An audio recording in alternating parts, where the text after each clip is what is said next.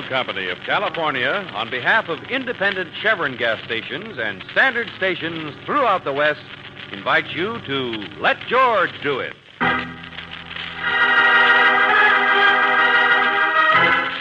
Island in the Desert, another adventure of George Valentine.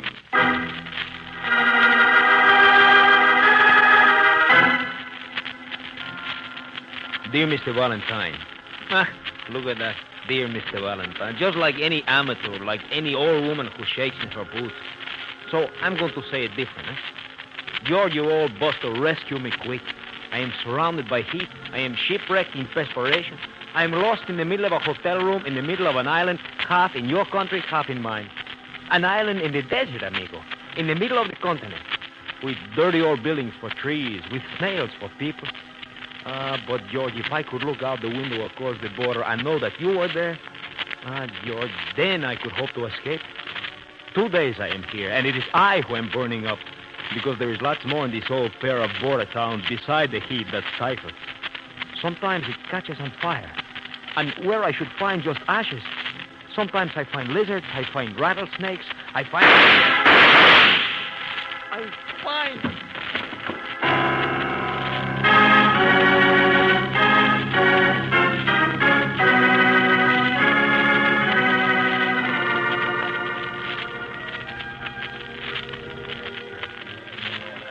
And that's all he wrote, huh? See, Mr. Valentine. The sheriff. Buenos dias, Pacheco. I'm mine. Or is that what we call you? I mean, here in Mexico. Huh? Oh, sure, baby. Sheriff, that's for me. They found the letter under his body, Mr. Valentine, there in the hotel room yesterday. I get it. Sheriff? Sure, why not, baby? They have one on your side, so I persuade my own people over here. You call me Tasco. Uh-huh. Well, I didn't mind coming down here in a hurry, but... Pablo, the clean glasses. Cold beer. But if you want me to identify this guy who was writing, who got killed, you'd better show me his body, hadn't you? Go slow, senor. Go slow. This is not Tijuana. First, I show you my hospitality, my little bar. Hey, wipe them off. Pablo, clean. Pretty fancy hospitality. What, the slot machines? Well, this is my business. The sheriff is my pleasure. But in my own bar, I can also keep eyes on people, Hey, move over, Dutchman. Oh, yeah, excuse. So, 2 birds with 1 stone, huh? Here we are. Oh, looking at you, baby. Oh, thank you. Yeah, tastes good in this weather. Yeah. Only this guy who got killed. Hey, he seemed energetic and crazy like you, Mr. Valentine. You mean stubborn? Yes, stubborn. All right, but what else did he look like? Oh, good clothes from Mexico City. Young, tall, with a gun. With a gun? Oh, yeah, he had a gun. Huh? He carried it under his jacket. Dutchman. Well, excuse, Tasco, but this is the murder you talk about. Wait a minute now. Go on, friend. What do you know about it? Well, we eat in the same place, the same hotel. We don't talk, but I see him hang up his coat, so I... Americans. You are Americans. He was Mexican. I am Dutch, you understand, and so anxious to get a passport to USA. Perhaps if you could assist me what's with all your this? What's he fishing, talking I about? could... What do you know about the man? Well, Nothing. You know nothing, huh? Nine, Tasco. Excuse me, I... Americans must be careful. He's looking for a handout, that's all. Drink up. And I have already checked around. I have a fax the official police will need. That's all. Let's skip the beer, huh, Tosco? Oh, but you and I are Valentine, going to see that body right now.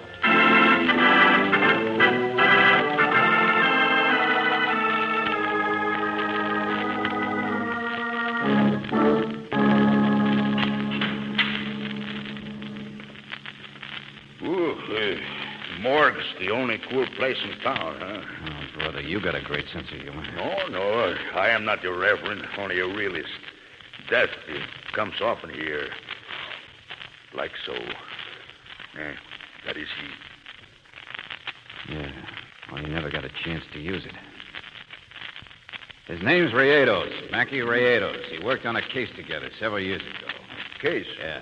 Mackie was a private detective, one of the best ones in Mexico. Private detective? Oh, so that's who he was. Hey, my sleepy town. You we must have gotta had try. some idea. Didn't he have any identification on him? What have you been doing the past 24 hours? Well, must do things easy, senor. In this heat. No. No identification. Just a man around town asking questions and hiding his name. The letter was all I had to go on, addressed to you, huh? Yeah, sure. I'm just a little sore, that's all. He was a nice guy. Hey. The wheels are in motion. Don't worry. You have done your work. Now we'll do ours, senor. Whoa. What's the matter? Siren. Fire siren. Oh, yeah, of course, a grass fire. The rains never come, but the fire is on the American side in the hill in your town. Our engine goes to help sometimes, that is all. Don't be so nervous. So, Mackie Rayados was a fire insurance investigator. what? You heard me. He investigated fires. Well, so in my town, that would be appropriate. The Americans say you can fry eggs on our pavement. Vasco, you just said my job was done. Now you'll do yours. Is that right? Well, yes, but my hospitality... Okay, then go ahead and do it. I'm leaving, Buster. This place is too hot for me.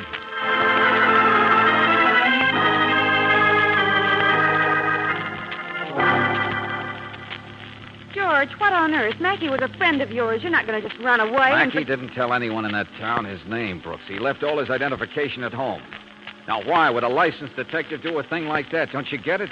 Oh. Yeah, sure. He didn't trust anybody in this town, not even the police. Pascal? Maybe, I don't know. But at least I don't want to beard that two-language double-talk artist again until I know what I'm talking about. You're going to see the local police here on the American side? Brooksy, we're going to see the American Fire Department.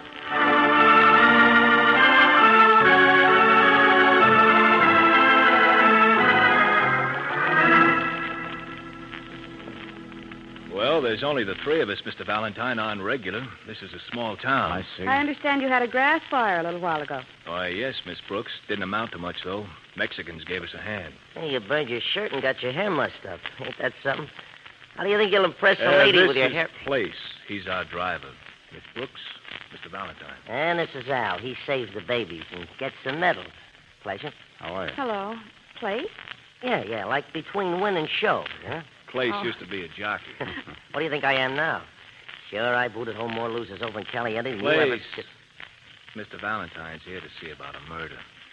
Well, how much does he charge? Yeah, very funny. Now, listen to me, both of you. A friend of mine, a Mexican detective, a fire insurance outfit, was across the border on some kind of a job. Well, I saw the Mexican engine come over to help you, so I thought maybe you'd gone over there sometimes. So Mackie must have been around to ask you boys some questions. Hey, holy smoke.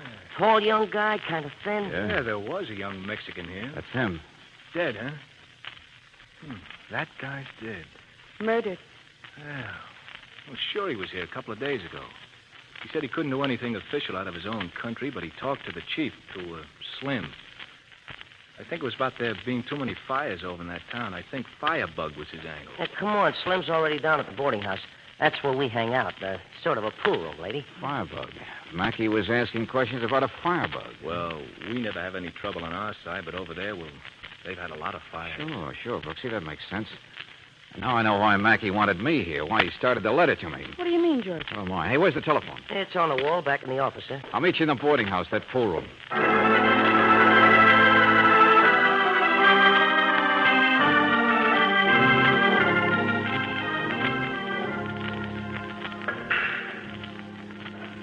Well, it ain't no jockey club, Miss Brooks, but the clientele's nicer. Slim here rigged up an alarm bell outside for us. Yeah, but it only rings when Place needs an excuse for missing a three-cushion shot. Now, boys. I'm retiring soon, you see, Miss Brooks. And that's what I told your friend Mackie. And I said that in my opinion, a fire's a fire. In 25 years of experience, I've never caught a firebug yet. And I said, in this area, it don't make much sense anyway, bringing coals to Newcastle, setting fire to Hades, and furthermore, All in right, my turn opinion... it off, Pop. Here he comes now. This is Slim, the chief, Mr. Valentine. How are you, Slim? Brooksy, did you ask him about We the made out time? a list, George, the fires they've had lately in the other towns. What did you... Son, you know you remind me of nephew I had once. Yeah? Almost as big and husky as Al here. I used to say to him, in my I'm opinion... sorry, Slim, but let me see that list, Angel. I'm in a hurry. Here. Well, now, this here nephew was... City-owned garage. That's the one. What? Yeah, 10 days ago. I talked to Mackey's office in Mexico City. They hadn't even been notified of his death yet. But that's why they sent him up here, to investigate the burning of that garage. Well, now, I remember that one, but there sure wasn't nothing suspicious. City garage wasn't nothing but a ramshackle... Chief, it was insured for $25,000 more than it was worth. Holy smoke. City garage. You know who that means, don't you, Mr. Valentine? I mean, well, it's just like in our country. Every once in a while, a guy gets control of a city... Pascal? The one that calls himself sheriff? You should hear what the Mexicans call him. Uh-huh. I think I'll go back and see him now, Brooksy. But, George... Tasco didn't start any fire, not himself, he didn't. Well, why would Mackey want me here? When he's Mexican, the insurance is Mexican, the fires are in Mexico. Oh, no. Mackey must have found that something came from the USA, only he couldn't do anything about it. He wasn't licensed here, so all he could do was ask questions on this side. He needed me to run down... George, the firebug. Mackey must have found out that whoever started the fire came from over here, from the United States. That's it exactly. But then why are you going I'm down... going to where the trouble happens, friend. To the place where the answers are. I got to find out what Mackey found. Son, I might be a bit of a windbag sometimes, but I'd better point out to you that your friend Mackey, he maybe found out too much. Appears to me he must have got killed for asking questions, for getting too close to something hot. Okay, Chief. I'll see how close I can get.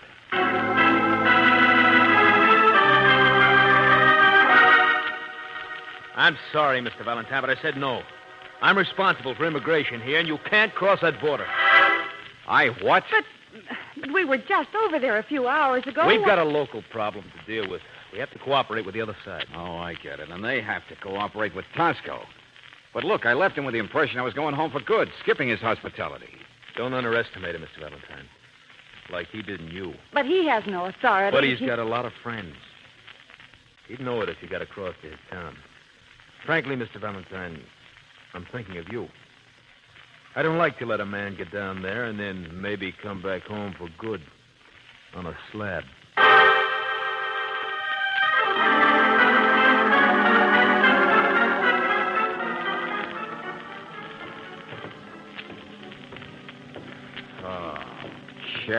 Checkmate. Oh, brother. What's the matter? Hey, listen. The bell. Hey, wait a minute. Yeah, it's smoke, Angel, on the Mexican side. Sure, that bell's the one outside the pool and the fire alarm bell. Meet me there later. George. Nobody's going to stop a fire engine, Brooksy. But I'm going across, Tasco or not. Hey, Slim, wait! You got a new fireman!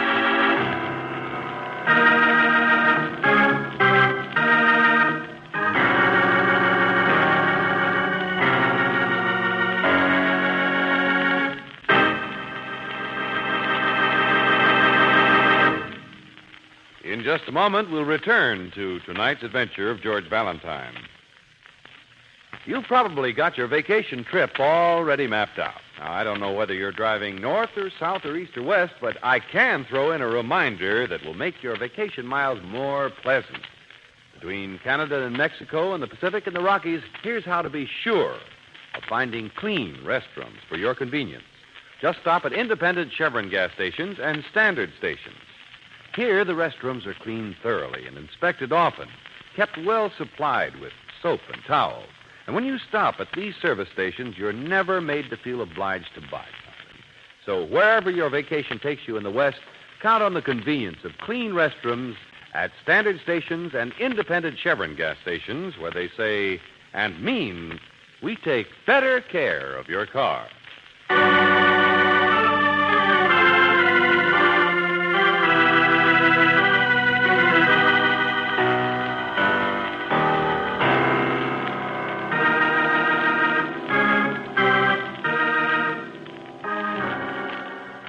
Back to tonight's adventure of George Valentine. You came to this double border town because your friend Mackey Relledos, a Mexican private detective, needed your help. But before you arrived in the sleepy, sweltering place, Mackey had been murdered. Well, he wanted your help because there were things he couldn't do on the United States side of the border. And then you found that you couldn't get back into Mexico. But if your name is George Valentine, you've found an answer to the dilemma. You've remembered that no one ever stops a fire engine, at least when it's headed for a fire. That was easy as rolling off a log, Mr. Valentine. Nobody even noticed you. Well, if I roll off this truck, how do you hang on to Grab this your thing? bonnet, Nellie. We're round on the last turn.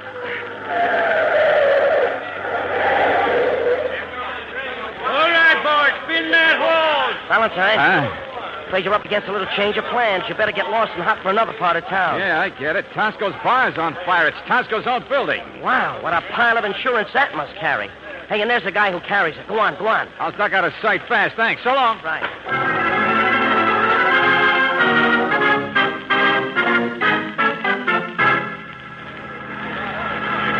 Hey. Senor. Wait a minute. Oh, senor. Oh, hello, American. Yeah, you're one of the guys I'm looking for. You're the Dutchman who said he'd seen Mackey, the man who was murdered. I'd like to talk to you about the United States. You wanted to sell me some I- information, only Tosco shut you up. Well, it was nothing, Now, really. just hold it, Buster. You buttonhole all Americans. Well, Mackey apparently had it figured the guy who starts fires is American. Maybe starts them for Mexican property owners. So tell me about the Americans you see Oh, over here. no, let me go. I don't Dutchman. know anything. Hey, wait a minute, Q. On your coat here. Well, let's go. I wondered why you were edging away. It's kerosene. It's kerosene. Let's go. Okay, Mackey, we were wrong. Hey, stop that guy, will you? Get out of my way, will you? Hey, stop him. He's the one. Hey, which way? He started a fire, don't you see? Look out. Get out of the way.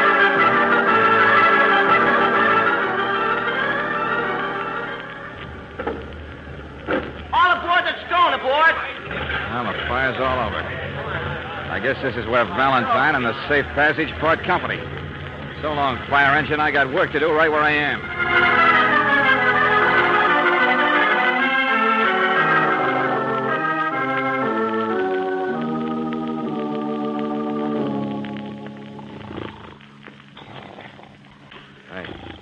Hey, you.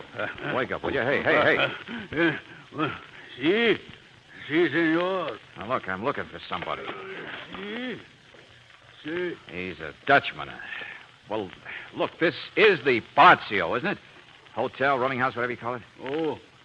Oh, si. Okay, well, does he live here? That's what I mean. Is he here?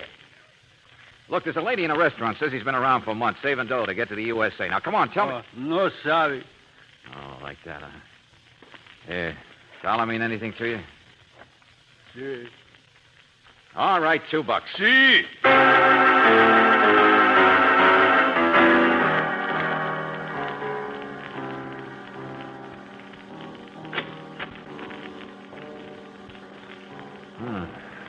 Not at home, huh? Where else do we look, friend? Where else? Hey, hold it. Maybe just his room's good enough. Yeah. Well, what's the matter with you? Leave me alone here, will you? Go on, Gabby. It won't hurt your conscience. Si. Okay, here's $5. Now get out. Find out where he's gone. Si. Hey, what's this little book? Huh? Yeah. Mackie, I think we're getting even closer. Because I think we're wrong again.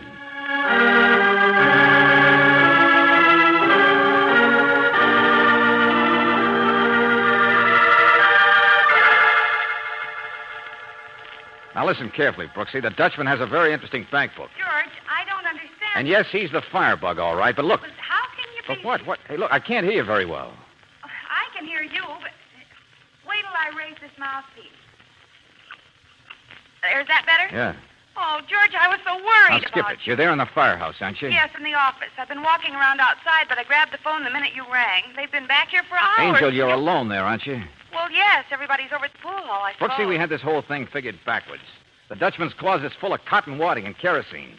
And he's also made bank deposits on every single date they had a fire down there. Ouch. Huh? Oh, I burned my finger, that's all. George, there has been somebody in here where I am a few minutes ago. Cigarette butt still hot here on the pencil rack.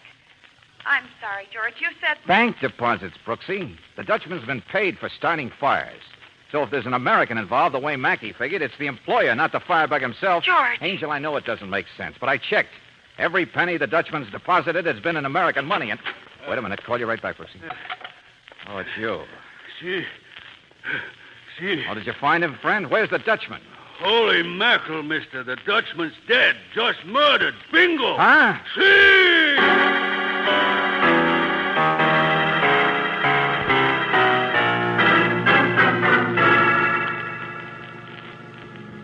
Brooksy, the Dutchman ran out of here just before I arrived.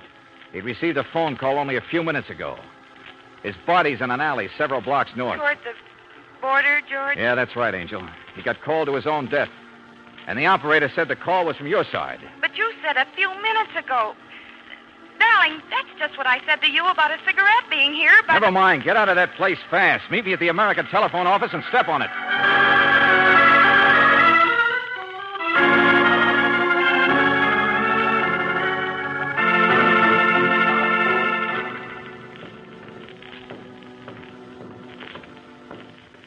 George, there's a record of all calls that go across the border, and the only one around that time to that Dutchman's number was from where we thought it was. And that phone on the wall in the firehouse. All right, come on. But, George, I was there, outside, walking around, and I didn't... I know, but it happened, didn't it? Somebody was in there to phone. Well, let's cut through here and take a look. Yes, George, somebody, just before me, but I... Mr. Valentine, wait. Wait. Buenas noches, baby. Tosca. A little out of your bailiwick, aren't you, big shot? I explain. How long have you been around here? Come on. Since the fire. My fire. Oh, my beautiful bar. I come over. I've been looking for you, Mr. Valentine. This had better be good, Buster. I was not very helpful this morning about your friend Mackie. Say that again. Baby, please. Fire insurance investigation. It is an embarrassment, but not a crooked one, I'm sure. A city garage burned 10 days ago. They seem to be overinsured, but... Your bar burned down today, and I bet it had plenty of insurance on it. Oh, my beautiful bar, baby. Had not one penny of insurance. I want your help now. I'm ruined. Not one penny. George. Okay. Come on into the firehouse, into the office here. They leave the door open, Brooksy? Yes, but I don't understand. My insurance, I tell you... I heard you, Buster. I heard you. You said it. Hey. So, all right. This case has nothing to do with insurance. What? Yeah. In fact, you make it a whole lot easier that way. But, Oh, I know Mackie came here on an insurance case at garage. And there had been too many fires. But suppose he stumbled into something totally separate. And that's why he got killed. Go on, George. Sure, that's why he was murdered. And the Dutchman got his because he could have told me the whole story. What story? The Dutchman got a phone call and came rushing to an alley near the border. Whoever called from here must have told him where to come. Who is whoever? Yes, how can you ever hope to tell who made that call? Everybody comes in here. Come on now, think, Brooksy, think. We'll never find a clue here, I know that. But what did you say to me? Something you said. You were the next person in here, next after the murderer. The cigarette was still burning, remember? You burned your finger. Yes, George. You said you couldn't hear me until I raised the mouthpiece. Yeah? Oh, hi. Ran out of beer over the pool hall. Got to call a liquor store and get... What's the matter? Hiya, Tosco. Valentine. Al's a big guy, isn't he, Place? Huh? Al, the guy you work with. Well, cigarettes never stunted his growth. So is Slim. Even Tosco here. Hey, look, what in the name But, of... you used to be a jockey. Yeah, put him home at Caliente. Drive a fire engine George, now. look, I think all of them smoke. You've been exposing yourself to the sun, Mr. Valentine. I'm sorry, Place. Go ahead, call the liquor store. Sure. Senor Valentine. Yeah, Tosco. You kept asking me what else instead of insurance was involved. Well, that's simple, like all of it. But I grant you I didn't catch on. What's all this? I'm not sure yet, mind you. But all day I've been beating my head against a border with its check stations, officials, and red tape. But once today I went across there without even slowing up. Because nobody would stop a fire engine. International cooperation. Well, now, suppose a real smart guy wanted to take things across that border. Wouldn't that be a neat way to do it? Smuggling? Carrying whatever it is in the fire truck someplace? Only being a middleman, he'd have to meet a schedule. He'd have to pick his days. So naturally, he'd have to hire somebody to start fires. Then in the crowd and confusion, I suppose it's an easy matter to load up or unload whatever the smuggled goods of the day are. George, about our telephone call, I remember now what I said. I know. He just did it now. Just now, in reverse. See him? Brooksy, you used that wall phone right after the murderer did. You're not very tall yourself. But wait till I raise this mouthpiece, you said. The murderer who talked on it before you must have been pretty short. The jockey, Place here, had to shove it down to fit him just now. Look, Mr. Valentine, just because I'm a jockey, so what if she is taller than I am? All this stuff you say, I ain't no... Why, you little gun. Let go of me. You're Cut it out. Let go of me.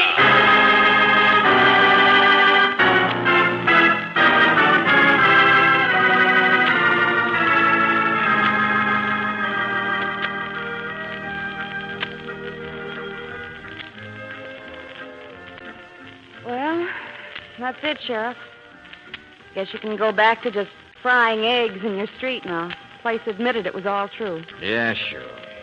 He arranged the fires and hired the Dutchman to start them for him whenever he wanted to bring over a load or pick one up. It's so crazy, though. Isn't it, baby? He should kill men, too. He should do this thing with Mr. Valentine breathing down his neck. Well, the heat was on, that's all. Heat like a snowball. He must have had a hot load in his truck to get rid of, so with us nosing around, it was the frying pan of the fire. He had to go ahead. Well, like a snowball in a frying pan, huh? Our weather finally got him. Yes, baby, I know. He makes sense. All right, Tasco. But I don't like some of the words you use either. Oh, please, I know. The big shot's not popular, but now I will have to go back to work to build up my bar again, so I will have no time for a big talk. Well, I'm glad to hear it. But that wasn't what I meant. It's the way you keep talking to Miss Brooks. It's that word, baby. So? And what is it, Mr. Valentine, you have against babies? Huh? Well, that is... That's all, George.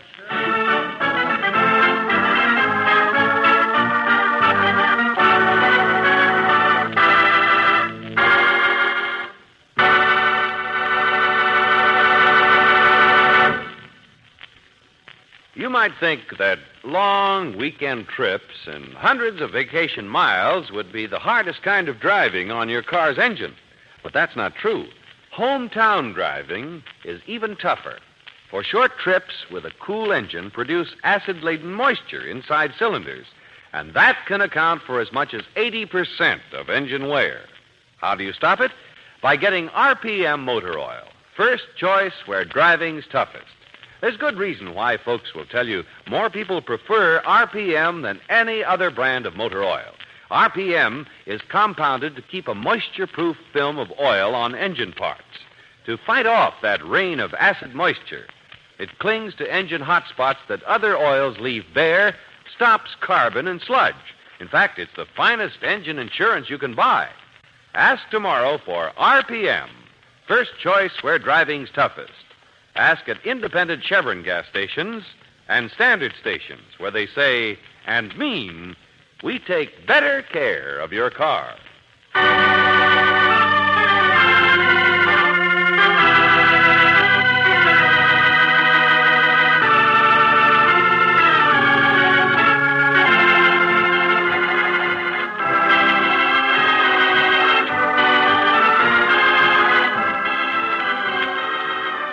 Tonight's adventure of George Valentine has been brought to you by Standard Oil Company of California on behalf of independent Chevron gas stations and standard stations throughout the West. Robert Bailey is starred as George with Virginia Gregg as Brooksy. Let George Do It is written by David Victor and Jackson Gillis and directed by Don Clark. John Daner was heard as Tosco, Sidney Miller as Place, Peter Leeds as Al, Herb Butterfield as Slim, Anthony Barrett as Mackie, and Larry Dobkin as the Dutchman. The music is composed and presented by Eddie Dunstetter, your announcer, John Heaston. Listen again next week, same time, same station, to Let George Do It. This is the Mutual Don Lee Broadcasting System.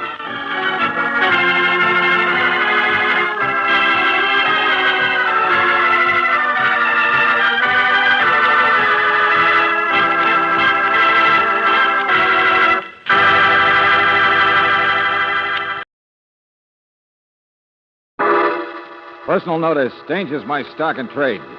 If the job's too tough for you to handle, you got a job for me, George Valentine. Write full details.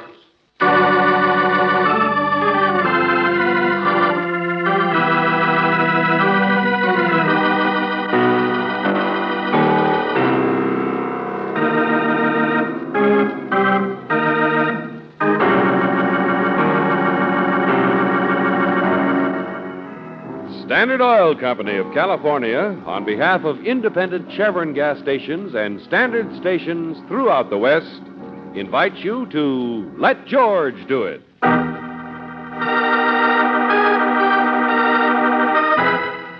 11 o'clock. Another adventure of George Valentine.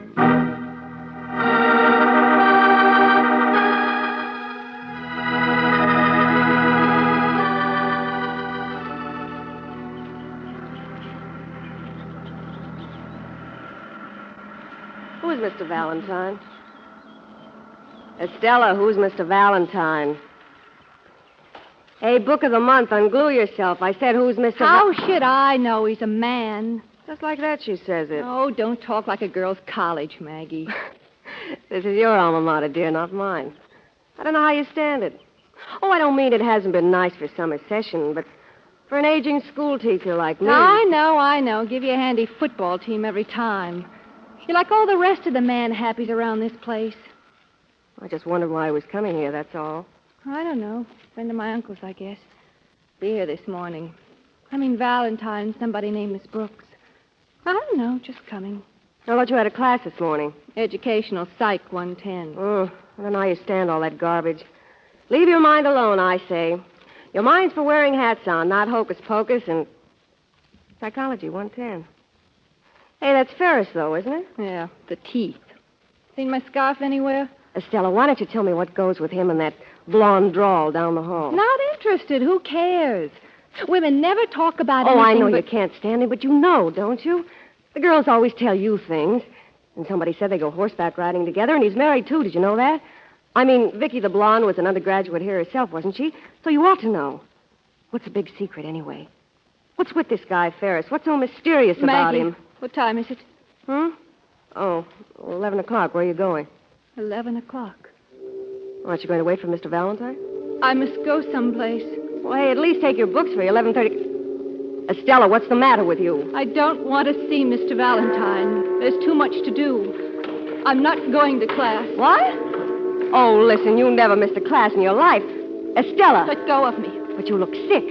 Oh, I always said you worked too hard. I promised her I wouldn't tell. I promised the other... Honey, wait a minute. No, I'm going.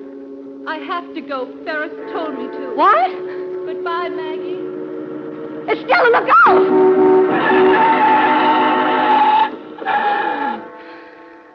Oh, that girl's not going to live very long.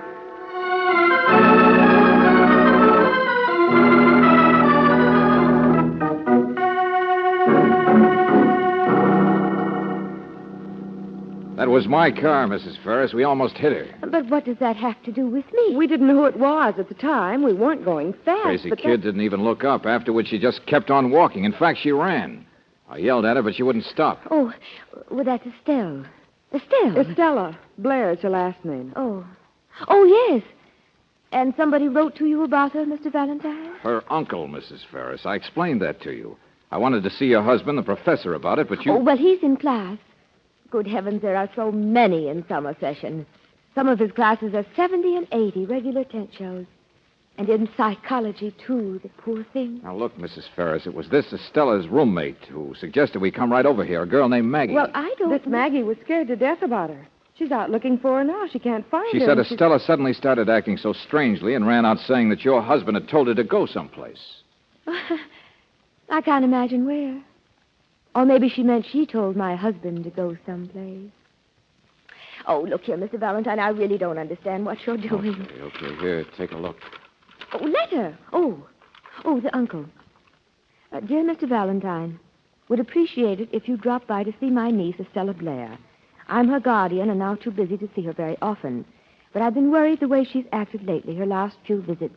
She's finished studying for her degree at summer session at, Well, that makes it so clear. Some sort of a woman's counselor, are you? Dorothy, dear? Oh, I'm afraid now I'm really baffled. Mrs. Ferris, I talked to her uncle on the phone. He's worried about the girl because he feels she's hiding something. Something to do with your husband, Professor Ferris. Oh, excuse my underestimating you. You do go straight to the point, don't you? You think this girl and my husband.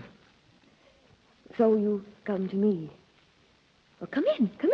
Like some iced tea? Awfully hot. I'd give you something cooler if I thought you wouldn't tell. No, thanks. You're wrong, Mrs. Ferris.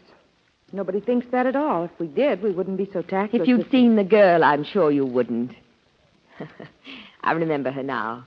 A little too dull, I'm afraid, for the teeth. The teeth? That's what the girls call my husband. You know, the teeth. He smiles so beautifully. And at everyone.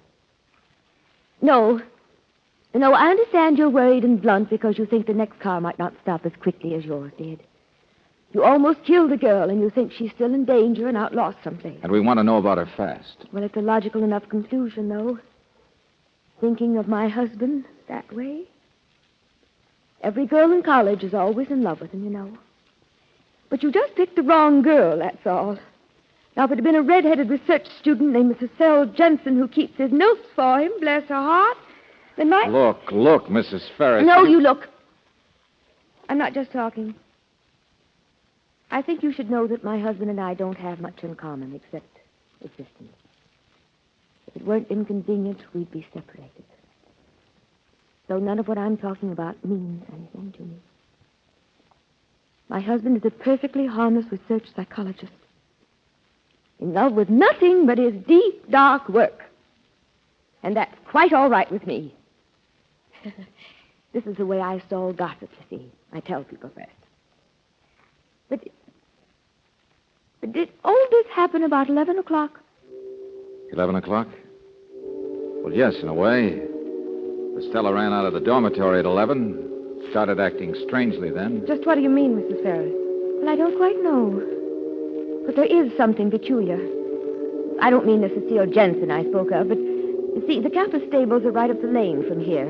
And another girl, Vicky, who goes riding sometimes with my husband, is quite innocent, really. Oh, I know this is so confusing. There are so many women around. Well, go on. What was it you started to say? George, listen. Well, just that this other girl besides your Estella was cutting my husband's class, too. It's 11:30. I met her on the sidewalk. She had her joggers on, just looked right past me, but she said, very quietly, she wasn't going to class. She was going riding instead. Look, George, it's an ambulance. Riding. It's going up the lane, Mr. Valentine. The stables. Hurry, out this way.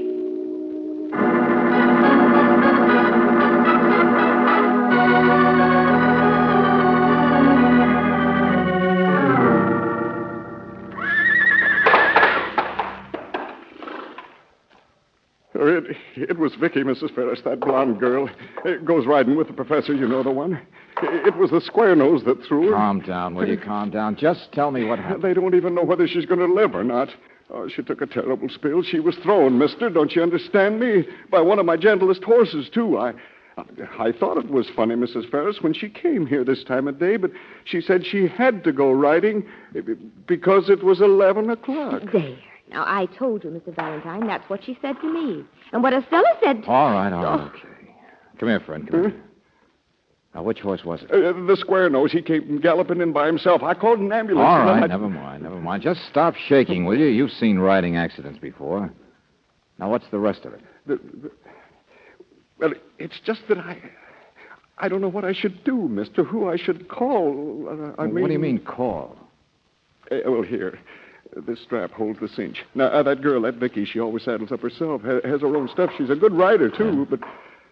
But anybody would have been thrown with this. See? Yeah, I see. Strap's been cut. Cut halfway through. Yeah. Then it broke the rest of the way, I suppose, when the horse galloped. Yeah, that's what I figure, sir. Well, I mean, what should I do? She came here and she said, Professor Ferris told me to go riding at 11 o'clock. What? Only looks more like somebody wanted to kill her at 11 o'clock.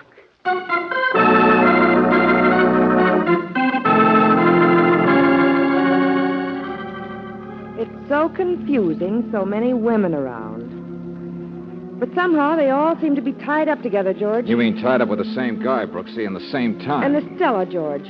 She did all the same things and said all the same things that this girl... Okay, get the police. They can find her faster than we can. George... Me? I got a date with a professor right now.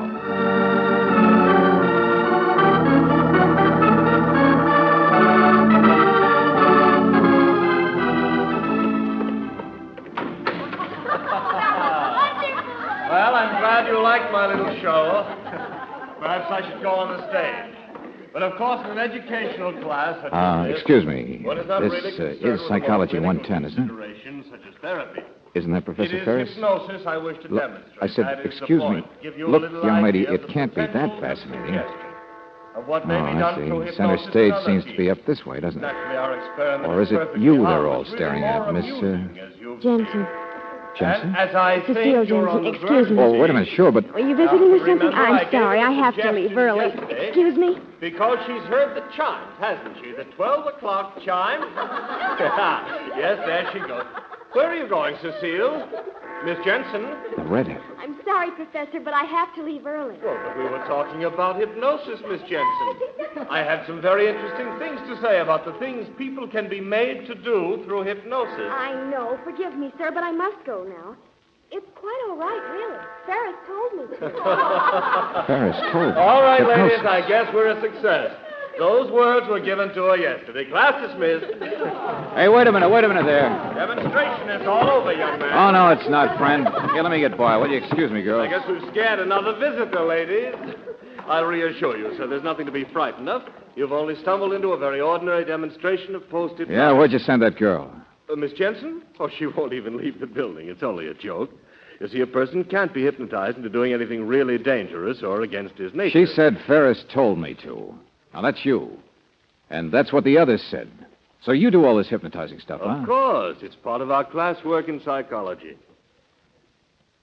Did you hypnotize Estella Blair, too, and a blonde girl named Vicky? Well, naturally.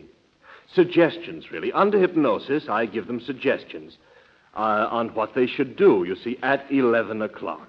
Well, for heaven's sake, young man, there's nothing to be alarmed about. They don't know why, but they do what I tell them, that's all. And why those particular girls? Well, in demonstrations like this, I've given hypnotic suggestions to practically every woman in this class.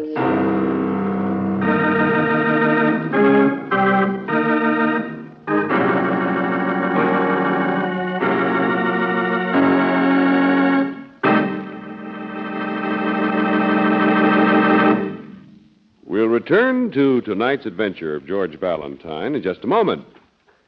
When you get in your car and start out for the high mountain country, make sure your car's engine has the extra protection of RPM motor oil. Those long, winding, steep grades mean extra work for your engine, a good chance for carbon to clog up rings and valve stems. But you can avoid carbon trouble by using RPM, first choice where driving's toughest.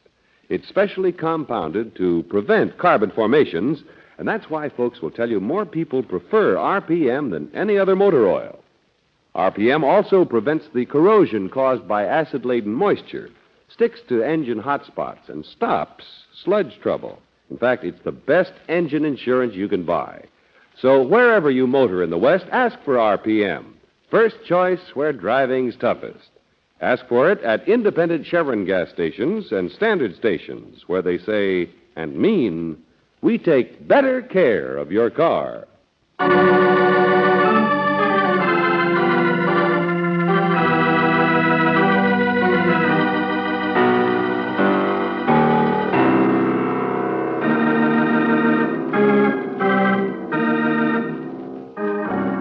now back to tonight's adventure of George Valentine.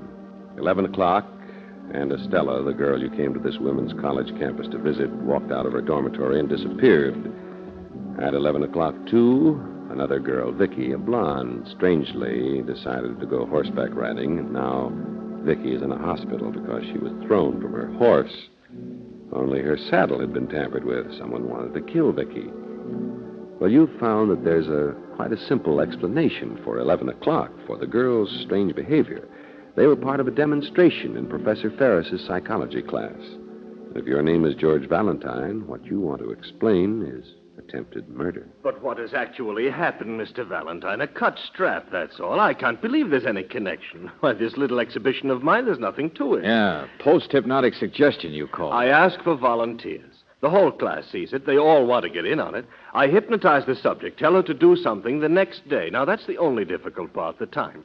But after I've instructed her, I wake her up. She doesn't know what she's been told to do. But then the next day, when she hears the chimes, that's the cue I use, the campus chime. 11 o'clock. Exactly. Then the subject is seized with a desire to do what I have previously told her. She still doesn't know why. Of course, she's not in a trance or anything. She simply does it. Post-hypnotic suggestion. Of all the now, tricks. please listen to me. You can't instruct a person to do a harmful thing, to commit murder, for instance. It can't be done. But you sent that girl, Vicky, straight I into what... told Vicky to go riding at 11, that's all. She wasn't in a dream. She had all her faculties. What did you tell Estella to do? Oh, well, I have notes on all the suggestions I gave. Merely to cut the class, I think. I noticed that girl had never missed one before, and so it occurred to me a little vacation. I'll take it from your notes, thank you. At 1 at 12 o'clock, you said she was only to stand up and walk out just now, as she did. Oh, Cecile, the redhead. Come on, quickly. What? I'll show you. Oh, no, nothing is going to happen to her. Better not, Buster. Yeah, just a couple of rooms down. A few of the girls are still there. I'll show you what sinister things I tell them to do. She's putting water in a bucket. You worried about the flowers, Cecile? Well, they need a little water, don't you think? Look at her. Hey, what's this all about? She's going to water some flowers. Paper flowers, if you look closely. Paper flowers? And she doesn't know why she's doing it? She won't question it until it's over? Oh, this is very, very funny. Yes, but you see, I'd scarcely send anyone to the brink of a precipice. Okay. So let's see the others, those notes. Of course. I have them right here. Someplace. Oh, yes, here we are. Naturally, I want to take every precaution, but I assure you that Cecile's case there is a typical example of the simple...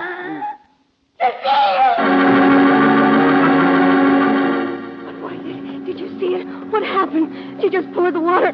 Look at her face. Look out. Get away from there. See? Don't touch her. She's dead. Her face. Look out, I said. I'll get it. Stand back, will you? Hey, get that flower blind. There we are. What in heaven's name? He can still save her. Call the fire department. Get a pull motor, quick. Well, don't just stand there. She poured water on the flowers, didn't you see? But look what was hidden in the middle of them. A live electric wire.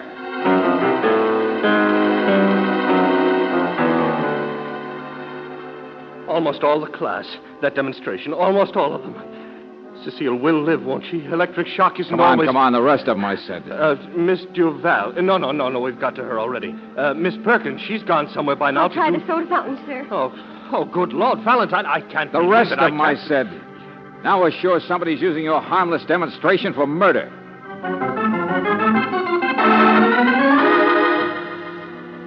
Well, we found 3 girls doing somersaults on the lawn, sir. 2 others went out by the lake someplace. Oh, I got a doctor, another one of them fancy birds. He claims he can help unsnap them from that suggestion thing. Oh, there's another girl who went out for a walk someplace. And the ones who'd already left the class for lunch are scattered all over. George, look at this. What is it, Brooksy? Just a handkerchief, but I think it might explain Skip the explanations. There are 14 girls still unaccounted for. But, George, it's Estella's handkerchief.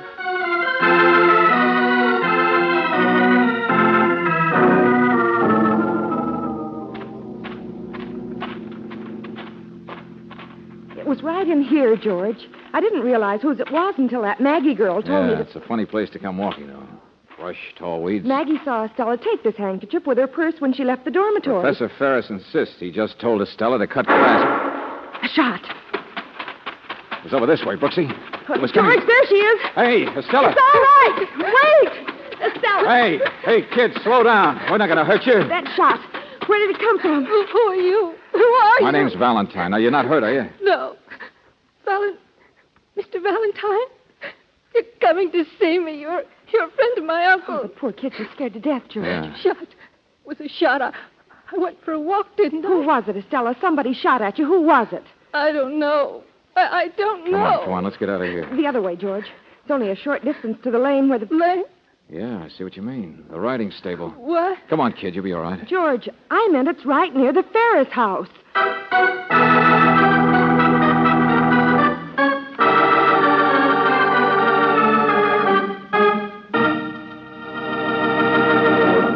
Well, you found her. That's Miss... Stella Blair, Professor Ferris. Oh, of course. Well, where on earth have you... get on the phone. Tell the sergeant. All right, George. Come on now. Sit down, kid. I'm all right. Well, young lady, we've been pretty worried, you know. We've I'm perfectly all right. My uncle sent Mr. Valentine to see me. Oh. Hello, Charlotte. Oh, I was just, Mr. Valentine. Yes, that's right, Mrs. Ferris. We found her. Oh. Well, I was outside, you know. I've been looking for you, too, Estelle. I thought I heard something out there. Yes, I don't doubt it. I'll get you something, my dear. Wouldn't you like to lie down? Oh, Charlotte, Miss Blair is perfectly you all and right. your smart Alex show-off tricks. What? So much fun telling all these poor girls what to do. Charlotte. Listening to them laugh at your wonderful heaven's demonstrations. sake, please. The big smiling teeth. Where were you a few minutes Charlotte, ago? now stop it. And this is the girl they tell all their secrets to. I know. I've been finding out things Cut today. it out. Cut it out. Cut it out, both of you, will you? 11 o'clock. 11 o'clock. It was a legitimate demonstration, Mr. Valentine. Mr. Valentine came to see me. Oh, look at her. Look what he's done to her. Stella. She's still hypnotized. Don't be ridiculous. It doesn't work that way. Works any way you want it to, doesn't it? Of course not. Now, look at me, young lady. It was only for a few moments yesterday, Valentine, when the suggestions were given. I'm perfectly all right. Oh, my dear, there's no possible reason for No, you to... really, I am. I just... Well, then why can't you look at me? Perhaps I'd better see her for a few moments alone, Valentine. Miss Blair... Did you hear that? Did you?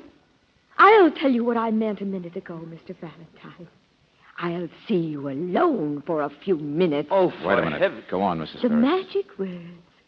Oh, I don't mean he does anything, that he isn't a beautiful moral specimen. It's his ego that gets petted. And maybe their imaginations, every one I'm of sorry, them. but I will not stand for these... Vicky! She was in love with him. And Cecile Jensen worse than any.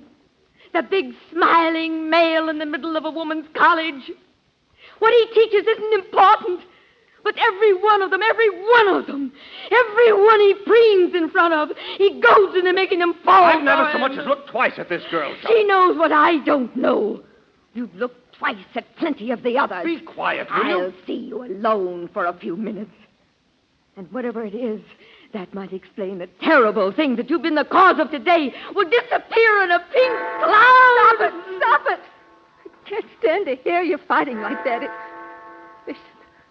Chimes. 2 o'clock. Only 2 o'clock. Mr. Valentine, I do know something that might help. But I'm afraid I would rather tell it to the professor first. George. Yeah. George, I talked to the sergeant. Yeah, Brooksy?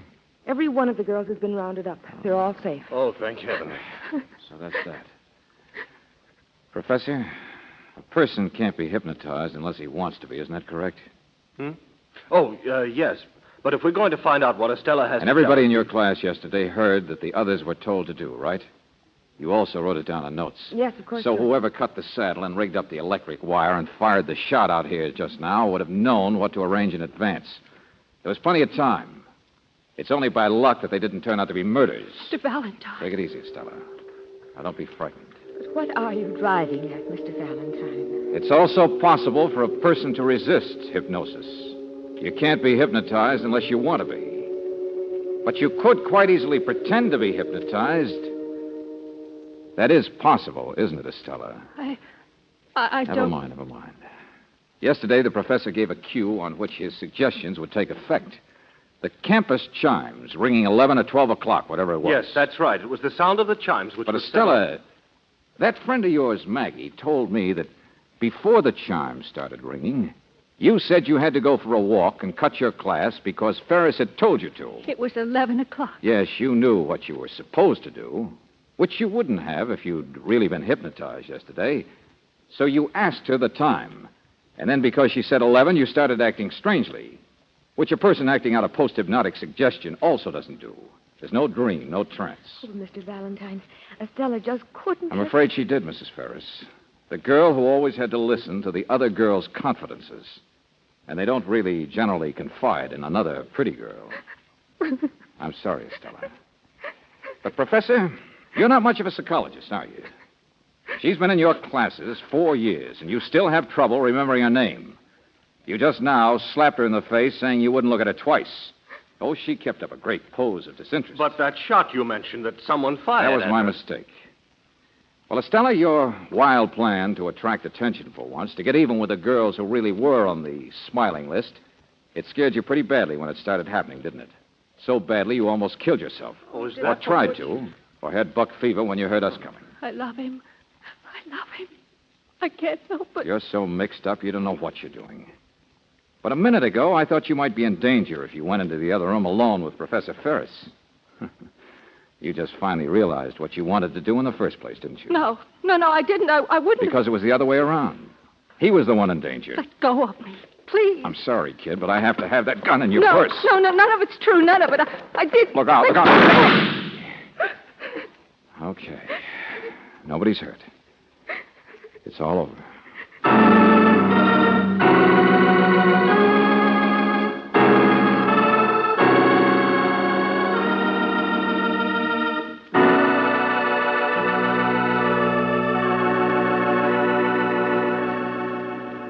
Oh, George, that poor thing. And I think Professor You Ferris... see, Brooksy, Mrs. Ferris was just jealous. Shot her mouth off because that sophisticated pose was a bluff. But he didn't actually do anything. Oh, sure, he was a little blind, a little egotistical. But how could he know what an unhappy, twisted-up little girl Estella was behind the surface? Her uncle should have gotten somebody to help her a lot sooner. That's right. Well, at least nobody's dead. Whatever happens to her, she won't have murder hanging over her.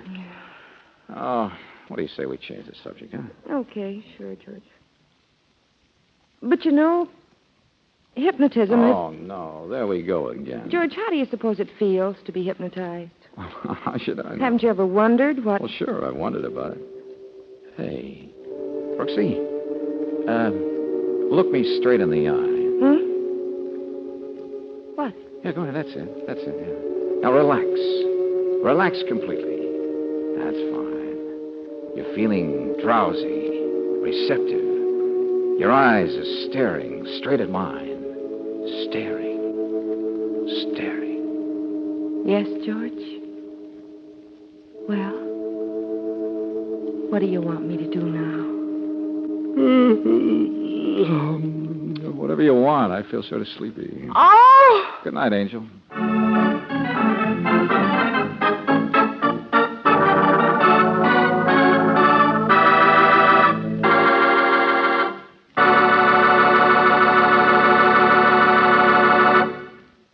Here's a word of advice about that big investment of yours, your automobile. The Car Saver men at standard stations and independent Chevron gas stations will tell you this. You can stretch the oil in your crankcase or you can stretch the life of your car, but you can't do both. Now, as a matter of fact, the surest way to reduce the life of your car is to run the oil so long that it begins to do more harm than good. Contamination becomes excessive, and the additives have little opportunity to control wear and protect the precision-fitted engine parts from rust and harmful deposits. So, to give your car best protection, have the crankcase drained and refilled with RPM motor oil every 1,000 miles. Ask for this Car Saver service at independent Chevron gas stations and standard stations, where they say and mean, we take better care of your car.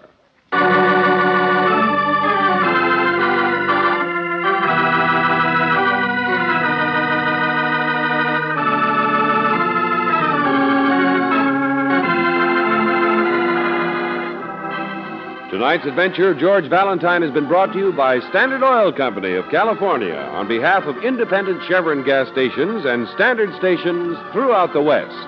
Robert Bailey is starred as George, with Virginia Gregg as Brooksy.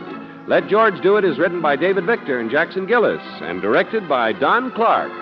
Virginia Eiler was heard as Estella, Lorene Tuttle as Mrs. Ferris, Larry Dobkin as Ferris, Charlotte Lawrence as Maggie, Jane Webb as Cecile, and Bill Boucher as the groom. The music was composed and presented by Eddie Dunstetter. Your announcer, John Heaston. Listen again next week, same time, same station, to Let George Do It. This is the Mutual Don Lee Broadcasting System.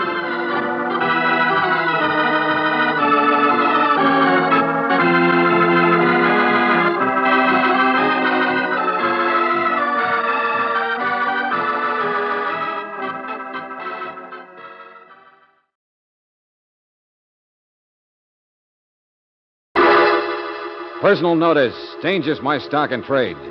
If the job's too tough for you to handle, you got a job for me, George Valentine. Write full details.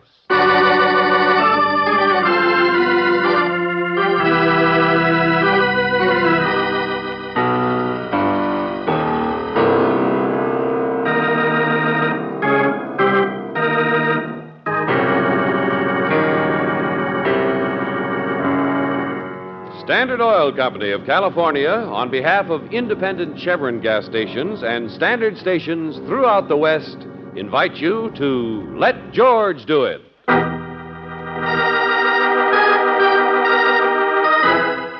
The Golden Lizard, a transcribed adventure of George Valentine.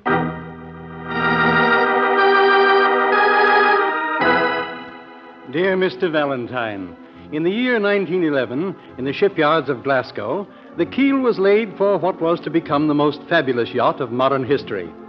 It has been converted and reconverted, each time more luxuriously. It has carried princes of India and emigres of Paris. It has flown every flag and sailed every sea, and its deck has been washed by everything from champagne to the blood of a noble suicide. Yes, in the midst of our troubled and businesslike world, this magnificent relic still exists. And like a true internationalist, though its registry is Nice, its present location is somewhere at anchor off a small exclusive resort near Acapulco, Mexico. The name of this ship is Lézard d'Or, Lizard of Gold. And Mr. Valentine, it's the ship you're going to buy.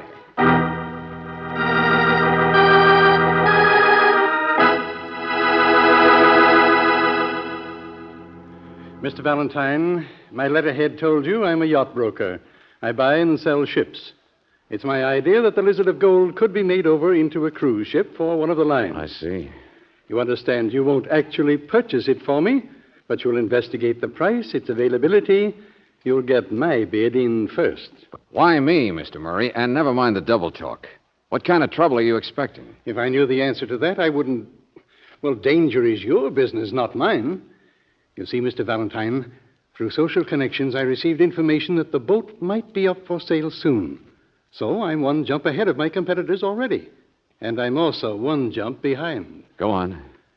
There's a South American firm, not really a recognized company, but, well, I hear that an employee of theirs has been seen at the Hotel Cavalier recently. A young marine engineer, Enrico. Rather a playboy, to put it politely.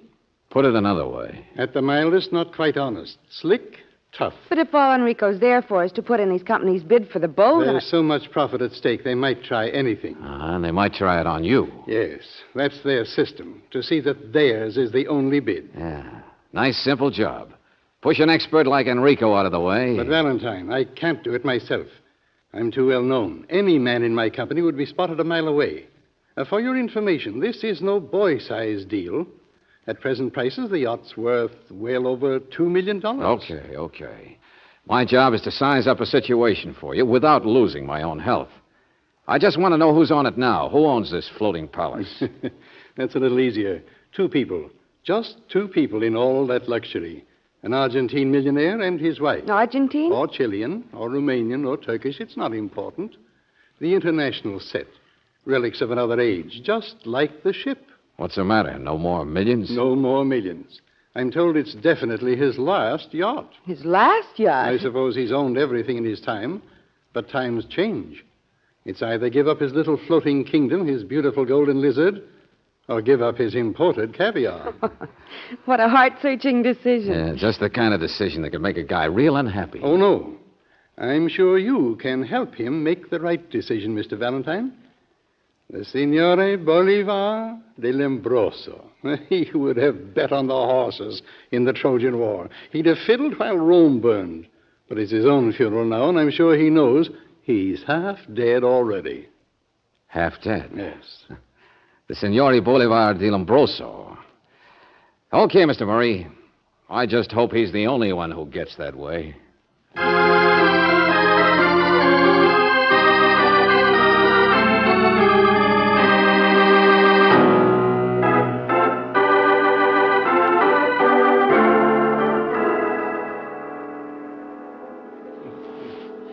Caviar, Monsieur Valentine, should always be served plain, with the aperitif or dry cocktail. This use of chopped egg, even blini, it's barbarous. Yeah, I'm sure, Signore de Barbarous. Lombroso. How did I say that? You know, this yacht of yours is even more impressive than I expected. Panels in the salon here are rosewood, aren't they? It's a hard name, de Lombroso. It's Italian, from my mother, the Countess. Poppy, Bolivar. Call me anything, that's what I meant. Huh? She only had one eye. Loved the opera, though, and used a monocle. Your mother? Oh, I say, served with coconut, it's not bad. Grated coconut. Well, What, my mother? Oh, good heavens, no. She hated this stuff. Hated? Oh, caviar. Yes. Oh, here, of course, that's Rosewood, man. Can't you tell? Who's the young giant working on it? That panel, oh, yes, lovely. Name is Paul. I love beautiful things, Monsieur Valentine. The music, too. That's why we anchor just off the hotel every tea time. Their music, like women. I was quite slender once. Yeah, I just came into my wealth in Paris, but so ignorant. Oh, well. Yeah. Well, now look, about selling the boat, about business. That panel, of course, you asked. I didn't answer. Paul is his name. Finest woodworker in the world, aren't you, Paul? If you say so, signore. I had him flown here especially from Denmark. Such a young man, it's unusual, isn't it? Not so in my country, signore. The rosewood was fluted before. An effect abominable. Excuse me, signore. What's that?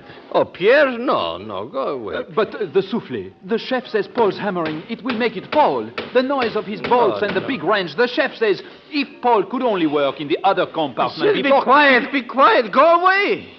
He's got to finish it. I can't have those flutes staring at me, can I? You tell the chef he will die if the souffle falls. That rosewood is a thing of beauty, I tell you. Oh. I brought you your medicines, Papi. 5 o'clock. Oh, thank you, my dear. Pierre, leave us. Tell the chef. Oui, signor. Perhaps you too, Paul. You can finish your work No, tomorrow. Papi, it's pleasant to watch him. Such beautiful hands. Good afternoon, signor. Go on, Paul. Do your work. Don't let me bother you. My dear, it's Mr. Valentine. La padrona di casa, I signora. know. I saw him come aboard. I was taking my sun bath. How do you do, senora? I'm rather tired, thank you. And, Papi, it's time for your nap. I thought I'd just sit here and watch Paul while I read a book. I'm sure your little visit is over. Signori, I hate to bring up the question of money, but now about this boat. Money? That's what this is all about? We have money. Pierre! Oh, never mind. I'll show you myself. Signori, please. Look, I'm a little baffled. Don't make it worse. Like this man Paul working on your ship when you're planning to sell it. He has such beautiful hands. So will you answer one question? Are you going to sell? There we are. Money, you see? Yeah, that's money, all right. $30,000, $40,000, I don't know. I enjoy looking at it. Cash is necessary aboard a ship. Vulgar, but beautiful. Uh-huh. You've answered the question. You never had any intention of selling the boat. I'm here on a bum steer. Oh, to sell my ship would be to sell my kingdom, my chef, my whole existence. There is nothing I would not do to keep my beautiful golden lizard. I would sooner sell my wife. You understand it's a joke, Mr. Valentine. Yeah, sure. I understand a lot of things. Like I suppose there wasn't anybody else here to try and buy it either. An engineer from South America, a guy named Enrico. What about Enrico? Well, there was such a guy, huh? And you turned him down, too. Enrico? He didn't wish to buy the boat. He was just a young man with beautiful shoulders. Isn't that so, my dear? Papi, please. What's not important, anyways? Enrico's dead. He's what? Such a shame. Such an attractive young man. He had an accident. So strange, isn't it? With a world so full of desirable things, so easy to pick, a young man should be short-sighted enough to fall into a swimming pool and drown. I'm sorry, my dear. What's the matter? Are you cold?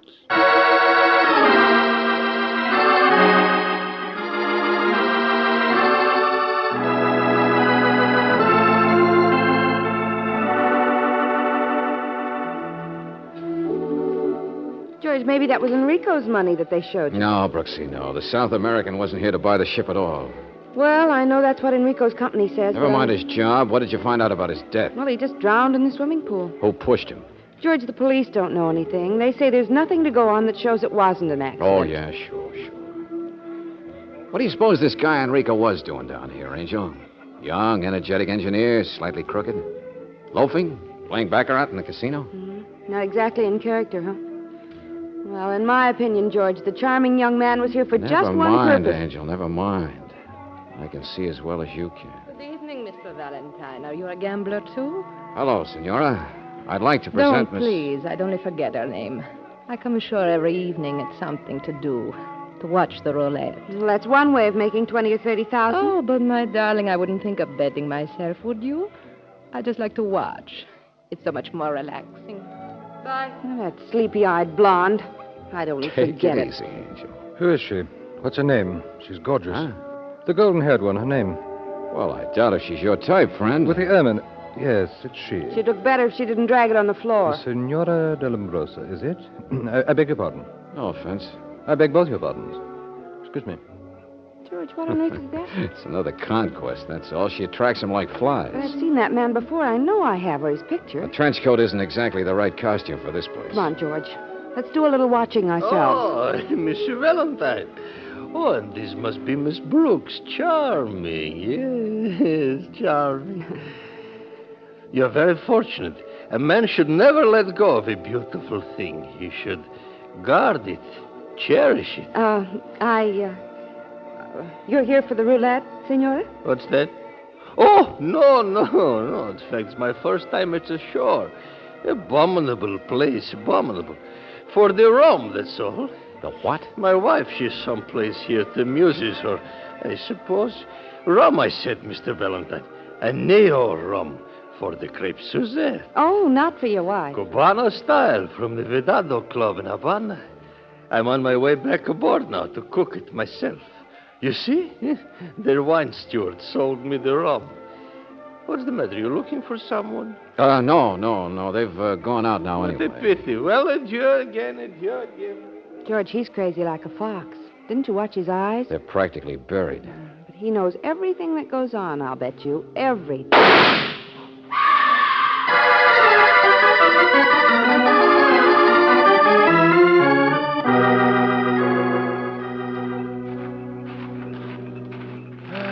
What such a tragedy.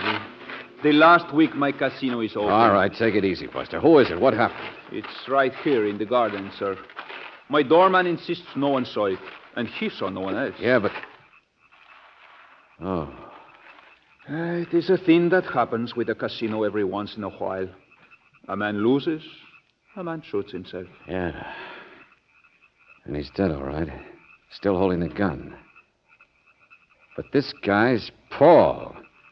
It's Paul. It's a young Danish woodworker named Paul. I know, of course. He has been in off the yard every night to play a game perhaps over his head. To play roulette. And you think this is just an accident, a suicide? But of course. But what else? Oh, yes, a tragedy, of course. I have noticed this Paul. He had such beautiful hands.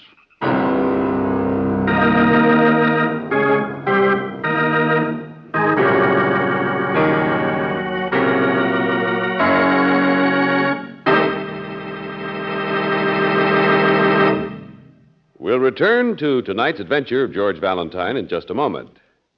For a motoring vacation, what could be better than having that new car feeling over every carefree mile? And what could be worse than a car that drags on hills and delays whole lines of traffic? When a car does act badly, it's often the fault of gum that's robbing the engine's power. It's the gum that comes from the impurities found in most raw gasoline.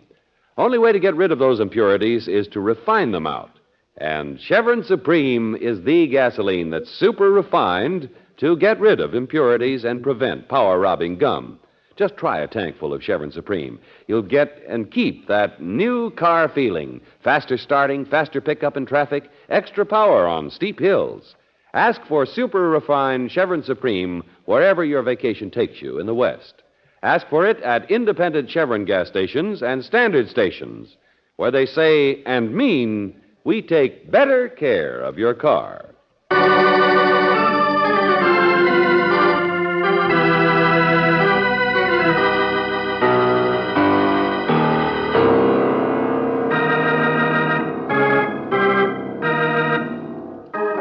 And now, back to tonight's adventure of George Valentine. The Lézard Door, Golden Lizard, It lies sleepily at anchor in the moonlit Mexican waters facing the casino of the luxurious Hotel Cavalier. The last yacht of an impoverished millionaire, the only home of an aging, food-loving man and his strangely beautiful young wife. What bothers you more, if you're like George Valentine, you can't help but wonder why two other young men who've supposedly come here because of the boat have died. Accidentally, like the South American engineer Enrico, who fell into a swimming pool and drowned, or suicidally, like the young Danish woodworker Paul, whom you last saw being admired by the young Senora. Mr. Valentine, it happens. That's all that I know. I have seen it in other gambling casinos that I've managed. Uh-huh. Senora Lombroso was mixed up with Paul, wasn't she? I saw the way she watched him. Yes, she was watching him in the casino, too. But I'm sure that was all. Oh, quit trying to save your hotel's reputation, friend. You know what her husband's like. So this was her current interest. And before that, it was Enrico, who had the accident in the pool. But Enrico was here to work on the boat, to work on the motors. Oh, well, that makes it even clearer. Makes it even more convenient. Mr. Valentine, I only saw those two together, Enrico and the Senora, once or twice. The yacht was gone much of that time for some loading, an industrial port down the coast. And that once or twice that I did see them, it wasn't, well... What's the matter? What did you see? It was the same way with Enrico, too, before Paul came. The Senora used to watch Enrico and just smile. Uh-huh.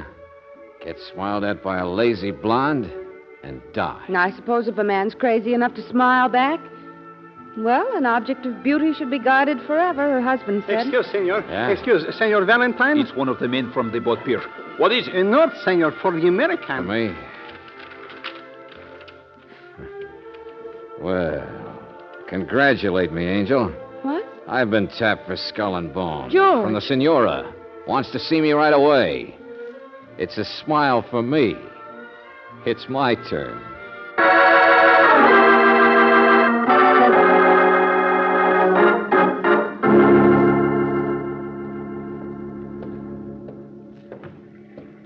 Senora? Mr. Valentine? Oh, thought you wrote me from out on the yacht. No, I've been waiting for a small boat. They're all busy. Oh, I see what you mean. What's going... And who is this, senora? Hey, wait a minute. If you please. He's an American. Get that flashlight out of my face. What are you trying to do? What? Official, senor. Your partner. Good night. Police? Government, something, I don't know. They've been looking for someone. They've been out on the yacht. Yeah? Someone like who? An older man, a scar, they say, with a trench coat. Oh, yeah. I remember him. It's a troubled world, I suppose, but it's not important. Isn't it? I last saw the man chasing after you. Can I help that? Maybe. Maybe he gives me an idea. Only I thought he might be slated for next man on your list. My list? I'm not nearly that well organized. The list that Enrico and Paul had been on. What's the matter, senor? Are you cold? I remember you shivered the first time your husband mentioned Enrico's name. Death makes anyone shiver, doesn't it? Will you come aboard ship with me? Lady, I don't like spider webs. In my right mind, I wouldn't. Life is so full of emptiness, Mr. Valentine. We're going on another long voyage soon, to Bali. Yeah? Tell me more. I'll help you get the yacht. I'll tell you everything I know about him, about Enrico and Paul, if only you'll help me. Oh, so that's it. You're not as lazy as you look. You figure it's about time to dive off the sinking ship. Hold very still while I slap your face. Okay, lady, I'm coming with you. For my own reasons. But let's understand one thing. What's that? That I'm not armed. That I'm not going out there to kill your husband for you. So don't get your hopes up.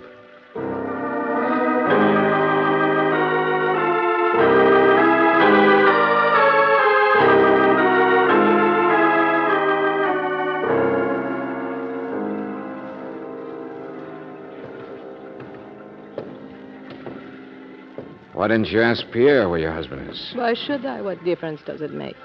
None, I suppose. I'm sorry I slapped you. Did it hurt? No. Sorry about that, too?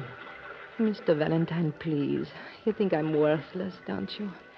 You think I'm a golden lizard myself. Didn't occur to me.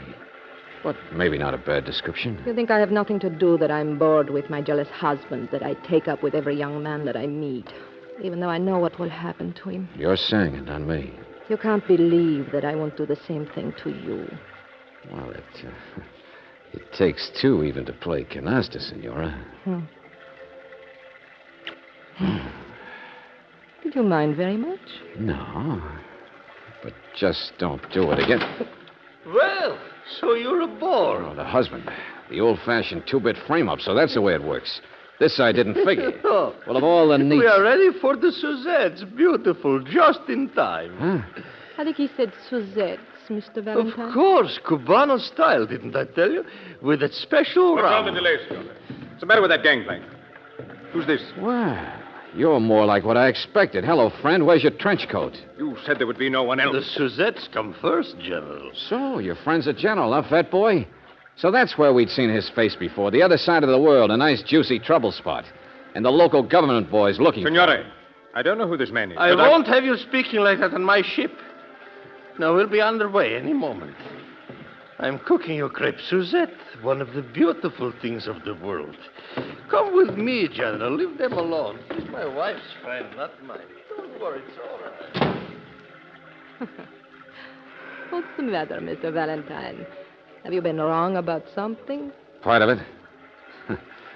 I doubt if your husband would even care if you kissed me. He knows it wouldn't mean anything. It would, only not what I thought. Where are we going? Bally? No. But the general's trouble spot is in that vague direction.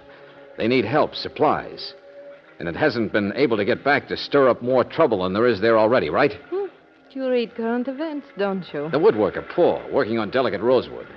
Yet I remember Pierre tipping that the guy used heavy, rough tools. But what was Paul really doing? Adding an extra room for the renegade general? A room for the general to be smuggled back to his own home? A room those men who searched here a few minutes ago could never have found? We received a bank draft this afternoon, $50,000 from his party for our effort. Oh, brother, the international set. Do anything to stay on top, wouldn't you? We don't belong to any country. We owe no allegiance. That other so-called boyfriend of yours, Enrico, he was here to tune up your engines, I suppose. That's why he had to be killed. Mr. Valentine. I said killed. Because, lady, I figured out what your attraction is.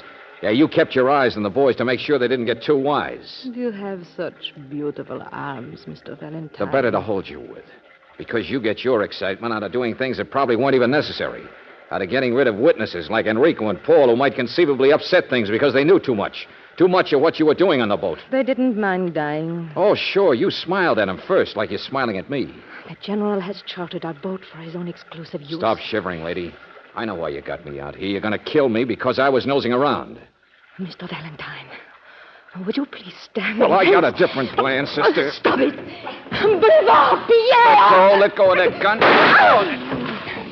Overboard. That's better, Senora. But shut up. You're not hurt. Don't touch me. Don't touch me. Well, it's your tune now, Valentine. Cross your fingers. Stop that noise. They can hear it across the water. Yeah, it's me, alive. Now get back in there, General. What's this all about? The brochure. Oh, yes. I have a gun too, young man. And I know how to use it. I came here to use a few things General, myself. You broke my wife. The rum you bumped against me. I was holding it.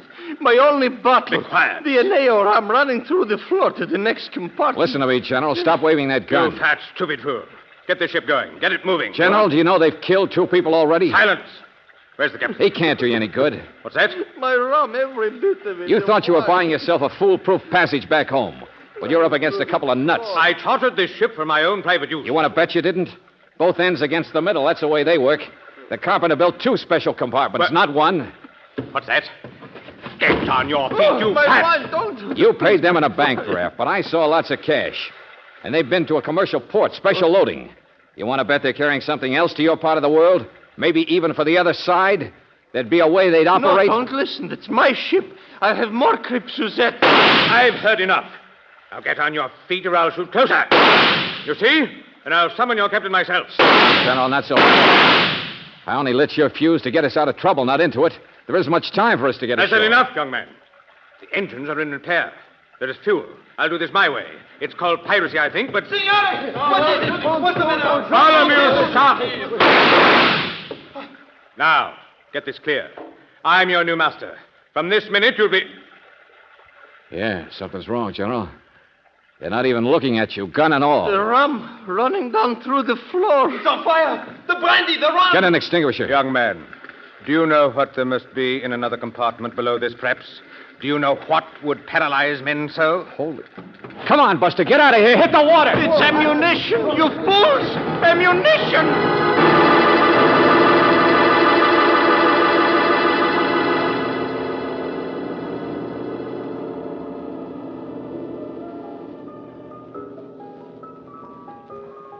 And so there's your boat, Mr. Murray. About 3/4 of a mile out. And only 5 or 6 fathoms down. Mm-hmm. Along with some of my eyebrows and hair. Even his shirt was burned off. He was already in the water, but... What happened to the General, Valentine? Oh, same as me. Same as most of the crew. We were overboard before it actually went up. I guess the General's back being a political refugee under surveillance. There'll be less trouble over there without him. A good many people will be thanking you, Valentine. But the Senora, we don't know. What?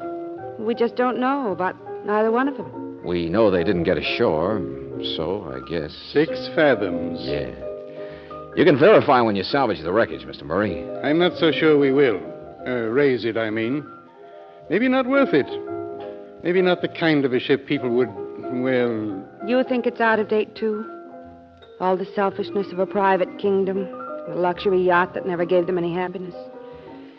Well, my tastes run more to a canoe on a lake than a yacht. Mine more to a hamburger with onions than caviar. And mine to women I can understand. Dance, Angel?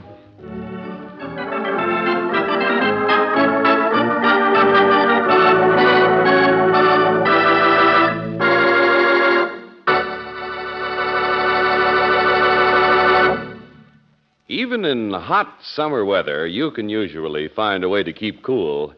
But it's different for the tires on your car. They have to roll mile after mile over blistering hot pavements, the greatest threat to tire life. Best thing to do is to drive on new Atlas Grip Safe tires. Thanks to plenty of shoulder ventilators, Atlas tires run cooler at all driving speeds. And the use of cold rubber in the tread gives greater resistance to wear, longer mileage. To back up this claim, you get a double warranty with each new Atlas passenger tire against tire damage from any road hazard for a full year and against any defects in workmanship and material for the life of the tire. And this double warranty is honored by 38,000 Atlas dealers from coast to coast, many of them open 24 hours a day. Ask about Atlas tires tomorrow. Ask at your standard station or independent Chevron gas station, where they say and mean, we take better care of your car.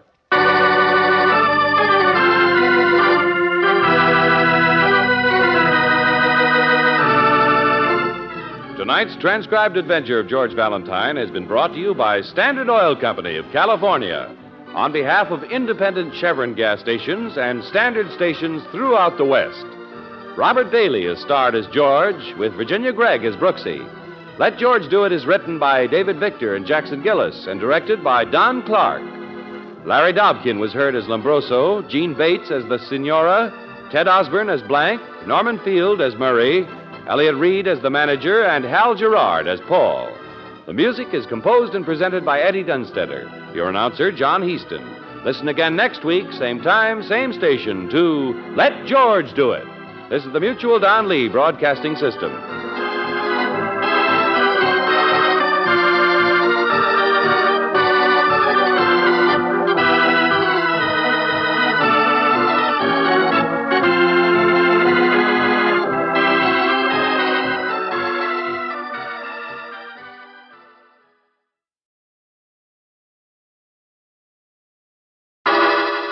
Personal notice. Danger's my stock and trade.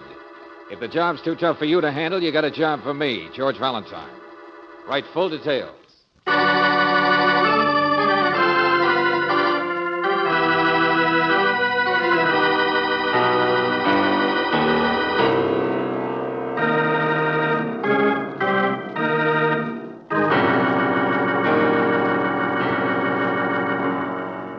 Standard Oil Company of California, on behalf of independent Chevron gas stations and standard stations throughout the West, invites you to Let George Do It. The voice of the giant. A transcribed adventure of George Valentine.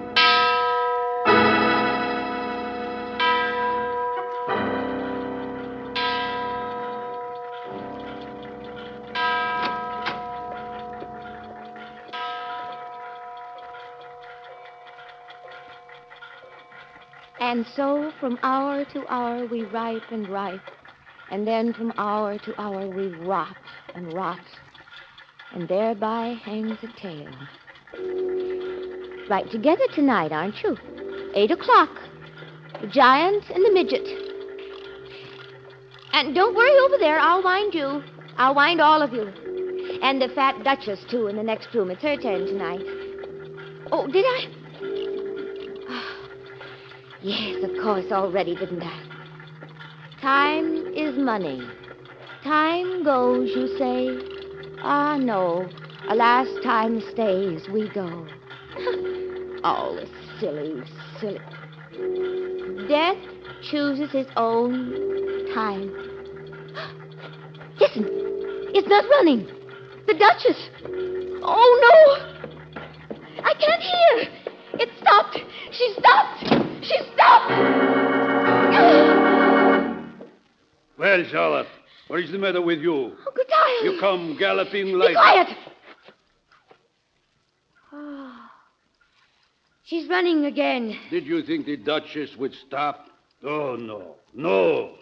She is not one of those English clocks with the foolish quotations. Time is this, time This is my father's collection, not yours. This is my father's workroom, not yours. You go to your own cottage. Why don't you stay over where you belong? I go where I like. The clock should be mine, everyone. Get out of here.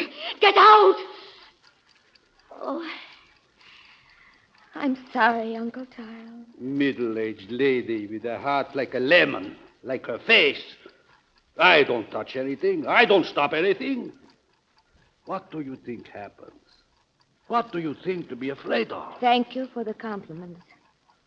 I'm going to lock up, go back to the main house. I only come here to look for you, Charlotte. Such a beautiful night. And you should fix your hair. He is come. What? The young man I see you with several times, weekends ago. Walter. Yeah, him, Walter Stanton. He is out by the garden to see you. Well, he has brought friends. You'll have amusement and maybe go out someplace. A young lady and a man. What's that? Very nice. Very nice. He's brought a man for you to meet. His name is Valentine. His name is George Valentine.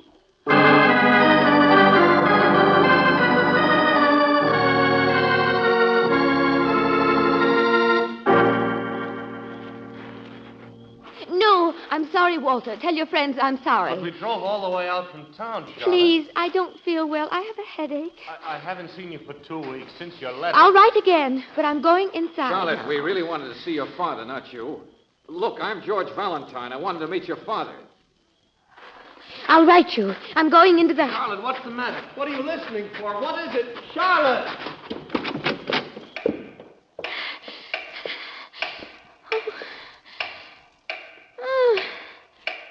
Oh, you're there, aren't you? Pick, pick, boom, boom. Pick, pick, boom, boom. I didn't mean to leave you so long. I can hear your voice. You're all right, aren't you? The voice of the giant.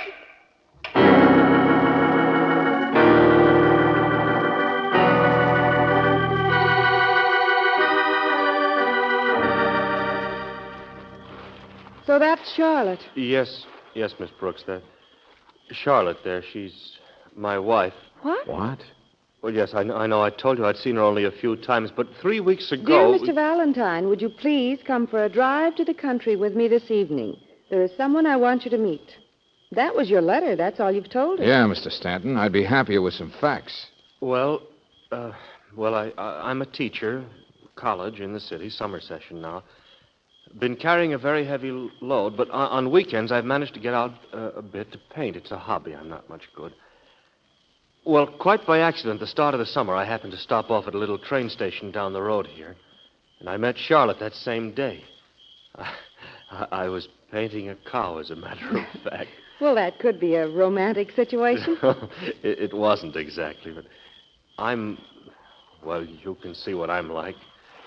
Maybe not the ordinary ardent lover, but to me, Charlotte is the most beautiful person in the world. I understand. I know that possibly to anyone else. Charlotte lives out here taking care of her father, is that right? Yes, I told you that. She loves her father very much. She always has. She's devoted her entire life to him. He's a watch manufacturer, isn't he? Well, he's retired now. He's been an invalid ever since she's been grown, a bad heart or something. Has to just stay in his room up there on the second floor. Can't even come out to wind the clocks in his workshop anymore. And this uncle of hers, this Tile Saxeborg? He's a second cousin, really, or something. Helped her father get started in the old days, I guess, a master mechanic. They don't get along very well. But he's the only other person around. Doesn't sound like much of a life for Charlotte. I came up every weekend. I know she enjoyed seeing me, too. I rented a room at a farm the last few times. It wasn't convenient for me here, apparently. Well, to make a long story short, I asked Charlotte to marry me 3 weeks ago. I had no idea what she'd say. We'd never been together for long. She never liked to leave the house for more than an hour or so at a time. But she said yes, didn't she? Well, she just cried. I got a license, like an optimist. The next weekend, I was delayed. Took a much later train. She'd been waiting for me 3 hours. But the minute I got there, she took me a couple of miles farther on to a neighbor's place. Justice of the peace was waiting for us. Well, congratulations, only I don't understand. It was the only full, complete afternoon we ever had together. I had to catch the night train back. 2 solid weeks of final examinations coming up. And every day I wrote a letter, and she didn't. Go on. I mean, she didn't answer mine. I tried to telephone a couple of times, and I wired. And then I got this. Here, let's see. Letter? Just these few words. Yeah, here, George. Dear Mr. Stanton, I must tell you to stop trying to reach me, trying to see me. My lawyers will contact you shortly regarding our annulment. Sincerely, Charlotte. Annulment? I know there was a lot for us both to overcome. We're both shy sort of people. We're not young, hold but... it. Maybe you are not so much of a man, Walter. Hello, Mr. Saxeborg. I will not excuse myself for listening. The night is as much mine as yours. Yes, but what did you mean You by are too considerate for what you should have. What is yours? But her father is ill. I didn't A want... nasty situation is no place for a gentleman. If you would ask some more questions, be rude, snoop to find out things. Okay. Then you would know that her father is dead. What did you say? He died of a heart attack 2 weeks ago. The day of your wedding.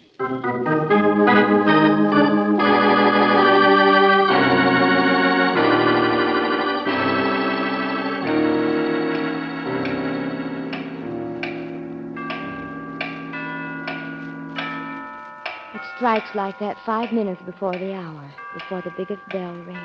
The tower clock? Yes, I've heard him like that. But look here, Charlotte, the reason I broke in here to talk to you The Giant. That's its name. The Giant from Zurich. My father brought it all the way over here. The tower had to be specially built. A staircase goes up 3 flights from the land. Sure. Must be quite a job to wind, but... The biggest bell is 9 feet across. I want to know why you won't talk to Walter down there. A crew of men comes once a month to reset the machine. Charlotte, I said I want to know why Stop you... it. Shh. Oh. I'm sorry, Mr. Valentine. Just don't talk so loud, please. I'm trying to listen. All right. I understand the Giant hasn't stopped running for 300 years. Your uncle tells me your father was very proud of his collection. Great believer in time is money, time is this, time is that, time is everything. Walter's in the house, too, isn't he? Yeah. Now, look, Charlotte, all I want to know is... Where? Well, in the study, but it's not important. It's you that My I... uncle is an avaricious fool, Mr. Valentine. If you don't mind, I think we'd better... Mr. Valentine!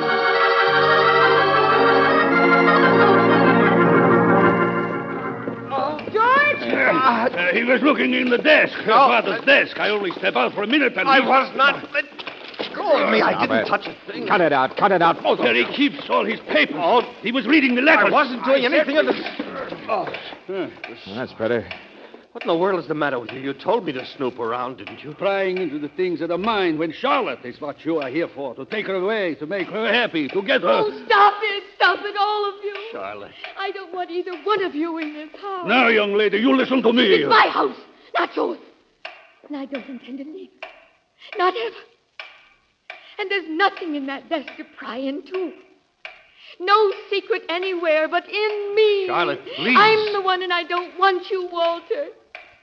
You can't help me, any of you. It's in me. I'm the one who left her. Not you and not Kyle. You did what? Left whom? I left him. I killed him. Wait a minute, Charlotte. As I understand it, I understood your father died of a heart attack. Sure. The giant. That's what you listen to all the time, isn't it? Only somehow you're afraid of... It stopped, Mr. Valentine. Huh? I left him all day, and it stopped. And I wasn't here to fix it.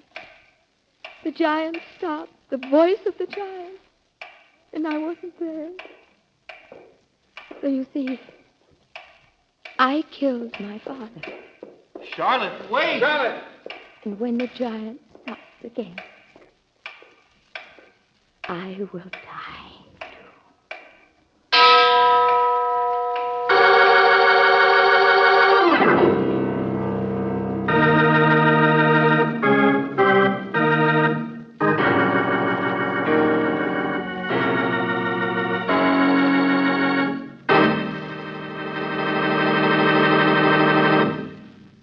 We'll return to tonight's adventure of George Valentine in just a moment.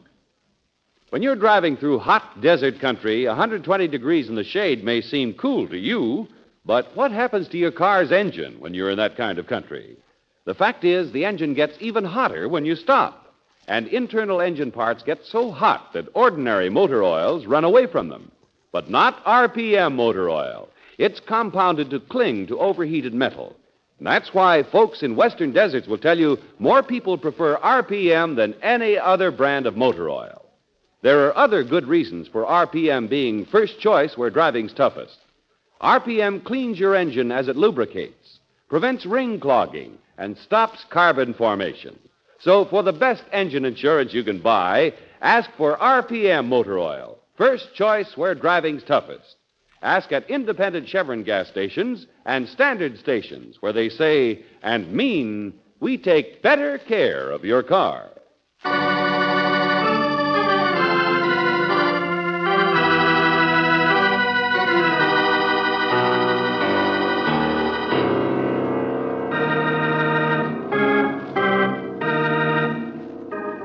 And now, back to tonight's adventure of George Valentine. The voice of the giant, the huge tower clock that overlooks the strange house in the country, the clock whose owner died of a heart attack 2 weeks ago. But now his daughter Charlotte says that she killed him. Well, if your name is George Valentine, you realize it's Charlotte you must help. And you only hope that Claire Brooks, alone with Charlotte, will have better luck talking to her than you did. I came back, and it was dark in the house, and I was all excited inside, and... Listen. Pick, pick, bomb, bomb. Pick, pick, bomb, bomb. It says that, doesn't it? I've always thought it did, ever since I was a little child. Only when I stood there, down in the hall, I suddenly realized that it stopped. The voice, the giant, had stopped. I ran upstairs, and there on the landing by the door to the tower, by the head of the stairs, was Father. But I thought you said... He was just standing there. He couldn't talk. His face was... I understand. I got him back to his room. He collapsed. He was dead. Oh, you poor thing. Oh, don't be stupid. Don't. The clock was running again, and don't you understand? What? Yes. After I called the doctor in the back hall, I heard it. The giant's voice. It had started again, even earlier than that. You mean the giant stopped sometime while you were gone, and your father tried to climb up to fix it himself? Of course, he couldn't make it. Or maybe he did. And you blame yourself because you weren't here to look after it, To keep him from climbing those stairs with his heart. If it sounds peculiar to you, Miss Brooks. Why not tell all this to Walter? After all, he deserves No. I don't ever want to see Walter again. You certainly hated your father, didn't you? I did what? What did you... I'm sorry. I'm sorry. It's none of my business. You'll go now, won't you? All of you. Now you understand. Yes, I guess I understand. Except maybe how it was that the clock stopped. What? And Charlotte. Charlotte, why is it that you still keep listening? What is it that you're still listening for now?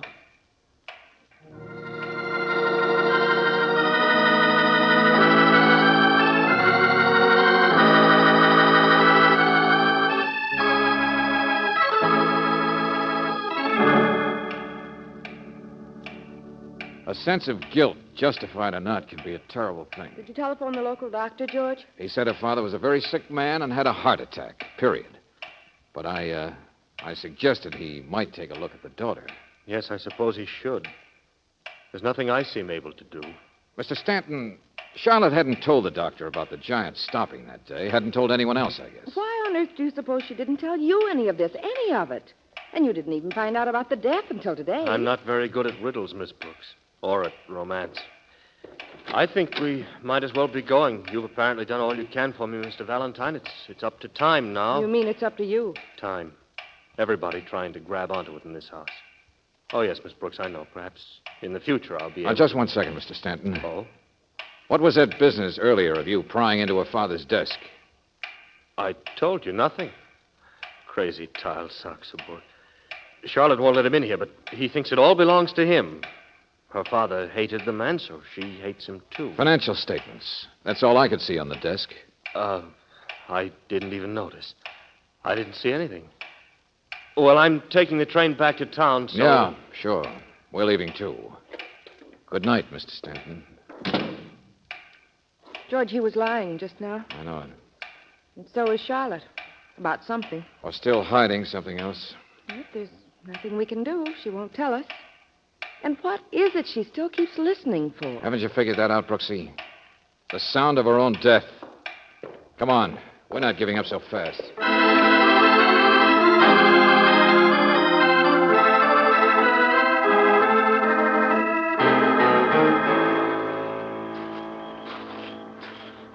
This must be the cottage, George. Yeah. Not much, is it?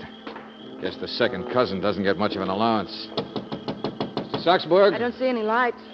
Charlotte's only relative now, Angel. Door's unlocked. But Walter's legally her husband. Only for the time being. Mr. Saxburg? Out of luck, Brooksy. Not at home. And the doctor's the only person who can help us get Charlotte out of this Wait a minute. Hold it. Huh? Look here, a piece of paper. What is it? A letter, a torn letter. Only it's torn roughly, twisted. George, remember when they were fighting in the study? Yeah. You want to bet this is it? Walter was looking at something, only Tile got it away from him. It's a letter to Charlotte. Bronson, Burdick, and Locke. What? Lawyers, apparently. Sure. Real old line stuff. And they're coming up here, Brooksy, August 1st. That's tomorrow. Uh-huh. Well, they would, naturally, to settle the estate No, and get... more than that, Angel. We are delighted with your decision to remain on in your father's house and are confident that you will eventually find happiness there.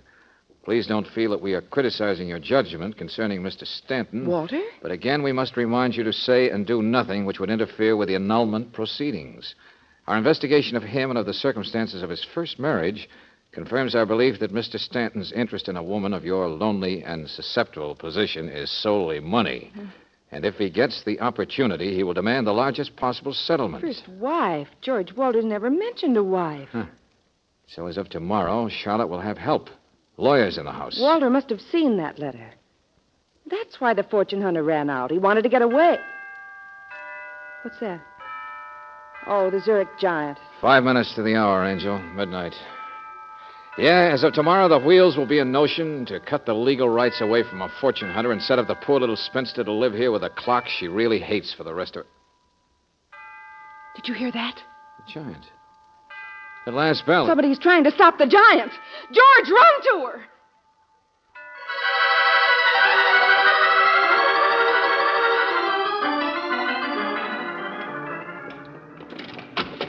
Charlotte! Charlotte, where are you? Charlotte! Where did you... Hey, it's running again. The giant. Only don't kid me. Clocks like that don't stop by themselves. That's no electric boudoir number. Hey, who's up there? Who is it? Okay, friend.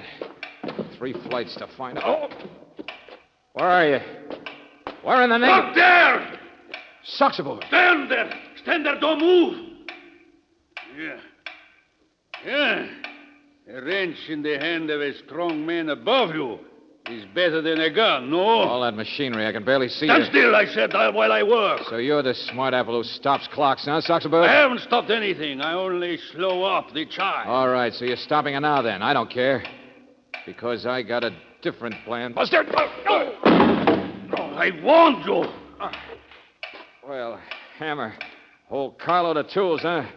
The master mechanic. The man who really owns this clock. Don't move. I'm going to. Yeah, sure. That's right. Work away. Man who really owns this clock, huh? I own all of them.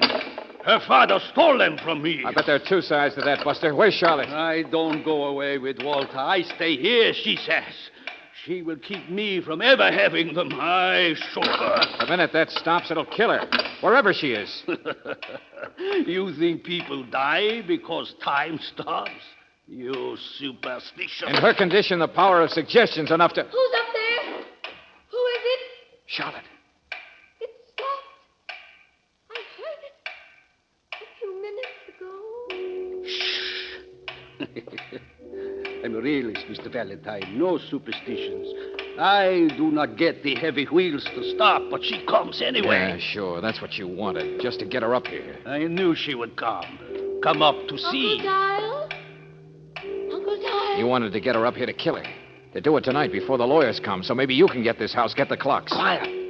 I wouldn't touch her, Mr. Valentine. We will slip past her, slip down the stairs. What? There's only you who are in danger for interfering. Uncle Tiles, where are you? Uncle! Stanton! Walter! Let him come. There is time. Him, too. Time for... Hey, what's that? Hurry now. Slip past him. Not so fast. What's this? The name of... Walter, grab her. Yeah. Mr. Valentine! I got this guy. Grab her, Stanton. Can't you hear that ratchet? Get out of here, both of you. Yes, but what? It's the clock winding up. That giant bell's gonna... Get down those stairs, fast! It'll strike! The giant! Come on, the giant!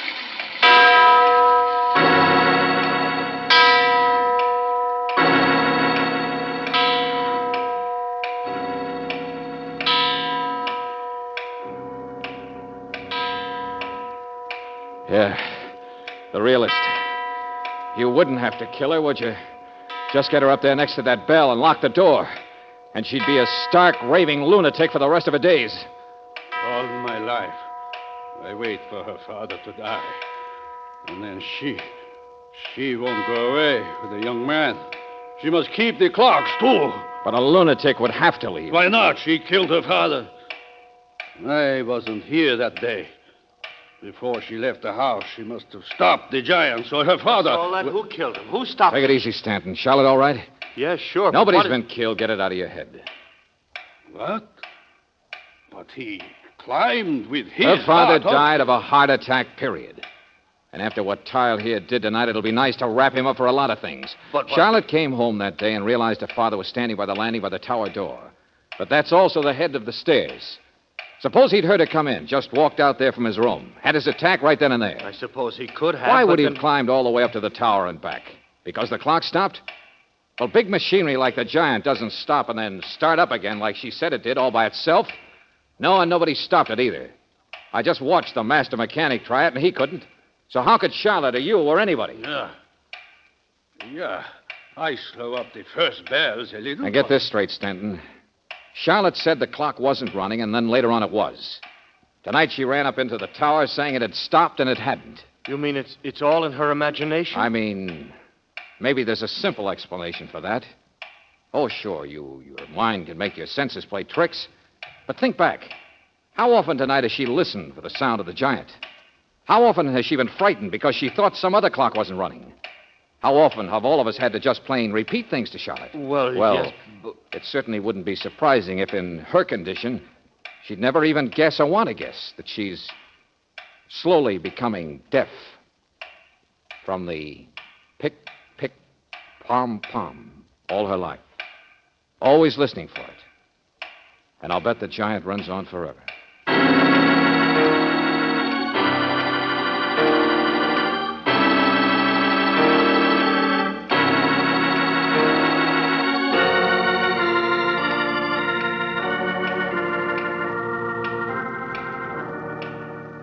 I'm so grateful, Mr. Valentine.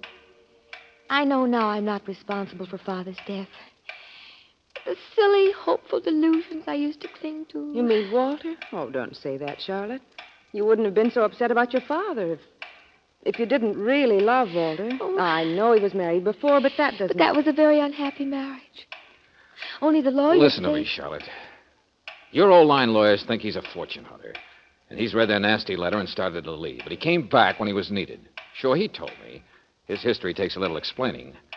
But there's another side to it, Charlotte. He doesn't want your money. And he did come back here to fight for you, didn't he? Well, I'd like to believe... Do you know that over our mantel there's a thing that says, I am chained to time and cannot thence depart? I know one about time, too. The time God allots to each one of us is like a precious tissue which we embroider as we best know how. That's a better one to remember. I think you're right, Miss Brooks. I wonder if Walter's still here. I told him to stay, Charlotte. And I know one about time, too. Angel, it's time for us to go.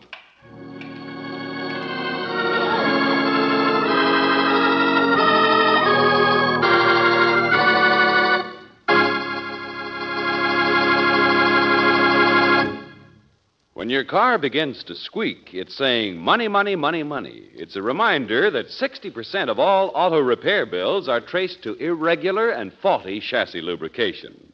But there's a sure way to avoid repair bills and to enjoy riding comfort throughout the year. Every 1,000 miles, get a Car Saver chassis lubrication at a standard station or an independent Chevron gas station. Here they do a job that's thorough.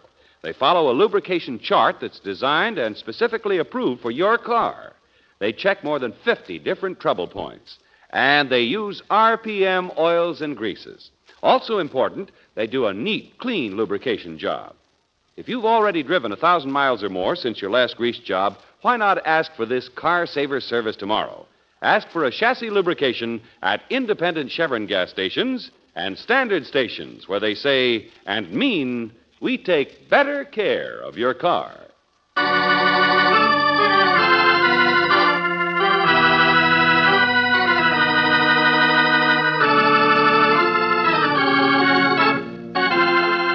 Tonight's transcribed adventure of George Valentine has been brought to you by Standard Oil Company of California on behalf of independent Chevron gas stations and standard stations throughout the West. Robert Bailey is starred as George, with Virginia Gregg as Brooksy. Let George Do It is written by David Victor and Jackson Gillis and directed by Don Clark. Lorene Tuttle was heard as Charlotte, Larry Dobkin as Walter, and Herb Butterfield as Tile. The music is composed and presented by Eddie Dunstetter. Your announcer, John Heaston. Listen again next week, same time, same station, to Let George Do It. This is the Mutual Don Lee Broadcasting System.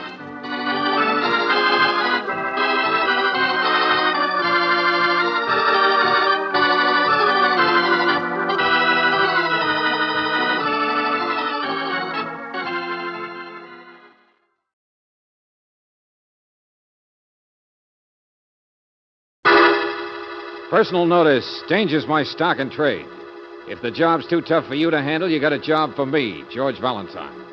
Write full details.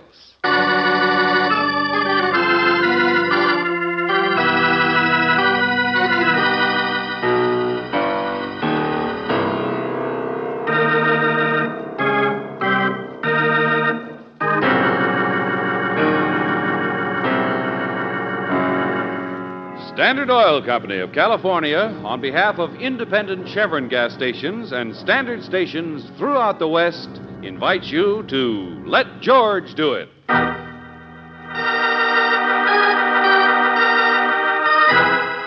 Sweet are the uses of publicity, a transcribed adventure of George Valentine.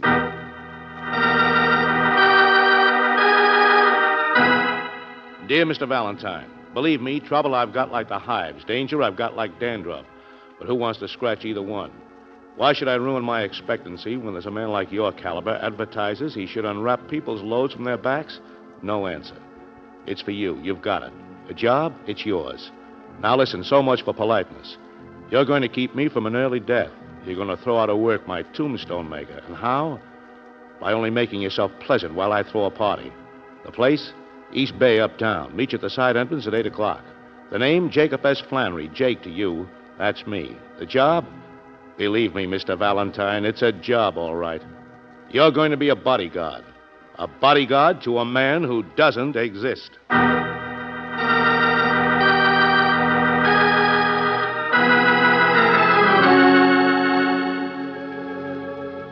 Only got 10 minutes, Valentine. Guess we'll be upstairs in 10 minutes. A bartender, Pete, the usual, and make it fast. Yes, sir, Mr. Flannery. Coming up. Is there anybody around here you don't know? Anywhere, Miss Brooks. Anywhere, and I wish it weren't so. 10 minutes rest. The first all day. 10 beautiful You know, friend, little... you're quite a character. Mr. Valentine, you surprised me, too. No, I said that. You'll have to excuse the letter. But I figured Private Eye, Tough Joe, make him like it. Get in tune with his sympathy. Get him here. If it sounded like no grammar, excuse it. There you are, Mr. Flannery. Oh, thank you, sir. The usual water? For my pills. Dietitian says they're no good. Stomach specialist does. Analyst doesn't care, so I take the advice of myself. Valentine, I get myself into a person's personality, see? I'm fluid, flexible, in harmony with the situation. Suppose you just tell us what your business is and what our job is tonight and let it go at that. But that's what I'm doing. It's me, my talent, my career. And it's all teetering in the balance. Tonight is the night. Mr. Flannery. I build romance, Miss Brooks. I give glamour where there was only gallstones, pearls out of paste. Oh, here's my card. Personality builder? Publicity, is that it? Is that what you are, publicity agent? Valentine, please. There's no person alive who can put his own best foot forward, so I do it for him. I touch up his public picture. I stick him in the public eye. Sure, publicity, press relations, whatever you like. But in 2 years, I built up a suite of 10 offices. You'd be surprised at some of the clients Skip it, please. Caleb Romano. Have you ever heard of that name? Caleb, well, of course. He's that Czechoslovakian or Romanian. I'll say I have, and he's not in your league, Buster. The epitome of romance. He was my first client, Valentine. Okay, sorry. But he's a big shot foreign businessman, isn't he? Always see his name going to some glamour spot over there in Europe? Being chased by some rich widow? The bachelor, the charmer, the dilettante, the dream of what every dull man of 40 would like to be. My dream. Mine, you understand? Huh? Caleb Romano does not exist. I made him up. What? Oh, now, wait a minute. I've read about Yeah, but you've never actually seen a picture of him, have you? Well, maybe not, but Caleb Romano is... Quiet. I'm trusting you. What I've told you could kill me in this town, ruin me. Newspapers, magazine editors. I built my business on Caleb Romano. The other clients I've got, they're honest men. I'm an honest man. Oh, yeah, sure. Honest like the day is short, pulling a fraud like this. Listen, 2 years ago, I wasn't even eating regular. I had to do something. So I dreamed up Romano. It's easy to get publicity for somebody who doesn't exist, particularly when you keep them in Europe. Well, you're not bowed down. You don't have to tell the truth about them. Well, anyway, it worked. When other people heard Romano was a client of mine, in came business. The tailored suits, I'm in. Well, then what are you worried about? Being out, being exposed. I made the mistake of having him come to the U.S. incognito. Reporters are beginning to get puzzled. They sniff around. He's been an albatross around my neck. Frankenstein built a monster, and now Frankenstein's monsters... Haunts me. I try to forget him, drop it. They won't let me. It's every day. Where's Romano? Press agents grab me and say... Now, wait a minute. Calm down, will you? This party tonight upstairs, and this bodyguard to nobody stuff, and your letter... I said tonight's the night. Caleb Romano is going back to Europe to retire forever. Tonight, we lay the ghost. What? It's a farewell party. The whole press in town is invited. Columnists, the works. I say I've got a surprise for them. A chance to say goodbye to the man they've been itching to meet. Only, of course, he'll be regrettably detained and forced to dash straight for the boat instead. So they don't know it, but they'll never meet him in the first place. You get it? Genius. Sheer genius. Desperation, that's all. Be sarcastic, but help me. Please help me. Stand by if I need you, in case any of that bloodthirsty mob up there won't swallow the sweet talk and demand they gotta see him. Mr. Valentine, believe me, not even I've got this far before. Takes help to give a party for nobody.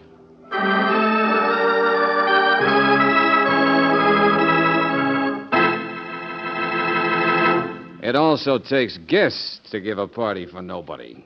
Don't look now, Mr. Flannery, but I don't see anybody but the waiter. The gentlemen of the press left Mr. Flannery just a moment ago. Apparently, they received a phone call. I don't know what this party of yours Stop was to be, waving but... your arms. What phone call? Yes, sir, of course, sir, but apparently they had an opportunity to meet someone they wished to meet. I can't say as I blame them. I've been fascinated by the stories about him myself. Hey, what is all this? Yes, sir. I believe they all went somewhere together. Someone had arranged a personal interview with that foreigner, Caleb Romano. Imagine, they're going to meet him in person. But,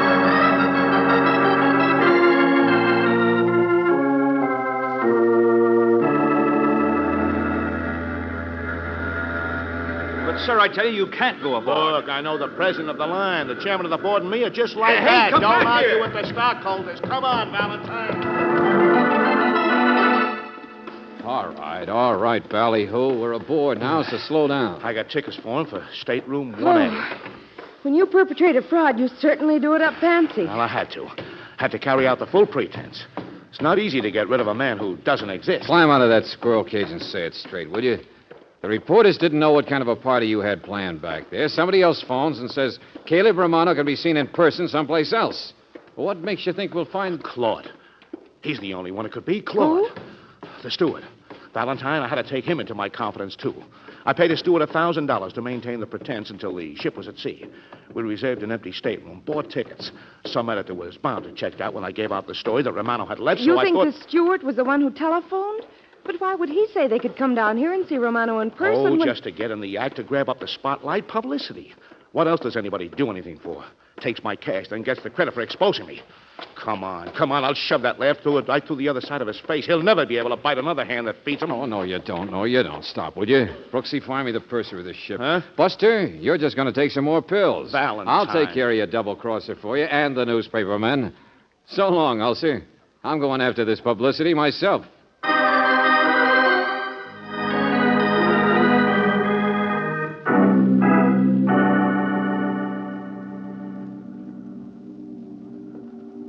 Young man, are you going to be on this ship?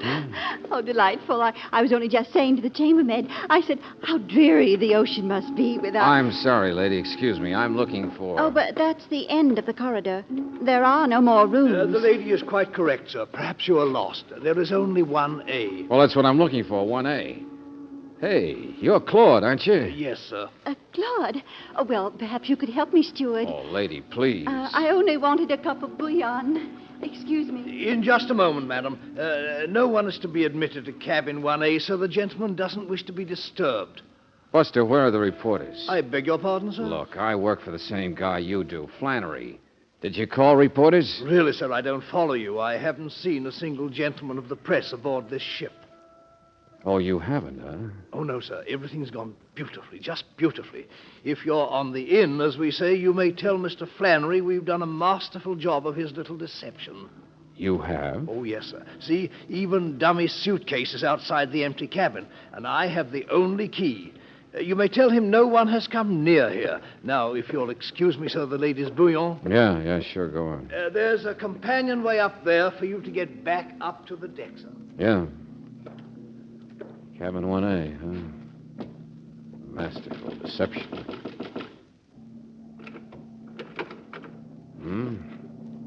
No!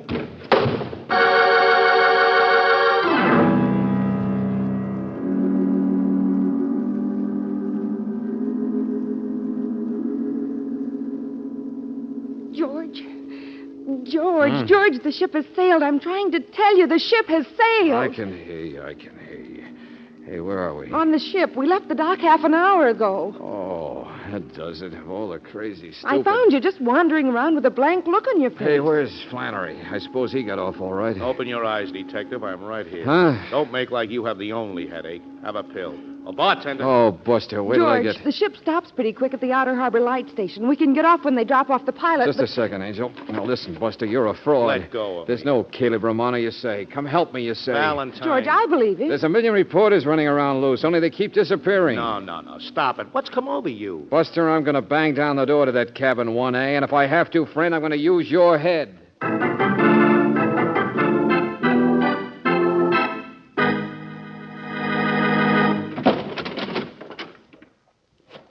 You see? Nobody. Yeah, it's empty, all right, just like you said. Like the steward said. Mr. Valentine. All right, so I'm wrong. Just because somebody saps me, I act like one. But Flannery somehow on this hot air excursion... Hey, the boat's stopping. George, that's what we were just trying to tell you. Huh? Oh, yeah, the light station. We get off. No, George, the reporters. That's why we're stopping. The what? There aren't any, are there? The little genius's hoax is still nice and undetected, isn't it? At the light station, the purser got them there. What? When you sent me to find him, remember? The purser said he was the one who telephoned that hotel. He's having the ship stop half an hour at the light station for them to come aboard. The purser? Why? Oh, you innocent babe. Why, he says. They saw Romano's name on the passenger list. That's why. Now the steamship company wants to get into the act. Show up their big passenger, Romano. It's for... Oh, no. No, I can't say it. It's for publicity, George. They want some publicity, too. Oh, brother. Now I've heard everything. All right, Brooksy, this is where we came. Hey, wait a minute. Valentine, wait. You built yourself this headache, Buster. Oh, don't worry. Just show the boys from the press the albatross around your neck. You explain to them why this cabin's empty. But me, I'm through with them. Where do you think you're going? Lieutenant Riley. That's right. Nobody's coming aboard this ship but me, Valentine. Now, what in the name of... A fisherman complained somebody threw a body in his net. What? You heard me. Right in the harbor here, a body was thrown off this ship. A man, a big shot. That guy you read so much publicity about. Caleb Romano. The man who doesn't exist. Hey, what's the matter with that bird there behind you? George, I think Mr. Flannery fainted.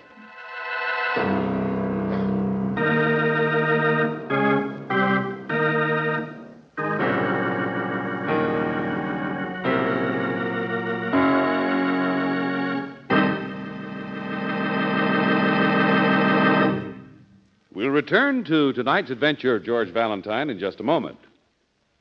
Every time you have to use the choke to get your car started, don't forget it results in extra engine wear as well as a delay in time.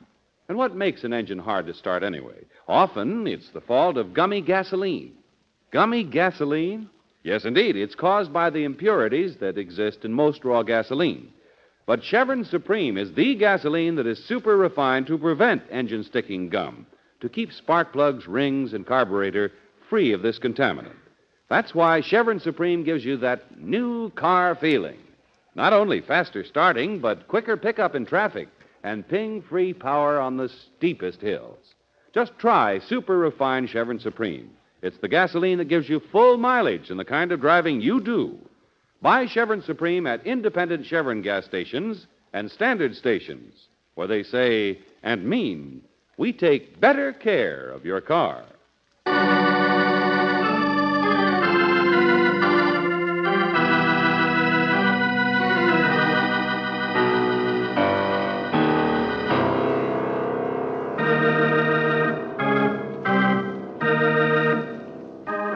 And now back to tonight's adventure of George Valentine.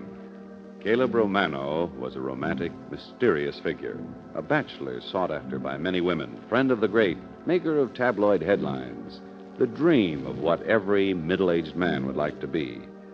But, according to Jake Flannery, Caleb Romano was only a dream himself, a nightmare that Flannery created in order to build up his own publicity business.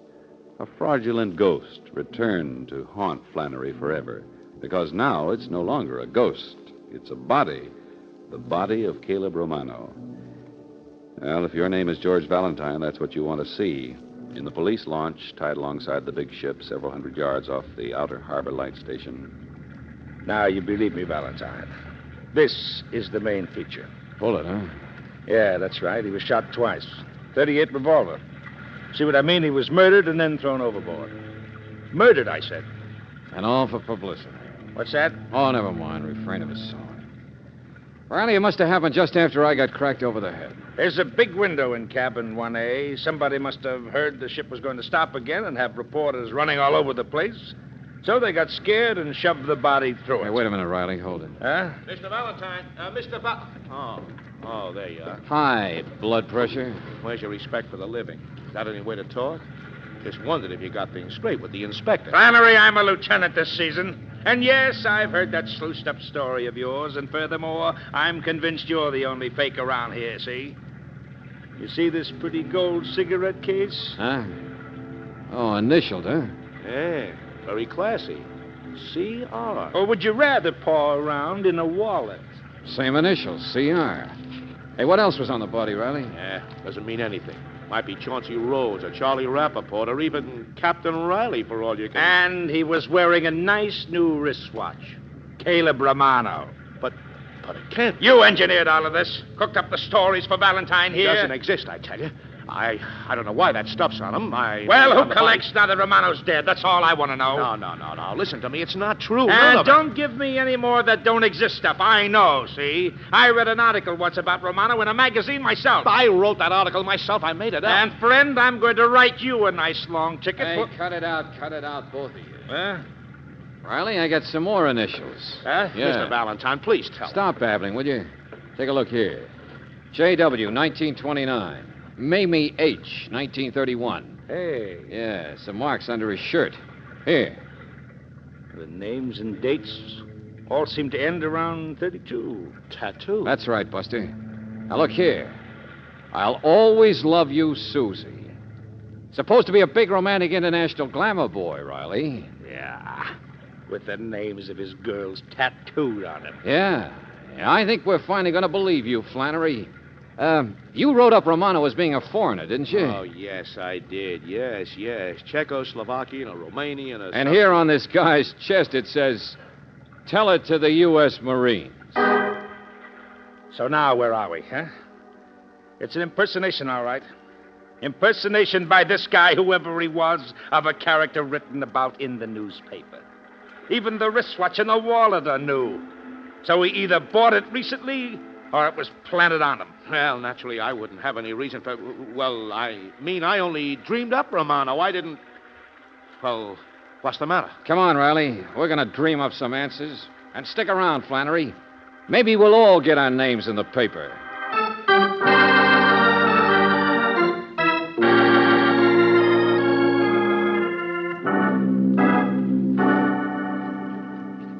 But I'm trying to think, Mr. Valentine.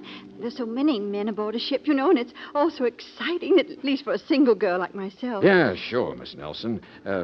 Is that it, Nelson? The Topeka Nelsons. Oh, I've taught Latin there in the high school for I don't know how many. Yes, well, will you please try to remember?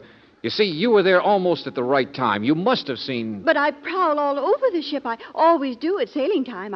I travel a great deal, you know, all of us girls, and it's so thrilling to see what kind of experiences you're going to have. Like men, you mean? Well, really, Lieutenant. Well, that's what he's trying to ask you. Did you see a man in cabin 1A? Did you happen to look into... Certainly not that forward. Well, did you see a man in the general area? Oh, excuse me, ma'am, but this guy who was in 1A was killed, and you're the only person who had even a remote chance of seeing or hearing what... I'm trying, Lieutenant. I am trying. But I was late coming aboard myself, and, well, I remember you, Mr. Valentine. There was so much luggage in the corridor, we bumped into each other, didn't we? And, of course, the steward in that section... that's you, Cron. Yes, sir. Yes, of course, sir. I wish I could. Well, there might have been something if... Only I could... Think, will you, lady? Think, will you, please? Oh, skip it, Riley, skip it. Huh? I understand, Miss Nelson. Thanks very much. Oh, thank you, Mr. Valentine. Yeah. Claude, you want to repeat that story of yours? If you wish, sir. I was quite busy with the embarkation. From the beginning. I accepted $1,000, yes, sir. Mr. Flannery is an old customer of the line. I only wished to oblige him. It was a very small fraud merely to pretend there was somebody in what I thought to be an empty cabin. I never even looked in that cabin, sir. I locked the door, told anyone who came near that the gentleman inside did not wish to be disturbed.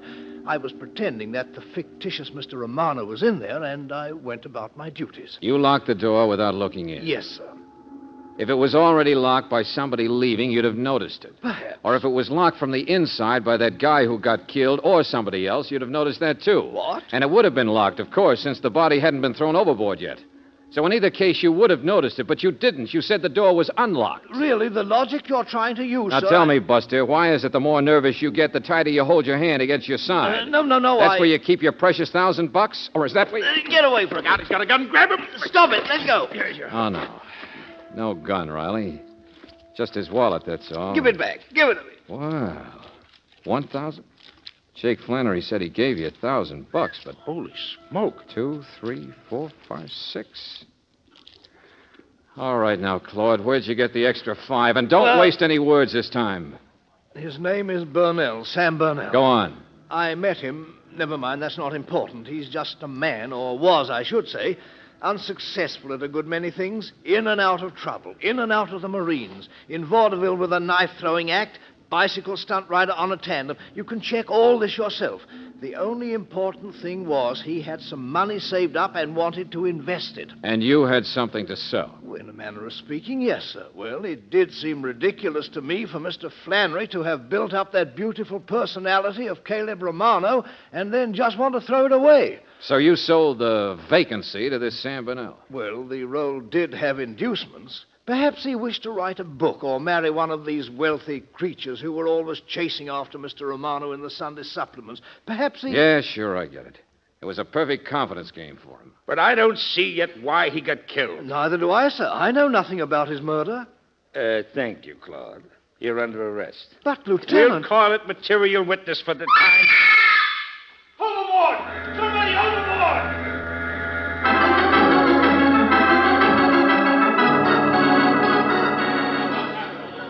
George, it's that little school teacher. Somebody pushed her. You can't just fall over that rail. What's the matter with the lights? Get a light down there! Miss Nelson, huh? She did know something. She did remember She'd be on something. the surface if she were alive, wouldn't she? Sailor down there now. I wonder where Flannery is. The tide's running offshore, Lieutenant. It's carrying her out. Well, get that launch going. Come on, come on. Oh, George, maybe she never even guessed what it was she saw or heard that was important. Come on, hurry up, Valentine. Go on. Don't wait for me. George! I got something else to do, Angel. So long. I'll see you later. You heard me, Buster. Give me that boat. I'm going ashore.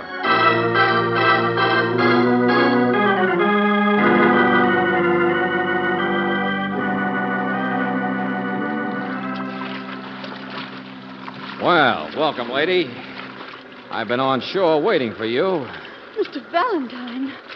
Oh, I don't swim very well. Saw the lights. Couldn't tell direction. Yeah, the current's pretty strong, but you'll be all right. Now, give me your hand. Easy does it. That's it. Thank you. Yeah, not as young as you used to be, I guess. Oh. No, don't try to talk. You must have had the daylight scared out of you tonight. Oh, here we are. Just sit here now and get your breath. It's pretty tough trying to swim like that after killing a man. What did you say? Yeah, you're the one who knocked me out, too, I guess. I was headed for cabin 1A. I had to be stopped so the body could be gotten out of there, tossed You overboard. mustn't talk like that, young man. Cabin 1A. You called it a room. The old traveler, huh? Called a passageway a corridor, too. Several other things. Mr. Valentine. JW, 29. Mamie H, 1930. Dates all ended in 32. None after, I noticed that. No. What happened then? Claude says Burnell tried vaudeville with a knife-throwing act. That takes a partner. Bicycle stunt rider for a while, on a tandem. Takes a partner. Little Latin teachers don't develop the nerve or muscles for a swim in water like that. Mrs. Burnell? No, I'm not Mrs. Burnell. You answer pretty quick, don't you? Sure, it must have been. And now that half-failure confidence game husband of yours latches onto the one thing that'd take him away from you forever. Old girlfriends and all.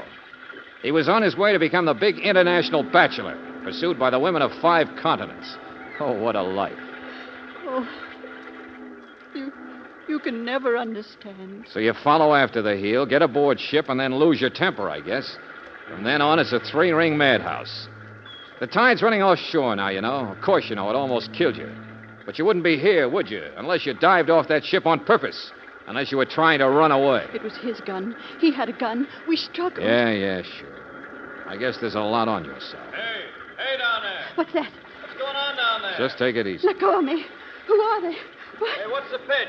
What's with the ship out there? We're running out of poker chips. You just come from that ship out there? Reporters, that's all, Mrs. Burnell. From the Outer Harbor Light Station. Every reporter in town still waiting. Hey, what is it? What's up? I tell you, we're getting pretty sick and tired of these publicity gags.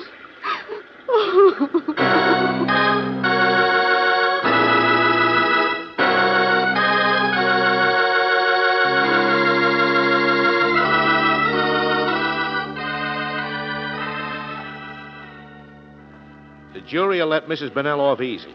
I'm in tune with that kind of stuff, Miss Brooks. Symphony and sob, that's the angle. Husband was a rat, going to go away and be a playboy like he was before 32. Like I remember once I ran up some stuff in a bomber. Stabbed his mother-in-law. The angle Mr. Flannery, I thought you were all through with publicity. You mean it's through with me, don't you? If you hadn't got smart in the first place, this guy Burnell... No, George. If the job of being Caleb Romano hadn't been around, that man would have left his wife some other way, with probably the same results. Thank you, beautiful. Thank you.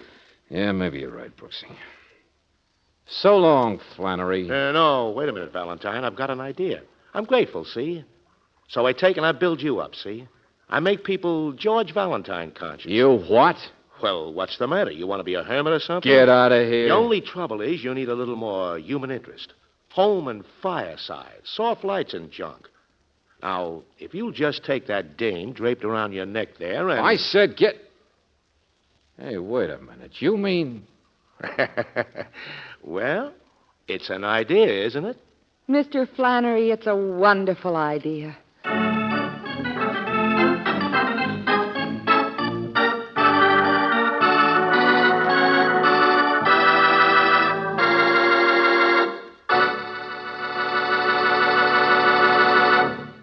Imagine how you'd feel if you found that your car's fuel tank had a slow leak and that you were losing 1 gallon of gasoline out of every 10.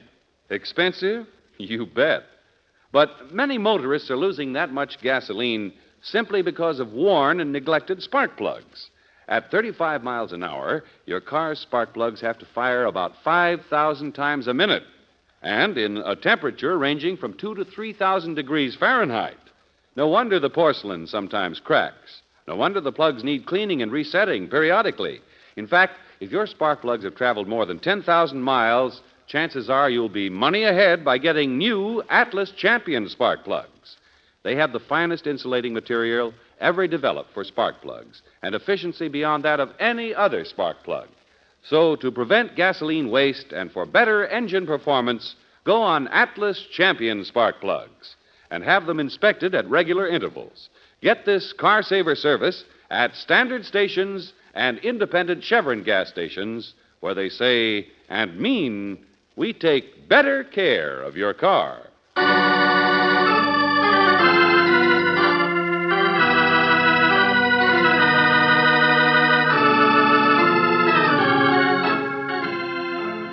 Tonight's transcribed adventure of George Valentine has been brought to you by Standard Oil Company of California on behalf of independent Chevron gas stations and standard stations throughout the West. Robert Bailey is starred as George with Virginia Gregg as Brooksy. Let George Do It is written by David Victor and Jackson Gillis and directed by Don Clark.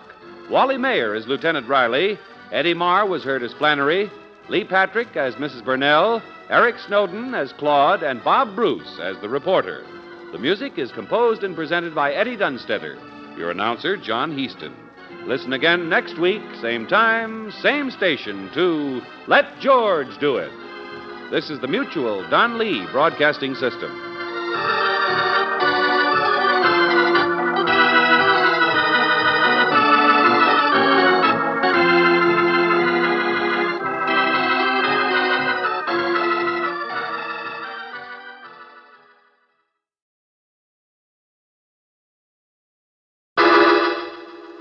Personal notice. Danger's my stock and trade. If the job's too tough for you to handle, you got a job for me, George Valentine. Write full details.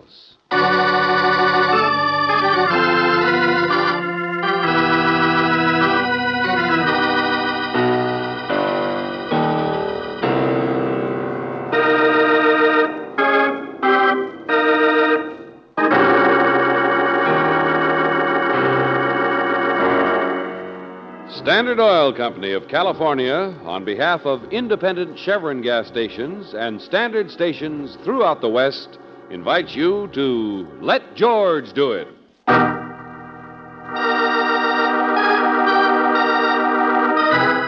The High Price of a Penny, another adventure of George Valentine.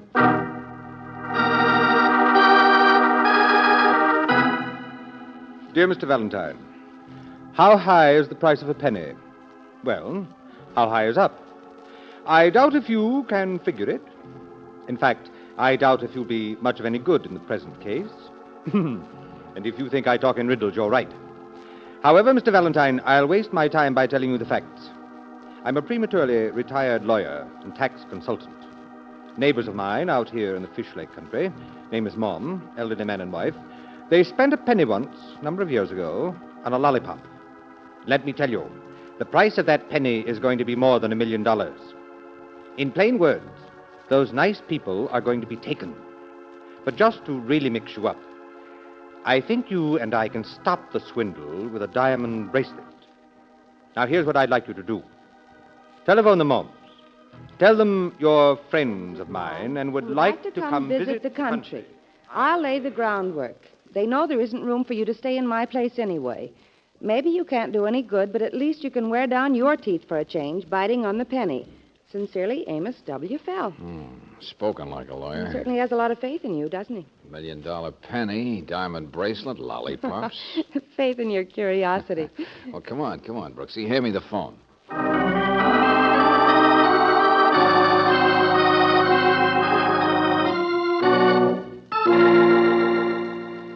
Look, Mr. Valentine, they're not home, I said. Well, when will the Moms be home? When they get tired of being where they are now. And don't ask me where that is, because I don't know. Playing 500, maybe, or helping somebody pickle some peaches. I don't know. They got all kinds of fascinating ways to spend their time. Well, who's this speaking? One of the servants? Mister, just call back later, will you? But I'm afraid that I'm a friend of Mr. Amos Feld, and I wanted to and the talk housekeeper isn't here either, in case you're thinking of beating Feld's time with her. Sure, Mr. Valentine. I'll be a good boy. I'll write it all down. You're too kind. Yeah, and don't be insulted. I'm right in the middle of a poker game, and my luck isn't good. My name is Clifford. I'm the Mom's nephew, come to live here for a while, so don't worry. They'll get your message all right. Clifford, huh? Yeah. Good night. Keep 'em rolling. Well, Brooksy, maybe there is a penny. A bad penny. Name of Clifford? Yeah. Come on. We're not going to wait for an invitation.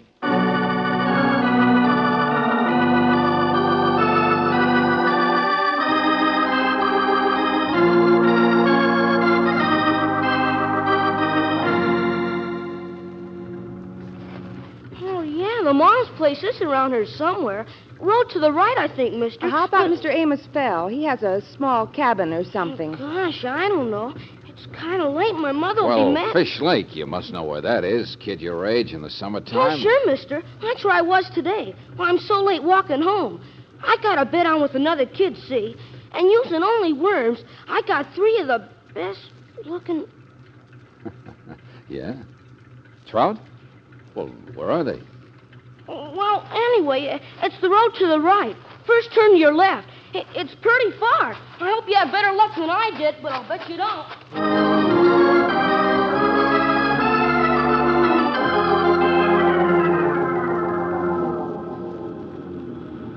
Here's a turn, George. Yeah, so dark you can't see the signs. Everybody wishing us bad luck. I doubt if you can do much good, says Mr. Fell. And that boy, there was something funny about the... George! See that? What was it? Down on the brush there, I don't know. It looked like lightning. Somebody with a flashlight, maybe. There, again. I'll find out quick enough. George, be careful. Easy. Yeah, take your own advice. Those rocks are loose. Hey there, stand still. You're messing up the scenery. The birdie don't like it when What in the... Oh!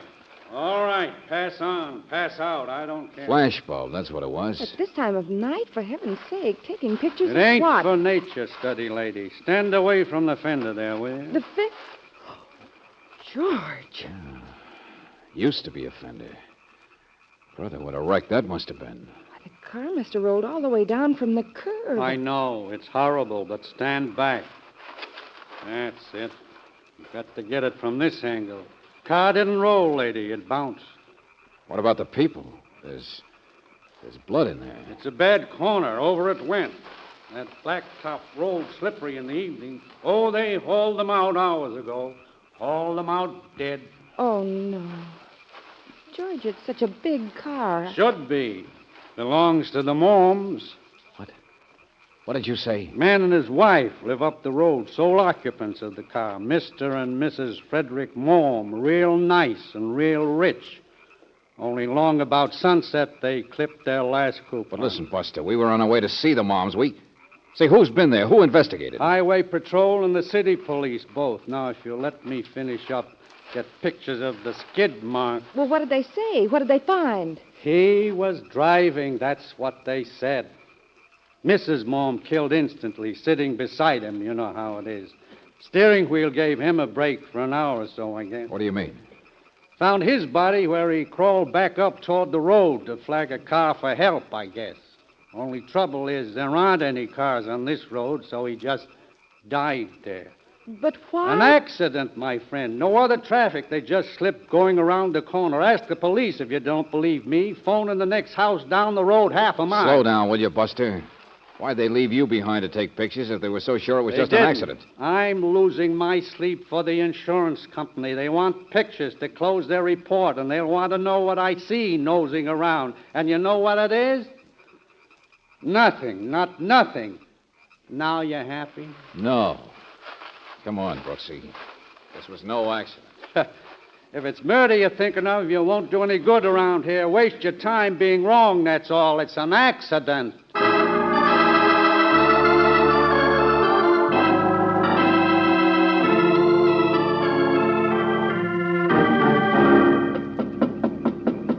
Yeah. I'm coming. Yes. I just wondered if we could use your telephone for a minute. There was a wreck half a mile up the road some time ago, and I wanted to. Valentine. That's who you are. George Valentine. Mr. Fell? Yes, come in.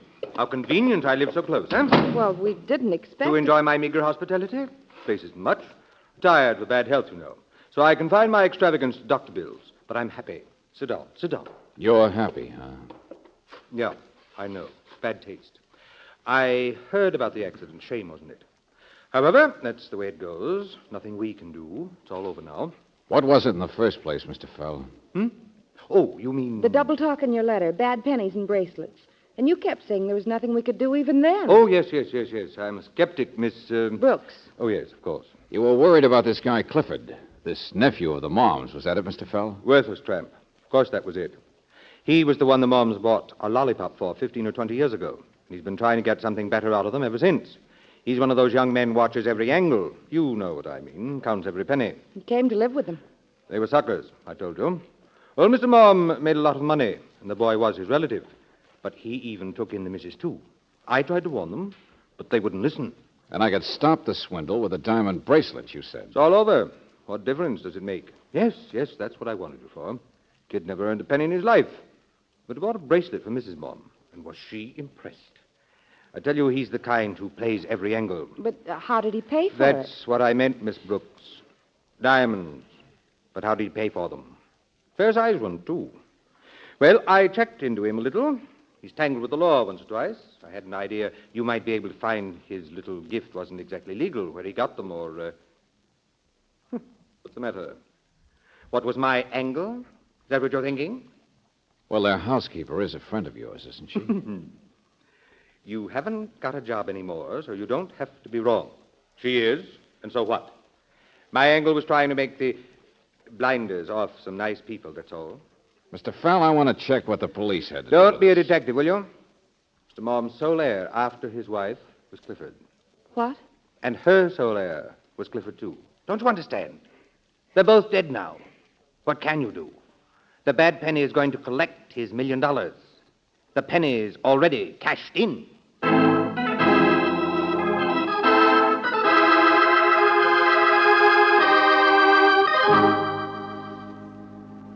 I know it looks fishy, Valentine. Look, Lieutenant Riley. The best accident men on the force say there's not one chance in a million that it was anything but an accident. This Clifford may have figured his chances, and there are some other angles we don't know about. No.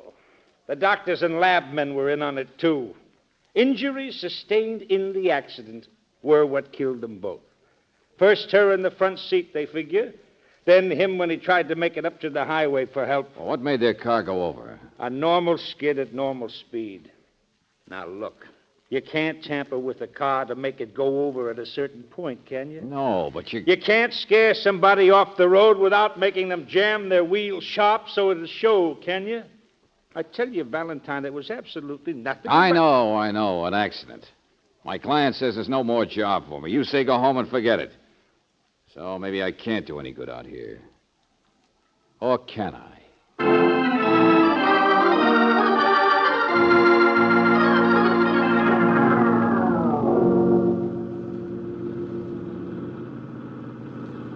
George. Oh, I don't know, Brooksy. A hunch is a hunch is a hunch. You going to go around and see Clifford before Well, that's the trouble. Why? On what excuse now? He's got his money, or he will have it as soon as the probate and tax boys get through with it. No, I'm afraid he'd just throw us right out on our ear. Hey. That photographer, what did he say his name was? Clem? Yes, but I don't understand. You weren't watching the road, Angel. What? Well, his car's gone. He's not... Oh, George! Yeah. His car's gone, but he's not. It must have just happened, Brooksy. He's... No, he's dead already. Oh. The photographer who took pictures of the scene of the accident has been accidentally murdered.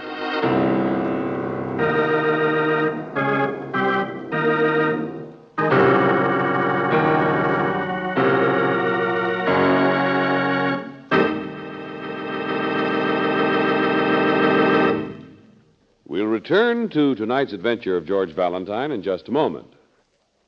How old is the battery in your car? The average automobile battery loses half of its original power in 2 years, and after that, it can give up the ghost within a matter of months. The safest thing to do with an aging battery is to have it checked regularly at your independent Chevron gas station or standard station.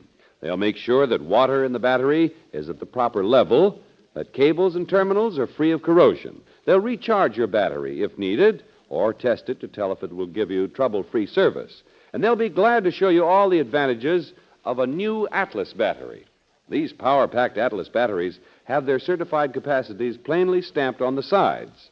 And with a new Atlas battery, you get a printed certificate, which is a positive warranty of performance honored by 38,000 Atlas dealers across the United States and Canada. Why not have your battery inspected tomorrow? Get this car saver service at a standard station or independent Chevron gas station where they say and mean, we take better care of your car.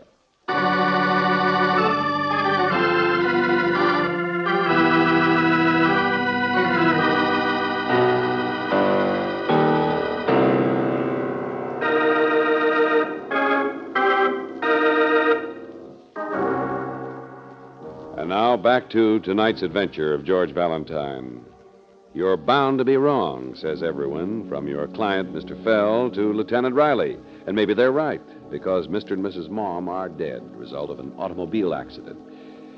Well, if your name is George Valentine, you don't like it much, but how can you argue? The mere fact that Mr. Mom was worth more than $1 million, does that make him the victim of murder? No, 1,000,000 times no. Only now the other man who sang that same refrain, the photographer, Clem, has been found dead. And this time at police headquarters, there's no argument when you say that it's murder. Looked like he'd been hit from behind, Riley, by a rock or something. His camera, that's what it was. My sergeant found it thrown in the brush a few feet up the road. Somebody grabbed the camera. There was a fight. What about the car? His car was gone. Up the road, Angel. They found that, too. Oh, they did? Abandoned. Whoever it was took the car to get away fast. Yeah, they must have seen us coming. Only, Riley, why do you suppose... Oh, no, you don't. Oh, don't ask me why he was killed. Obviously, he must have been taking pictures of something that was... We looked around there, and we didn't see anything. Any film in his camera? Of course not. Or in his car, either. It was all cleaned out. Well, Riley, I've noticed that sometimes a photographer working fast shoves exposed packs in his hip pocket. Yes, I've noticed that, too, and I've already checked, and he did. But you know what it was? Huh? Couple of films with specks on them, overexposed. Mm-hmm. Still, he was killed because he was taking pictures. Miss Brooks, whoever was watching the photographer, whoever killed him also must have killed whatever scrap of evidence there was to prove the mom's death wasn't an accident. So now you see where we are, huh? Nowhere. Okay, then, Riley, let's start all over again. In fact, I'm going to start from scratch with the penny.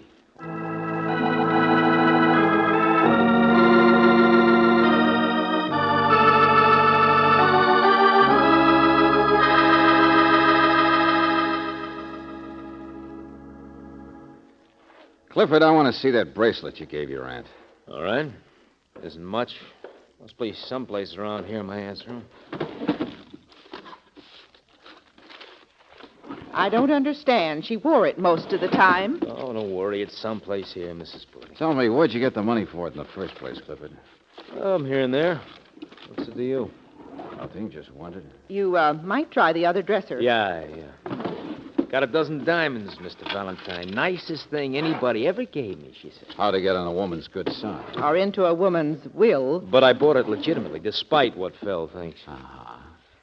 I'll tell you what the secret was. Picked it up on a resale. Every diamond in it was a second and had a flaw or a chip of some kind. Cost me exactly $600. Flaw, but she never knew that. Oh. You never told her that. Why should I? She couldn't see the difference. Oh, Clifford, you're a great boy. Indian gifts real close to the chest. George. Yeah, Brooksy? Lieutenant Riley called. He said no. What? Look, what's all this? Clifford, you better keep looking for that bracelet. Miss Brooks means that they didn't find it on her body. Your aunt wasn't wearing it when she died. Well, I'm sure it's just mislaid. But you just can't find it. Yeah, I know. Or maybe I'll find it myself.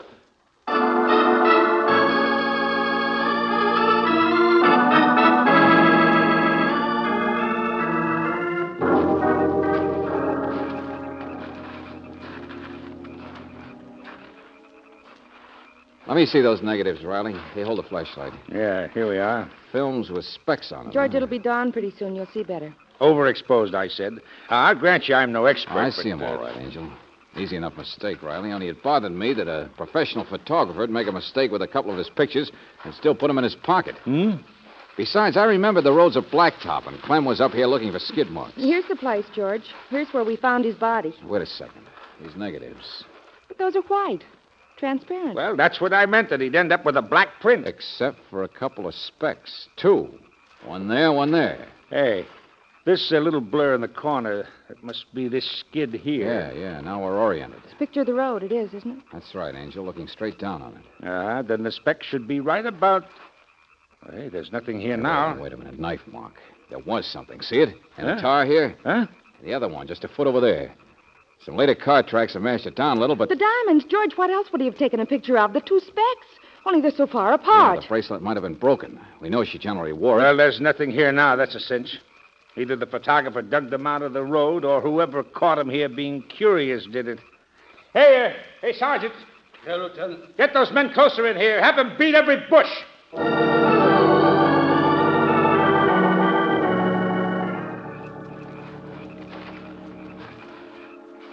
George, I'm the one who's curious. If Mrs. Mom was wearing her bracelet when they had the accident, how would the diamonds from it get clear up here on the road? Their car went over. And if there were a couple of them here, what's so sinister about it? And where are the rest of them? Not much luck, Lieutenant, unless you call this luck. What are you talking about, Sergeant? It's a long way from water, but they're beauties, all right. What? 3 fish. What? Hey, give me those. Oh, that does it. We got enough riddles, and you come up with... With fish. Fish, sure, of course. 3 of them. Huh? Remember, Brooksy? The kid said, I caught 3 beauties today. Only we thought he was just telling a tall story, because where were they? Yeah, the whole thing makes sense now, Riley. Diamonds and all. Only come on, move fast. There's a kid we gotta find before the murderer figures it out and finds him first.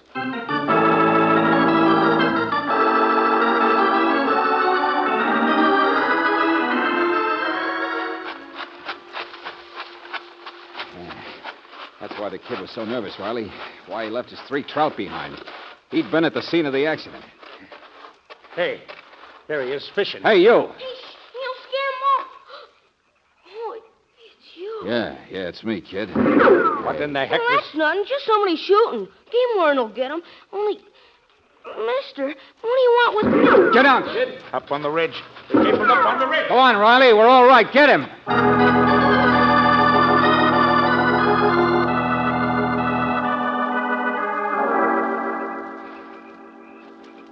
Sure, Mr. Valentine. I'll tell you anything. Okay, kid, let's see the diamonds. I didn't know they were them. I would have told somebody. Sure. You didn't know who they belonged to. 6, 7, 8, 9 of them, huh? They were just scattered there by the side of the road. Not any of them down the grade where the wreck was? Oh, no, sir. I didn't think there was any connection with that. There was a clasp, a catch thing. Here, see? It was caught in one of them low bushes by the road. The diamonds were just scattered along from there. Yeah. Did you find anything, Riley? Oh, 3 empty shells. But whoever it was shot at the kid's gone now. By the time we climb out of the brush here... By the time we do, you can make an arrest, Riley.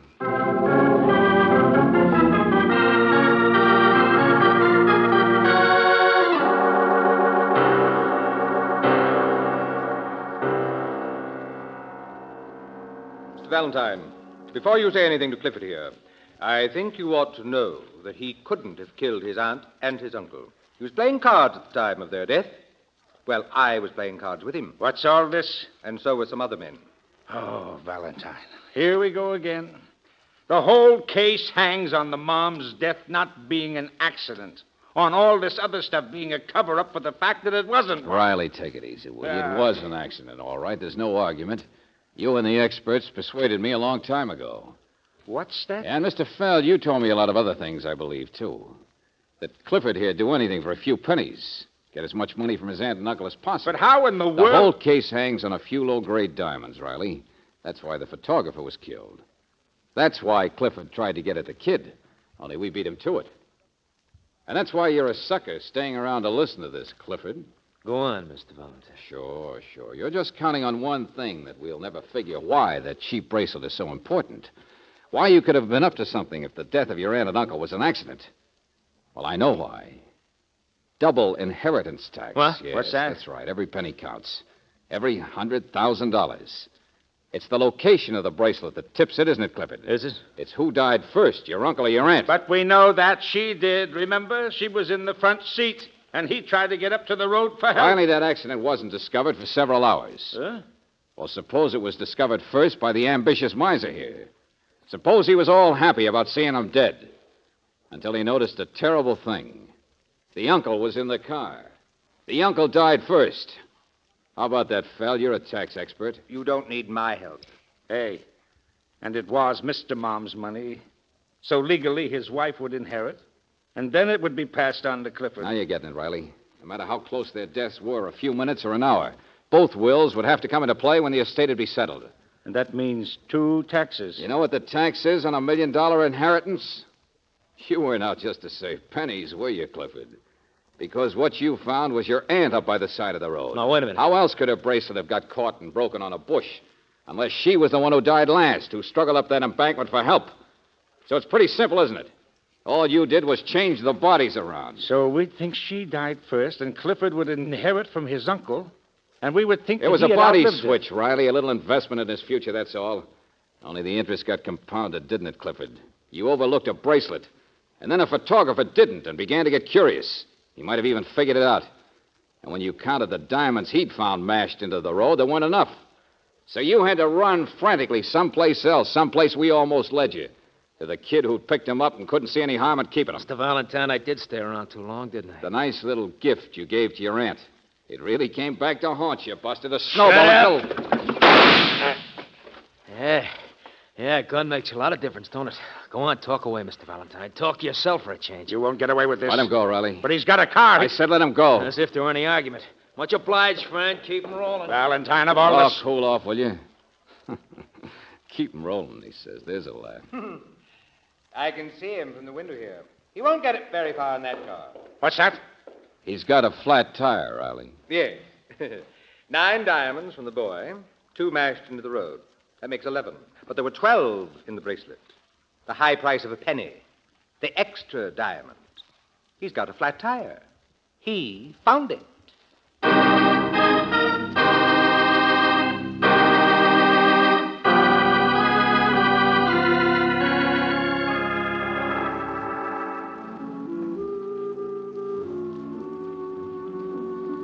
Mr. Fell, I grant you that a diamond is sharp enough.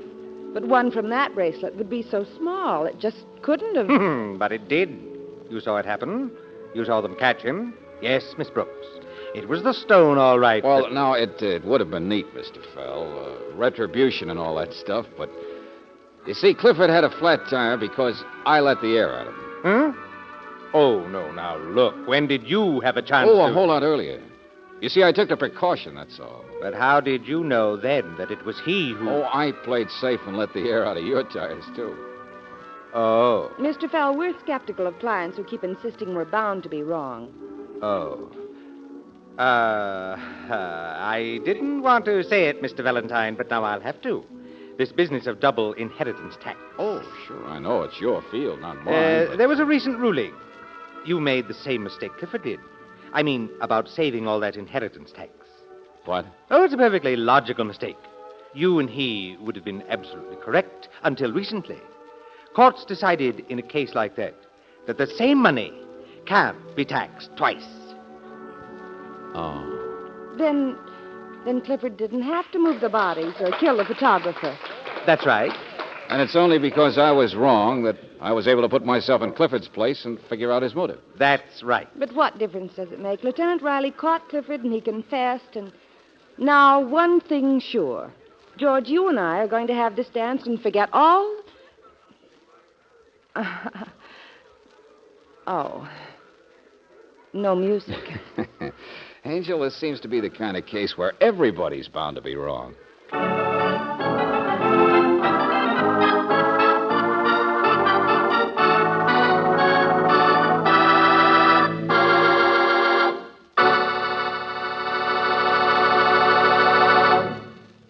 When we say that RPM motor oil is first choice where driving's toughest, it is not a statement made of dream stuff. It is based on facts.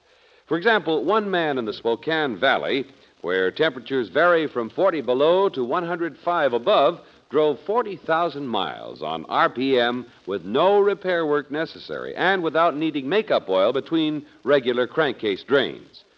But you ask motorists anywhere in the West, and they'll tell you more people prefer RPM motor oil than any other brand.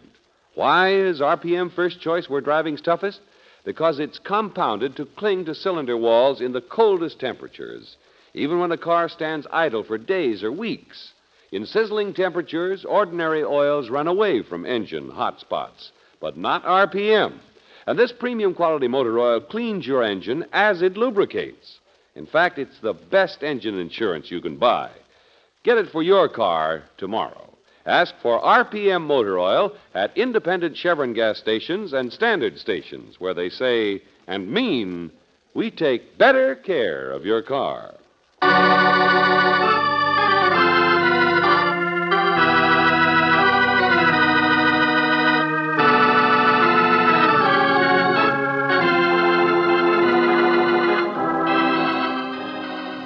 Tonight's adventure of George Valentine has been brought to you by Standard Oil Company of California on behalf of independent Chevron gas stations and standard stations throughout the West.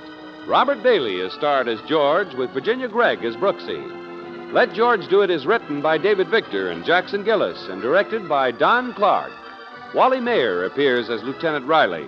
Ted Osborne was heard as Fell, Anthony Barrett as Clifford, Herbert Butterfield as Clem, Jeffrey Silver as the boy, and Noreen DeMille as Mrs. Burley. The music was composed and presented by Eddie Dunstetter. Your announcer, John Heaston.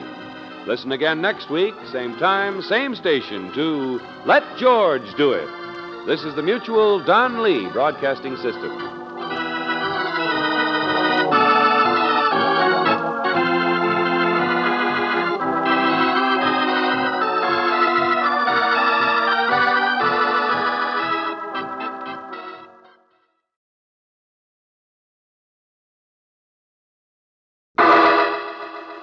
Personal notice. Danger's my stock and trade. If the job's too tough for you to handle, you got a job for me, George Valentine. Write full details.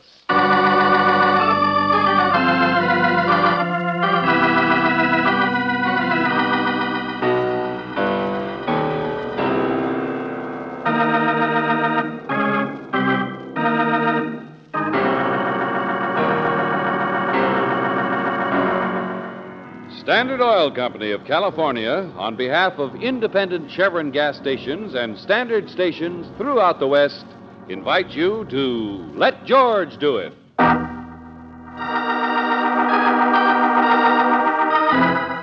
The Treasure of Millie's Wharf, another adventure of George Valentine.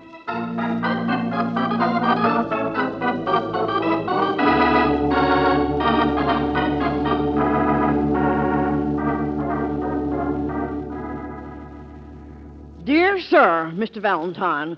Dear Mr. Valentine! Oh, but what will I say? What will I write? How can I ever tell how exciting it is? This is the town of Millie's Wharf. Yes, Millie's Wharf. And, dear sir, my name is Millie. And as my fourth husband used to say... Valentine! Shut up, you skinny, cockeyed, brainless bird! Oh, now, did I hurt him, little feelings? Poor, dumb little parrot. Can't talk back. There, Cupid. Cupid! Shut up, you skinny, cockeyed, brainless bird! Dear Mr. Valentine!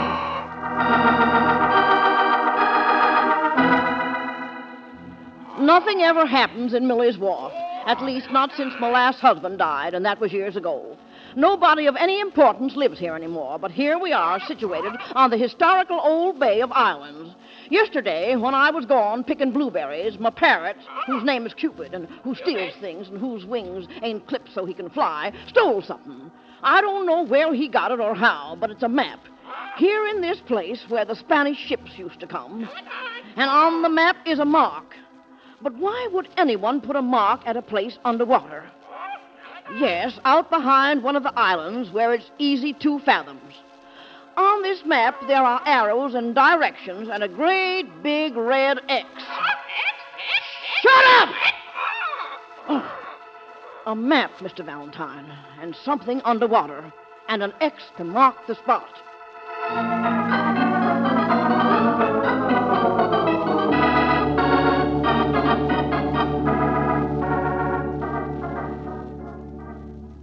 Well, but it's only a torn piece of notebook paper, the kind you buy in a 5 and 10. I know. And the red is just pencil, just ordinary pencil. I know. I certainly don't see anything to get excited about in just a... Mr. Valentine, why should anyone draw such a map? Well, to locate a shoal, maybe. You said it was shallow out there. 20 or 30 feet, but no. Maybe somebody wanted to remember a place to anchor. Hasn't been a ship in the bay bigger than a snipe since my second husband went to the bottom in a lumber scow. Exciting, ain't it? Yeah. Now, look, Millie, so your bird wanders around the wharf picking things up, so he gets a piece of paper with scratches and arrows. Azimuth readings, compass bearings, so whoever drew it could find the place marked X again. Oh, that's the way it looks, but... Now, Mr. Valentine, tell me, why would anyone draw such a map, huh? So maybe somebody was out fishing and lost his wristwatch and wanted to mark the place, that's all. Just because there's a lot of legends about this bay. There are ships sunk here, lots of ships. Miss Brooks, now, when Henry Morgan sacked the city of Panama in the year 1600-something, there were Spanish ships that fled to the north, and lots of them big galleons was just simply loaded down to the gunnels with... Hey, Millie, look, I've heard how the suckers used to come flocking to this place looking for buried treasure. And so did you, didn't you? The minute I wrote the letter... Just 'cause I need the help of a red-blooded man who... I came here to tell you not to spend time and money trying to get in on whatever somebody else has already found. There now. You said it yourself. Somebody's found something. That's what the X is. Somebody's found something and marked the place so they could come back. But we're going to beat them to it, you and me, Mr. Valentine. What? It's finders keepers, ain't it? So here's what you do. Now, there's a long drink of water, owns a little store and hotel down the road. Now, his name's Uriah Jenks, and he's about as wide awake as a barnacle. But he owns a little rowboat, you see? Only one around here, and he never uses it. But you're going to borrow that boat, and we're just going wait to... a minute. Slow down, Millie. Huh? You mean you expect me to row all the way out just to take a look at that place marked X on the silly piece of paper? Oh, you'll row fast, 'cause now I'll show the bird, the parrot. Come on in here. You what? Been bandaged and put in a cage ever since I come home and found him last night. Oh, yes, I had to. My poor little Cupid who stole the map. Only look at him, Mr. Valentine, at his wing. Now, you're not going to tell me that X isn't exciting and important when the same day he was innocently stealing the map, my poor little bird got a hole in his feathers. Yes, somebody shot at Cupid with a gun. X.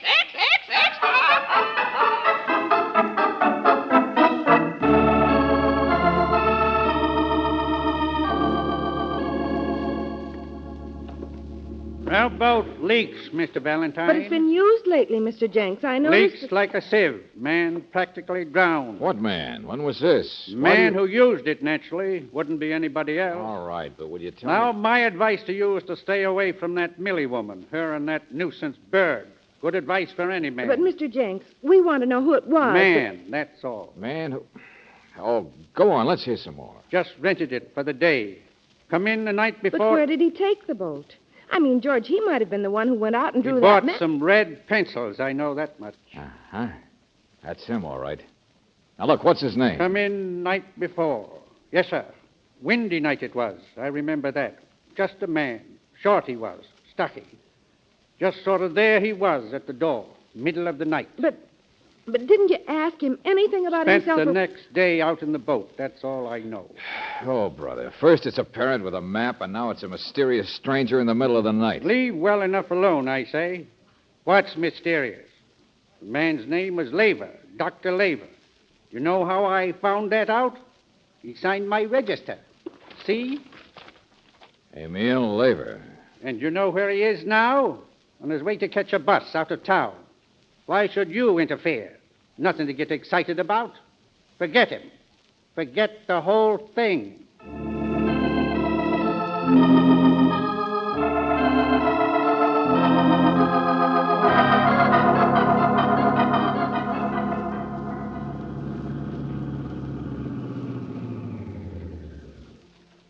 Well, this must be where the bus driver meant, Angel. Yes.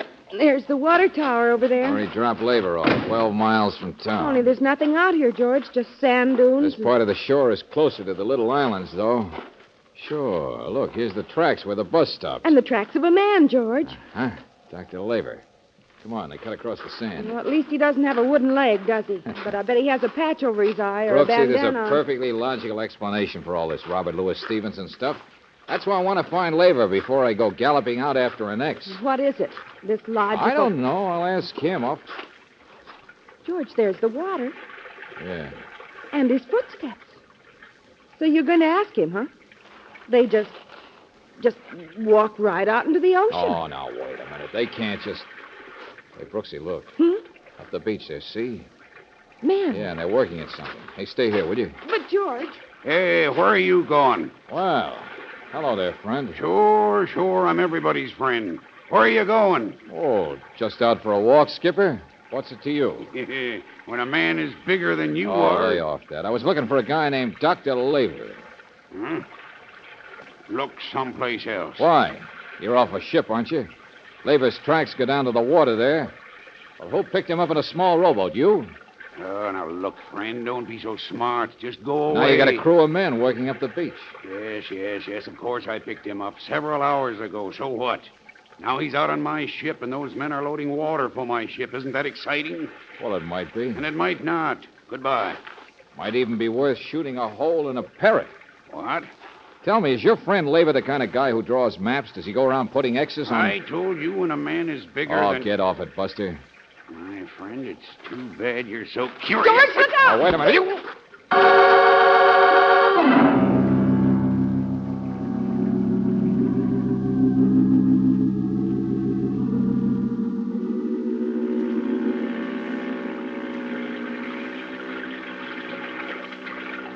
But they just went off and left you, George. And you wouldn't wake up. They loaded water tanks into a boat and headed out for their ship, wherever that might be. Around this next island, lady. Yeah, sure, Mac. Hey, can't you crank a little more speed out of this outboard? Well, we're doing all right. Turn in just a second. Daylight now. George, it's crazy to go banging right back out here. I'm all when you- right, Brooksy. I tell you, I'm fine.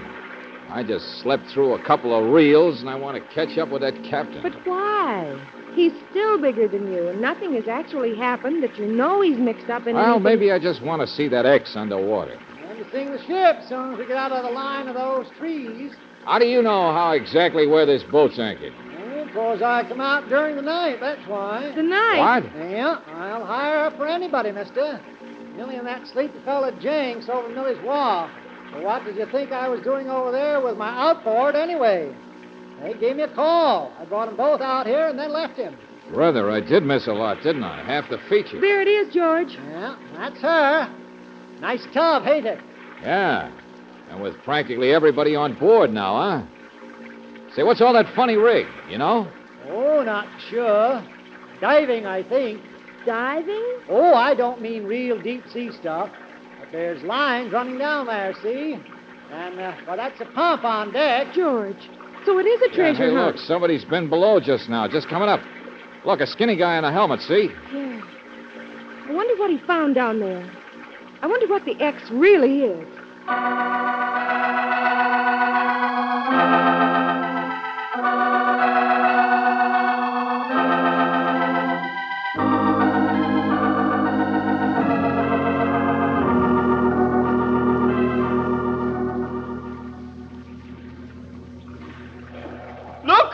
Look, I found it. It's there. Emil, where are you? Lave out. Hey, wait a minute, friend. Oh, of course. Of course. So glad to have you aboard, Mr. Valentine. Oh, excuse my trunks, Miss Brooks, but you see, when I'm diving... Let's see what you found, Professor Schmidt. That's what interests me. Yes, our last trip we should get it. Down amongst those rocks, I knew we would. They're dangerous. They're so big. Look. You see? George, look what he was diving for. A lobster. Oh, no, Miss Brooks. No, not just a lobster, a type of crayfish. Yes, certainly. But up and down this coast we have chased, looking but never finding this exact specimen. You mean that's what you're here for, crayfish? Hey, what did you get? Look at him, Emil. Isn't he a beauty? Oh, I'm sorry. Permit me. Dr. Emil Leva, Miss Brooks, Mr. Valentine. Hello. Emil is the other half of our little expedition. Expedition? Yes, he's the marine botanist. Crustaceans are my specialty. Harry, I think Mr. Valentine had a little different idea about our mysterious presence. Huh? Yeah, I've talked to that old harpy, that Millie. Oh, yes, that nonsense. Look, I know. Oh, but now see here, Emil, I found another one of those. What? Mm-hmm. I haven't scraped the stuff off. Now, wait a minute. There. M-L... Hey, wait a minute. Well, anyway, it's the year 1600 It's something. a coin. Yes. Rather interesting, isn't it? Minted by the Spanish, I should say. I think it's called a doubloon. Oh, now, wait. Let's get this straight. You guys are a scientific outfit, but you turn up Spanish coins. You make a map with an X on it. Now, Mr. Valentine, please, there's an And explanation the captain for of your this. boat takes a poke at me. Let's get him in on this explaining, too. Of course, be patient. I suppose he's one of the eager beavers who jumped to the rail the minute that word doubloon came out. He's somewhere, perhaps in his cabin. George, there's the captain. There's enough light so that you can see now. X marks the spot, all right. What? In the helmet. See? The helmet underwater. He's down there, George, down on the bottom, only the way his arms are moving, he looks more like he's dead.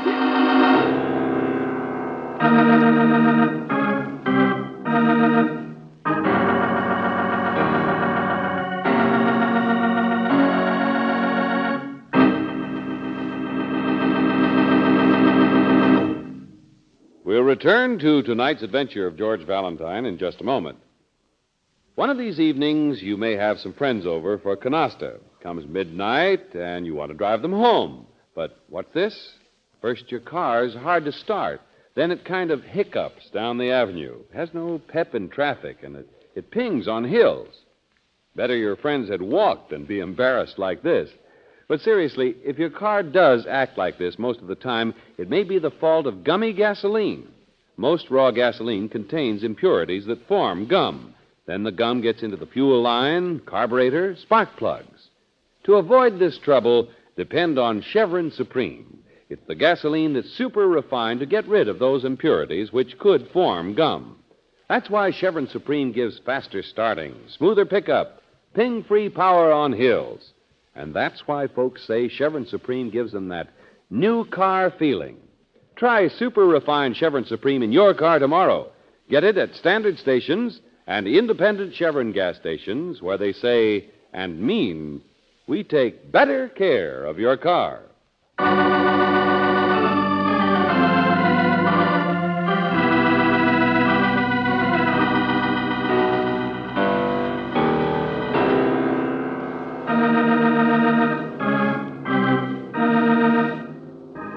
And now back to tonight's adventure of George Valentine. You go to the town of Millie's Wharf. You meet a parrot that someone shot at. You meet a woman who is all excited over the idea of Spanish treasure and sunken galleons. You meet two scientists who seem to be a good deal more interested in the discovery of a new type of lobster. But if your name is George Valentine, the one person you met whom you'd like to meet again is the captain of the scientist's ship, the man who knocked you out and left you on the beach hours ago. Only now, in the water below you, the captain has just been found. He's wearing a diving helmet, but from his appearance, he's dead. Grab these lines. Pull him up. Hurry now. Get that winch going. Oh, for heaven's sake, get that bird out of here. Don't you touch Cupid. He's not doing anything, Mr. Smith. Nothing much we can do, Mr. Valentine. Oh, yes, there is, Labor. Come here, lady. I'm just watching, that's all. We're keeping air in this air hose. Let go of me. Why did you come out here, you and that bird of yours? But you just up and disappeared. And then Mr. Jenks said he'd seen this ship from driving up on the hill. So the two of you hired a boat and came out, huh? Oh, I've just been sitting here waiting for daylight. Sure, so you could see what they were diving for. No, keep the air going. He may just be in trouble. No, I already knew about the money. The Spanish treasure. Here, you see? After you'd gone, I got looking around, and Cupid had brought it back, and it was hidden in the... Here, please, may I? You don't have to tell me. It's one of them pieces of 8. Cupid's stealing things again, huh? And that's why I'm here, and I'm going to stay until every last penny of it's brought aboard. I'll have you know my third husband owned a lot of property around this bay, and if I haven't got some legal rights to own a ship, then I might as well... Join the gold rush, then. Hold hands with your friend Jenks. With what? That spineless, sleepy-headed... Oh, Skipper, will you any luck, Schmidt? Well, the winch won't pull his line up, Mr. Valentine. The current seems to have snagged one of those lines. Yeah, you could swing the boat around, Professor. Might be able to get a better pull from the other side. Let's try it, Harry. Oh, try anything. Only step on it. Will you get that guy up? So strange. He never liked to dive. Laughed at us for doing it. He was lazy. Just a hired captain. When we could pay him. He wasn't so lazy when he hit me. He'd already heard about that first doubloon, hadn't he? I guess so. Professor Schmidt found it last evening. We joked about it. Meant nothing to us. Curiosity. But it would drive a guy like the captain crazy. Look, didn't anybody know he was down there? That's so early before dawn. He was eager, I guess. The pumps are automatic. You just take a helmet and go over the side. Why did you draw that map, Dr. Laver? What? You did draw that map, didn't you? Oh, that. Of course. I draw them all, 50 or 60 this summer. Here, I could show you. Never mind. Just show it. Oh, well, sometimes I go ahead of the others. Sort of reconnaissance. From our last place up the coast, I came down to this Millie's Wharf. I hired a boat. I found this place. It looked good. That map had nothing to do with, well... Were these coins that drifted into the same place, huh? Well, there's no ship sunk there. I know that. But, yes, things drift on the floor of the sea, perhaps. Boat's all the way around now, sir. Those lines have foul. That's why we can't pull him up. Hold it, Dr. Laver. Down on those rocks. You see them? I've had that same trouble Now, myself. what's the matter, Professor? Oh, I'm going down now myself. His ropes are all tangled. No, you were just down, Harry. I'll take a helmet. Well, there are 2 of them. That's right. You sit still, Professor Schmidt. Hmm? Come on, Laver. I'll help you get the captain. Well, it's easy enough, but if you're not experienced... Come on, let's do a little diving.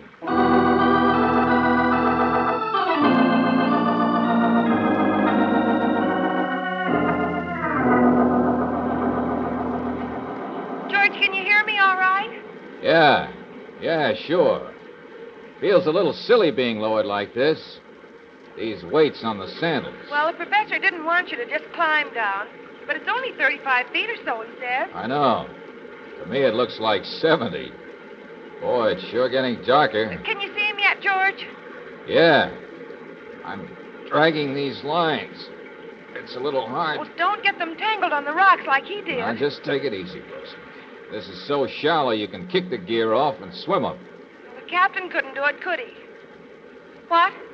I didn't say anything. Oh, wait a minute. George on the other phone. Dr. Laver says there's nothing wrong with the captain's lines. Looks more like he fell and then they got tangled. Yeah, I know. Laver's right beside me. He's pointing. Yeah, I can see. I think he's right, Angel. George, are you there already? George? Captain's dead, all right, Brooksy. Oh. I don't know what could have gone wrong. The air's still pumping into his helmet, but it's all crooked. Water got in, too. You mean he drowned? Yeah, I guess so. Nothing else wrong with him, though. Looks more like he fell, and that knocked his helmet cockeyed. Only I don't know how a man could fall underwater. It's all slow motion. Unless he was... Unless... Hey, Brooksy. Brooksy. Hey. What in the name... Get that cigarette away from there, Mr. Jenks. I didn't do anything. Well, it's all right, George. Oh. It was the air intake, but it's all right. Yeah. Oh, brother. Cigarette near the air intake, huh? Yeah, I heard Schmidt. I was going to say a second ago. I guess that's how it was done. What? How the captain was murdered, Angel. Yeah, you heard me, murdered. Only we'd never be able to prove it. Hey, listen. There's a pouch thing on the captain's belt. Yeah, Laver, I see him. 1, 2, 3. The captain was down here collecting them all right. 7, 11. 11 more Spanish doubloons. Brooksy. Brooksy. Nothing to get excited about, Mr. Valentine. Huh? Jenks. Hey, where'd she go? Put her on. Man should stay in his element, though. Good advice. Hey, look, Buster. That's where you're staying. Below, I mean. Hope it don't get too cold for a while, Mr. Valentine.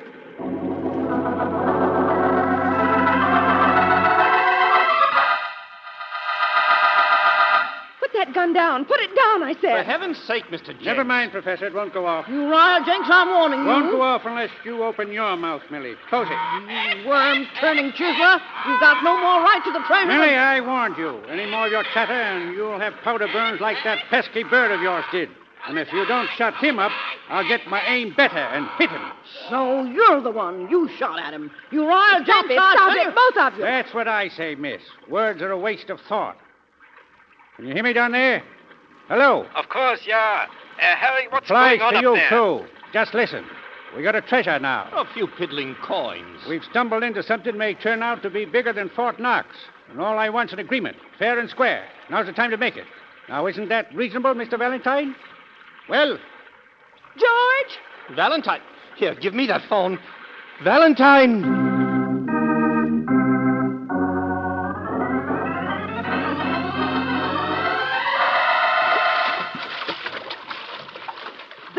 On the surface. Hey, throw me a line, will you? Hurry up. No, here, I've got you. What happened? Oh, you got out of your helmet. Yeah. Thanks. Yeah, it's like being thrown out of a jack-in-a-box, Angel. No, I'm okay. Well, hello, everybody. Oh, George, this crazy Mr. Jenks. He shot you with Mr. Valentine. He admitted it. All right. He's got a gun. Leave him alone. George. Sure. Just hold it steady, friend, that's all. You know, I kind of like you, Jenks. You give me ideas. Well, if that ain't... So you shot at the bird, huh? Nothing to be ashamed of in that. Pest. Stole that coin and the map from the rowboat the other day. Seen him do it. You got the fever bad, haven't you? Mr. Valentine, Laver is still down there. Yeah, he's all right. On the phone, isn't he? Professor, how'd you guys get along with the captain?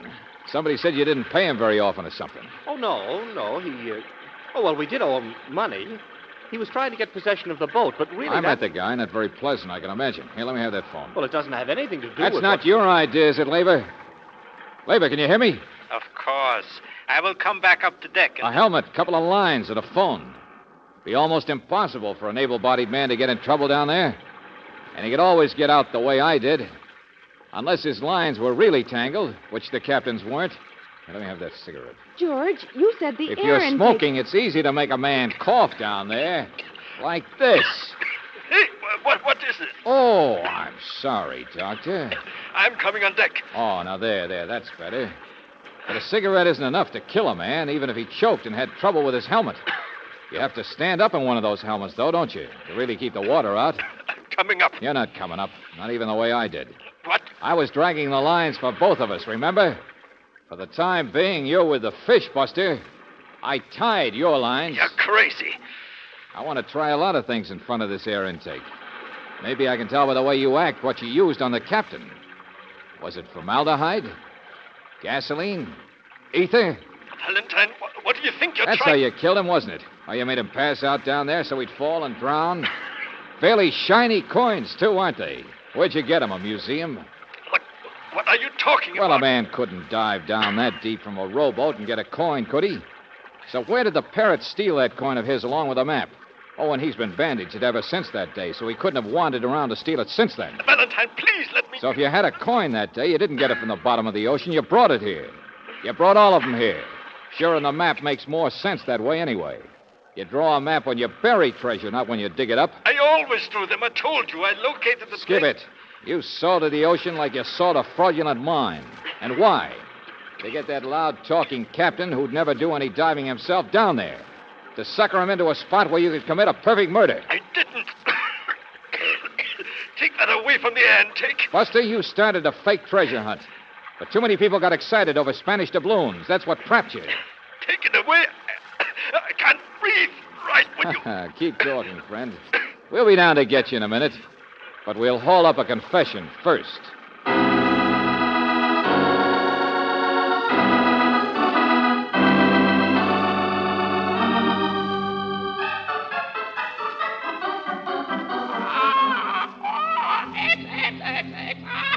No, Angel. There was no gold in that bay. Laver admitted it when he wrote his confession. Stole 13 doubloons from the collection up north. Did he ever explain why he killed the captain, George? Well, he hated the guy. The captain did have a lien on the boat. Was going to take it away from the hard-working scientists.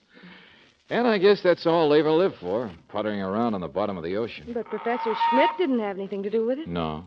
George, wait a minute. You said the confession said 13 coins. Yeah? But as I remember, when we added them up, there were 14. So? Now, listen. I mean, there really were Spanish ships in this bay, and... Well, where did the extra coin come from? Aren't you curious at all? Definitely. I'm... Oh, hey, say something, Cupid, not just XXX. What a... Shut up, you skinny cocker! I raised it, Vernon!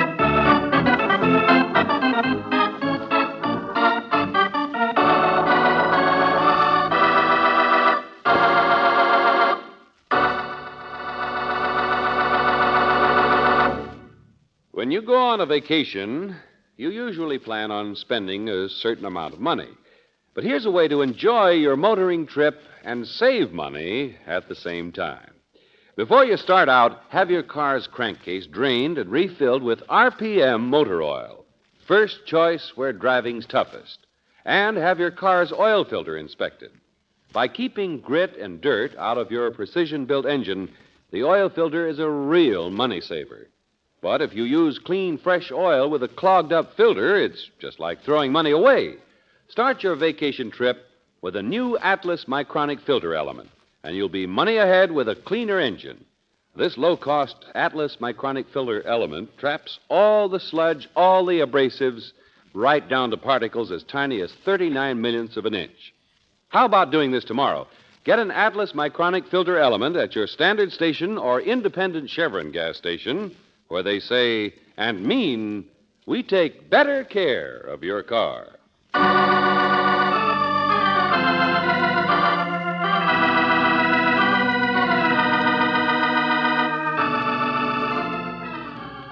Tonight's adventure of George Valentine has been brought to you by Standard Oil Company of California on behalf of independent Chevron gas stations and standard stations throughout the West. Robert Bailey is starred as George, with Virginia Gregg as Brooksy.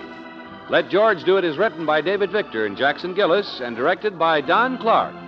Martha Wentworth was heard as Millie, Herb Butterfield as Jenks, Harold Deerenforth as Laver, Joe Duvall as the captain, Larry Dobkin as Schmidt, Dick Ryan as the man, and Bill James as Cupid. The music was composed and presented by Eddie Dunstetter. Your announcer, John Heaston. Listen again next week, same time, same station, to Let George Do It. This is the Mutual Don Lee Broadcasting System.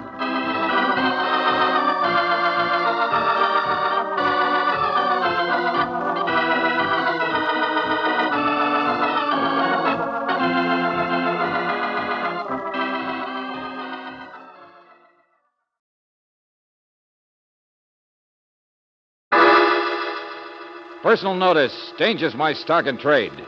If the job's too tough for you to handle, you got a job for me, George Valentine. Write full details.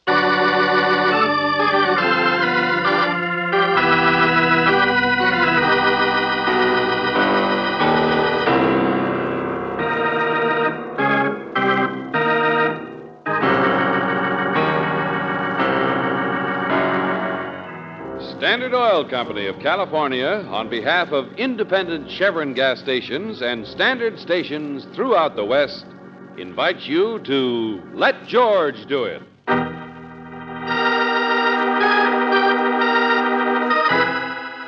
High Card, another adventure of George Valentine.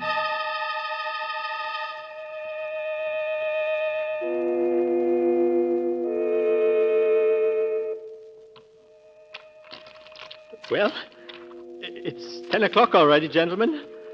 Shouldn't we... I mean, my watch says 10. Chester has the cards and... Sure, what are we waiting for? We're going to do it, let's get... No! No.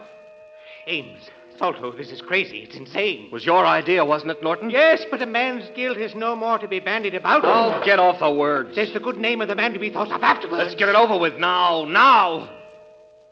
All right. How about you, Chester? Huh? What? He's had a good many, Mr. Norton. I'm not sure that I'm all right. Yes, I'm all right. Okay, give me those cards. Spread them out on the table. I know what I'm doing. Well, hurry up, huh? We'll get it over with, the four of us. We'll need a piece of paper. Envelope here in your jacket. Do you mind? Of course I do, if it's got my name on it. Valentine. George Valentine. What? Oh, your wife's letter. From somebody named Valentine. If I'd know her friends. Here's a blank sheet, club stationery. Couldn't we get on with the... Dear Mrs. Ames, I am so sorry to hear of your concern over your husband. Naturally, I will do whatever I can to help. Sincerely, George Valentine. Give me that. But... Concern. How do you For like... heaven's sake, stop the stalling, both of you. Will you get... All right. I draw one. Go on, draw a card. Me? Go on, Salto. All right. 9 of diamonds. Yeah. Norton? 9 of clubs. 9 again? Give me one of those. Jack. Diamonds. All right, Chester. Chester. Huh? Your turn. Draw. Oh, I'm all right. Draw? Oh, yes. King. King of hearts, look. Chester drew the king of hearts. Shut up. You understand, Chester. High card. Yes. Yes, the paper. Here. You can use the pen there. I'm all right. I, Jeffrey Chester, hereby confess 1 year ago to this date, it was I who murdered Miss Dorothy Pullman. It is after 10 o'clock now, Chester. I'd like to have a drink or two. I'll have to run down to my boarding house. There's a bill I should pay. The watchman's spare gun is in the locker room, and it would look better if you did it at the same place that... Leave him alone, Salto. I'm all right. I could run downtown first, then come back, have the drinks, if I could borrow your car, Mr. Ames. Sure, Chester. Let's go over and get you my car. Sure. Thank you. You don't have to worry, any of you. I'll be back. The club bar, drinks. We always had two, she and I. But I'm all right. You can mail my confession of guilt to the police. I got the high card. I'll be dead by midnight.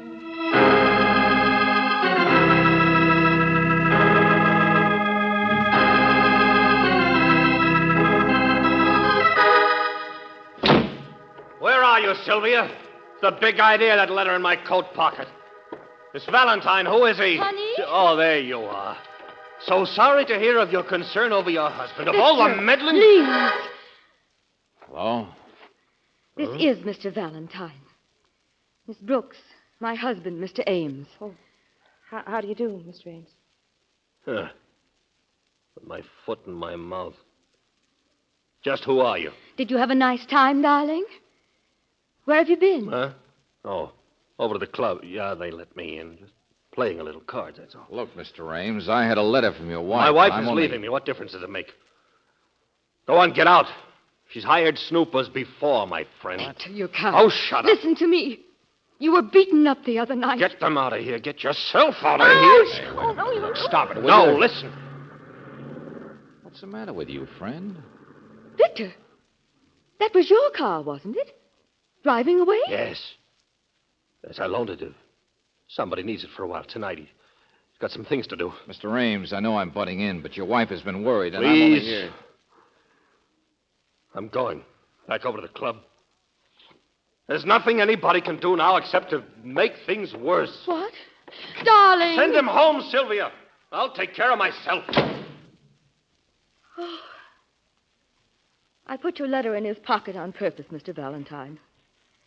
He'll never listen to me or believe, and It was certainly an understatement when you said he was upset. Yes. But you haven't said why yet. Now, just what's going on tonight, Mrs. Ames? Where's your husband really been? I don't know. Playing cards, I guess. He doesn't generally, but no harm could come out of that, could it? Maybe not. You said he'd been beaten up. Oh, yes, I know he's in danger. Well, go on. Your husband's a lawyer, isn't he? He was until a year ago. His practice disappeared on him. What do you mean? Suspicion, distrust, whispers. This is a small town, Mr. Valentine. A very nice town. My husband used to be a very nice person. What happened? Have you ever heard of the Dorothy Fulman murder case? Well, yes, I think so, only I don't remember the It was details. never solved. She was murdered, beaten up. It was horrible. They never even found the weapon. Police, experts, everyone's been over it 1,000,000 times. It was a whole year ago. They'll never get a confession from anyone. Mrs. Ames, was your husband... My husband was very nearly tried for that murder. Oh, I see. But then if he weren't tried, then... There are people in this town who really believe that he killed her. Who'll always believe it. There wasn't any actual evidence. But the circumstances... horrible, sordid, awful. Now, look, Mrs. Ames... Mr. Valentine, we have children. I'm taking them away. I have to. He won't leave. He's so mixed up, bitter. I don't know what he'll do. It keeps getting worse and worse. All right. Now, just take it easy. I'll go after him, see if there is anything I can do. You'll never listen to me. Brooksy, stay here, will you? Get her off to the train. Mrs. Ames, just tell me one thing, will you? Do you think your husband killed this Dorothy Fulman? Mr. Valentine, I don't want anything worse to happen. That's all.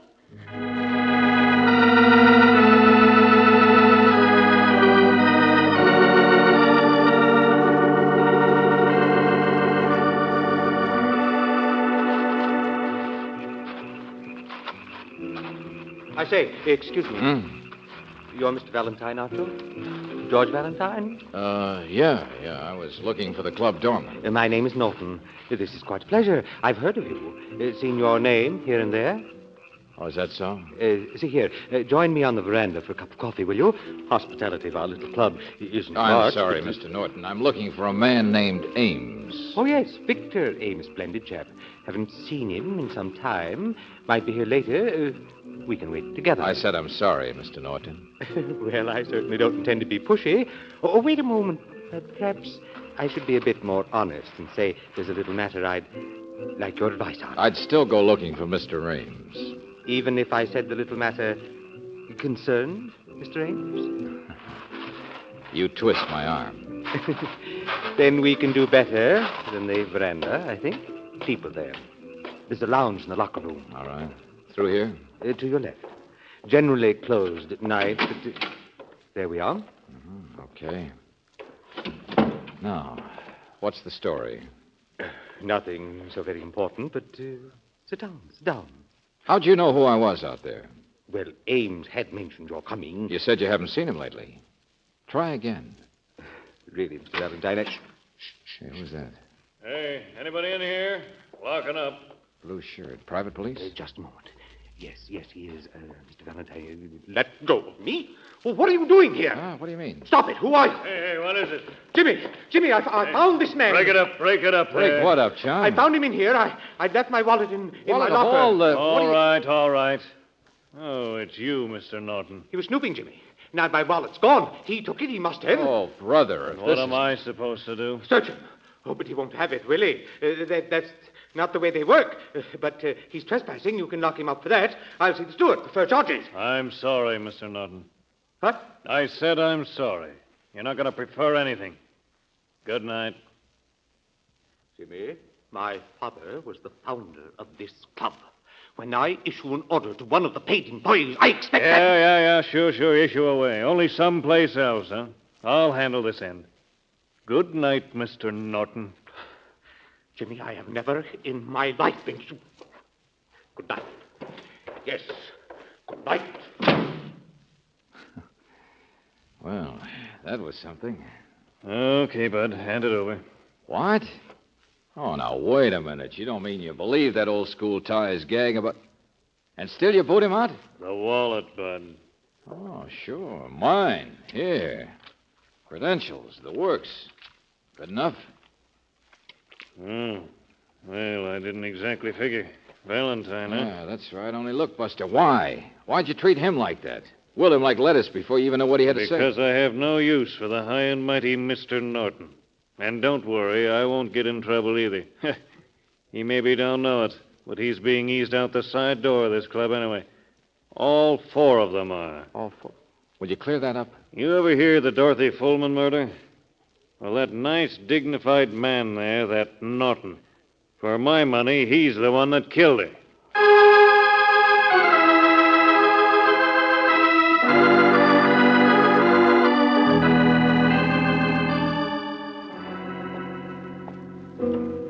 All right, so you've got your opinions, Jimmy. It's just an opinion. I'll stick to it, Mr. Valentine. But there wasn't any concrete evidence against either him or Victor Ames. And what did you mean, all 4 of them? And why did Norton want to stall me like that? That's all he was trying to do, keep me away from something. You're the detective, mister. Excuse me. Huh? Hello, Mr. Chester. Oh, Jimmy. Just standing here having a couple of drinks. I was downtown. Yes, that's done. Looks like you've had enough. Oh, no. I'm all right. I'm fine. I'm all right. Sure, Mr. Chester. See him? Oh, that guy? He's one of them. Say it faster, will you? One of the 4. Dorothy Fullman was murdered in her house just over the bluffs across the golf course. Yeah? They never got enough evidence. They never will. But the police did prove that it couldn't be anybody else. It had to be one of the 4 men mixed up with her. Who are they? Mr. Norton, Ames, big fool, always in trouble. Another man named Salto. He asked me he couldn't have got to first base with her. And Chester there. Oh, I get it. Not much left of Chester, is there? All of them have changed.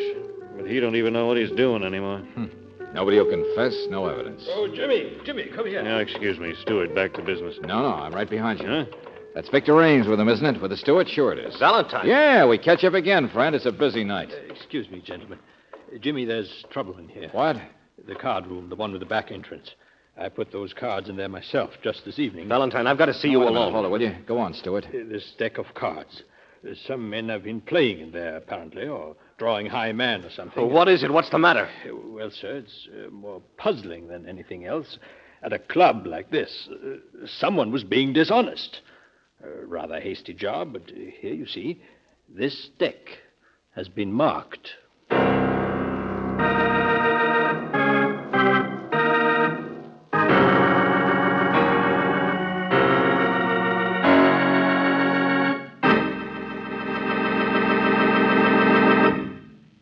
We'll return to tonight's adventure of George Valentine in just a moment. In the average car, believe it or not, there are something like 7,000 separate parts. But no single unit needs more exacting care than the automatic transmission. It can be damaged by just the smallest amount of dirt.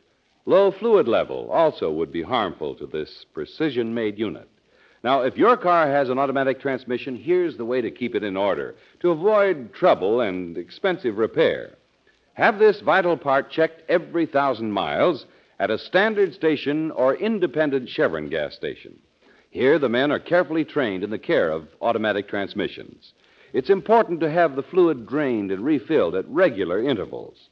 Superior care of automatic transmissions is another car saver service at independent Chevron gas stations and standard stations where they say and mean we take better care of your car.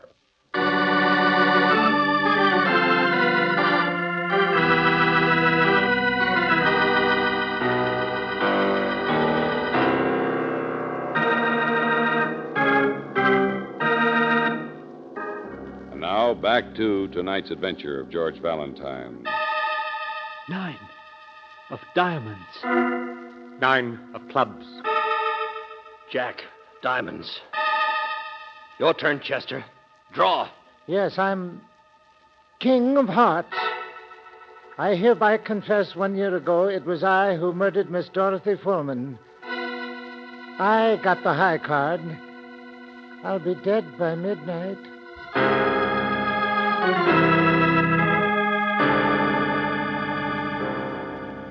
Only if your name is George Valentine, all you know is that Dorothy Fullman murder case has never been solved. That there were 4 suspects, but the police have despaired of ever finding out who her murderer was. Yes, all you know is that Mrs. Ames was worried about the strange behavior of her husband, and more recently that 4 men have been playing cards in the back card room of the local club, and that the steward says the deck of cards is marked. No. No, they can't be. Give me Hey, those. take it easy, Mr. Ames.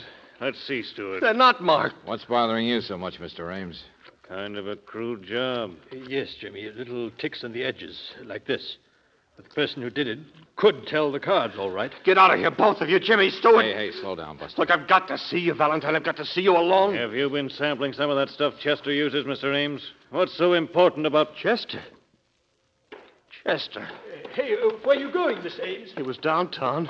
He's back now. Look, Buster, will the you bar. please? He's here in the bar. He's having those last 2 drinks. Well, there you Oh, are. hello, Angel. Oh, Mr. Ames, I saw your wife to the station. She said to tell you. Yes, of course. Where is he? What? Little guy, Brooksy. He was in here a few minutes ago. He was having a couple of drinks. Yeah, he's gone now. Well, I did see somebody leaving just when I came in. He looked like he could use a little sleep. It's 5 minutes to 12. Time for you to clear it up, friend. Where's Chester gone? What's happening tonight? Could have been any one of us. I mean, the cards marking them. But I didn't try to save my own skin. I would have gone through with it if I'd been high man. What on earth? I'm trying to remember. The watchman's spare gun, that was it. Quit fooling, Buster. What? Yeah, the closet, the back hall. Come on, hurry, will you? The watchman's gun, that was it.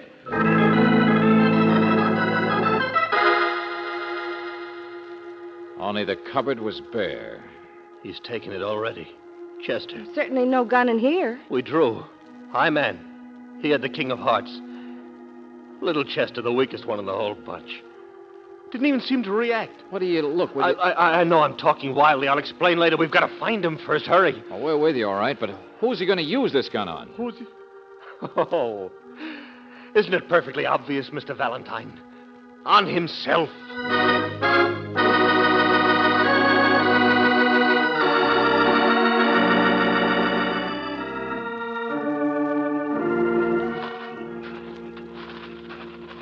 Yes, just like Jimmy said. House over by the bluffs across the golf course. It's certainly deserted looking. For sale, for lease. Chester must be here. It's where he'd come. It's Dorothy Fullman's house, huh? Where she was killed? Yes, in the living room. Found her body there. Beaten to death. Door's open, you see. Chester? Chester! Well, he's not here. The fall guy. Well, we're a long way on the outside of that old crime now, aren't we? Perhaps we beat him here, missed him in the dark. Chester! What do you mean, George? Ames here knows what I mean.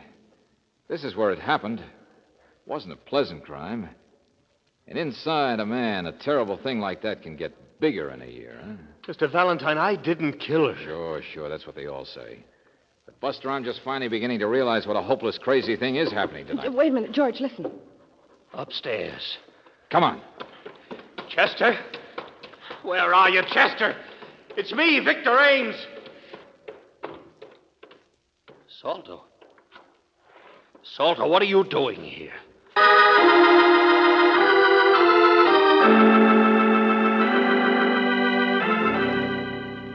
Mr. Valentine's all right, Salto. He knows the whole story now. But I didn't mark any cards. It wasn't me. Then what are you doing here, Salto? Hiding? Leave him and waiting? alone, Ames. Leave him alone. And never mind who marked the cards. But what do you think, Brooksy? 4 men actually drawing to see which one would be a fall guy. Which one would confess to a murder. I don't believe it. Oh, yes, it's very easy for the two of you to talk like that. I told them it was ridiculous. Same as Russian roulette. Spin the cartridge wheel. See who gets the bullet. Yeah, they couldn't stand to be pointed at. The suspicion, the shadow of guilt. The crime that would never be solved otherwise. Yes, I told them that, but Ames and Norton kept You saying were willing enough, Salter. You didn't have any solution anyway to keep yourself from going insane. Maybe you can't believe it, Miss Brooks. Why should you? You don't have a private hell to live in. I don't think that's exactly what she meant, Ames. Sure, I know it's not like in books where people just forget about murder. But to try to dig yourself out of a swamp by drawing, taking 1 chance in 4 of being tapped for guilt, just to lay all the ghosts for the others. If we did it, so what? We did it. We've nearly killed each other trying to make each other confess anyway. I was thinking about the second part of the bargain. Suicide for the elected guilty one. Yeah, to make sure the police would accept that confession. Mr. Ames, you might have gone through with it. You're that kind. But I just don't believe that most men Check, would... Angel. All right, how about it, Soldo? That's why you're here, isn't it? To see if Chester would go through with something that you wouldn't do yourself. That I... I'm sorry, Victor. I wouldn't have. I couldn't have.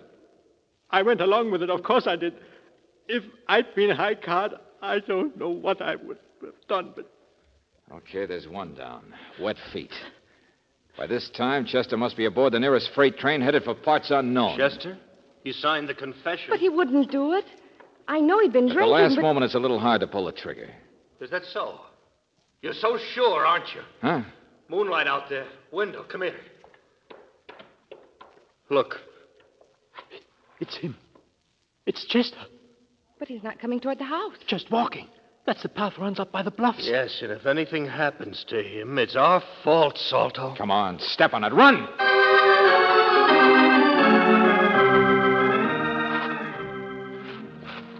Chester!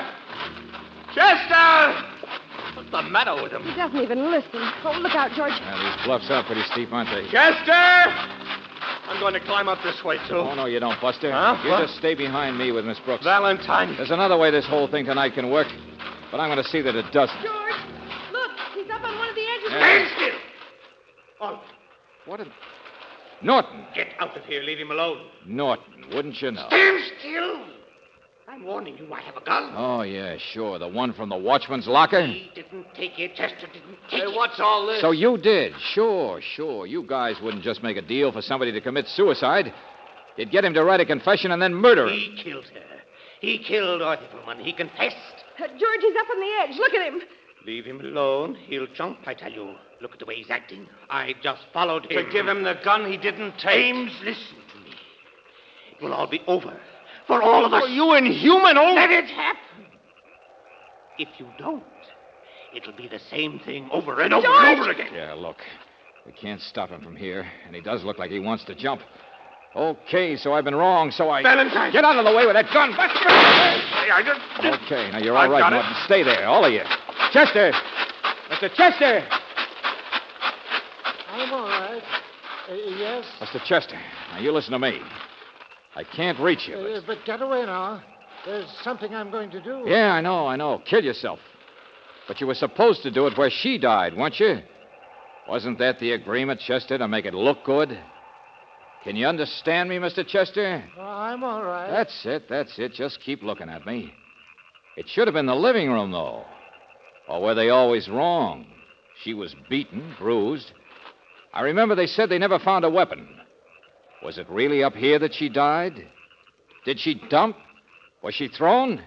It would have looked the same if somebody then carried her body back to her house. I'm going to jump, you know. Get back, get back. No, you're not.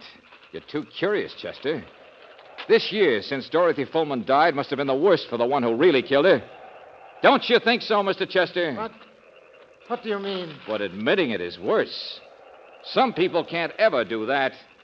They'd rather die than do that. I'm going to jump. You can't stop me. But you don't even want your death to be a confession, do you? Well, they gave you a chance, the little card drawing. You knew the masked deck, the marked one, would be found sooner or later. You deliberately left it behind. No, go away The now. world would say your confession was a fraud. You were a poor little patsy. Well, any of them could have marked the cards. Norton, Salto, The high man marked them. The guilty man, Chester. All I've said is built on that. When there's a drawing, a man can't make another man take a certain card. So if he marks them, he only marks them for himself. Check? Yes, I understand, but... To pick his own card. But the lowest card picked tonight was a 9. If a man wanted a low card, that's not very safe, is it, with 52 cards in the deck? You know, it baffled me for a while, until I saw that you really did want to die. She was faithless. She was bad. Get out of my way! Oh, no, you don't. Now, just hang on. You're going to live, Buster. You're going to write a real confession.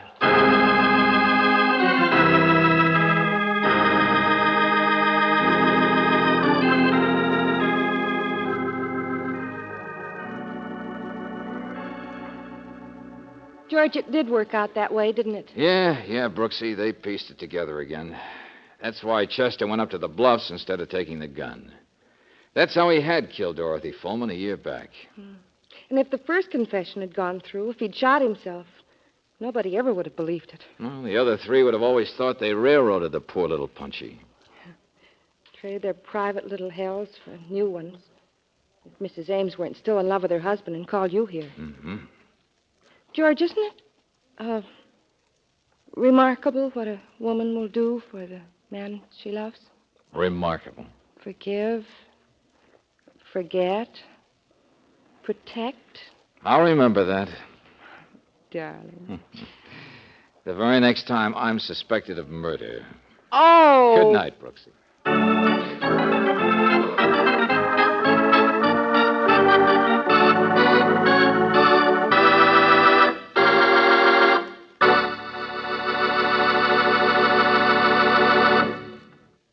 A newspaper reporter does plenty of stop-and-go driving in a month's time, short trip driving around town. And that's tough on car engines.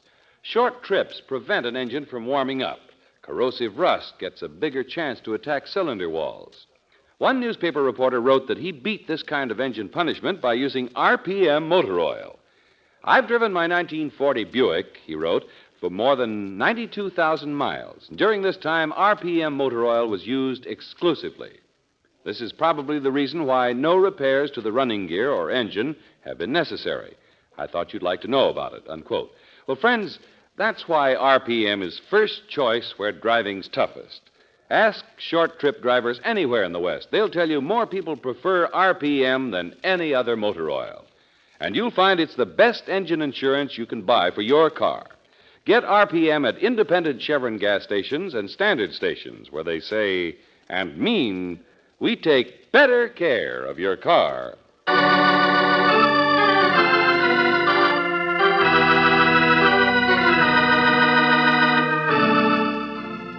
Tonight's adventure of George Valentine has been brought to you by Standard Oil Company of California on behalf of independent Chevron gas stations and standard stations throughout the West. Robert Bailey is starred as George with Virginia Gregg as Brooksy. Let George Do It is written by David Victor and Jackson Gillis and directed by Don Clark. Larry Dobkin was heard as Ames, Bob Griffin as Chester, Harold Deerenforth as Salto, Ted Osborne as Norton, Lorene Tuttle as Mrs. Ames, and Bob Bruce as Jimmy. The music is composed and presented by Eddie Dunstetter, your announcer, John Heaston. Listen again next week, same time, same station, to Let George Do It. This is the Mutual Don Lee Broadcasting System.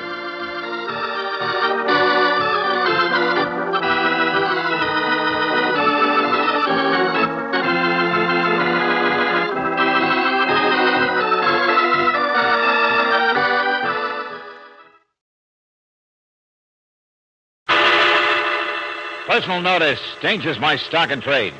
If the job's too tough for you to handle, you got a job for me, George Valentine. Write full details.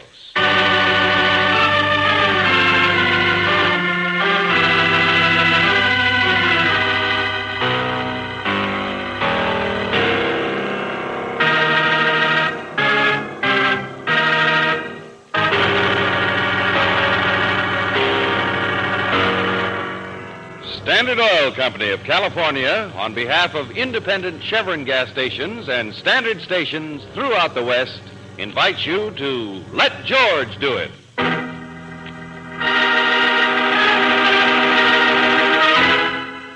Second Degree Affection, another adventure of George Valentine.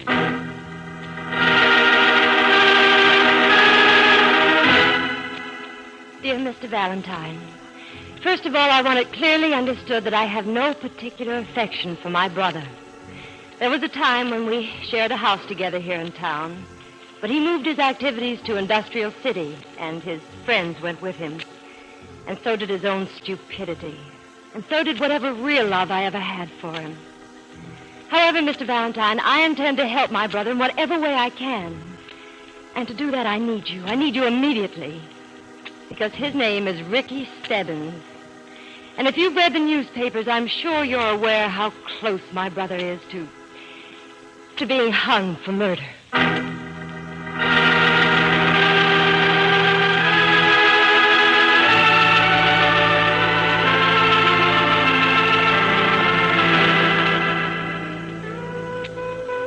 I'm sorry, Bud. I haven't seen a girl like that around here. But this is where she said she'd be, George. Yeah, I know, Brooksy. Well, you might ask the bartender, or you might sit down and join me for a drink. Stebbins, you say? Rhoda Stebbins?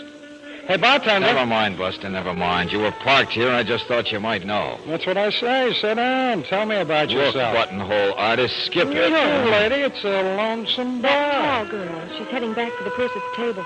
Hey, wait a minute. Wait a Things minute. will keep him busy. Don't worry, I'll be right here. Hello. Miss Stebbins? Oh, Mr. Valentine? Yeah, you wrote me a letter. I'm sorry I kept you waiting. I've been making some telephone calls. Uh-huh.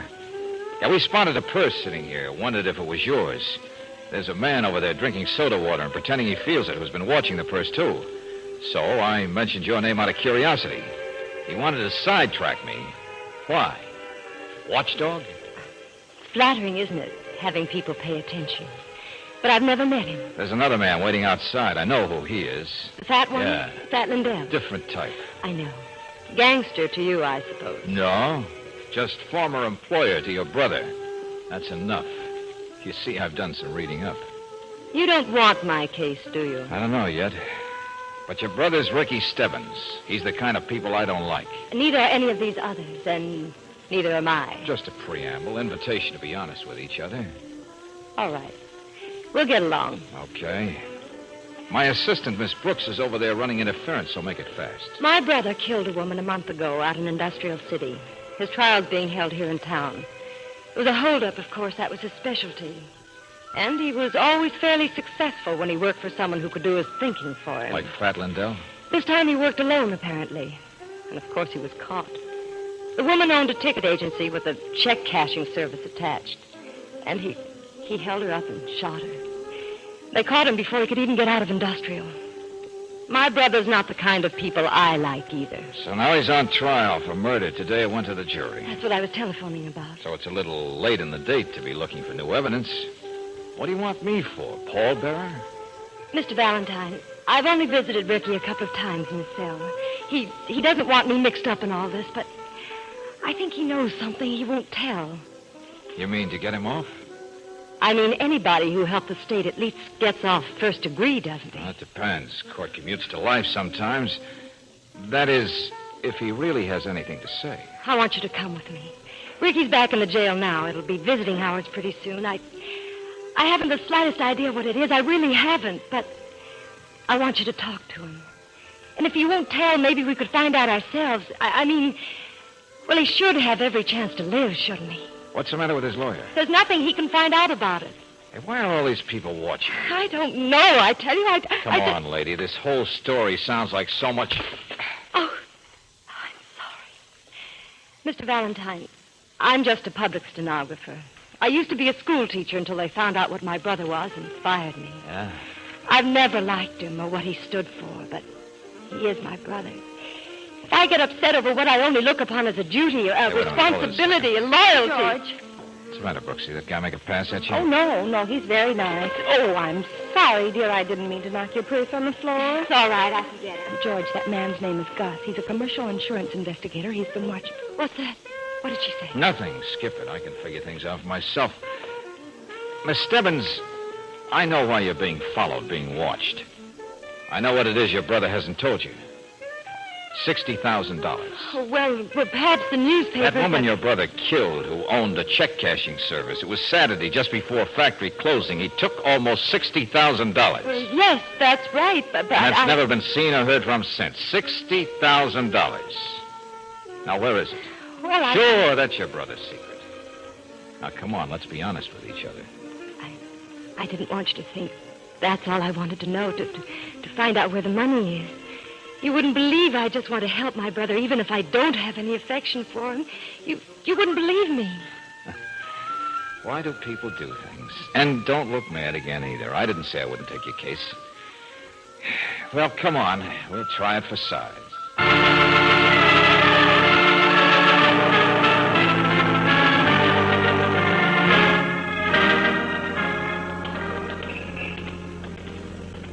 We're still a little early, I think. That's his window up there, second from the right, third floor. Plenty of bars on it. You can ask them how soon it'll be. They're pretty strict about visiting. Well, look, you go on. We'll wait for you. Well, all right. We'll be right here. Don't worry. All right. Well, George? Well, it must be a little tough to have that kind of a brother. Don't be a sentimental sucker, darling. I know. She's really so upset she I can't... saw her slap your face. I heard. Good actress, but the wrong words, that's all. Talking about her lack of affection, so you'd be impressed with how much she really cares. Okay, cynic, okay, skip it. But I stayed out here for a reason. Hmm? Yeah, I want to watch the parade, the followers. Now, there's your friend Gus down the block trying to look the other way while he gets a shoe shine. Oh, he's been following her for weeks, George. His company has to cover the money that was stolen. Uh-huh. Fat Lindell, I don't see him. But, George, these people watching her, why? Unless she was mixed up with her brother in some way. Got a match, friend? Yes. I think so. Yeah. There. Thanks. It's all right. You keep him. Oh, no. What are you looking for up there? Huh? Airplanes? Or, you interested in jail construction? What'd you say? Now, don't get mad. And from your haircut and complexion, I'd guess you generally stare at them from the other side. I don't understand you. Keep the matches. Second window from the right, third floor. What is it? Got a friend up there? I said I'm sorry. Excuse me. Somebody else watching. I noticed him, too. Hey, who was that guy? Hey, what? He comes here every day and just stands and looks. I tried to sell him a paper and he shuffles off like he did now. It's me, buddy. There's a lot I don't know George, yet. look at those headlines. Yeah, Stebbins case. They work fast, don't they? Well, it's all over. Jury gives quick verdict. Ricky Stebbins guilty of murder in first degree.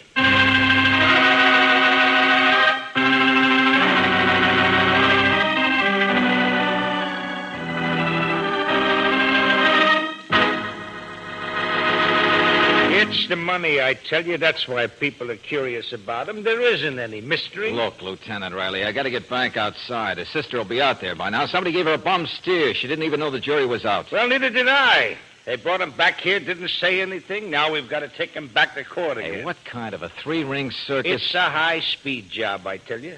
They're going to sentence him today. Now. Look, Riley, I just tore over here to ask you if it's possible that Ricky Stebbins could have known anything to help his own case. That's why I want to see him. It took the jury 5 minutes to say guilty. Stebbins couldn't have helped himself. It was open and shut. 1, 2, 3. There were eyewitnesses to that murder he committed. 5 of them. Yeah?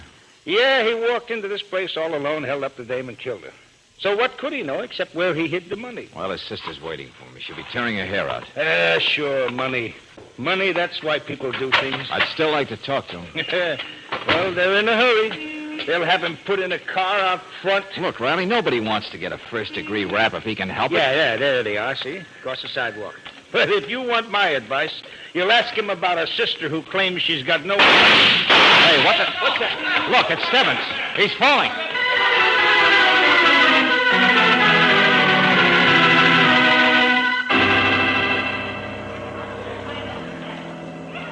Dead. Ricky Stebbins dead. Told you, Lieutenant. I was just going to get him in the car. He was on my arm. I heard the shot, but when that handcuff pulled me down... Yeah, I know. Say, Mike! Mike, get the rest of those people across the street! The sister, you see her anyplace, Valentine? There's Brooksy. No, I don't. A man handcuffed to a policeman gets murdered. A man who's going to get the chair anyway. A man who knows where the money is. Now, I ask you, what kind of a set... Huh? Excuse me, here's the gun I shot him with, sir. What? Well, I'll be the guy with the matches. It's the first chance I had. First time he's been out in the open. But I killed him, didn't I? Yeah, friend, yeah. If you say so, you killed him, all right. A man who would have died anyway, legally. I know it. And then you just step up and hand us the gun when you might have tried to get lost in this crowd. A bolt. Who are you, anyway? Come on, man, talk or Wait a minute, Riley. You might be wrong about why people do things. About whether there's a mystery or not. Come on, speak up, friend. Why should I? What difference does it make? I killed him. You won't be cheated. I'll take his place for you. It's over now. You can send me to the electric chair. That's what I want. First degree.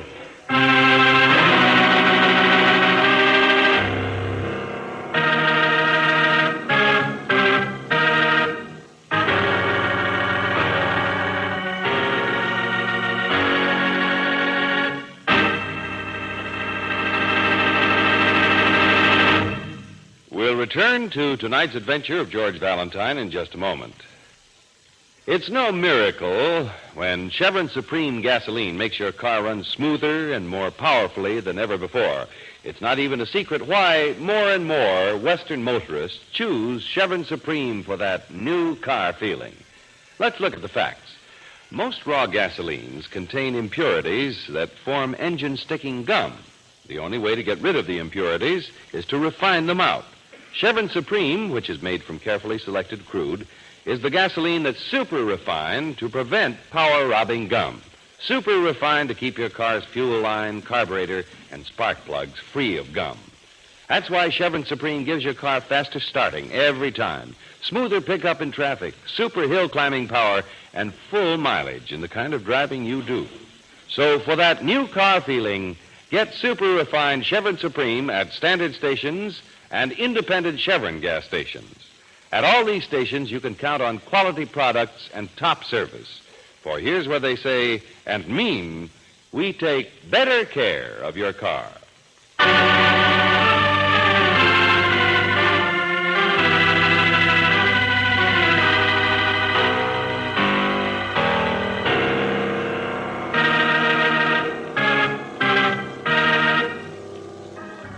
And now back to tonight's adventure of George Valentine.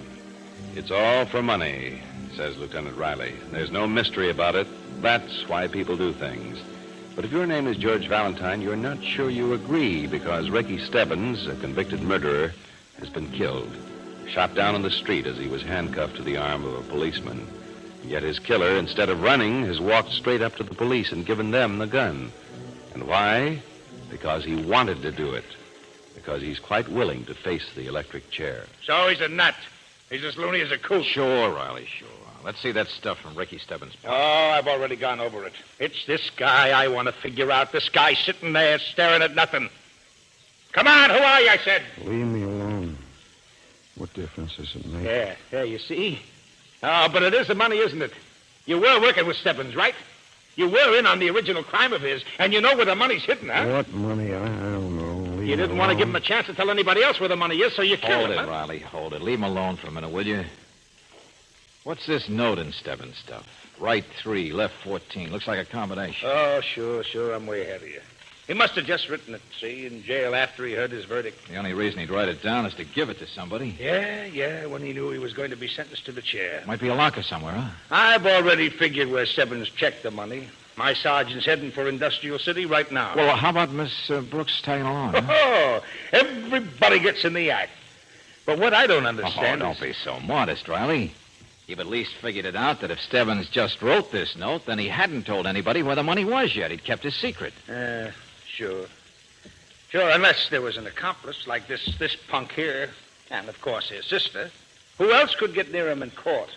Who else did he care 2 pins for or think of when he knew he could never save the money for himself? Oh, Valentine, I thought you were a sucker for a sob story. Oh, stop it, will you? First things come first. Sure, Riley, I'll see the girl. Sure, we'll find this fat Lindell who's been tagging her, who used to work with her brother. I sent out an alarm for Lindell already. Only, Riley, the first thing I can see is... We're right back where we started. Leave me With alone. you, pal. Leave me alone, will you? Now, look, please? friend, Ricky Stebbins should have died, maybe. The state was going to take care of that. I couldn't let him. I wanted to do it. Well, aren't you going to say anything in your own defense? I killed him. There's nothing to say. Oh, this guy obviously did it for the money, Riley. Sure. And he wants a first-degree rap so he can enjoy the money better.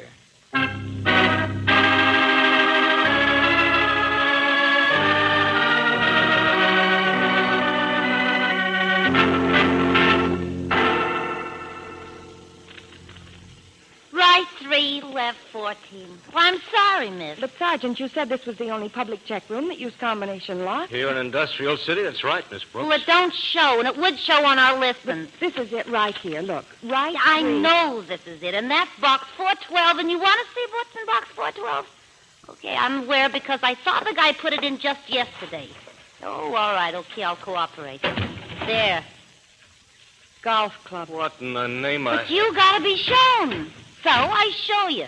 But the combination... They change, miss. Will you give me a chance? A month ago, the combination you got was on box 379. A month ago. When that crime was committed. The numbers are rotated, don't you see? Because in this crazy check room, there's a maximum limit of 1 week. You mean this is one of your numbers, and if Stebbins did put the money here, that box 379 or whatever you said, then it only could have stayed a week. That's the storage limit. Yeah, but Stebbins been in jail for a month. Now, what happens at the end of the week if you just leave something here? Then we open it and impound the contents. But don't you see, that didn't happen.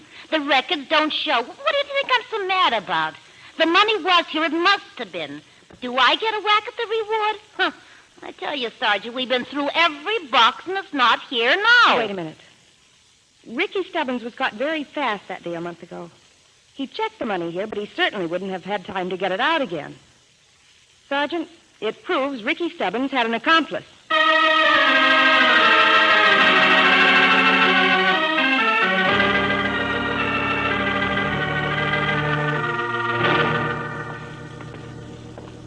George, don't you Wait a see minute, what... Brooksy. This is it. Yeah, here we are, room 12. Oh, it's not much of a place, is it? Is this where you live, George? That man in jail? His name's who would- Boxer. We found out that much. It's just a 50-cent room. Mm-hmm. George, if this Mr. Boxer doesn't care what happens to him, you'd think he'd He cooperate collapsed by... on us, Angel. Oh, sure, he'll talk in time. He's not trying to hold back or anything. He just hasn't been eating regular. Yeah. Not much baggage. No. Toothbrush, extra shirt. I think we guessed right about his being recently out of prison. Riley's checking that angle. Well, he might have been mixed up with Ricky Stebbins before. Brooksy, all we know is he's a guy who's been standing outside that jail just waiting for one thing. His first chance to get close enough to Stebbins to kill him.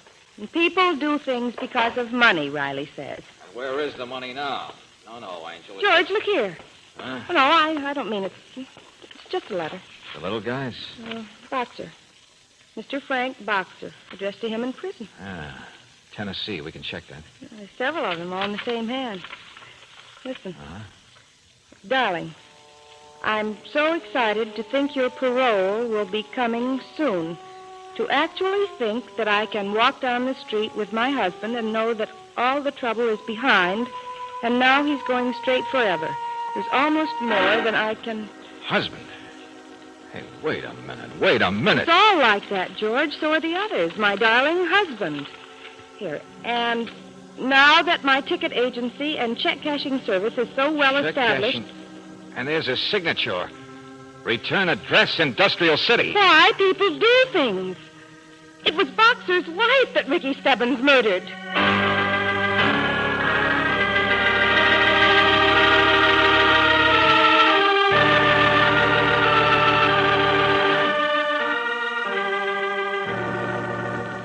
So I'm wrong. So everybody's wrong. We checked through the prison.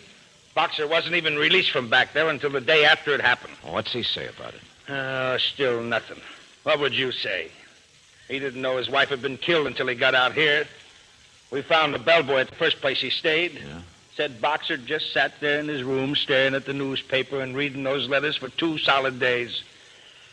I asked him if he and his wife ever had trouble, and he started to cry. He's going straight, apparently. Yeah, he hadn't treated her so well, but it was going to be different.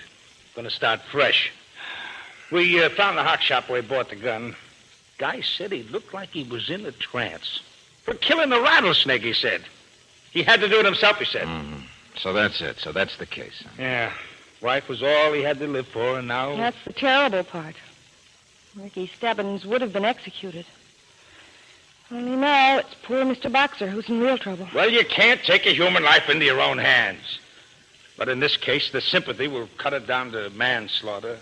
A year or two, maybe. But he won't even ask for that. George, where are you going? See a lady about some cash. Where are you going to find Rhoda, George? Oh, that's easy, Angel. I just go down to... Oh, hey, there you are. Huh? Lieutenant, the boys just brought in a guy I think you ought to take a look at. Oh, okay. What were you going to say, George? Just go down to the insurance company who's been watching us so carefully. Only, Brooksy, don't you see who that guy is? That drunk they just brought in? Valentine, this guy's been slugged. The insurance man. It's Gus.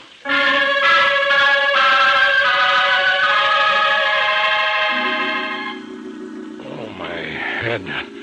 I watched like a hawk, I tell you. I haven't let her out of my sight for one solid month. Yeah.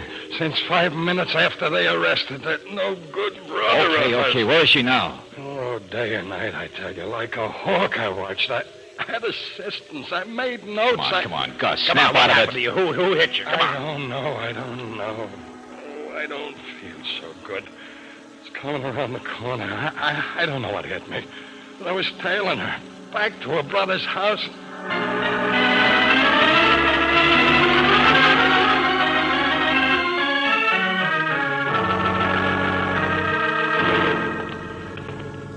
Well, this is the house. Doors open, lights left on. Nobody home. I don't believe it, do you? Upstairs. Come on. Where are you, Miss Stebbins? Look out, he's got a gun! Look out, George! Oh, no, you don't, Buster. Lindell, so you're the guy, huh? He followed me. He knocked out that Drop it, insurance Lindell. I man. said drop it. Oh, thank heaven. He's been pointing the gun at me. All right, take it easy, Miss Stebbins. You're all right. Come on your feet, Lindell. Let go. I didn't do anything. Oh, no, not much. He's been here at the house every night this week. He admitted it when I've been away or in town. He's come here. What if I have? Looking for money, Buster? Is that it? I claim the reward. That's what I do. I claim the reward. What reward? Well, there is one. Must be one of some sort. Now, look, Buster. I found it, I tell you. It's right here, stuffed into the back of the radio. That's where she put it. Well, I'll be... Wrapped in newspapers. Bundles of it. The $60,000. 60,000 reasons why people do things. Mr. Valentine, I didn't know it was there. Oh, your name's Stebbins, isn't it, sister? That's good enough for me. She hired you, Valentine, to make Lindell think she didn't know where the money was. Well, that's not a bad stunt to take the heat off Are of her. you finished, Riley? Ah, now look here, I asked him to get Boxer in here, too. Okay, here he is. Thanks, Sergeant. Yes, Mr. Valentine. But we know all about him. Who's that, Mr. Valentine? Man who shot your brother, Miss Stebbins? She's, oh, yeah. I didn't care for him particularly, Mr. Boxer. All right, skip it. Riley, tell me something. Huh? Wasn't the Stebbins house ever searched for that money before? Of course it was. The day after the crime, a month ago. Uh-huh. So it got there since then. Lindell's been looking for it ever since, apparently, so that rules him out. It's a cinch he didn't put it there. But that doesn't prove she didn't. The newspapers wrapped around the money. Look at the dates on them, Riley. Huh? Well, 3 weeks ago, so what? Think back and remember what the insurance man said. That he or his assistants have been watching Rhoda Stebbins ever since 5 minutes after they arrested her brother. Well, why didn't they see her go get it? George, that's right. Yeah. Stebbins himself could have moved it. He couldn't have moved it. He was in jail. Go on. Oh, Miss Stebbins, you told me you thought your brother had a secret that might have saved him from the chair. Well, the location of the money wasn't a big enough thing. But he might have wanted to tell who hired him to hold up that place, kill Mrs. Boxer. Hey, now, wait a minute. Mr. Valentine, I don't think that he... And that somebody could have been a man who was still in jail. What are you talking about, George? I don't understand. Oh, yes, you do, Boxer. While you were still in jail, just in case you needed an alibi or anything went wrong. Only it did go wrong anyway. Stebbins got caught. Oh, you must have sweated plenty when you read that in the papers. No, I didn't. I don't know what you're trying to do. The poor, tragic convict whose wife wanted him back, who'd been mean to her before, but now she had a nice, lucrative business. Sure, maybe she loved you. But you paid her back in spades, brother, didn't you? Oh, nice guy. She was all I had in the world. I wouldn't. I've heard all the neat little clues you've planted. Moping in hotel rooms, buying guns in a trance. You know that when Stebbins heard the sentence of the chair, he'd tell about you. So, Busty, you pulled the most daring stunt I ever heard of. You walked right up and killed him and handed the gun to the police. It was the only way you could save yourself. But he confessed to Ricky's murder, Mr. Valentine. That's right, George. Yes, Boxer, you pulled out all the stops, all right. Because with that trail of sludge you left behind you, you knew what had happened. I heard what you said, Riley. He'd get manslaughter, maybe a year or two, maybe. Look, why would I do a thing like hiding the money here? Why don't you stop giving me the feed line, Buster? They go back down your throat. You never wanted that money. That was Stebbins' $60,000, his rake-off for killing your wife. You knew you'd get another $60,000 all for yourself. But, George... After all, Riley, it was his wife's money, wasn't it? Well, what do you think those investigators are so anxious about? Unless every penny of it was insured.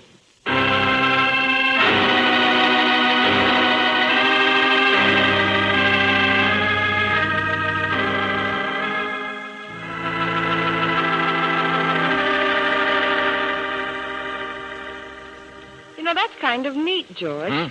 How to make $60,000 twice as big. Stebbins would have gotten his, and then Boxer would have collected the insurance on it. Oh, sure, Brooksy. Very neat. Nice people. He must have planned it all out from those long letters his wife wrote about her business. Yeah, but he's going to get the whole works now, instead of a couple of years and a sympathetic pat on the back from the jury. George, why did you believe Rhoda in the first place? Well, because she tried so hard to be honest, I guess. To pretend she didn't have any particular affection for him. Yeah. You think she really did? Well, Angel, let's call it a case of second-degree affection.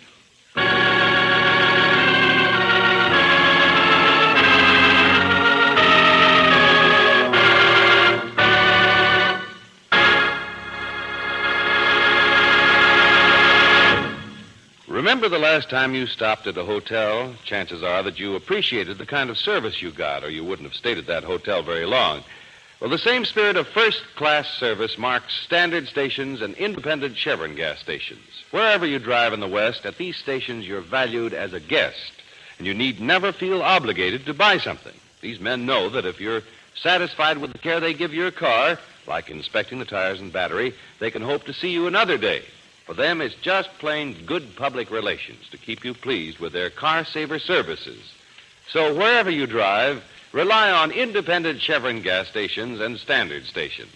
High-grade service and top-quality products like Chevron Supreme gasoline are why these stations say and mean we take better care of your car.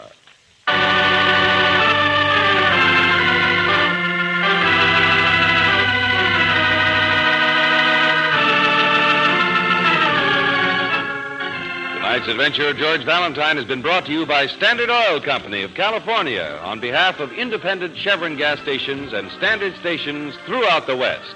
Robert Bailey is starred as George with Virginia Gregg as Brooksy. Let George Do It is written by David Victor and Jackson Gillis and directed by Don Clark. Wally Mayer appears as Lieutenant Riley. Doris Singleton was heard as Rhoda, Mark Lawrence as Boxer, Eddie Fields as Gus, Larry Dobkin as the Sergeant, and Gigi Pearson as Helen. The music was composed and presented by Eddie Dunstetter. Your announcer, John Heaston. Listen again next week, same time, same station, to Let George Do It. This is the Mutual Don Lee Broadcasting System.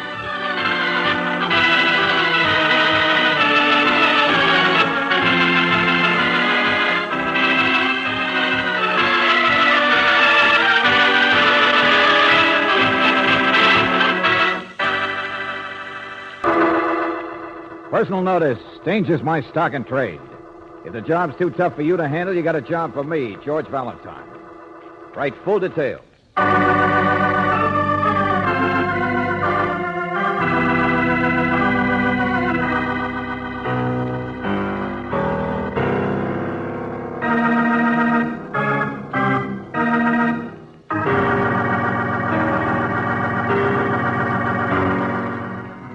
Standard Oil Company of California, on behalf of independent Chevron gas stations and standard stations throughout the West, invites you to Let George Do It.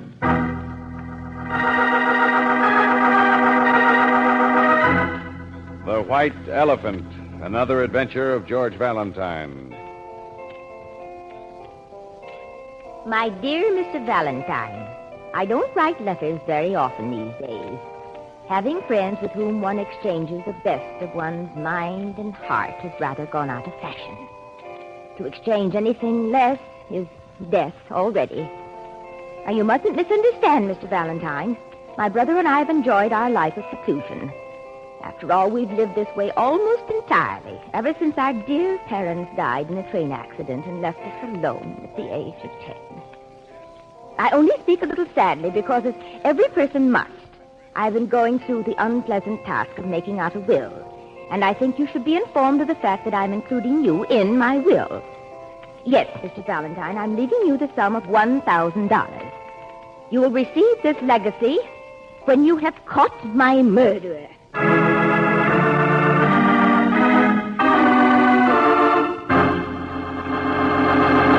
When? Miss Alice May Edmund, number 1 Bartholomew Square. Oh, that's the commercial district. And on the letterhead, there's an engraving of a white elephant.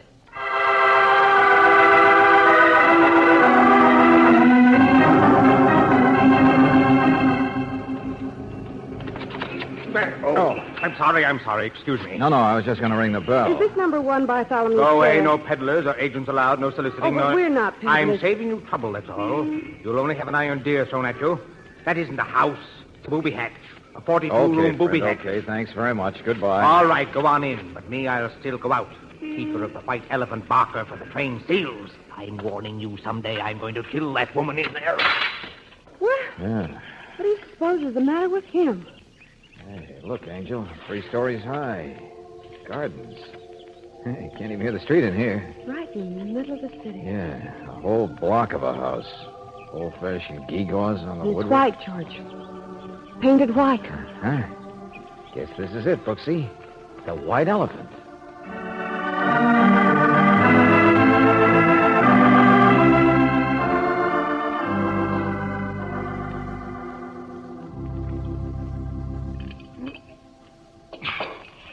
Milk, Mr. Valentine, should only be drunk at a certain temperature of warmth. Oh? My brother Stephen taught me that.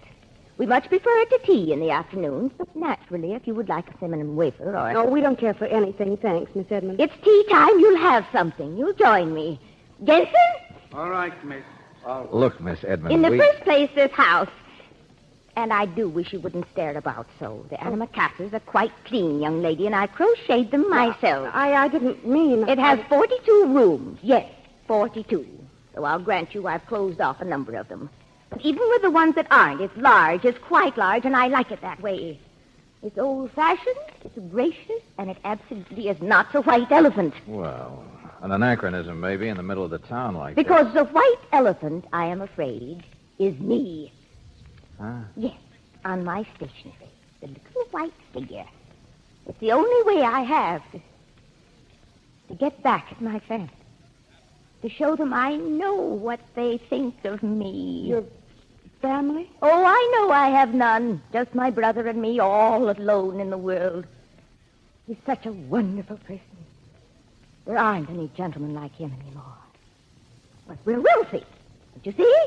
Anybody who's wealthy has a family, Mr. Valentine. That man you bumped into on the way in here, that Clarence Morley. Only a second cousin, but he calls me Aunt Alice. He kisses my hand. He simpers all over himself trying to get into this house. And as for Cousin you... All right, Miss Edmund, so much for your family. What I want to know about is your murder.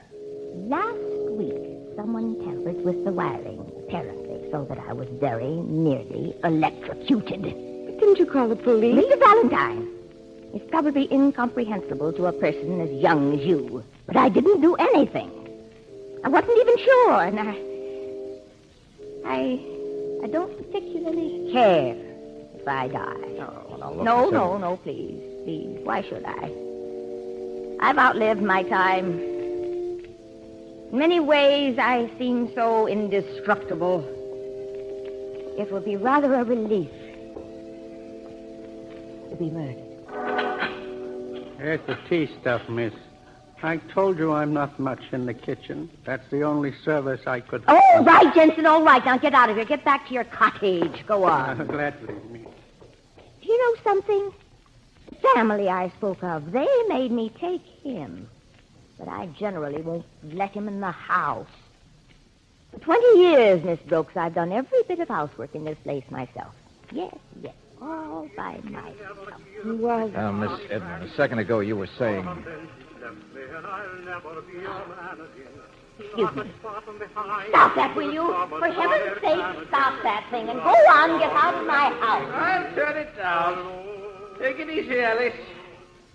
Yeah, that's good enough, isn't it? Oh, it's you. Volume control.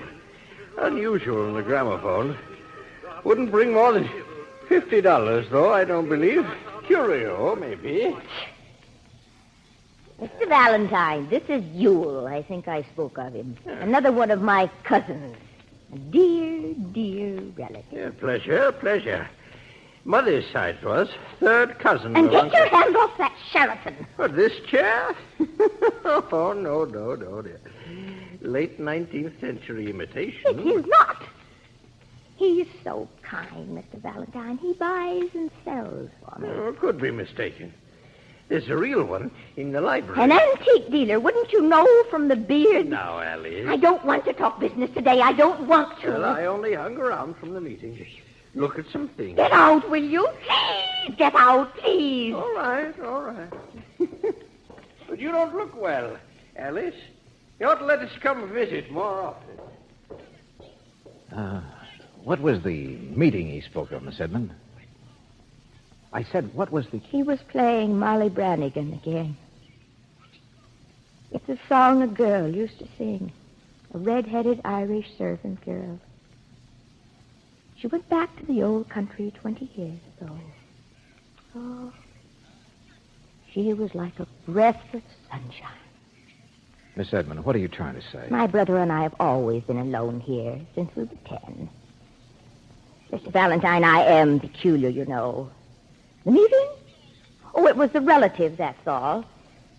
I try to act like a harridan is supposed to. But I'm terrified of them. What's the matter with you, Miss Edmund? Oh, I'm all right. They want me to get out of the house. I don't really have any money. It's all in the house. It's valuable property. But it's mine, and I want to stay here. I don't know why I'm rambling so. They want to make me get out. But how can they? Miss Edmund, this brother you talk about, this Stephen, can't he help? Stephen's so kind. He won't let anything. He won't let... Miss Edmund. Miss Edmund! This glass, Brooksy, the milk. It's the milk she drank right in front of us. Somebody was trying to murder her, Brooksy. It was poison.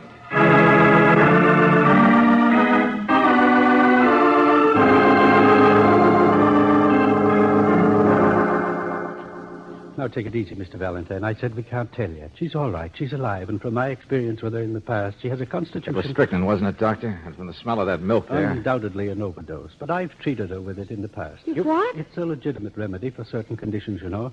It was kept in the cupboard down by the butler's pantry. Okay, I'll take a look. Have you called the police? No, and I don't intend to. What? Not yet. Now, please, listen to me.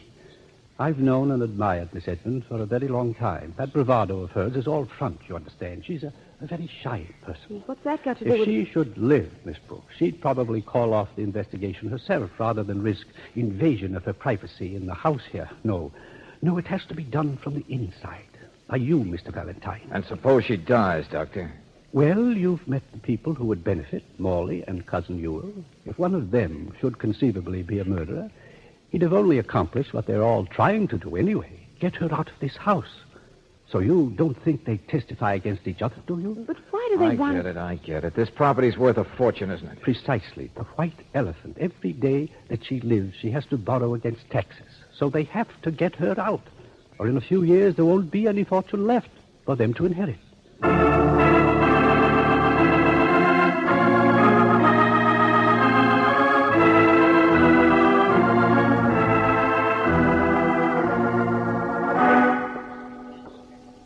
Yeah, here's the bottle, all right, Angel. Strychnine. Somebody certainly had a choice. Sleeping powders, all of their medicines right here by the Hey, wait a minute. Look at this. The ring on the counter, see? For moisture from the glass. The gentleman says he poured the milk and then left it for her. Uh-huh. So anybody who happened to come in right then, golden opportunity. Just spike her drink a What little. is all this you're talking about, young man? I thought you left the house, went out. Oh, saw the doctor's car, came back. What's the matter with her? Well, he'd better tell you. But you can tell me something. Where's Miss Edmonds' brother? She confused me on that. Stephen? Her brother, Stephen? That brother of hers has been dead for 20 years. Dead? Valentine, come here. Doctor, is she... No, she's alive. She's going to be all right. But perhaps you had better call the police. What do you mean, Doctor? I thought it would be so simple to track down just one person. That's why she's alive. A barbiturate acts against strychnine, you see. A What's the name You saw that stuff there in the cabinet. Sleeping powders. I'm trying to tell you why she's all right. It was in the milk, too.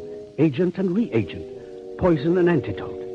Yes, believe it or not, the poor little white elephant is still with us because 2 people tried to poison her. 2 people tried to murder her.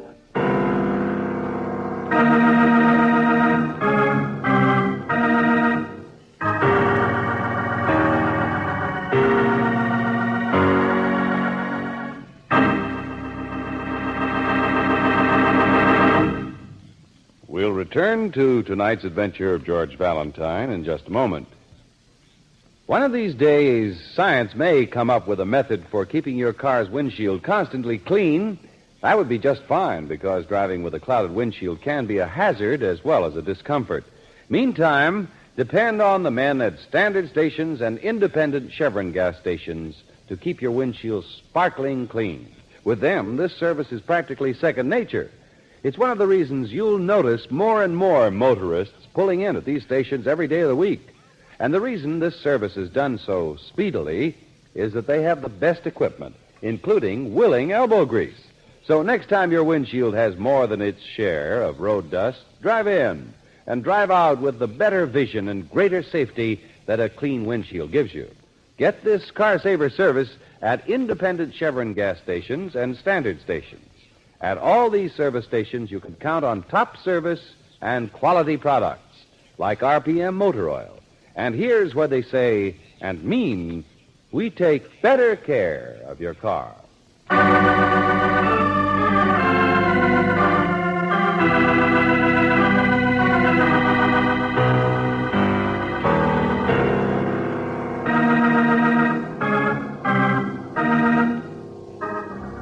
And now, back to tonight's adventure of George Valentine. Poison and antidote, and a little old lady who didn't particularly care whether she was killed or not, whose only desire was to be left alone in her strange, old-fashioned house. At first you wondered what reason there was for her fears, but now you know the only reason she's alive is because not one but 2 people tried to poison her. 2 negatives make a positive, and the poisons were such that they canceled each other out. Well, if your name is George Valentine, all you know is that now you have to work twice as fast.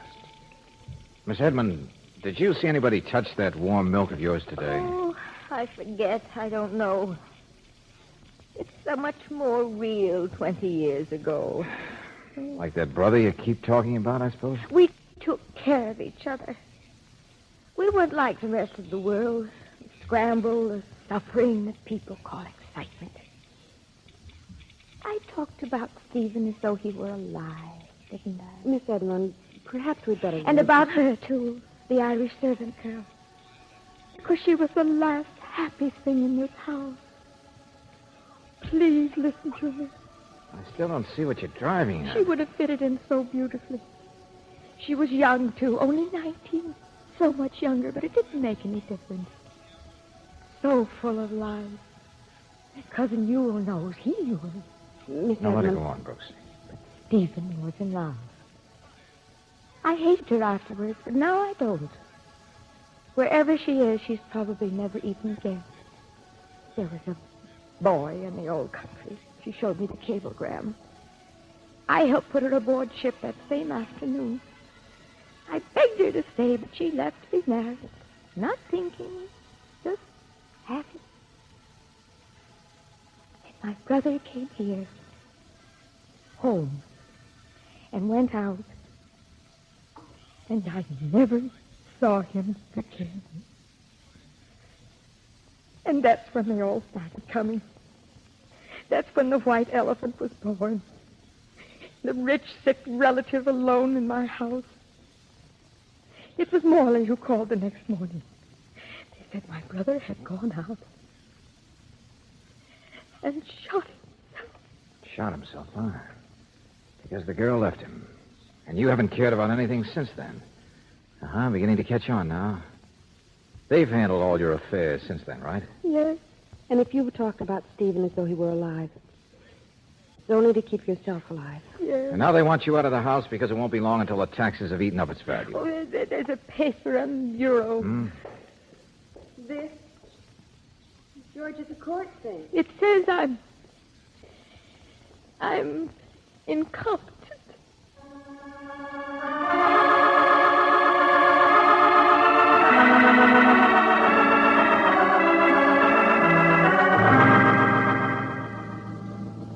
Well, you've heard her.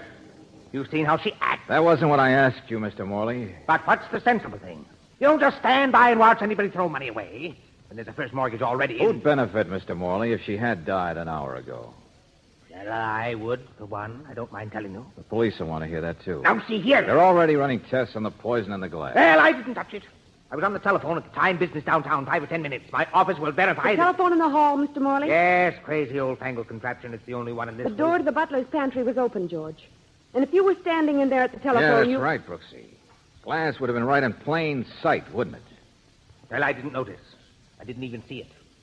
Why did that stupid Jensen leave it there in the first place? Stupid Jensen, my friend, is a servant that you hired for her. Well, who else would stay here except a thick-skinned old coot like him? Mr. Valentine, she's been getting worse, fussy, picky, and this preoccupation with her brother. We know all about that, Mr. Morley.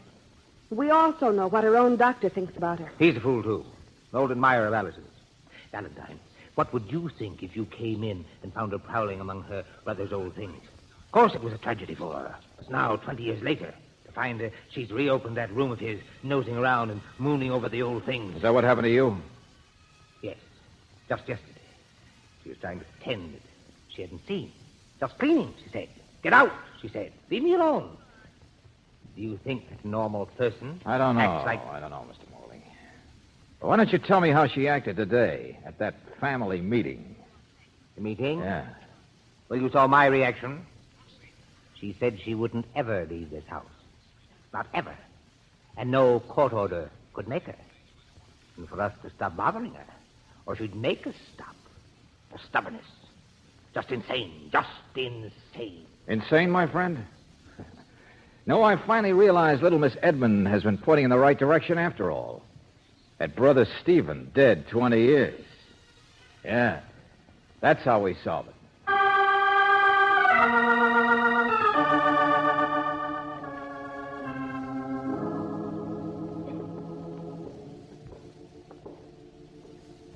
George, this was the maid's room. Yeah, sure, Brooksy. And it's been closed all this time, too, hasn't it? And Stephen was in love with her. Look at that. The old-style maid's sitting room for a little red-headed Irish girl. Not very big, is it? Wait a minute, I'll get the lights. Here we are. Look at the dust and the cobwebs. George, look. On the mirror. Hmm. Yeah. She collected things, all right. True to type. Paper flowers, dance program, carnival dog. And the snapshot. Ah. Don't you recognize him? What do you mean? Without that stomach and antique dealer's mustache. It's Cousin Yule. Oh, yeah. A day at the beach. We knew she was the sunshine girl. Probably played the field. Say, isn't there anything from Stephen? George, listen to this. The tea was just perfect, and I reward you with a rose. Won't you join my sister and me for some phonograph records in the parlor this evening? What in the name? Notes from Stephen. George, she saved them. There's nothing to give us even a hint about his death. Isn't there? Wait a minute, Brooksy. Listen to this one. Today I told Alice May we should leave this house. It is gloomy. If you would only say yes to me, there is nowhere on earth we couldn't go in with blessing. You have shown us what sunshine can be. Well, if she'd accepted him. But I certainly can't blame her. I'd have run to a fuddy-duddy like No, that. that's not what I meant, Brooksy. Stephen offered to leave this house. Don't you see what... Mr. Valentine! Miss Edmund. Yeah, but where is she? What? George, she must be up at the head of the stairs there. From her room. These lights, you can't see. Valentine! Where are you? Mr. Valentine!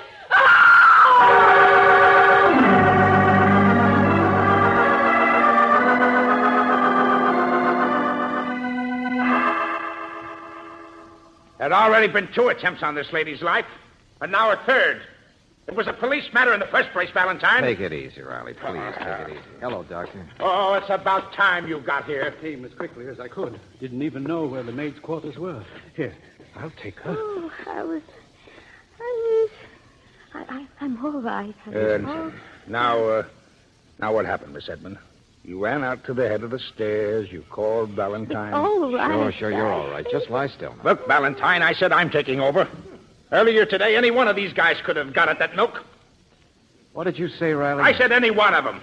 The milk sat there for a good half hour. Any one of them wouldn't have used 2 poisons, Lieutenant. Huh? That counteracted each other. Well, no, I grant you, but... Wait a minute. Morley and Yule, why don't you go in the other room? You too, Doctor. Miss Brooks can take care of her, all right. Well, that's a good idea, Valentine. Sergeant, keep your eye on. Mr. Valentine, I'm trying to remember. I was frightened. I was at the head of the stairs. No, wait, please, Miss Edmund. Riley, what did you find out, the records on Stephen's death, huh? Well, he committed suicide. Shot himself. Went out to a public place, got drunk, just like ordinary people. Yeah? He had been jilted by a red-headed girl half his age who went away and left him. But he couldn't just cry in his beer. He pulled out a gun, shot himself in front of witnesses. They don't have people like him anymore. Yes, I told you what it was, Mr. Valentine. Didn't I? Uh-huh. We thought your brother's death might have had something to do with all this today, but... Well, I guess we were wrong. No, it's simpler than you think, Angel. Miss Edmund, you waited to drink the milk until I got here. I what, George? Brooksy, you just said no one person would give 2 poisons that worked against each other, made someone just a little sick. Well, Miss Edmund is one person who would. Yeah? What is all this? What's the name of it? And she's taken the medicines long enough. She would have known how they'd act. The doctor could have told her. So, Miss Edmund, you wanted me out here to see it all, didn't you? Because that family out there was going to get you out of this house, and you'd sworn you'd stop them. Well, that was your idea of how to do it, wasn't it? Mr. Valentine, they don't understand. You knew that if you could cast the suspicion of murder at them, no court would ever believe them when they tried to say you were peculiar, incompetent to handle your own affairs. So you would have won. You would have stayed on in your house. There was no reason for me to leave. But that is Look, Miss Edmund, you're quite fussy. You're meticulous. That glass of milk of yours sat handy on the counter after Jensen prepared it for half an hour. Now, the first words you said to me today were, milk should always be drunk at a certain temperature of warmth. Warm milk. Well, in half an hour, it would have been cold. So why didn't you say something? Why did you drink it without noticing? Unless you were the one who doctored it yourself. What if I did? What if I did? It's my house. Why shouldn't I fight for it? It's mine, not theirs. I can go bankrupt if I want to. So that's all it was, huh? Tempest in a teapot. I'm sorry. You poor thing. If it meant so much to you not to leave this place... Yeah, Riley. We thought the key to the whole thing was her brother. And I wish I didn't have to say that maybe it is. What are you talking about, George? Brooksy, we'd left the door to this room open. She could see us from the head of the stairs. And I suppose she called out in terror and fainted and fell. Valentine, I don't get it. She wasn't pushed, Riley. That was terror. At seeing us in this room. Miss Valentine. Oh. Yes, Miss Edmund? It's an old-fashioned maid sitting room, Riley. Now, it's only a guess. It's all it can be. But I can think of a way this would all tie together. And all for her brother. What's through there, Miss Edmund? Bedroom? Okay, it's the closed-off place. And why Miss Edmund wouldn't leave this house, maybe. Why she couldn't. The memories that held her. Memories of herself. Of things she'd done 20 years ago. Okay, let's see what's behind this curtain. Good Lord. Red hair. White apron. Yeah. 20 years. It's the Irish servant girl.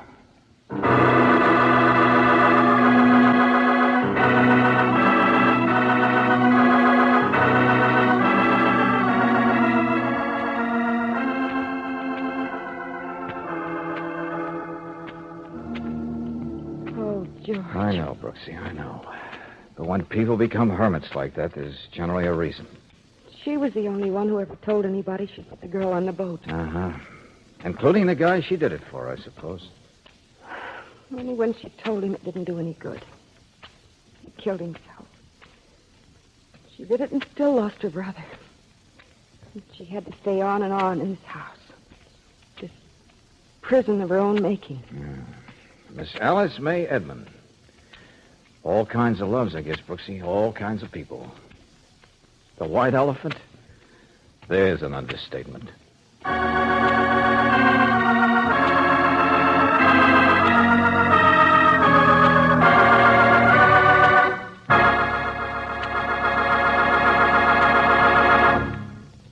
If your car hates to get going in the morning, if it drags the way it would on a sand bed and labors up hills, it may be the fault of gummy gasoline.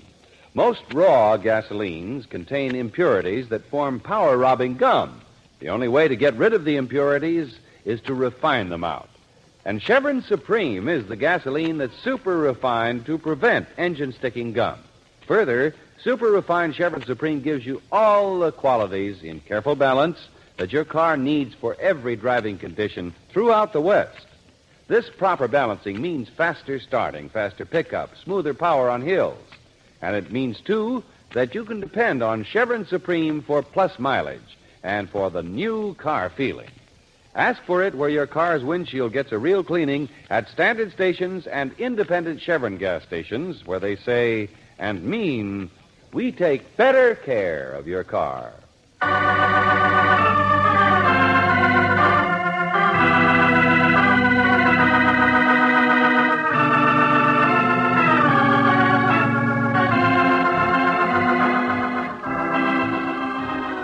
Tonight's adventure of George Valentine has been brought to you by Standard Oil Company of California on behalf of independent Chevron gas stations and standard stations throughout the West. Robert Bailey is starred as George, with Virginia Gregg as Brooksy. Let George Do It is written by David Victor and Jackson Gillis and directed by Don Clark. Wally Mayer is Lieutenant Riley, Lorene Tuttle was heard as Alice, Ted Osborne as Morley, Larry Dobkin as Ewell, and Herb Butterfield as the Doctor. The music is composed and presented by Eddie Dunstetter. Your announcer, John Heaston. Listen again next week, same time, same station, to Let George Do It. This is the Mutual Don Lee Broadcasting System.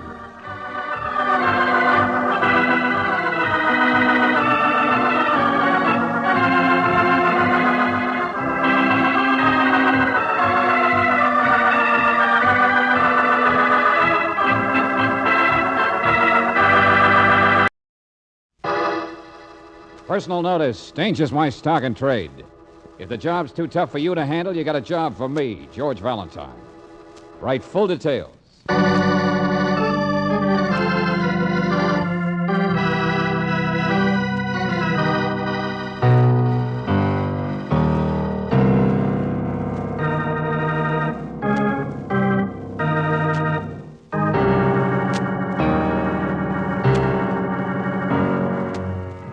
Standard Oil Company of California, on behalf of independent Chevron gas stations and standard stations throughout the West, invites you to Let George Do It.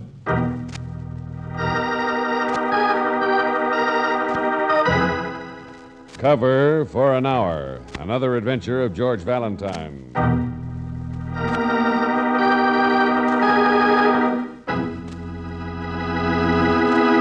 Valentine, that's you, isn't it? You're him. I didn't want to call a cop. It just happened. How could I?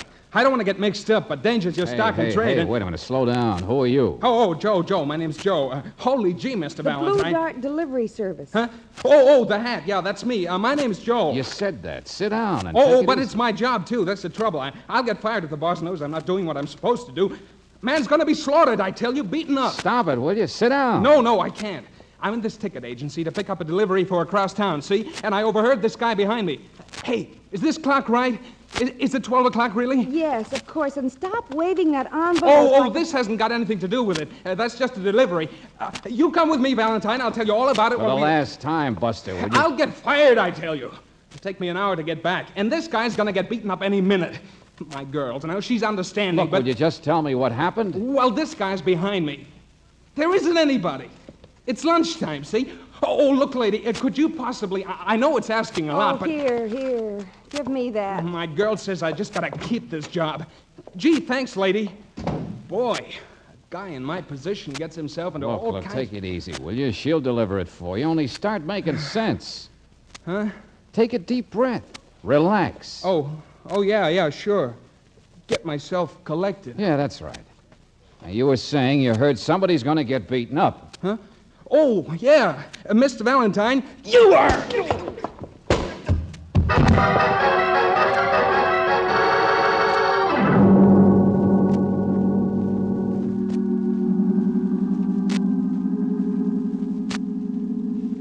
George. Oh, George, can't you hear me? I'd better get the rest of this tape off of him, Miss Brooks. Oh, George, what happened? Yeah. Darling. Yeah. Here, get up in the chair. You wouldn't ask a flat tire what happened, would you? What? Oh. But you were tied up. You were in the closet. Here, drink this water, Mr. Valentine. George, this is Mr. Varney. How do you do? He just moved into the office down the hall. He helped me get the door open. Varney. Hey, you see anybody? You mean in here? Yeah. Well, that delivery boy, I bumped into him in the hall. Miss Brooks told me about him, but I didn't think anything. What kind of a building is this, anyway? George, he must have just done this to you and then run. The boy. Let's call him a man. In fact, call him several other things. Why? Would you tell me that? What was he after? I don't know, George. Nothing's been touched. Oh, yeah, that's what you think. But it hasn't. Your desk, the files, nothing. Oh, now, wait a minute. A guy just doesn't walk in. Sure, George. The furniture's all in place. He didn't pry into anything. What about the mail? Case is pending. Nothing except bills this morning, and there aren't any cases. You mean this man just came in and beat you up and tucked you in the closet and left? What kind of a building is this? Oh, look, thanks a lot for helping out, friend. Well, sure, but if I were you, I'd take out insurance. Thank you, Mr. Varney. Oh. Hey, didn't he notice anybody else come in here besides that Joe? No, George. Neither did the janitor.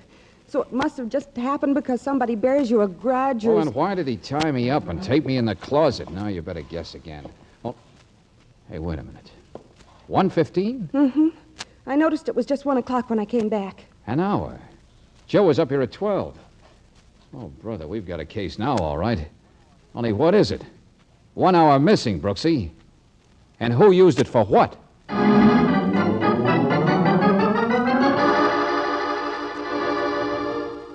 No, Mr. Valentine. I assure you the Blue Dart Delivery Service does not employ anybody by the name of Joe. It has not employed anyone by that name, and it probably never will. Furthermore, I don't need to look it up, and you needn't look upset, because why? Because the Blue Dart Messenger boys are all girls.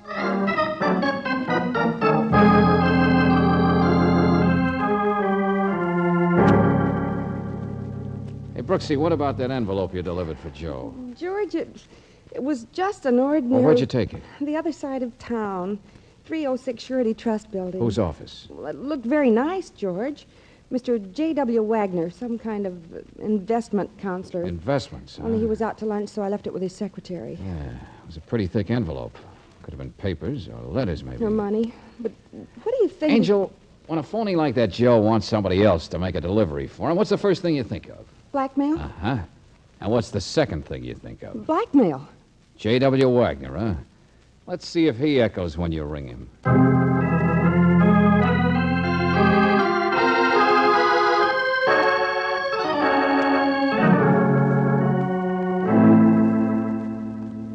My dear Mr. Valentine, what kind of a case is this that you're investigating? Look, let's not embarrass each other, Mr. Wagner. You see, I've never heard of this Joe person you describe.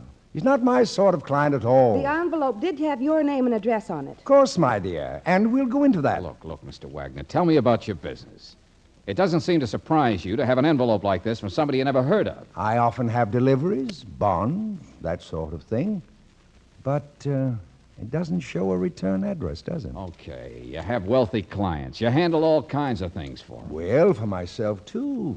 I can afford a few hobbies. I'm not poor. Not slow, either. I couldn't be tricked into telling you anything that's confidential. Investments are. Would you call blackmail an investment or a hobby? Mr. Valentine, I wouldn't show any connection with this thing no matter how long you stall. But for heaven's sake, open it, will you? George, wait. I assure you I haven't even had a chance to open it myself. I know it's the same envelope, George. I dropped it getting out of the car. There's the spot I got on it. Well, the seal's not broken either. It hasn't been tampered with. All right, so it's the same envelope. Now, will you two open... Okay, friend, okay. The same one, all right, so here goes. Paper. Just blank paper. Now, what in the name That does it.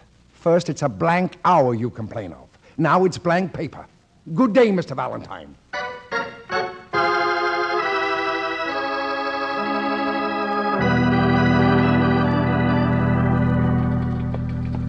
A wild goose chase. A wild goose chase. All right, Lieutenant Riley. That's all it was, sure.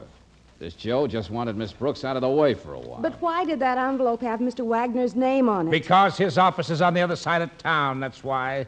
Pick any office out of the directory.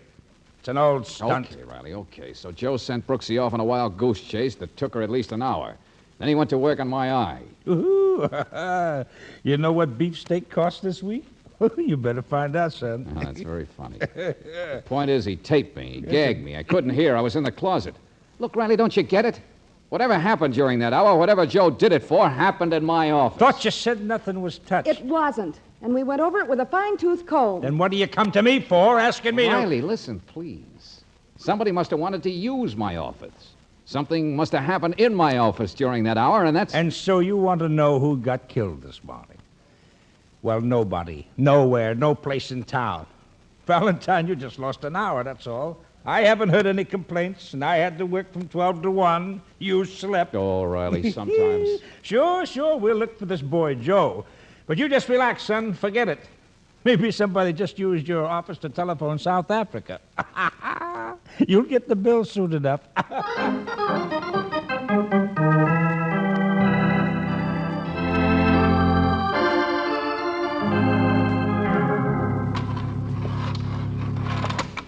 George, when we get in the office, I'll call and get something for that eye. I ought to get some for both of them. I'm going to go through this place with a magnifying glass, and I'm going to... You hear that? Our office. Oh, Miss Brooks. Miss Brooks. Hey, what in the world are Wait, you... it is you, isn't it? I saw you from the door, the glass. What are you doing in there? Who are you? Oh, and gosh, kid, he told me you was sick. What? I'm Sue, public stenographer. You know, down at the corner. Oh, I seen you lots of times, honey, eating lunch at the drugstore. Yeah, I guess so. Now pull yourself together. Well, he said I was to take letters. I went in, and there was a letter from somebody's Aunt Nellie. Letters? Aunt Nellie? Well, I mean, he wasn't there, only there it was on the desk. Well, I thought it was kind of funny because his wallet was right beside it, Hey, too. come on. So, I mean, I didn't see him then, at Hey, least... look, the joint's been torn apart. Oh, I know. Gee, it looks awful. Oh, honey, listen to me. I just got this call. You see, only a few minutes ago. What call? From whom? Clear it up, will you, Sue? Can't you Well, be a he little... said you was sick. I told you. He needed a stenographer. Who did? The one whose wallet... Oh, honey, hang on to yourself. He's good looking, too, like the picture in the wallet. Oh, look out there, mister. It's behind the... That's a man. On the floor. George, don't go any closer, honey. Don't. It's him. Never saw him before. It's not Joe, Brooksy. Oh, don't you understand? It's his picture in the wallet. His name. It's him. Called me only 15 minutes ago. It's your boss, honey. It's Mr. Valentine lying there.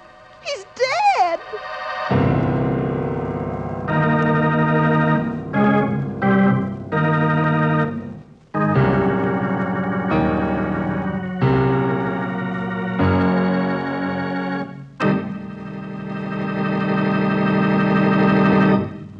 We'll return to tonight's adventure of George Valentine in just a moment. Every day in the week, you'll notice more and more motorists stopping at independent Chevron gas stations and standard stations.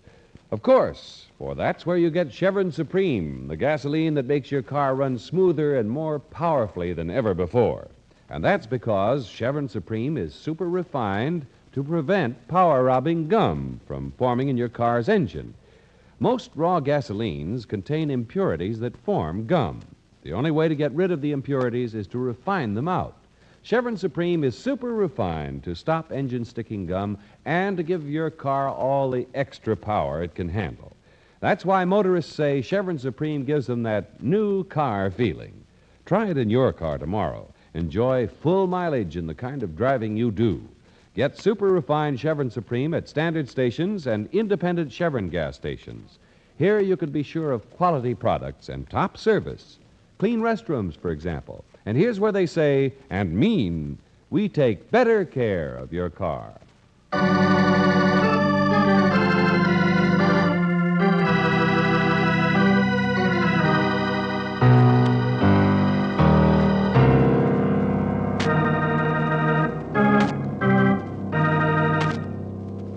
And now, back to tonight's adventure of George Valentine. It's a well-covered hour, all right. Only the body lying there on the floor of your office didn't get there during the missing hour, did it? So you still don't know what happened between noon and 1. But there's plenty happening now. In fact, it's been a busy day, and if your name is George Valentine, you're probably less surprised than Lieutenant Riley when he hears that the body lying there, that man who has been shot to death, is you. Say it slowly, I said. Slowly. In one sentence.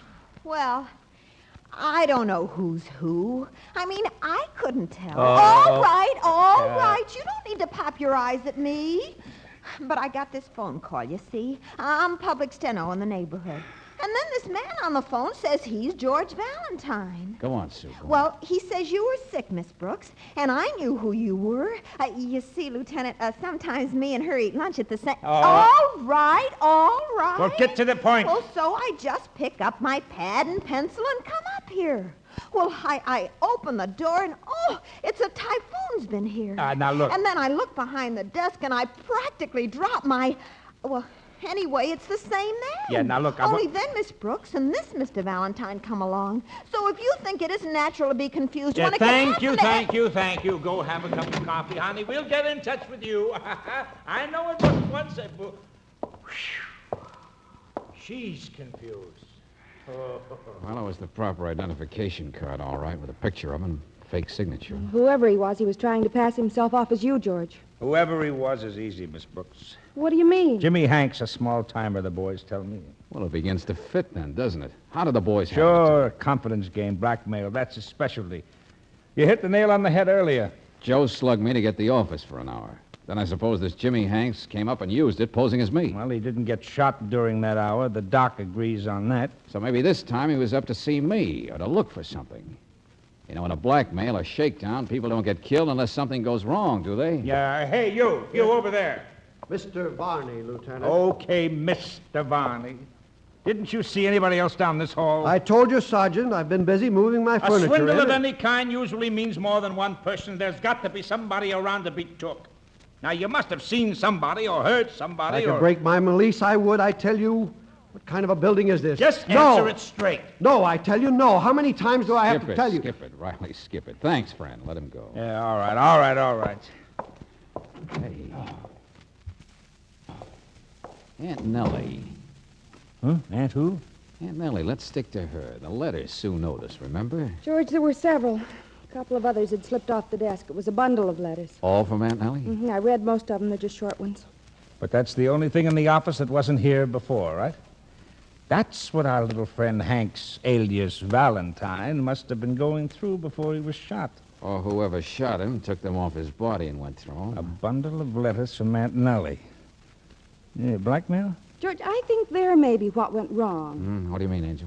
Well, suppose it was a blackmail case or a shakedown or something, and the important thing was some letters. Yeah? I mean, somebody killed Jimmy Hanks and then ransacked this office, obviously, and didn't take the letters. Supposing that they were the wrong ones. That's right.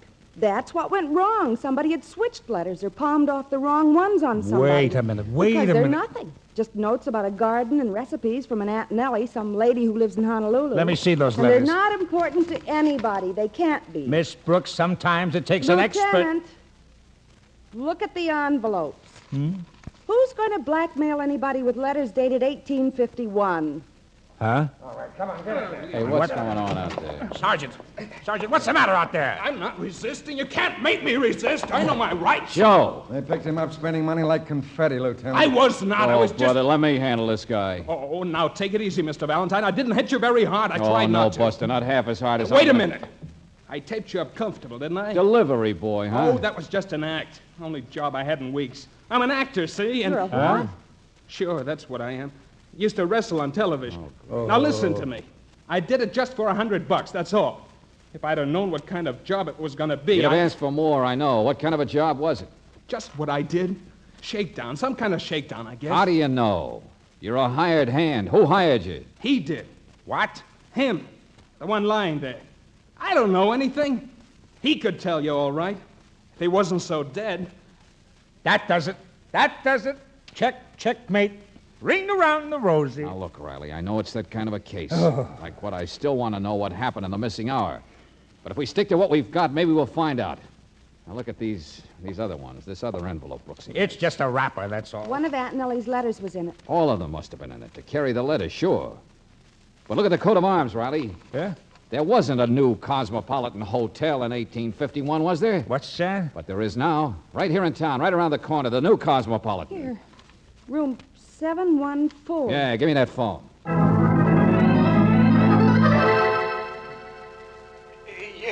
Yes, hello. This is Mr. Cruikshank speaking. Hiram J. Cruikshank from Bangor, Maine? Yes, that's right. Who is this? Are you from Maine? Look, I just talked to the desk. They said you were 714. Now, how long you been in town, Mr. Cruikshank? Well, I'm just leaving, Picked up my tickets at the station. Oh, a week. Yes, week, I guess. See here, I'm busy with a caller just now. Who is this? Well, look, this is George Valentine speaking. Who? I said... I didn't quite get the tone of your voice, young man. George Valentine. And before you take any trains this afternoon, you... Valentine? Well, how do you like that? Huh? Hey, what... Mr. Cruikshank. Hung up. Come on.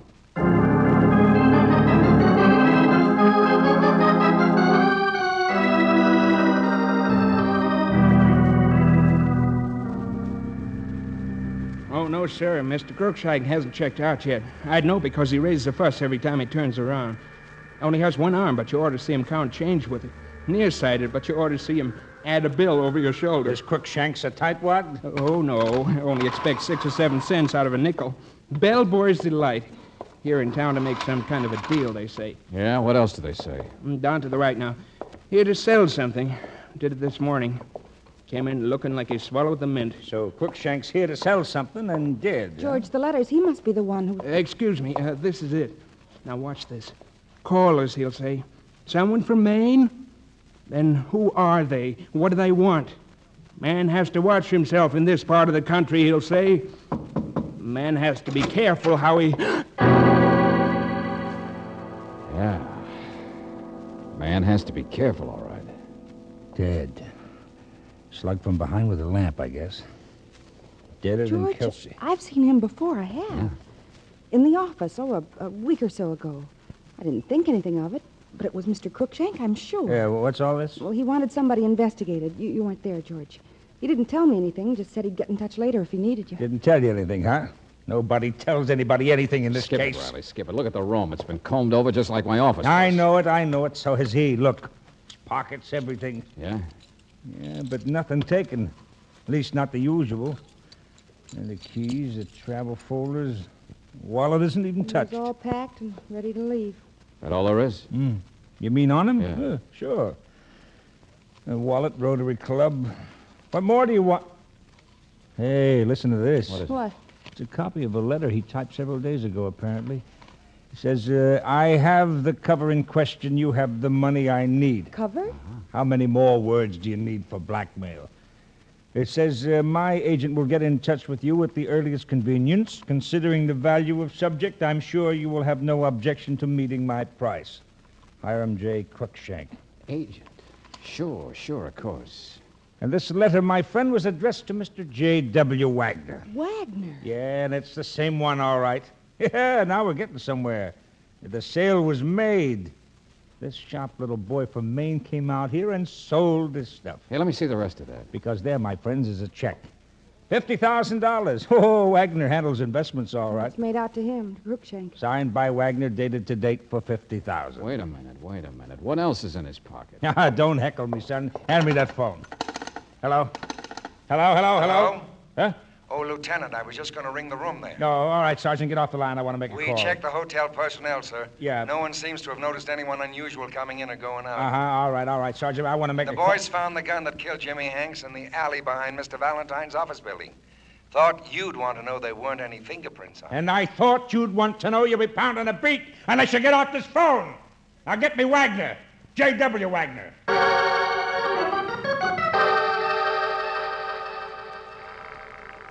Yeah, investments.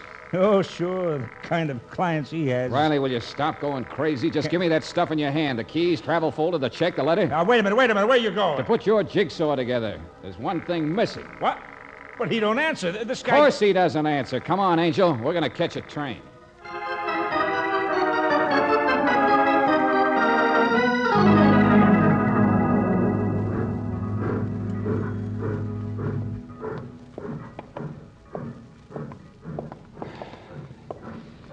Here we are. Compartment 2, Bird. George, I know Mr. Crookshank said he'd picked up his tickets, but why on earth would anybody take them? Hold it. There, it's empty. Of course it's empty. Now the light's on, fans on, blind pulled up. Well, sit down, Angel. Relax. Now the train's already moving. All this time I've been trying to figure what happened in our office during that hour that was missing. But it wasn't that at all, was it? Joe's slugging was just to keep me out of the way for a while. It was what you did that was important, Brooksy. What he got you to do. Oh, Sue! Come in. Come in, Sue. Shut the door. I didn't expect I know. Surprise. Mr. Valentine? I guess the gun could have gotten in the alley by your tossing it out the window of my office, couldn't it? What? Jimmy Hanks. You killed him. We got there just after it happened. And you pulled a fast story to cover. What?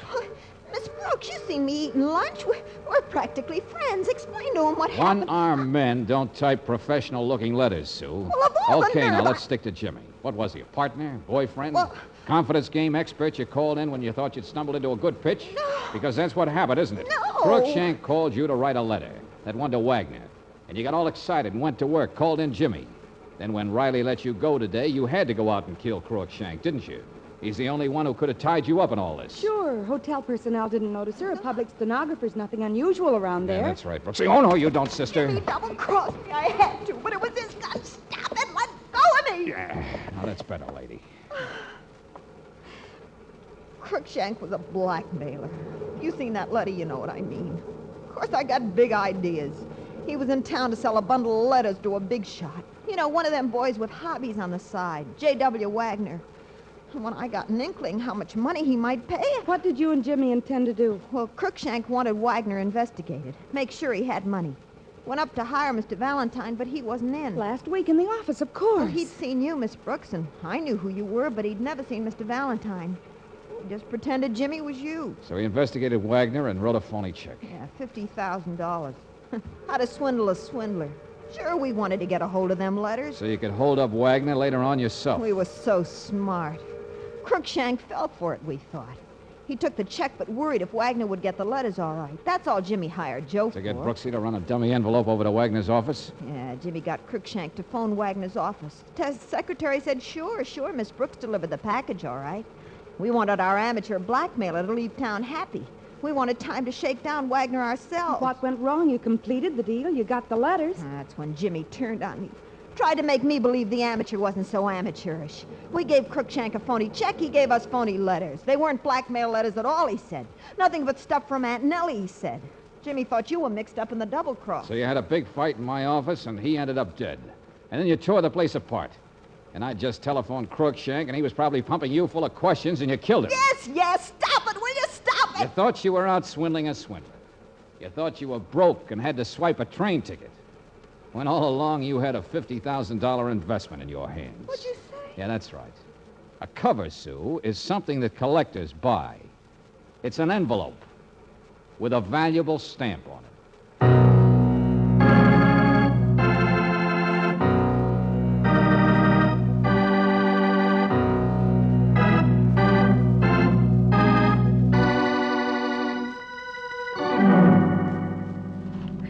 Oh, there they are, George.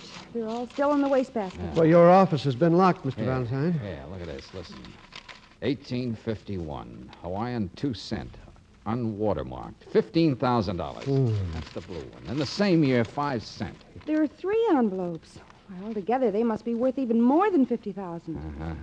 That crazy little girl thought she'd stumbled into a sale of blackmail letters. Well, it seems to me that crazy little girl must have been a pretty vicious sort of... What are you looking at me for? I don't know, Mr. Varney. But for a while, I thought maybe you had something to do with this. Me? No, see here, I just moved in. I know. You're right. She was awful. Awful amateurish. Awful stupid. Mm-hmm. Scares you sometimes, doesn't it? Yeah. You know, she had the wrong kind of boyfriend. Oh, George. Sometimes... Hey, wait a minute. What are you... Oh, go on, Miss Brooks. Kiss him again. You know, I think I'm going to like this building.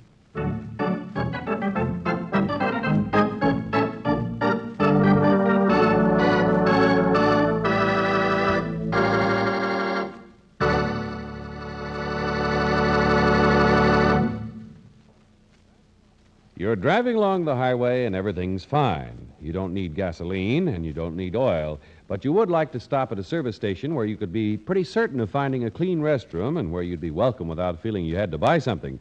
Well, you shouldn't have to go far. What you're looking for is an independent Chevron gas station or a standard station. And wherever you drive in the West, you're never far from one of these. Here, the restrooms are cleaned thoroughly, inspected often, kept well supplied with soap and towels, and you're welcome to use them any time. So keep this in mind next time you go for a drive. For a clean restroom and a friendly welcome, it's a standard station or an independent Chevron gas station. Here, too, you can be sure of getting quality products like Chevron Supreme gasoline and top service. For here's where they say and mean, we take better care of your car.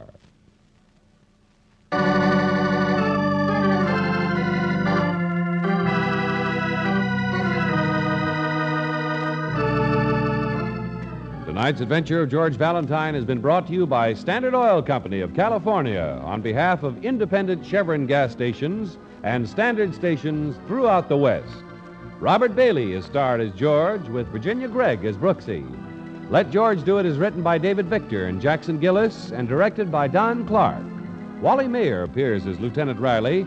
Shirley Mitchell was heard as Sue, Joe Forte as Wagner, Tom Tully as Varney, Stanley Farrar as Crookshank, and Jack Lloyd as Joe. The music was composed and presented by Eddie Dunstetter. Your announcer, John Heaston. Listen again next week, same time, same station, to Let George Do It. This is the Mutual Don Lee Broadcasting System.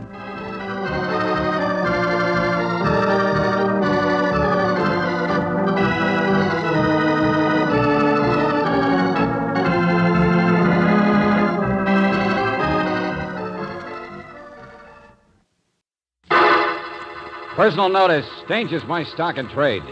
If the job's too tough for you to handle, you got a job for me, George Valentine. Write full details.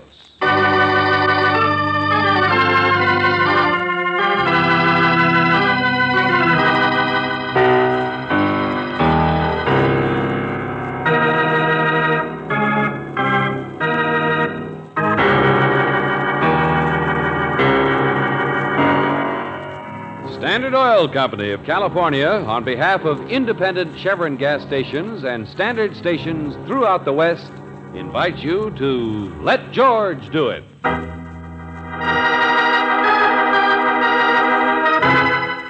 Tag, you're it. Another adventure of George Valentine.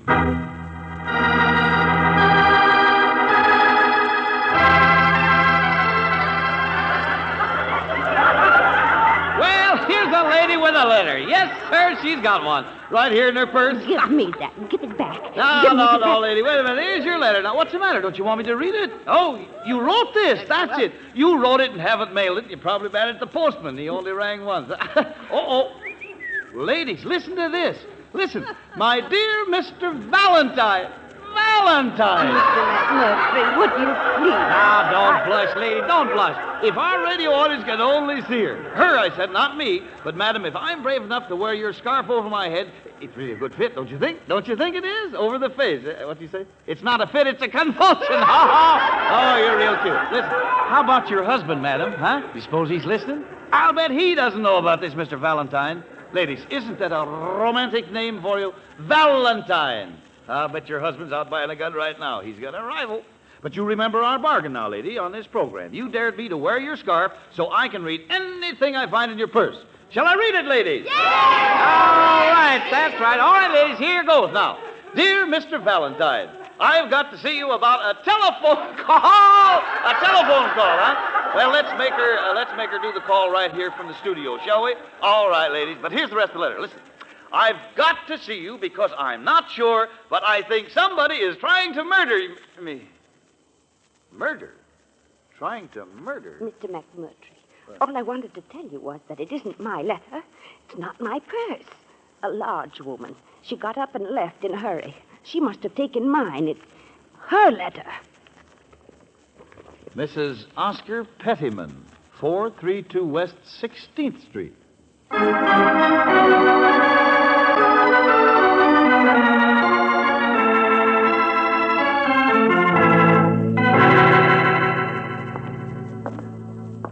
All right, I'm coming. What do you want? Mrs. Oscar Pettyman, this is 432 Ain't West. here. You her husband, friend, Mr. Pettyman? He's in Chicago. Can't stand her. Leaves every chance he can get. Ansel Pettyman's my name, her brother-in-law. I board here. Well, Mr. Pettyman... Yes, the police phoned me, miss, and no, I don't know anything. You hung up on him? Well, why not? Bunch of pests. Anybody tries to kill Birdie, it wouldn't hurt anybody. Why should they care? Wow, you're a nice guy. Puzzles, contest prizes. Yeah, you ought to see what she looks like. Well, what do you mean? Birdie's as big as a horse. My dear sister-in-law. So she started to let you let her.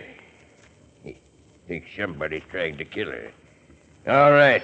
What's all the fuss? Let him. Yeah, there's a time-wasting contraption. Now, wait a minute. I'll answer that. I asked somebody to call me here. Valentine speaking. Hal McMurtry. Mr. Valentine, now listen. Did you find her?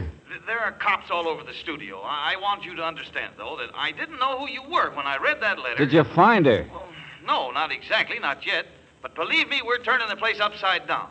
Now, about that game I play on my program. Give me that phone. Give it to me. Well, look, I want to explain. Hey, what's going on? What's going on? McMurtry. Hello, this is Holman speaking, F.J. Holman. What? Who? What? I'm a studio manager, Mr. Valentine, and as I told the police, we'll do everything possible. I've warned McMurtry before about that silly game he plays with those women, wearing their scarves and then trying to embarrass them by prying into their purses. Well, they love it. You know they love that. Be quiet. I just wanted you to understand, Mr. Valentine. Well, yeah, sure, Mr. Holman, sure. Nobody's going to sue anybody. Skip it. But you can ask Ansel there. He's been our janitor here at the radio station, you know. He's what? No, I didn't know anything. That Birdie Pettyman, she's the sort of a person any number of people might want to kill. She's a pest, you understand? A pest. Look. A professional radio contestant who's forever snooping around here. And sooner or later, she'll be back. You see, that's what I mean. You don't need to worry. She's an unpleasant woman that lots of people... Oh, tell it to McMurtry. I'm busy. Hey, bunch of characters work at that place. Including you, huh? Of course. 20 years, never a day sick. How else do you think my sister-in-law get all the broadcast tickets I get them for? Keeps her away out of my brother's hair. Look, I just want facts. Never mind the double talk like that Holman gives out. Because he's scared his radio station will get involved. Hello from Tag. You're it. You're wealthy. What? Letter she started said something about a phone call, didn't it? That's right. And when the police asked you about Trying it... to remember. Only a phone call I know anything about happened yesterday when I was home for lunch. Bertie stepped out to look up something for a newspaper contest. Voice says, hello from Tag, you're rich, you're wealthy. What? I'm not fooling. That's the kind of crazy stuff goes on around here. No greeting, no nothing. I remember every word. If you look in your mail today, you'll find you're a winner. We hope you enjoy your award. And that's all? Look in your mail, hope you enjoy your award? It happens all the time. She don't do anything for a living except that. Puzzles, contests, coupons are always ringing up, delivering things. You ought to see her stuff. She's got 5 vacuum cleaners in this house, and she doesn't use one of them. What was in it, the mail? What was the award that they... Search me, friend. I wasn't here. I work for a living. Okay. Hey, Brooksy, phone Riley. Get him to check the mailman. Sure, George. So you don't like your sister-in-law, huh? Nobody seems to. Doesn't do anything. I know, yeah. Nut on contests. Well, sometimes I like contests myself. But I suppose it's a little different if that's all she does. Always trying to get something for nothing. Well, that's not the point. The idea is she was worried, wrote to me. It is the point. How worried could Bertie be if she went gallivanting off to a radio studio to have fun before she mailed your letter? Well, I'll grant you that it's... I don't take it seriously because neither did she. Murder. Yes, it's just another idea to waste time with. You ask me, she's out someplace now. Forget all about it. Wait a minute now. Tell me, what kind of a voice was that on the phone, that Tag, you're it? Man or woman? Man, I guess. I don't know. It lisped. It what? Lisped. Like this. Soft voice. Just barely hear it. Lieutenant Riley? Well, this is Claire Brooks. Oh, wait a minute. Here, let me have it, Angel. Hello, Riley. Listen, Valentine. We haven't found that Pettyman dame yet, but we just put out a bigger alarm on her because... Riley, look, now, wait a minute. A quick angle. Her husband's out of town, so he Yeah, doesn't but I like wanna- her. Yesterday, she got a phone call, and later on, some kind of package Yeah, in the mail. wait, will you wait? Are you trying to accuse my I brother already of... got in touch with her husband. He's in Chicago. He's got nothing to do with it. Oh, Riley, everybody seems to think this is just a false alarm. She's just some kind of a crackpot. I want it... All right, maybe so. But if there's 1 chance in 50 of our preventing a real murder... said wait, will you? It's already happened. Huh? I'm busy, I told you, with a blonde. And I don't mean Mrs. Pettyman. The exact opposite. Beautiful, young, real diamond. Riley, for the love of My heavens, will you... boys will keep on helping you look for Mrs. Pettyman, all right, but don't bother me. This one's a real case, my friend. This blonde, see, and the only clue I've got to go on is a note in her purse which says, Tag, you're it. You're wealthy. Ha! She's wealthy, all right. She's dead.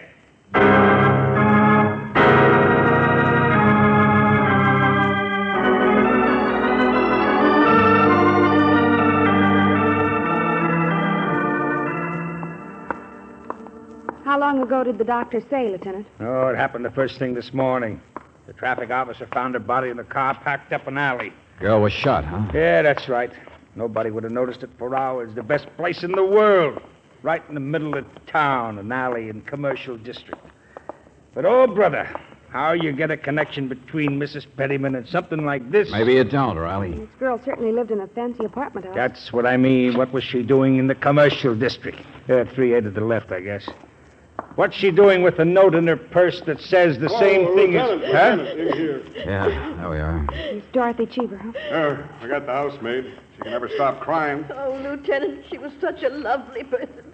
Yes, Such yes. a lovely person. George, Yes, I she know, really I know. did Now, do all please, right, take didn't it she? easy. No one hated her. Yeah, you can say that Simply no again. one. I can't understand it. But She I'll was bet so the popular. bald-headed guy in Now, that did you have photograph any isn't her family? father. No, she was alone, I think, but so F. well liked, so J. H. lovely. Yes, yes. Well, so you said. Well, now, take hold of yourself, see? She's done so well. She's... I'm sorry, lady. I'm sorry, but here.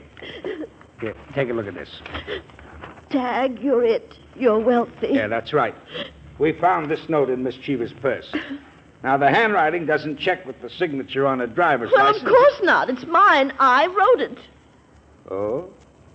Well, then you better start drying your eyes, lady, and explain what in the name of... I wrote that note for her, so she'd remember, that's all, after the phone call. The phone call... Oh, no, not Wait a the minute. same... Go on, please, go on. Well, there was this phone call first thing after breakfast. I was in to clean up. A voice says, Tag, you're it. You're wealthy. What else? Well, an address. I took the message for Miss Cheever. An address of what? I'm trying to tell you. It said she should drive a car and park a car in that alley. It's the back entrance of Benson's first store. Hey, wait a minute. Sure it is, and it's the most expensive place in town. Yeah, sure, go on. The voice says she's picked for a chance at a mink coat. You know, one of them giveaways or something. I guess they take your name from a phone book.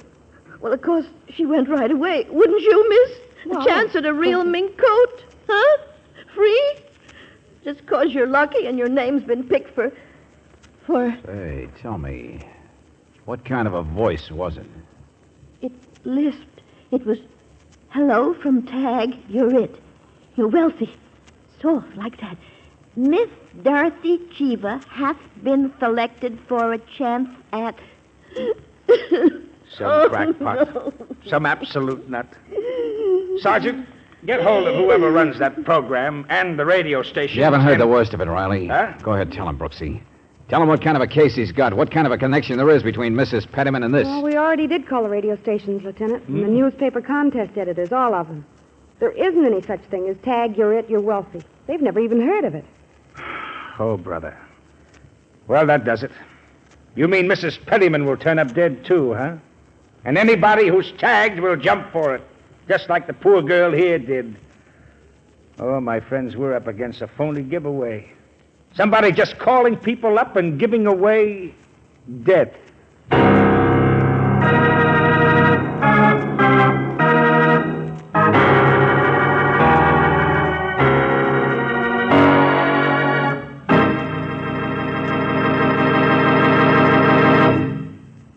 We'll return to tonight's adventure of George Valentine in just a moment. Anyone who has cooked French fried potatoes knows that the frying fat can be used again and again, but eventually this fat becomes contaminated and has to be replaced by fresh, clean fat. Oddly enough, something like that happens to the oil in your car's crankcase. You start out with fresh, clean oil, but after about 1,000 miles, the oil is apt to do more harm than good. That's because the oil, which has to protect hundreds of precision-fitted engine parts, is now contaminated by dirt, moisture, and grit. And that leaves you with a choice of two things. You can make the oil last longer, or you can make your car's engine life last longer. You can't do both. To play it safe and economical, have the crankcase drained every 1,000 miles. Ask for this car saver service at the same stations where you get Chevron Supreme gasoline, at standard stations and independent Chevron gas stations where they say and mean, we take better care of your car.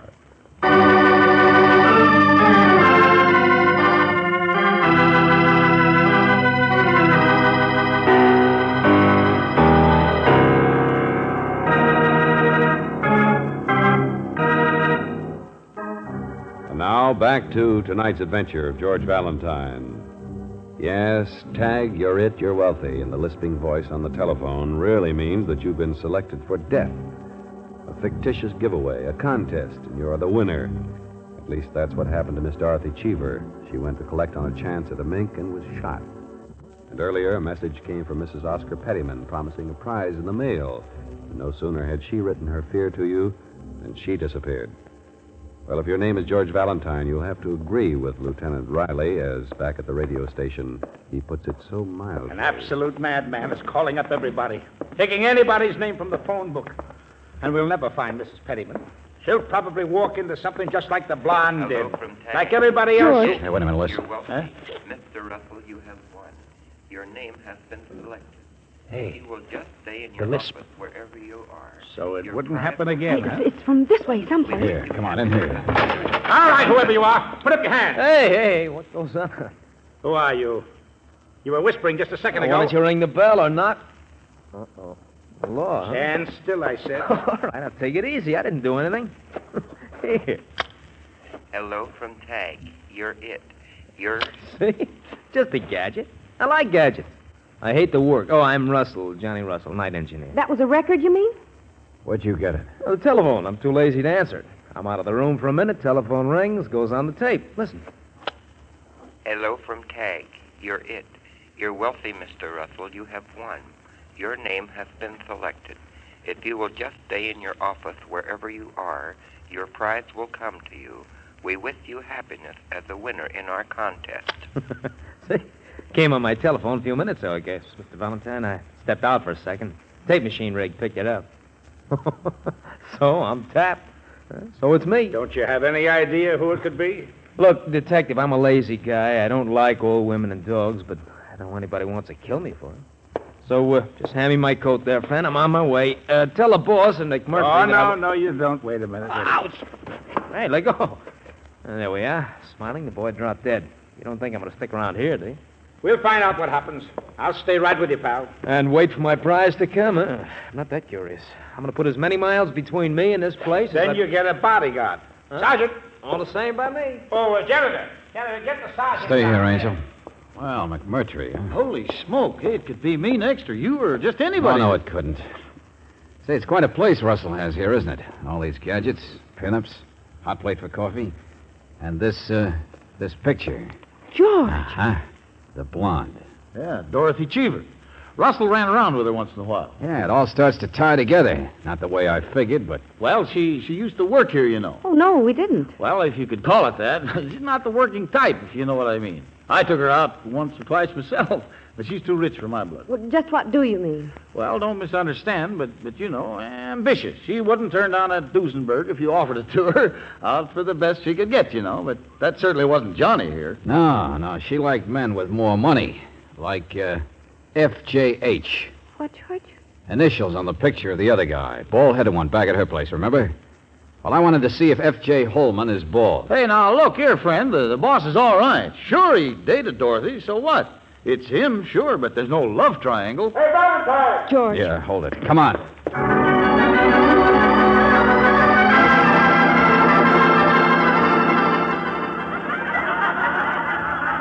Busman's holiday, my friend. In a radio station. What do they listen to? Other radio stations. Don't you understand? We found her, my sister-in-law. Bertie's all right. She ain't even halfway dead. Listen to her. Well, I don't see anything to laugh at. Well, I don't. I answered the question right, didn't I? Back to the microphone, please, Mrs. Springer. Oh, excuse me. Well, I'm going to get a prize, ain't I? I mean, oh, my goodness, I'm so embarrassed. Yeah. Told you what she's like. Might have known it. Ran out in McMurtry's program this afternoon because she remembered she had tickets to this one. She was just telling them over there. Well, we'll have her under protection, too, Valentine. Yeah. Told the audience her cat was sick. They'd laugh. Don't blame them. Piece of candy Bertie got in the mail yesterday. What? Huh? Yeah. What is all this? I'm so confused. Well, apparently Mrs. Pettyman got a box of candy. That's what the package in the mail was yesterday. The award the Lisper sent her. But anyway, she's out of danger now. Like Russell is. Hey, Riley. Take a look at Johnny Russell there. What? Huh?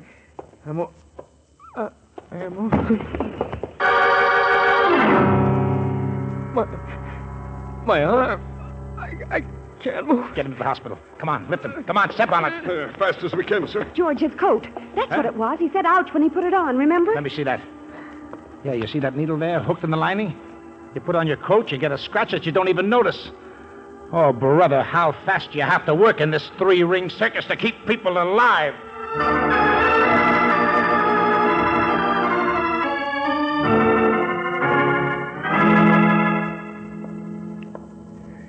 Mr. Holman's not in his office, Mr. Valentine. Oh, well, never mind. Where are you going, Ansel? I work for a living. What do you think? Instruction box says sweep Studio B. Well, janitor's hard paid. All right. George, I don't understand. Well, take them one at a time, Brooksy. Mrs. Pettyman got her call first. In some kind of murder attempt through the mail. Candy or whatever it was. Yeah. The whole case got thrown in the open fast because her letter was read right out on the air for everybody to hear. But in the meantime, Dorothy Cheever had got her call and had been killed. Then Johnny Russell. You see, Angel, the murderer was working against time, making mistakes, because it was really going too fast for him, too. George, they're tied together, though. I mean, the blonde... Well, they've all been around here in the studio, sure. The blonde, Johnny Russell, even Mrs. Pettyman, always snooping around trying to get free broadcast tickets, remember? Who's going to be next? I mean, what's the pattern? A killer like that doesn't stop. It just... Hold it. What's the matter, Ansel? I just happened to think Studio B isn't being used tonight. It's a spare down in the basement with the reserve switchboard. What? Yeah. Supposed to sweep it out for a broadcast, you said. The note told me to do it. It was in the instruction box. Just a type note. Only now it's not there. Ansel, you're the janitor. You see everything that goes on around here. Logically, you'd be the next person that... Hey, Brooksy, get Riley back here. I'm going to be the next person. What? Yeah, stay up here, Ansel. I'll take a look at Studio B for you.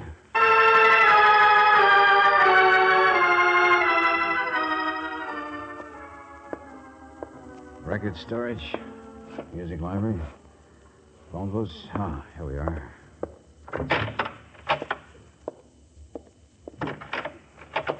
Well, it's a pretty good-sized studio. What? All right, come on now. Turn them on. Turn the lights on. Come on now. There's a master board around here someplace. What's the matter? Can't you see? Look, it's too late to play games, friend. Put your lip back in shape. Where am I? Yes, where am I? You can't tell in the dark, can you?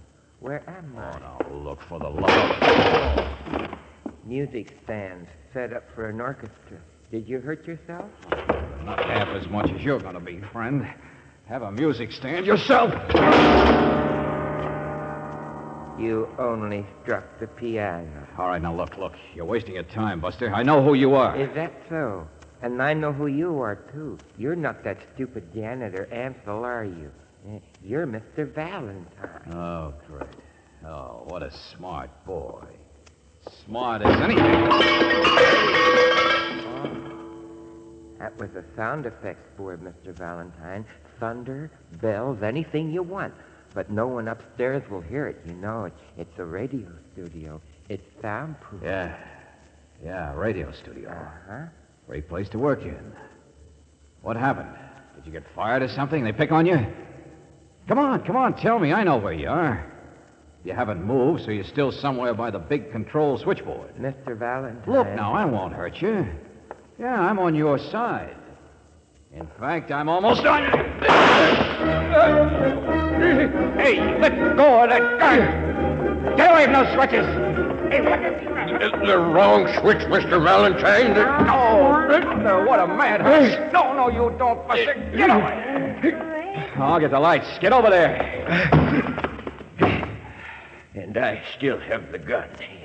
Well. Hello, Ansel. You couldn't shoot me in the dark, could you? You guessed who I was. It wasn't a guess, Buster. You made a mistake. But skip that part of it. I'm on your side. Forget it. Of course, you're on my side. But I was fired. You guessed that. Fired? After 20 years of service? Holman said I should rest. But I work for a living. I'm not like the others. Yeah, I know. The girl who was out for everything she could get without working for it. Johnny Russell, he's that type, too. And Bertie, always looking for a free prize someplace. Stop looking past my shoulder. I'm not going to turn around. The worthless ones. And I work. And I get fired. Are you going to kill Holman, too, the boss? Lots of people I'm going to kill. Parasites who toil not. Sure. Yeah. Upstairs, you pulled that gag to get me down here. It was going too fast for you, wasn't it? Holman was out, and you had to have time for him. You understand, don't you? You're in the way. Now, look, Ansel, you know this is all in your imagination. Those people you tried to kill are all right. Holman's all right. I know too much, but I'm not so bad either. Shut up! Why don't you lisp like you did in the phone calls? That was your mistake, you know. I don't make mistakes. You're the first one who told me about the lisp. And you pretended you'd taken the first call from that voice. You said you remembered every word.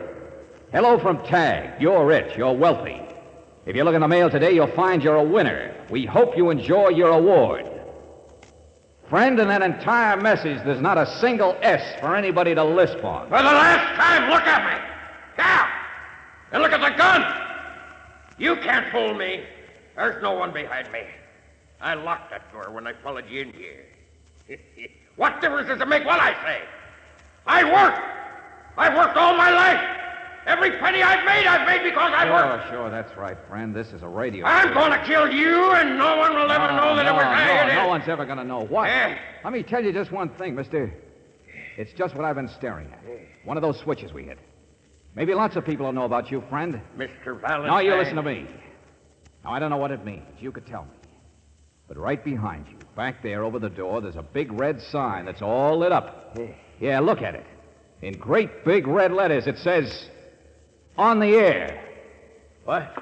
No, this studio That's is... all, sucker!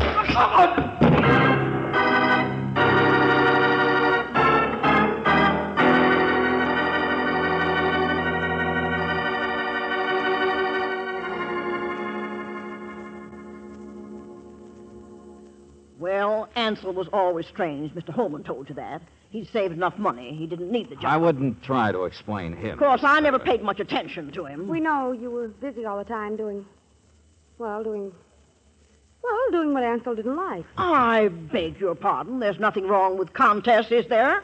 With a bit of skill and a bit of luck? Oh, no. We just... You can't tell me there's anything to any of those ideas he had. A madman like that, a man who'd kill people. Oh, no, no. I like puzzles myself. You're perfectly right. Now, there's no excuse for him. He's locked up where he should have been long ago. Oh, well, I just wondered, that's all. Because, you see, I just heard about another contest. Uh-oh. They're going to give away the most beautiful prizes. And it ain't really getting something for nothing either. Because it's a mystery quiz. And I thought if you'd give me some help, Mr. Valentine, That's all, I might Brooksy, even... This is where we came in. Good night, Bertie. We're going to a movie. Yes, George, to the Tivoli. Why the Tivoli? We're giving away a set of dishes. Oh.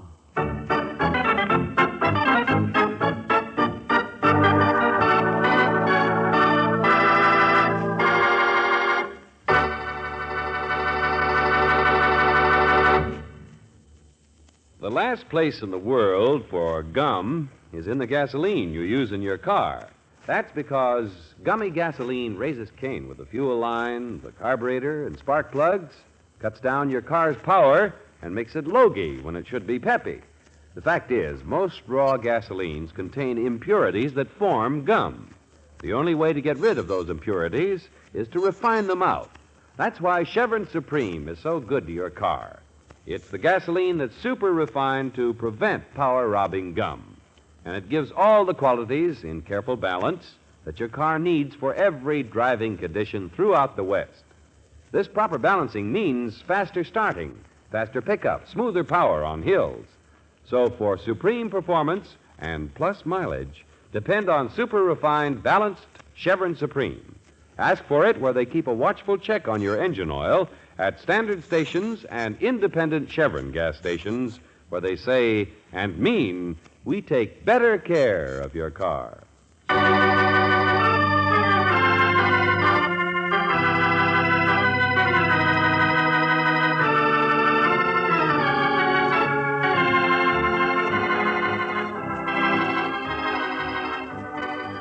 Tonight's adventure of George Valentine has been brought to you by Standard Oil Company of California on behalf of independent Chevron gas stations and standard stations throughout the West. Robert Bailey is starred as George with Virginia Gregg as Brooksy.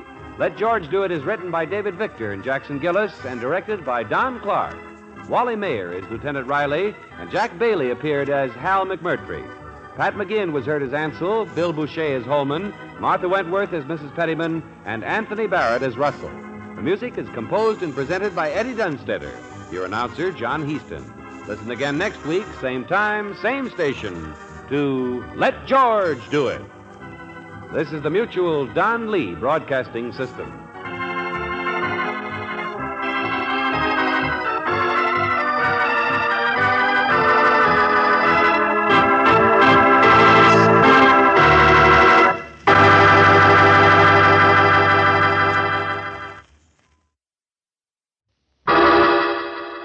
Personal notice. Danger's my stock and trade. If the job's too tough for you to handle, you got a job for me, George Valentine. Write full details.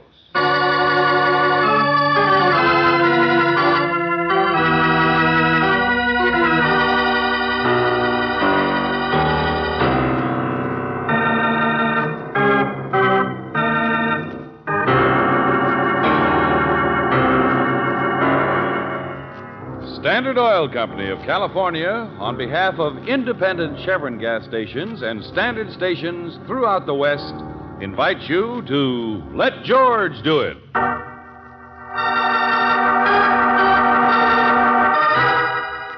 House That Jack Built, another adventure of George Valentine.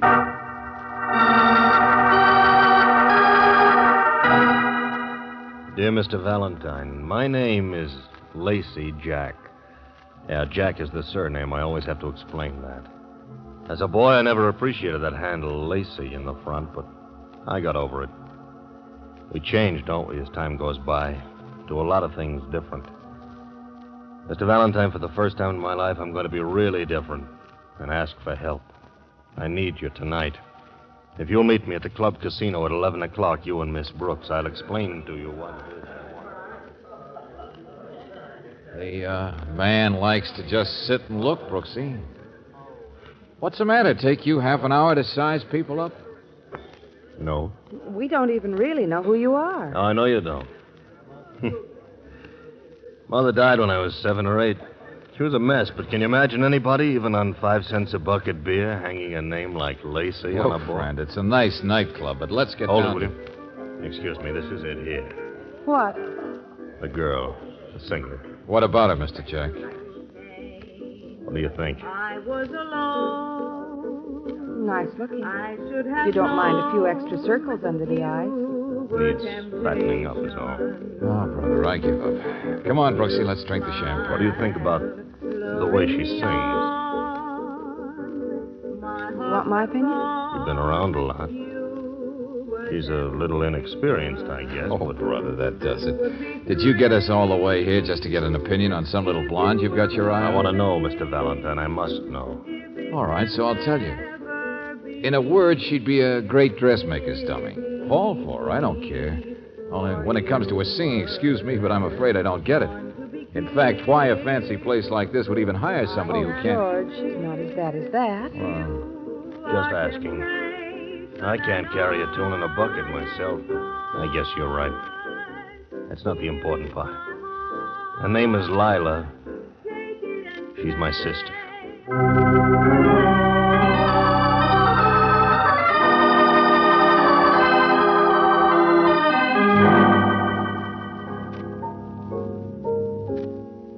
So Daddy has friends. Imagine Daddy with friends. Has he drunk his champagne like a real nice friend, Miss Brooks? Lila always kids a lot. You mustn't mind her. Shut up. How'd you like my applause? All people with one arm. Hi, Joe. Hey, Lila, how's it, baby? It was great, kid. You got a great talent. You got a great... Hello, Joe. Huh. Oh, Lacey. I see you. Excuse me. Excuse me.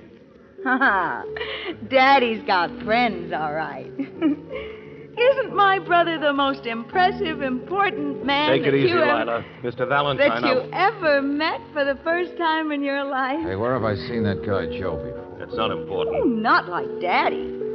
So drink your champagne, stranger, and do not Wait, ask bring me any... the bill, William. Mr. Jack, I said, You where don't have have I... to be a friend, Valentine. You've got a job tonight. I'm hiring you. Now we start, and that's good enough. Yes, sir. You Oh, need here. it? Take it out of this. Oh, no, Mr. Jack. Compliments of the house. I'm sure the owner wouldn't want me to give you a bill. Go on. I don't want anything free. Now take it. Oh, no, indeed. No, sir. Really. Compliments of the house. George, no wonder I keep my job. Well, you coming, Valentine, Miss Brooks? Yes, we're coming. Don't wave that money at me yet. But at least you've hired my curiosity. We're all going home, to our place. Mr. Valentine and Miss Brooks are going to stay with you tonight, Lila, so come on. What? Why? What are you going to do? Now, please, Lila, do what I say. Just tonight. I'm sorry. I'm coming. Whatever you say, Lacey.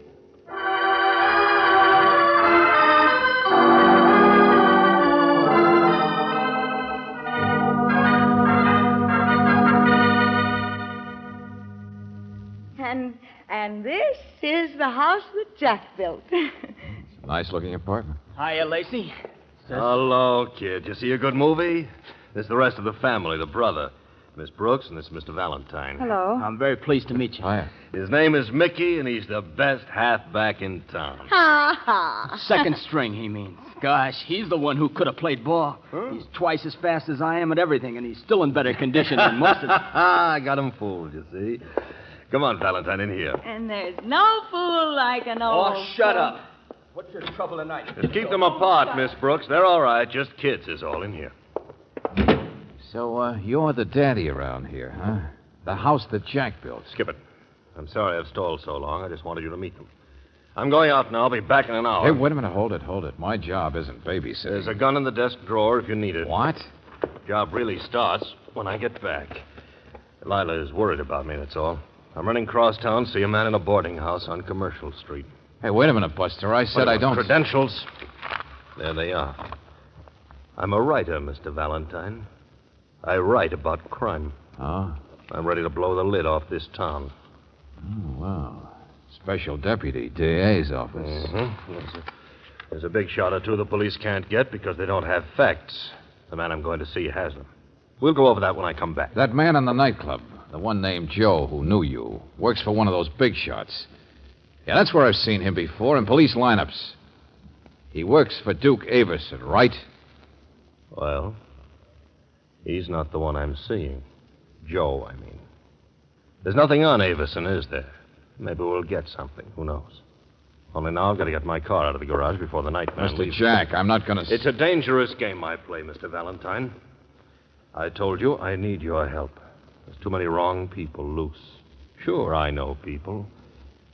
And they know me. So I don't want anything to happen to the kids in there. Do you? No. Well, that's the idea. Now, you can get the gun out of the desk later on, I guess. And you don't have to worry about me any because I carry another one myself. Right here, you see? Yeah, I noticed. You play it straight, and I will. Always have, all my life. Be back in an hour. What a pile of stuff that was.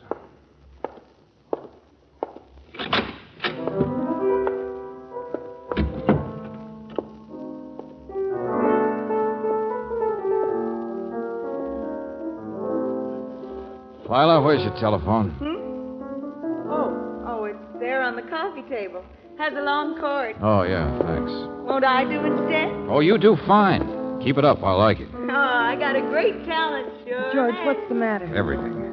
Now, Brooksy, get over there and talk to the boy. Keep him busy. Who are you going to call? Lieutenant Riley, go on. Sure, George. Well, you played that pretty well, Lila. Better than you sing. Well, I like you, too. Friendly, that's me. Say, why do they keep you at that club? What's it got to do with your brother Lacey? He got me started.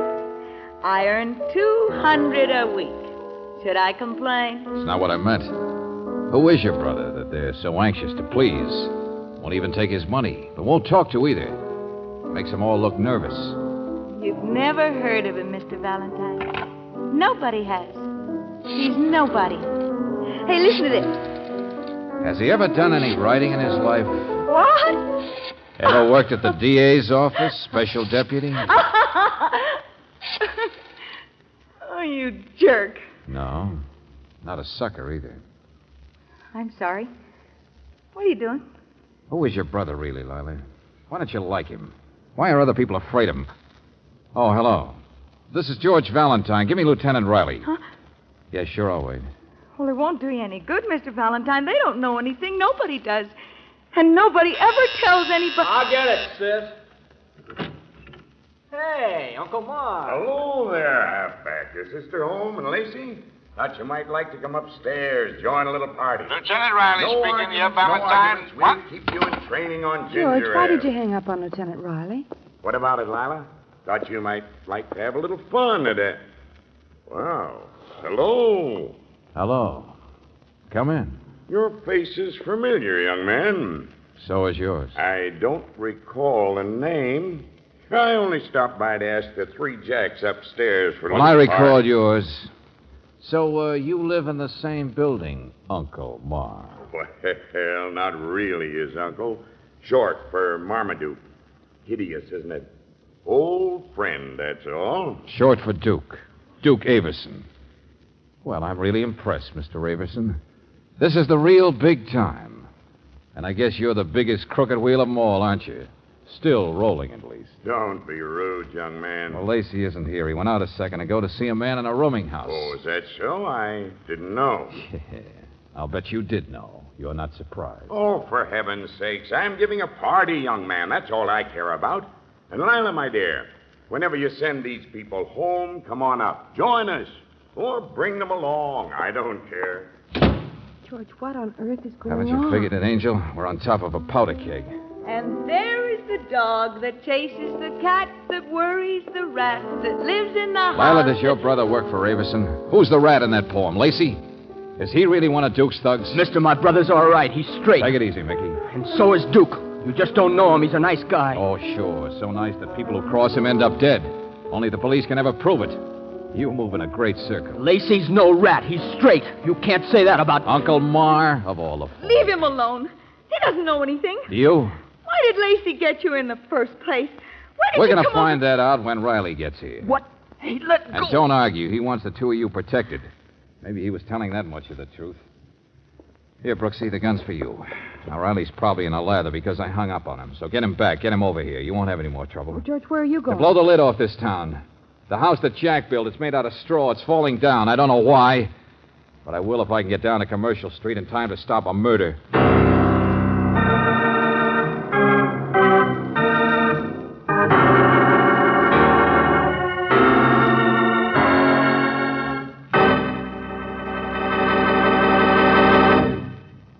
We'll return to tonight's adventure of George Valentine in just a moment. When your car acts as if it had taken a sleeping pill instead of giving all the pep and power it was designed to give, it may be the fault of gummy gasoline. That's because most raw gasolines contain impurities that form power-robbing gum. And the only way those impurities can be got rid of is by refining. That's where Chevron Supreme gasoline comes to the rescue. It's super refined to prevent engine-sticking gum. Remember that next time you buy gasoline. It is carefully balanced to give your car superior performance under every driving condition and wherever you motor in the West. Properly balanced Chevron Supreme gives you plus mileage, too. Why not try it tomorrow? Ask for it where you can depend on careful battery inspection. That's at standard stations and independent Chevron gas stations where they say and mean we take better care of your car.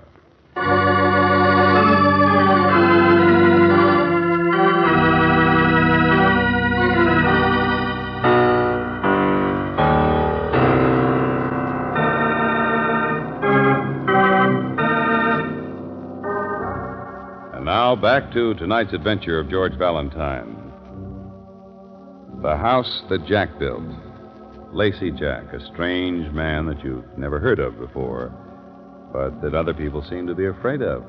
A man who apparently works for Duke Averson, whom the police have been trying to get for years. But why would such a man hire you? If your name is George Valentine, you know this is one case where you'll probably never have all the answers. But you also know that tonight there is a chance to blow the lid off this town, as Lacey himself put it a few minutes ago before he left. And as you hurry downstairs to your own car, you know that if 2 and 2 make 4, your first job is to stop a murder.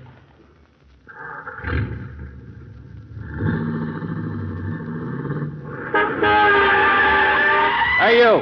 Hey!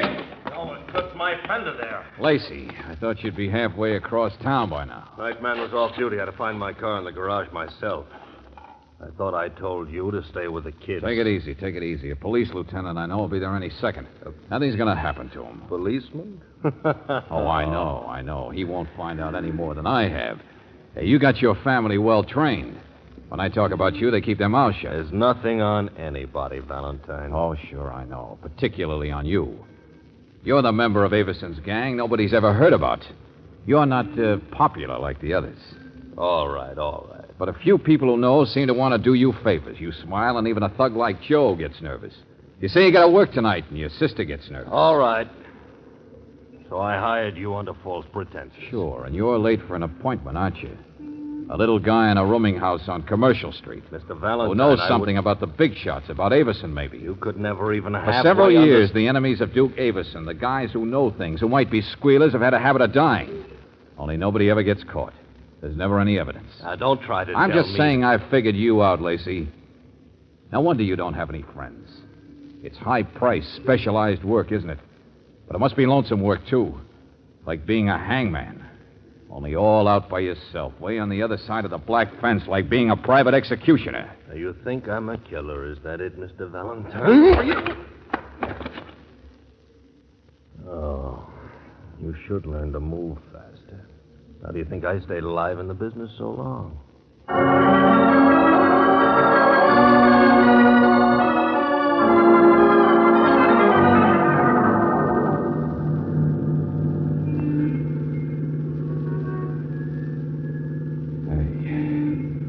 Hey, where horses. Hey, it's Commercial Street, all right. Hang your head down between your legs a minute. You'll feel better. Oh, brother. You know all the tricks, don't you? Lightning Lacey, Billy the Kid. Fast on the draw, fast on the rabbit punch. Advice, that's all. How many men have you killed, Lacey, huh? Must be quite a life. St. Peter will say to you, "What did you do, my friend?" And then you'll say... Never mind. Keep your hand off that car door. Oh, I know. You're the expert, all right. Lila is a mess on account of what you are. But Mickey, just because you're not the usual type rat, says you're straight, thinks you're a big hero. Oh. Well, lost your temper, huh? That's a big weakness in a guy like you. I'm not mad. You just talk too much. 3157 Commercial Street, huh? Yeah. Yeah, this is it. It'll be easier if you come with me. And don't get any ideas. It's well prepared. 3 other boarders. They all work night shift. Landlady is gone. Great. What's this guy's name? I don't know. Whitey something. Comes from Detroit. You don't even know his name. He's been pointed out. The young kid down on his luck. Just a kid. Only Avison says get him and you go to work while the rest of the boys have a party for an alibi. What's this Whitey got on the big boy, anyway? You waste your time asking me things. I'm here. Oh, sure, I know. You don't squeal. You're straight. Nice, honest, loyal guy. Well, how do you know for sure this Whitey's a squealer? Just a new kid from Detroit, he knows something or saw something? Well, how does that prove that Shut he's up. the guy...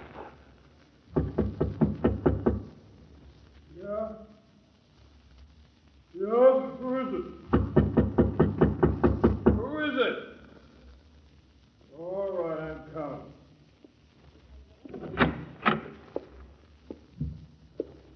Get back in there. Why do you...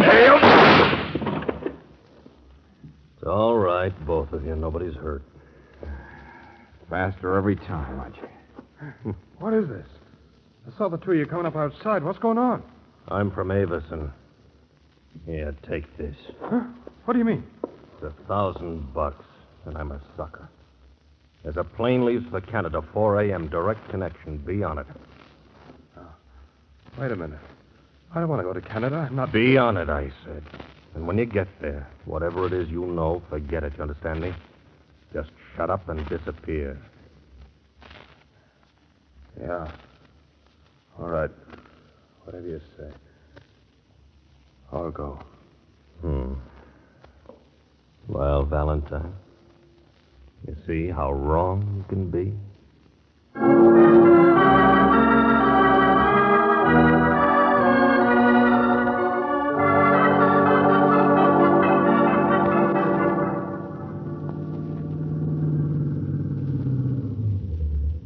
All right, so you didn't. So you are playing a dangerous game tonight, so you're going soft. There's the apartment now. Soft in the head. Sure, the house that Jack built. You get orders to kill and you don't. That makes a big, noble guy out of you. Lights are on in the apartment, so the kids are all right. We'll take the back elevator. Oh, yeah, sure. The Penthouse Express, where the big guy lives and gives parties. I've always played it that way. Duke and I were kids together. Oh, you were kids together, huh? Oh, I wouldn't expect you to do any squealing. That's the code, isn't it? For a loyal man whose only vice is he kills people, who even his own friends are afraid of like a rattlesnake. Lay off. What happened? Saw it yourself, Duke. This guy's been on my tail all evening. Yes, that Valentine. How on earth He did picked me up in the nightclub. He's been glued tight ever since. But what did you do Well, I about... couldn't rub off that Whitey kid from Detroit for you, could I? With him hanging around, you saw that yourself. But Lacey, look here, that Whitey... I gave Whitey $1,000 and a ticket for Canada. You what? Valentine didn't even tumble. He stayed in the car. So now I can shake him. I bought myself a ticket for the same plane. Oh, it's pretty good. So it happens in Canada instead of Commercial Street. Yes. Good work, Lacey. Whitey's a squealer. We can't afford to let him live. I guess I'll be going then. No, you've got time. Stick around. It's a good party. Old time's sake. Girls, bring my pal Lacey a drink.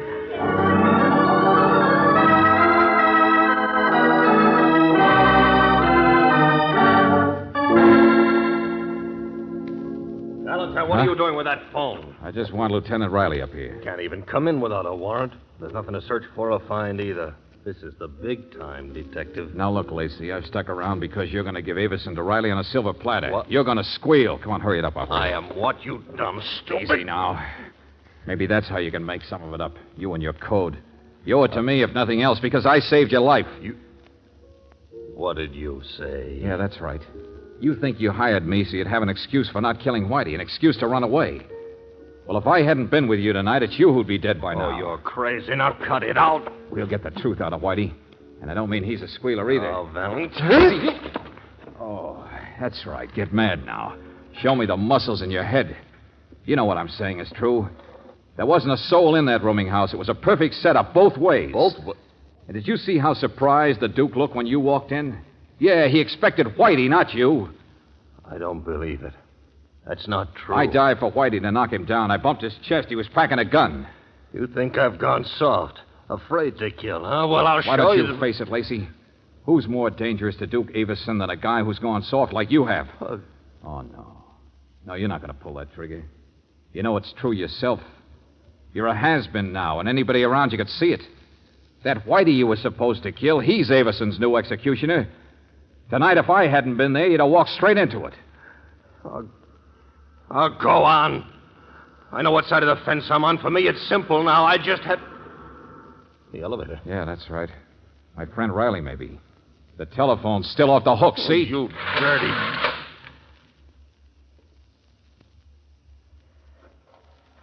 Whitey. So long, Lacey. Have a nice sleep.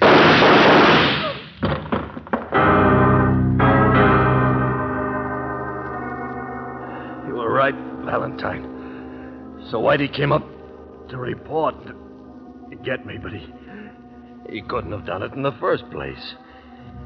Not fast enough, did you see? Don't brag yet, Lacey. You're half as dead as he is. Duke and me, kids together. Why did he hire that guy? Why did you kill people? My brother Mickey thinks I'm straight. He doesn't know much, but he'd never get over it if he thought I was a squealer. You mean you'd lose your last friend? Yeah. I saw what Lila thinks of you. You'd be all alone then, wouldn't you? You're scared. I'll talk. I'm a squealer. I want Mickey to know that, Valentine. I'll tell you about Avison. We'll blow the lid off this town. Believe me, he's it. All right, put your hands up. That's it. Valentine, you stand over there. And you drop that gun, Mr. Avison. Well, of course. Hello, Lieutenant. I just heard the shooting. I came out here to find out what... I know. I heard it from the front elevator. Oh, welcome to the party, Riley. But get a secretary quick. It's not going to last long. Hey, come on, Lacey. Come on. Wake up. Snap out of it. He's dying. Can't you see it? What can he say? Lacey and I are old friends, that's all. Huh. And if you try to go to court... Oh, shut up, Avison. He's right. Nothing I can say now do any good against him. There's never any proof. Oh, Valentine, besides, I'm straight, see. You can't get him. I'm too washed up even to squeal. Only... Keep away from that gun. Get out of the way, you suckers! Look out, stop him. Lacey, don't do it! All right, killer. You got him all right. You blew the lid off the town, all right. You killed the Duke. Only now drop that... Uh-oh. Yeah, Riley, you're wasting your breath, all right. The killer's always too fast for us. He's dead.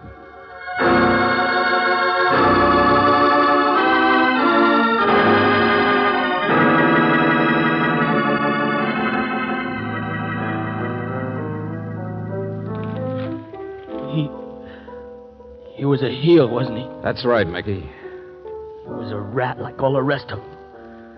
In a pinch, he'd turn on anybody. He was no more straight than a... Oh, stop that blubbering. You always knew what he was like. Why don't you admit it? You hated him yourself. You just don't know it Take yet. it easy, Lila. Well, grow up like I have.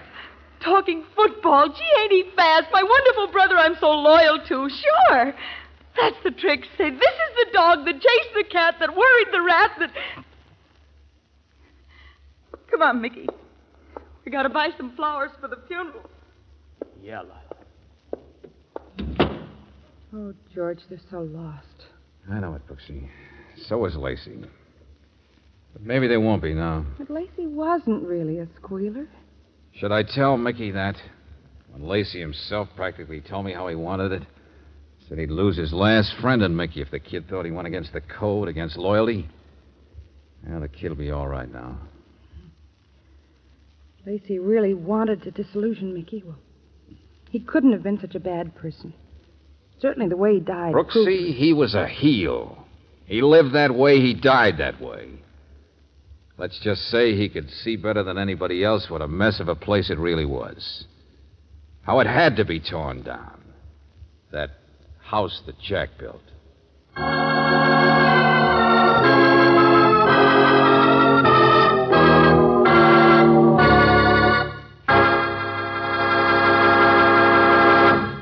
Did you know that today's automobiles need 40% more battery power than the cars of 10 years ago?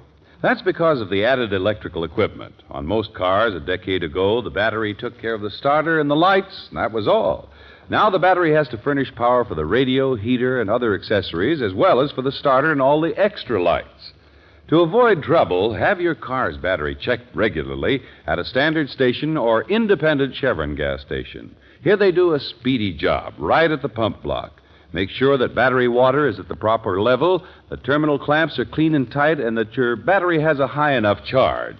And don't forget, frosty weather will be here all too soon. That's another good reason for having your battery inspected tomorrow. While you're there, get a tank full of Chevron Supreme, the gasoline that's super refined to give your car smoother and more powerful performance than ever before. Make it a date tomorrow at your independent Chevron gas station or your standard station, where they say and mean, we take better care of your car.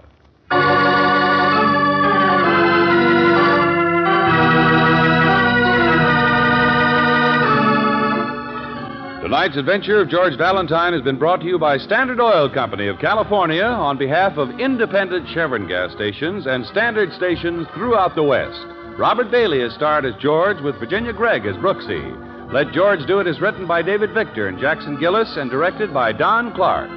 Wally Mayer is Lieutenant Riley. Larry Dobkin was heard as Jack, Vivi Janis as Leela, Eddie Firestone as Mickey, Ken Christie as Duke, Dan O'Herlihy as Whitey, and Dick Ryan as the captain.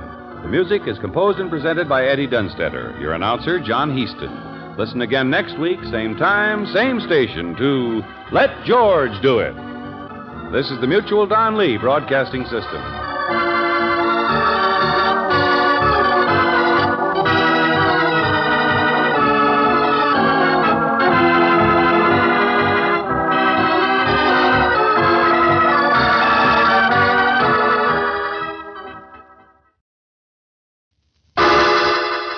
Personal notice. Danger's my stock and trade.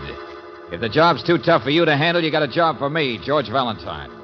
Write full details.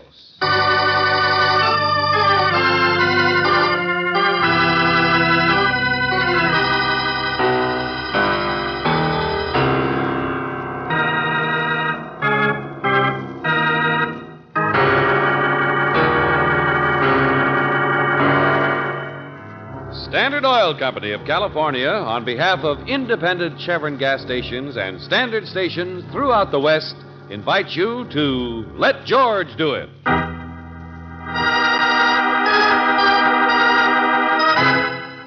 The Spider and the Fly, another adventure of George Valentine.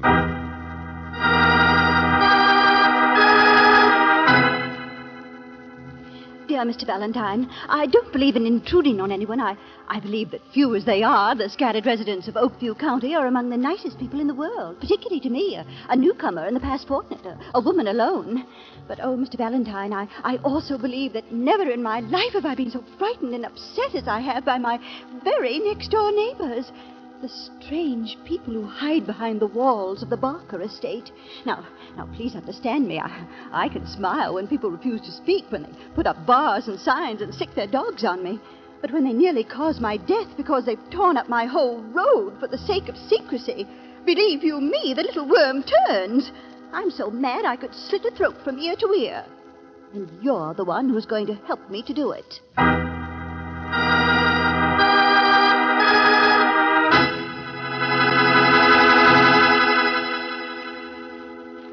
Mrs. Ponsonby, Ring the it would bell. be... You'll see. I'll wait in the car. Go on. Look, we barely got here, and your letter didn't explain As what for directions, that's good enough. Say anything. You'll find out as much as I have. I never actually see them. Go on. But what's the point of Why talking... should I tell you things when I can show you in 1 minute? Ring the bell. You'll see what kind of a place it is. Oh, for the love of... All right, Mrs. Ponsonby. Come on, Brooksy. Sure, George. You'll see. Yes, you will. Oh, I wonder if she ever stops talking. Ponsonby? Wonder what she wants us to see. It's quite a wall around the place, huh? The Barker estate. It's funny. Not in the country like this. What do you want? Oh, just some directions. There are signs out on the road, aren't there? I'm busy. We understand there's a little town by the name of Oakview. There are signs, I said. Excuse me. 6.5 miles, next turn to the right. Only don't go bothering people. Oh, Brooksy, isn't that a beautiful place in there? Yeah, and look at the roses that Just are... a cottage, that's all. Well, that's what I mean. It's not nearly as gloomy or big as you might expect from the fence and the property. Town of Oakview is 6.5 miles, next turn to the right. It's a honeymoon cottage. Can I shut the gate now? Honeymoon? So that's it. Lady, we should be excused. Honeymooners, of course. No wonder they want privacy. People want to be left alone. That's all. Now go on, both of you. Get out of here. All right, don't wave your soup spoon. And you can tell the bashful bride and groom to give you a gold star. You make a real effective guardian of the gate. Peace and goodwill. Goodbye, lady. Thank you, and goodbye to you. And don't worry, I won't tell anyone anything. I'm not hired help. What? Huh? I said thank you. I am the bride.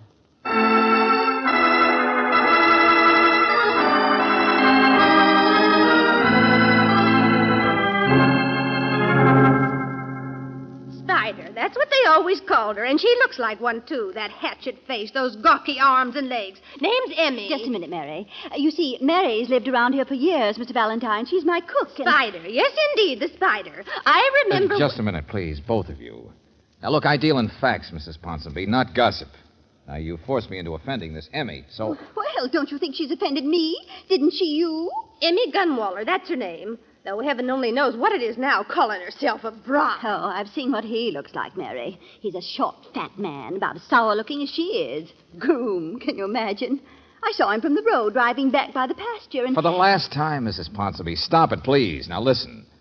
You're mad at your neighbors because they did something to a road, nearly caused your death, you said. Well, but my car did skid where they'd torn it up. only if it's the road I saw coming back from there, I'd say you don't have any kick coming. It's on their property. Go on, Mary. Tell him about Emmy. Speak your piece. Go on.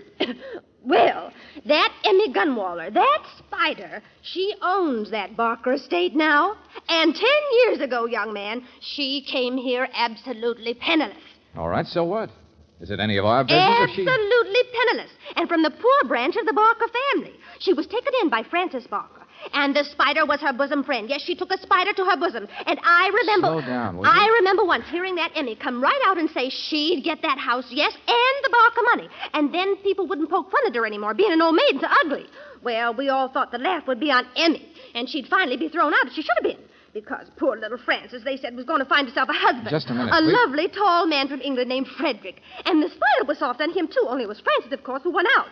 But then what? Nobody knows. All I know Whatever is... became of Frances and her husband? 10 years later, here's the Spider saying she owns the place. Do you understand? What became of the real owners of that place?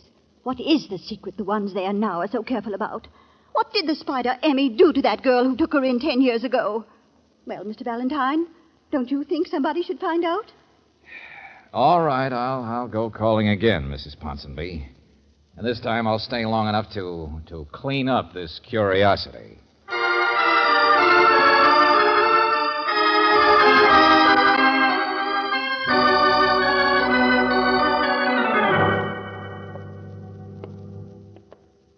George, for heaven's sake, here we are, but what can you say? We've got no business intruding on these people. Look, I am here to tell this Emmy woman she'd better look out for her neighbors.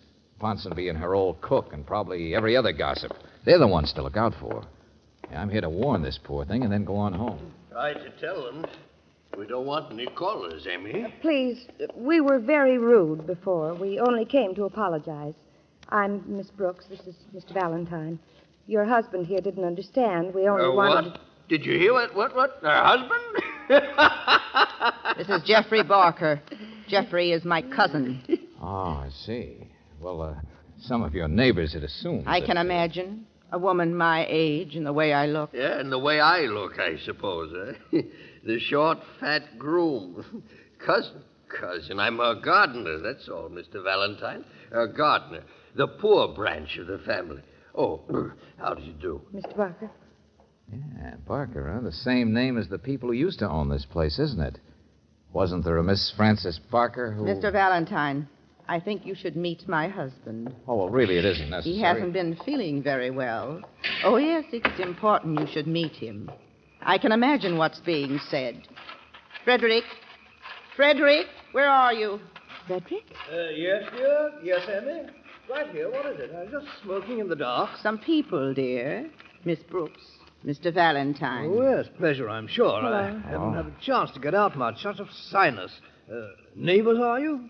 Sit down. I wanted to show you off, darling.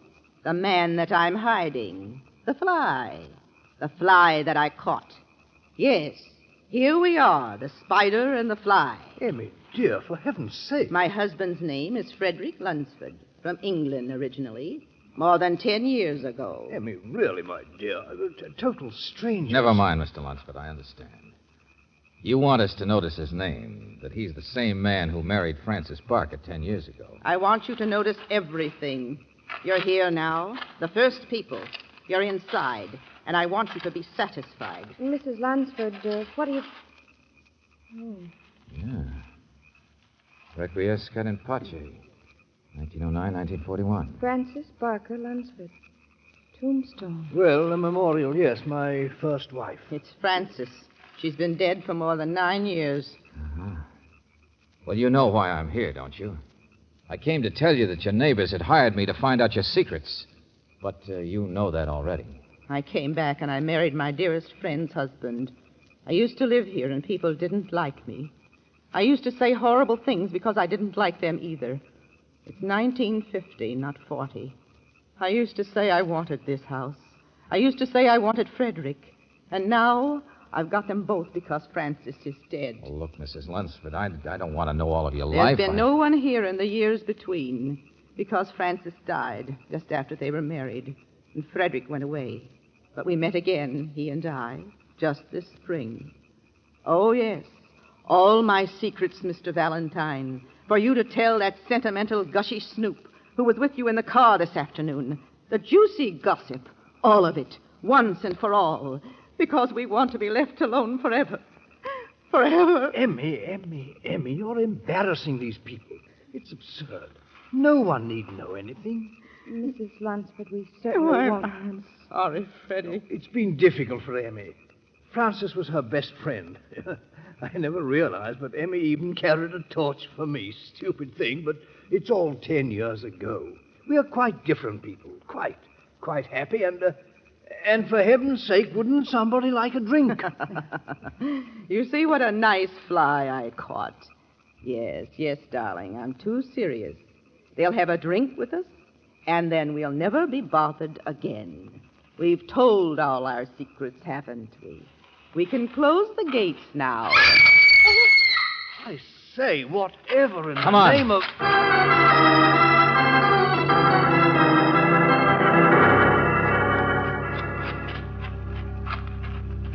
George, it's Mrs. Ponsonby over here. Yeah, here we are. What happened? I didn't even know where I was. George, help her up. She must have fallen. Well, what did you do? Follow us over here to snoop some more?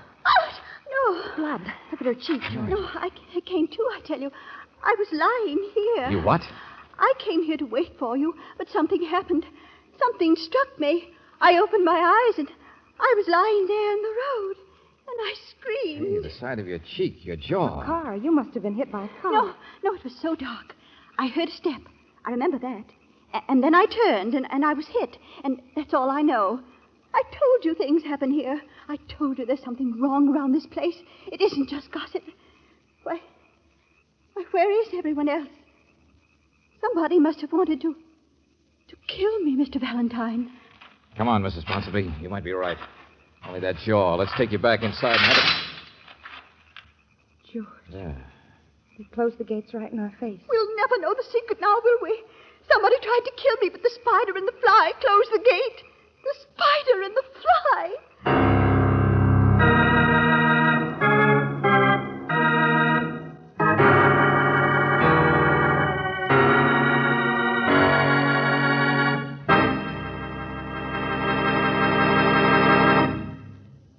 We'll return to tonight's adventure of George Valentine in just a moment. You may have been driving a car for years without ever hearing of the SAE. Those letters stand for the Society of Automotive Engineers, men who establish rigid standards for many parts of your car. Take the battery, for example. The Engineering Society requires that all new batteries come up to its standard for a life test, for ampere-hour capacity, and for zero starting ability. Now, if you want a battery that's built for long, powerful service, get an Atlas battery. It surpasses all those requirements set up by the Society of Automotive Engineers.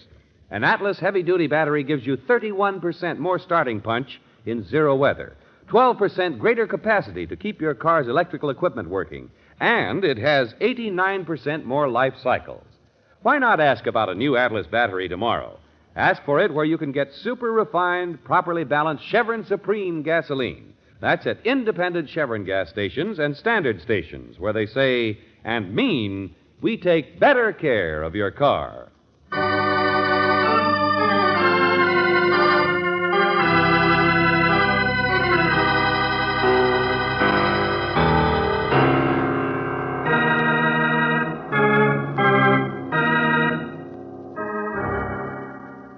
And now, back to tonight's adventure of George Valentine. The spider and the fly. Two newlyweds, two honeymooners, two middle-aged people, Emmy and Frederick. And the whole country neighborhood of Oakview is curious. Why are these people so unwilling to allow anyone behind the high fence that surrounds their estate? So unwilling right now to assist you when you found Mrs. Ponsonby struck down near the road by the gate.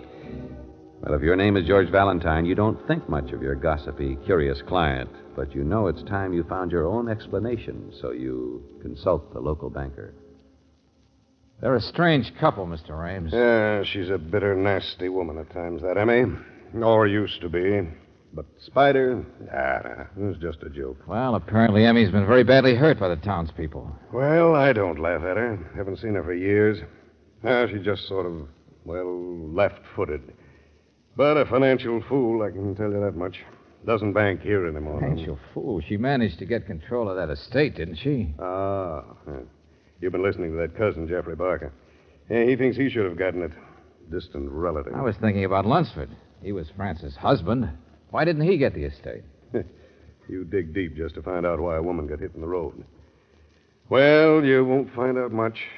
There's nothing wrong with that cottage. The place belonged to Francis Barker. Lunsford inherited the bulk of the estate, but not that house. Now, that went back to the family.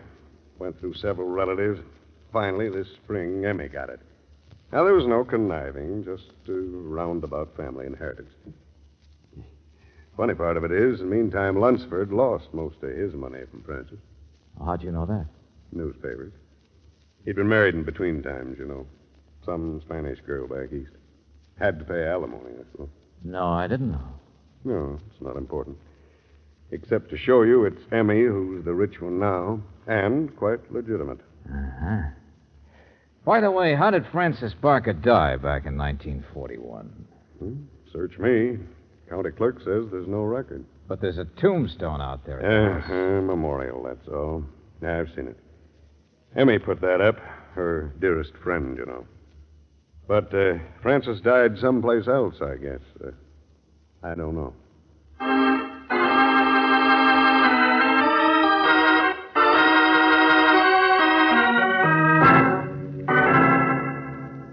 Now, look, Mr. Valentine, I have no reason to investigate. Sheriff, Mrs. Ponsonby was slugged by somebody out there. Well, Emmy, husband, gardener, none of them know anything. And the most likely thing is it was just some prowler. Sheriff, do you know how Francis Barker died? What, that? Way back at... Oh, no, search me. Did you know Emmy herself in those days? Ugly, ineffectual, pathetic little woman.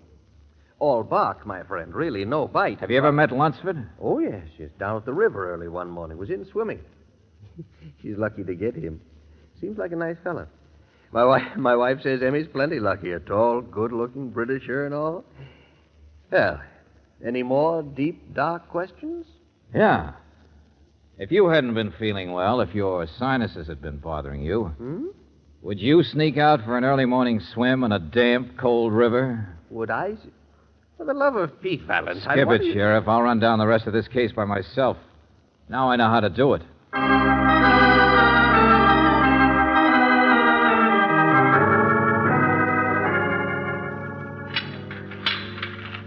Well, the gate's open, so let's walk right in. Last night I saw a car drive out. Miss Brooks was reading, and I noticed through the window across the field. You know, you notice everything, don't you, Mrs. Ponson? I don't know what you mean. I certainly don't know why you dragged me back over here where that spider... I think you do, Mrs. Ponsonby. What? Yeah, that spider stuff you throw around isn't very nice. In my opinion, Ugly Emmy is a very tragic person. Oh, for heaven's sake. And you, on the other hand, have been a phony from the word go. What? Yeah, that's right.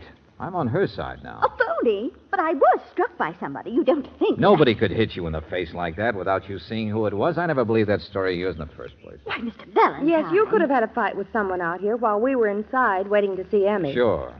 And remember something else, Angel. Bright Eyes here moved to this area only a couple of weeks ago, after the honeymooners had come. Suppose she followed Stop somebody. it. Wait. You're not giving me a chance Mrs. to... Ponsonby, you're not very bright. You were crazy enough to believe some gossip and think we might nail something on Emmy for you. You're not unattractive, sentimental, a little desperate, past 40. 35. And he's worth trying to get, isn't he? George, of course it's Frederick Lunsford who... Hey. The door's open. I told you I saw a car leaving last night. Oh. No, there's smoke coming out of the chimney. Oh, there's somebody here, all right. Mr. Lunsford. Hello there. Why don't you tell us, Mrs. Ponsonby? Is it all as simple as you trying to get a man away from a woman, only he wanted to keep out of sight from you Hey, for hold some... it, Brooksy. No, it's simple, all right, but not... Look here. Huh? What is it? It's a note. Yeah. It says, Jeffrey, in case we're not here when you get back, don't worry. Frederick says we may have to go away for a few days on business. Something has come up, or may come up, I don't quite understand, but don't worry. Signed, Emmy. They've gone, both of them. The spider and the fly. Don't you get the setup yet, Angel? Yeah, the big handsome guy and the little ugly woman. But she's lonesome and rich. And his first wife was rich when he married her. And in between, there was a Spanish girl, another wife. Sure, he's the one who's the spider. Emmy, I don't know what he is. I don't care. They've gone now, and that's all there is to it. Even if I've been foolish, it doesn't... What's the matter? I'm just thinking about something. Mr. Valentine. It's warm outside this morning, isn't it? Only in here, it's even warmer. And if they've gone, then wouldn't... And that smoke. Yeah, come on. It's from the furnace. Oh,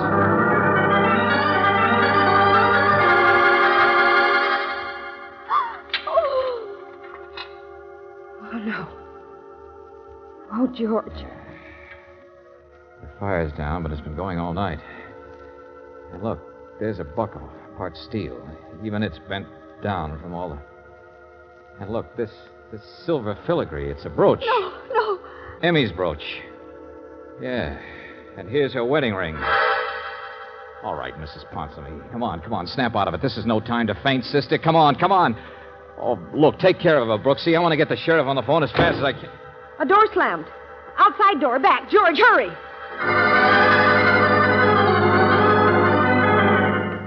What is this? There's nobody.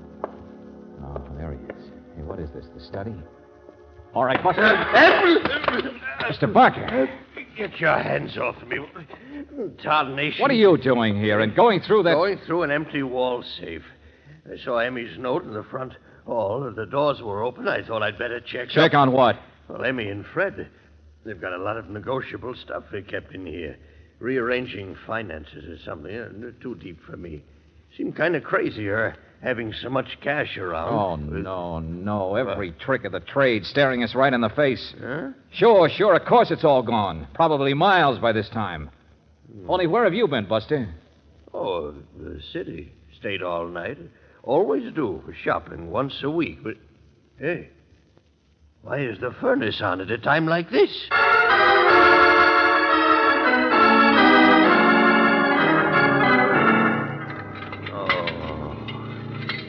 Emmy. Come here. No, I can see, Mr. Valentine. There's a gas blower in that furnace, too, you know. He never told me he'd had it put in. All the tricks, all the tricks. Sure, this was planned a long time ago, friend. 10 years ago. What? Well, I mean, when Francis died, he must have... Yeah, go on. Well, him and Francis went to South America on their honeymoon. There was something funny about it. She took sick and died of cholera, he said. Nobody could argue. He sent back her ashes. Well, from here on, it's a manhunt, isn't it? Yeah, I guess so, Brooksy. You all right now, Mrs. Ponsonby? Now that it's too late, are you going to tell us what you know about Bluebeard? Yes, I'm all right. Perfectly all right. George, wait a minute. That door we heard slam. Oh, sure, Angel. That was just... But it was an outside door, and Mr. Barker said he'd come in the front way, didn't he, through an open door? Hey. So it was somebody else. Lunsford can't be far away yet, He George. doesn't have a car. Barker was using it. I thought it was funny he didn't wait for the fire to die down. My car's outside. There's open fields. He'd have Hey, to... quick, give me those keys. Oh,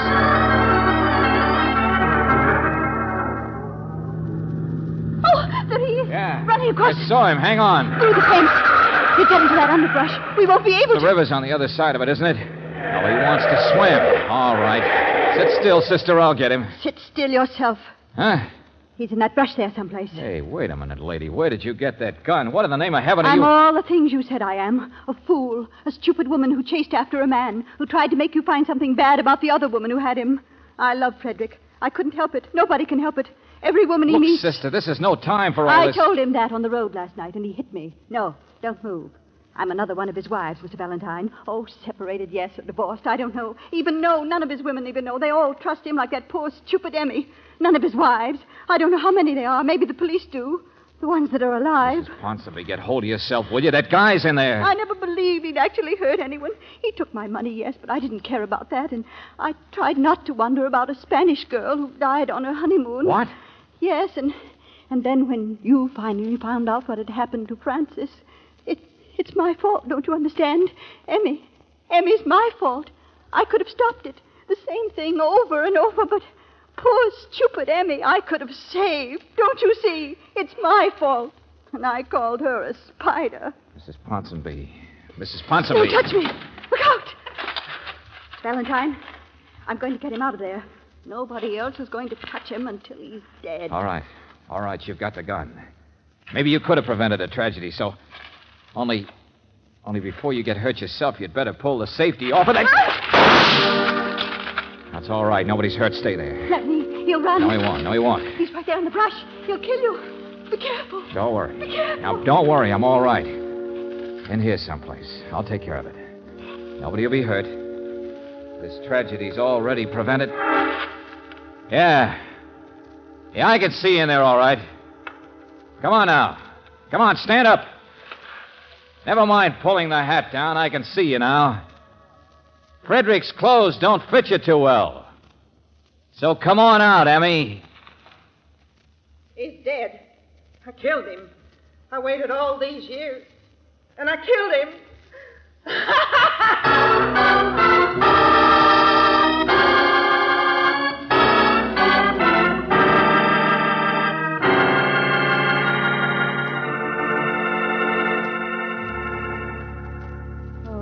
George, that poor thing.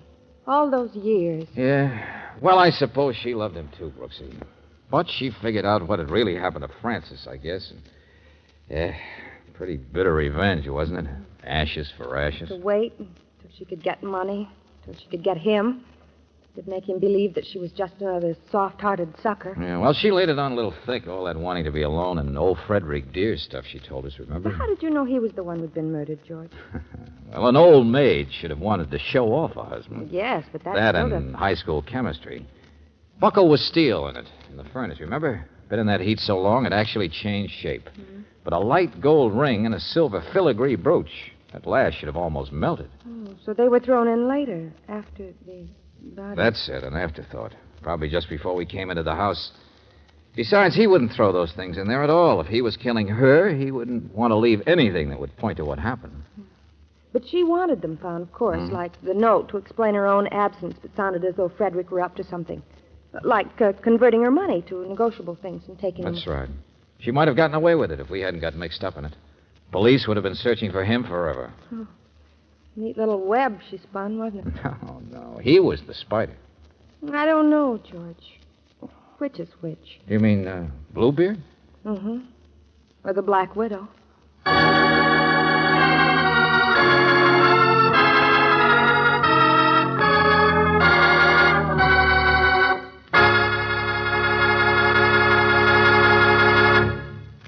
Maybe you've had the experience of buying a new car and then after a few months being pretty disappointed with the way it performs. It just doesn't have enough pep. It acts logy in stoplight traffic, and some of the steep hills are almost too much for it. Well, that can happen to any car on the road if it's using gummy gasoline. Most raw gasolines contain impurities that form power-robbing gum. Careful refining is the only way to get rid of those impurities. And that's why Chevron Supreme gasoline is super refined to prevent engine-sticking gum. Just try this super refined gasoline. And remember that Chevron Supreme has every quality your car demands for superior performance. It is perfectly balanced to meet every driving condition. Perfectly balanced to give you better going wherever you motor in the West, and to give you plus mileage, too. Ask for Chevron Supreme where you can get competent battery inspection. That's at standard stations and independent Chevron gas stations, where they say and mean, we take better care of your car.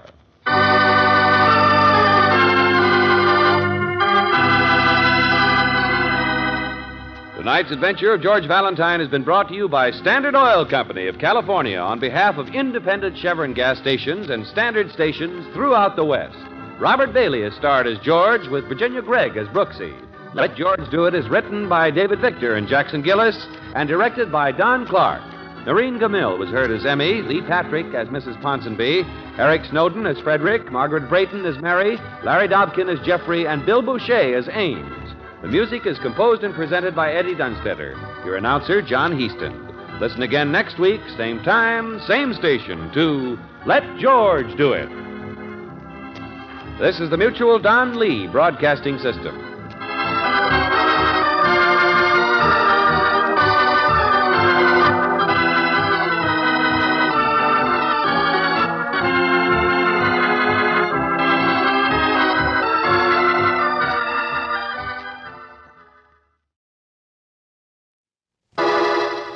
Personal notice, Stranger's my stock and trade. If the job's too tough for you to handle, you got a job for me, George Valentine. Write full details.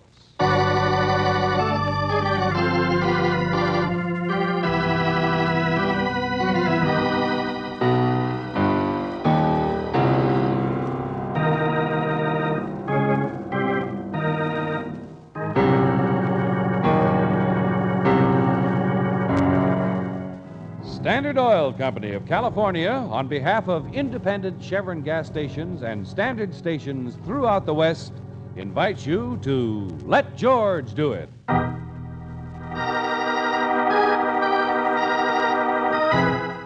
A Visit from Merlin, another adventure of George Valentine.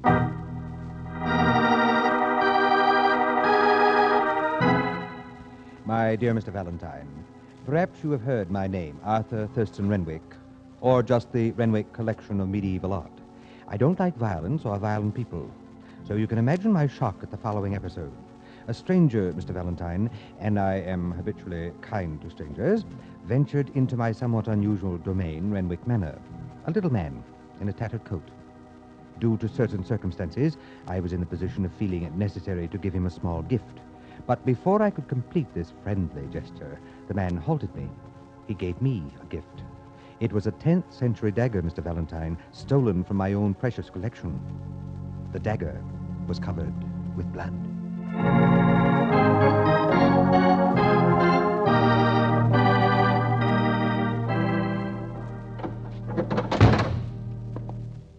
My husband isn't here, Mr. Valentine. Oh, thanks, Mrs. Renwick. This is certainly an unusual house you have.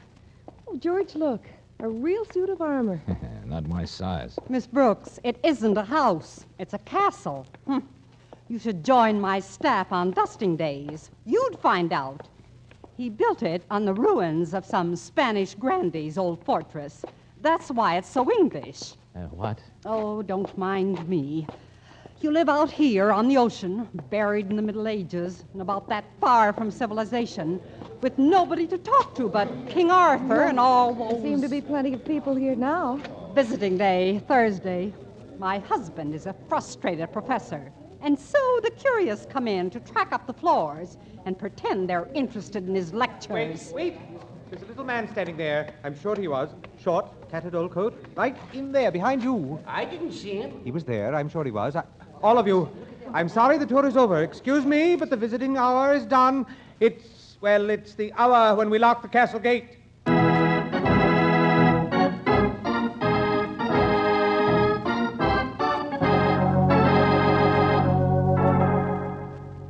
I am nervous.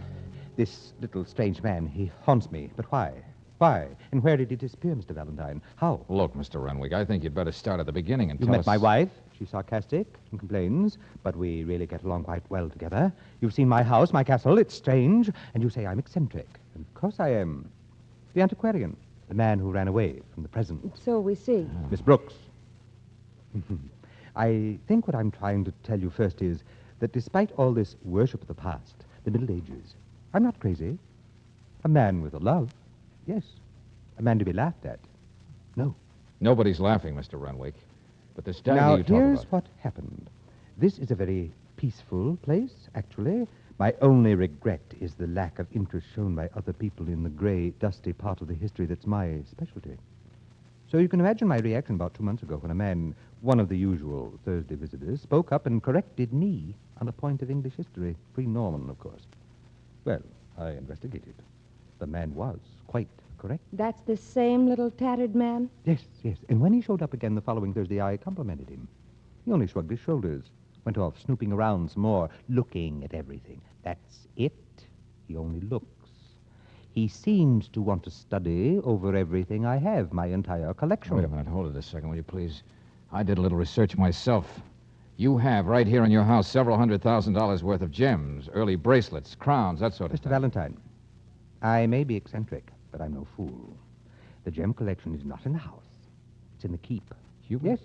Real, authentic stone walls over a dungeon, that sort of thing. But guarded by my own private guards, and they use the latest locks and latest guns, I assure you. Bonded men who've been with me for years, listed with the police so that not even they could get away with anything. No, it's not theft I'm afraid of. But the dagger was stolen? Yes, from this case, right here.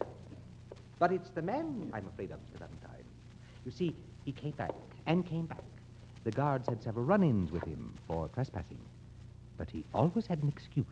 Then finally one day he asked me for a job. The day I wrote you. A job doing what? Lecturing, Miss Brooks. He wanted to take my place as guide. Imagine. Well, his knowledge is sufficient. But of course I refused. But I was embarrassed. He has strange eyes. That's when I felt I might give him a gift. Perhaps get rid of him once and for all. Only instead he handed you the dagger with blood on it. I've never seen a man look so offended and angry, but only in his eyes. He said he belonged here. Here, I locked the dagger up in this cabinet. It's right. It's empty. Well, looks like he got it again, huh? You're sure this is where you... Yes, I locked it up myself. But I'm not surprised. No. Why should I be surprised? He said I had gone too far. I had turned him out. I had collected too many treasures of the past. I'd lived to regret it. Hey, wait a minute. What kind of a thing is Mr. this? Valentine, I think I expected this. That it would disappear again. You did? I don't know what compelled me. Yesterday, as he left, I spoke one word. I said, Merlin. You said what? Merlin. You heard me. I called him that, and he smiled. You mean Merlin, like the sorcerer at King Arthur's court? Stop looking at me that way, both of you. We don't know what's possible. We haven't even scratched the surface of the Middle Ages, the superstitions, the beliefs. Of course, I don't think he's really Merlin. But he follows me. He watches me. Why? He's always here. Why? And his peculiar knowledge. Why? How? I tell you, it's right from the other. Keep your shirt on, boss. We got him. What? Yeah, we got him, I tell you. The little squirt. Nobody in the crowd here today even noticed. He's in the town jail. Jail? Just a two-bit light finger boy, that's all he is. So cool off. It's all over. You Valentine? Yeah, that's right. Joe's my chief guard. But, Joe, you shouldn't have... He was in the crowd again, boss. You seen him. But he lifted one of them old salt shakers off of the mantel. And both of my boys seen that. Yeah. Pretty neat, huh? 6 months for theft. That'll keep Merlino out of your hair. What? Huh? What did you call him? Merlino. Says he's a member of the Magicians Union. How's that one for laughs?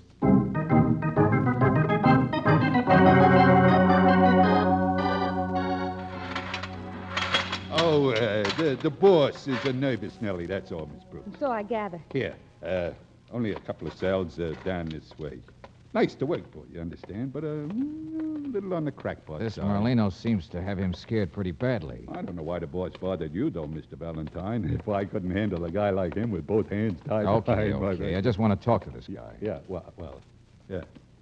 Here he is. This is where he was locked. He was Is that locked. so? Where? I don't see anybody.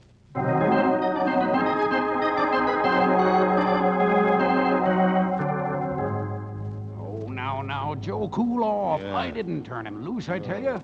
I don't know how he could get out. Oh, a great sheriff, you... Joe, let me ask the question. No, neither one of you are going to. I was home eating supper. You bring a man down here for me to lock up without charges or evidence. Don't blame me if he... Without what?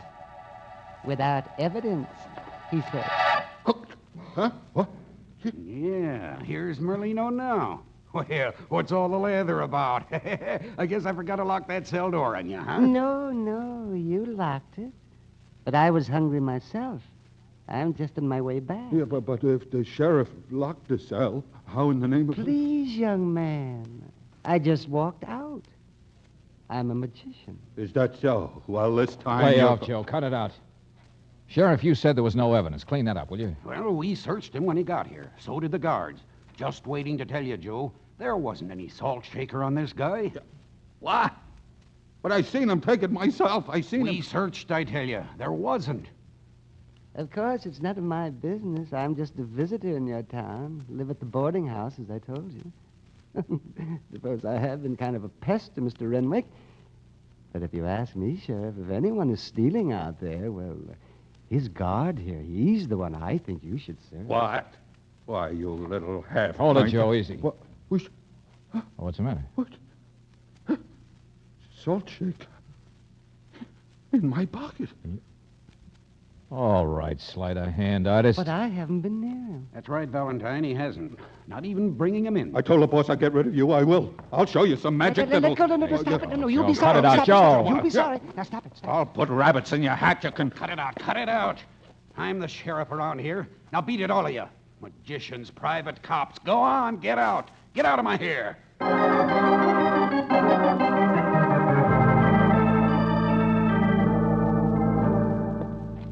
Well, there's your teletype, Mr. Valentine. I guess I better run the little guy out of town for him, but I kind of hate to. Landlady says he's real nice. Depends on who you talk to, doesn't it? You don't suppose Mr. Renwick and his guards are trying to frame him for something, do you? They're all crazy out there for my money. Yeah, Chicago says he served a sentence once, small-time theft. He didn't steal today, I'm sure of that. They say he worked carnivals in the Midwest for a while. Why is he here? Oh, George, it's getting late. Yeah, come on. You want me to go back out to the house with you? Well, if he wouldn't just shrug his shoulders and walk off like that, it's Merlino I'd like to talk to. Sheriff! Mr. Valentine, Sheriff! Mr. Renwick. What's the matter? What's happened? He got it. He got every bit. It's gone. What's gone? Hey, stop shaking. What are you The talking gem collection, the bracelets, jewelry. Melino's taken everything. Oh, brother. I thought that place was impregnable. So did I. But not against a man like him. I told you. Take it easy, will you? There's nothing supernatural about... Yeah, the gems were off in that crazy stone place you call the Keep, weren't they? He said I owned too many things from the past. He warned me. I should have... All right. Get back in the car. Come on, let's go. We'll find out what happened, and it won't be magic either. Won't it?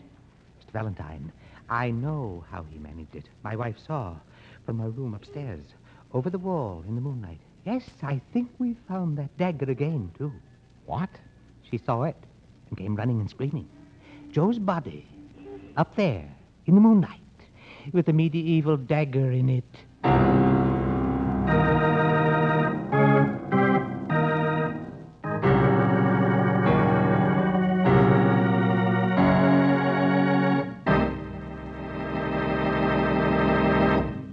In just a moment, we'll return to tonight's adventure of George Valentine. New RPM motor oil doubles engine life. That's right, doubles engine life in the toughest test a motor gets. What is this toughest test? Here's another first-hand report on New RPM to tell you. We take you now by transcription to California Research Corporation's laboratories at Richmond, California. The next voice you hear will be research engineer Primo Pinati. After an intensive study of engines brought into repair garages for overhaul, we were able to determine the causes of engine wear. The next step was to decide on the conditions under which new motor oil formulas were to be tested.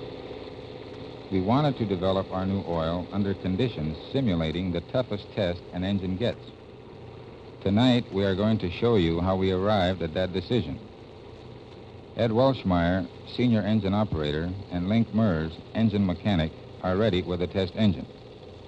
Now here is research engineer Mark Savage, who will take over the story. The engine you hear is equipped with a piston ring which we had specially treated at the Oak Ridge Atomic plant. Soon you'll hear a Geiger counter clicking as it measures the amount of treated metal worn from the ring. The greater the wear, the faster that Geiger counter clicks. I see Mr. Pinati signaling the hot engine test is ready. Hot operation is the kind you get on long trips, highway motoring, and hill climbing, the kind most motorists believe to cause the greatest wear. But let's let that Geiger counter give us the facts. Hear those slow measured clicks? Not much wear taking place there. You are listening to the popular belief about hot operation being exploded. All right, now let's switch to a cold engine operation. This is the condition you have in your engine under normal, everyday short hops, stop-and-go driving, motoring through traffic.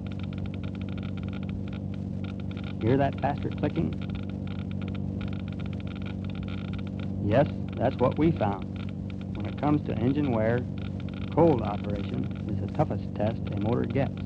And in the toughest test a motor gets, new RPM cuts in half the wear rate of critical engine parts, doubles engine life between major overhauls due to lubrication. Stop in for the new RPM at independent Chevron gas stations and standard stations, where they say and mean, we take better care of your car.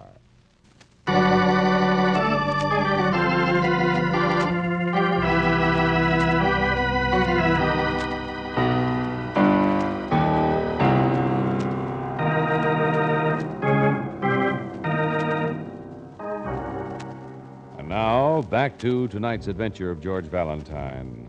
A man named Merlino, just a small-time magician, a smiling, limping little man who says he doesn't want to cause anyone any trouble. But he warned Mr. Renwick that the millionaire had collected too many valuable mementos of the past. Now, the most valuable ones have disappeared, and he warned the hot-headed guard named Joe not to try anything rough with him. But Joe did, and now the method of theft has been explained, for Mrs. Renwick has seen Joe's body. Joe has been stabbed. It was just as plain as daylight. I went up to my room. I looked out. He was there on the roof. Oh, what good does a guard do up on a roof, Mr. Renwick? But the iron door down there is always kept locked. I came running to find you as fast as I George, could. how could Merlino get through the door and up here to stab the guard? How does Merlin do anything? The name's Merlino, Buster. Calm down, will you? Just show me where this body is. It's right out there. You can see it. All right, Mrs. Renwick. Get out of the way, please. Let me get through. There. It's right. George. Yeah. I don't see a body. It was. I could see. I'm not lying. And the knife in the moonlight. Disappeared. I'm not surprised. Merlin could easily... Oh, stay where you are, all of you, will you? Pretty clumsy magic, I'd say. Here's the knife right here. What? Let me see. Stay where you are, will you? Yeah. Joe's body's disappeared, all right. But it must have been a hasty job. A good sorcerer would have wiped up the blood.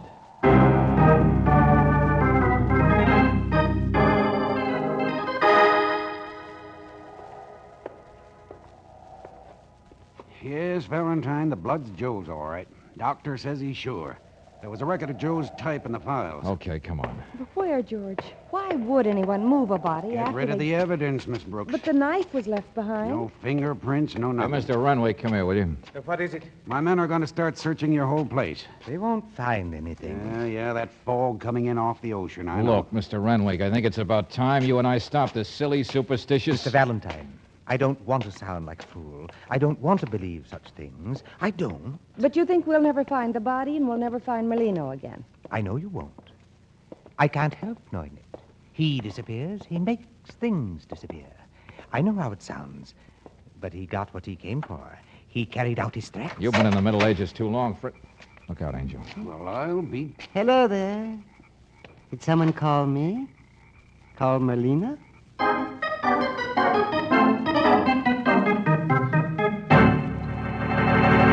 I said answer my questions. Please, gentlemen. I don't know anything about bodies. Out of my line. Oh, for Pete's sake, you admitted you were around here, didn't you? Of course. There are things here I'd like to steal, but not tonight. No, really, I haven't done anything. You've searched me, haven't you? No keys, no jewels. Ask my landlady. I was with her at the time this poor man was killed.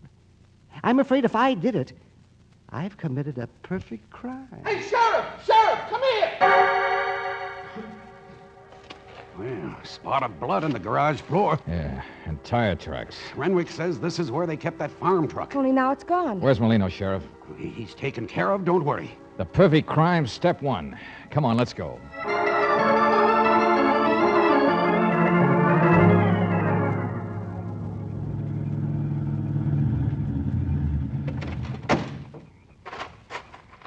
Sure. Just ditched it in the woods, huh? Not so far from the house either, in a straight line. Now, this is the truck, all right. Here's the flashlight, George. Okay, let me do this. More blood, all right. What? Couple of little spots. Yeah, only no body. No, but there's room for it to have been carried there, right? Sure. So from here we move on foot, backwards, back the way this truck came.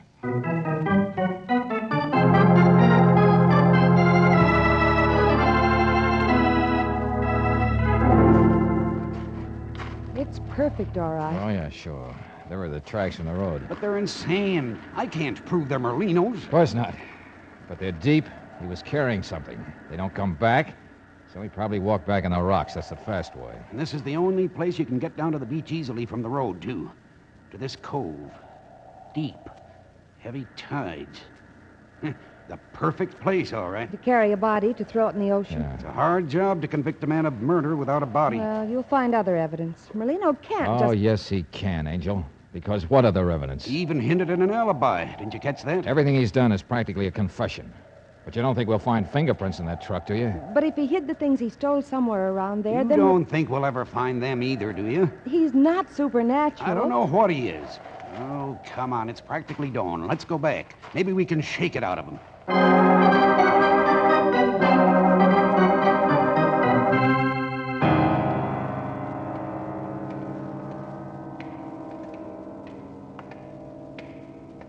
A little better than my jail, huh?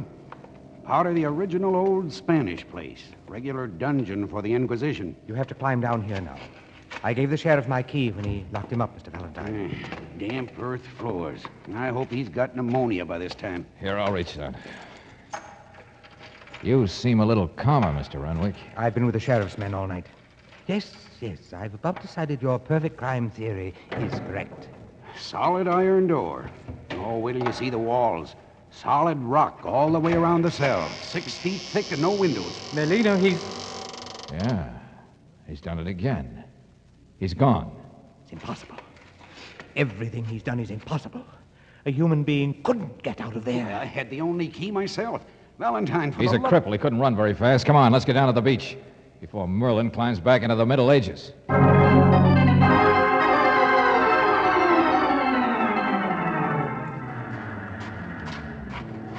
There he is, George. Yeah, he's running. Some cripple. Fakes everything, doesn't he? Well, he's got a big head start tearing down the sand there. In this fog? George, Lord, where is he? He was at the end of the cove He there. disappeared right into the fog in the water. Come on, run. No, along the road, this way. But Valentine... Sure, Merlin's a ghost, all right. What's beyond this cove? Another one, isn't there? Well, sure, you can't see it from above. Just a couple of 100 yards. Well, better load your gun, then. This is no ghost we're after now.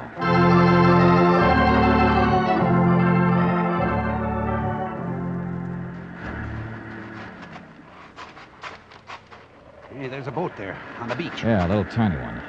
Think one man could carry that, Sheriff? Sure, easy. So back at the other place, those heavy tracks could be made by a man carrying a boat instead of a body, huh? George, what on earth are you driving at? Brooksy, there hasn't been a single bit of magic performed tonight. It's all been illusion. Things are impossible. Okay, I believe it. They are impossible. You just turn the checkerboard around, look at the black squares instead of white. Watch it. This is rock. You might slip. George, now you're crazy. Almost, but not quite. Now think back, Brooksy. Everything Merlin has done. Steal a dagger, plant a salt cellar on Joe, break loose from jail, get at Joe on the roof, spill his blood, then let Joe's body be seen and then make it disappear. Hey, wait, there he is, coming out of the water. Sure, of course. He swam around those rocks, that's all. Stand still. He can't see us. He'll come this way to the boat. That's right. But I better warn both of you. Don't be too surprised when you see it's Joe himself. What? Shh, here he comes. Hey! Grab him! Look out for that gun! Let go of that! Oh, no, you don't!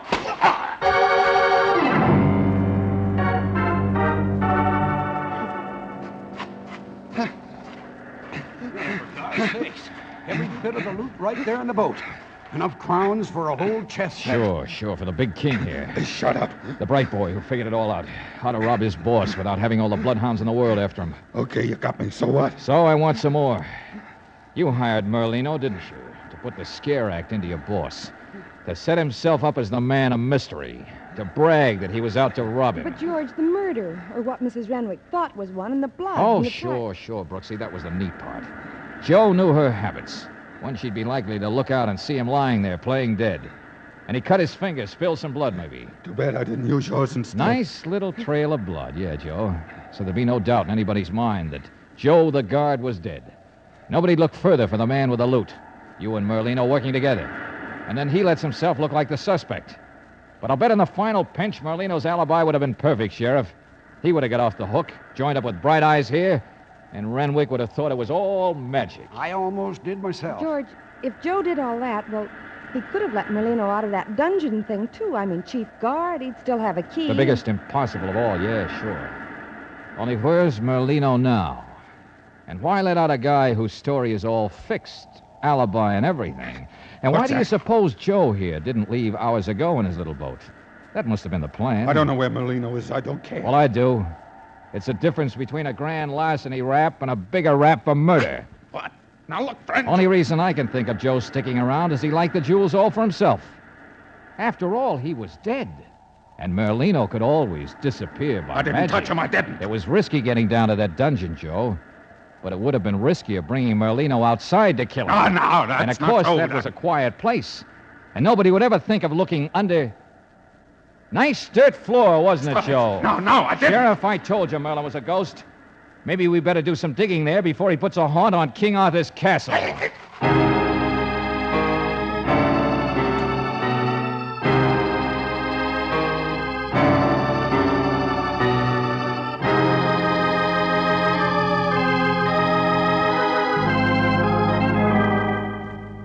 And there he was, Merlin, buried in the loose dirt in the floor of the castle. Merlin. The name's Merlino, Brooksy. Well. And anyway, the story's all over.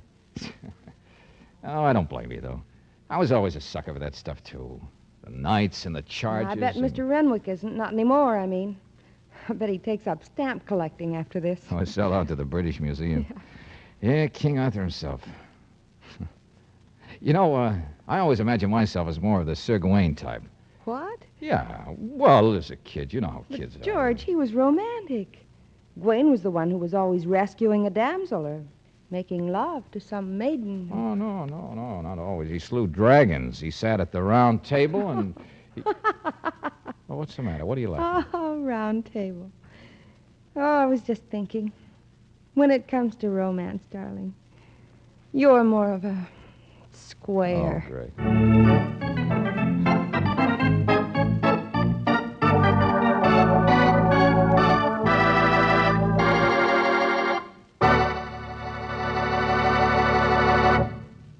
Earlier in the broadcast, you heard California Research Corporation scientists explain the conditions under which engines show the greatest wear. Cold operation, the kind you have in your car during short hops, stop-and-go driving in traffic.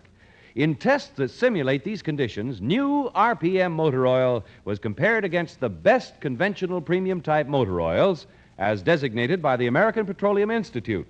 The results were amazing. New RPM cuts in half the wear rate of critical engine parts. It maintains the low oil consumption of average engines twice as long. It's sold with a money-back guarantee of satisfaction. Ask for new RPM at standard stations and independent Chevron gas stations where they say and mean, we take better care of your car.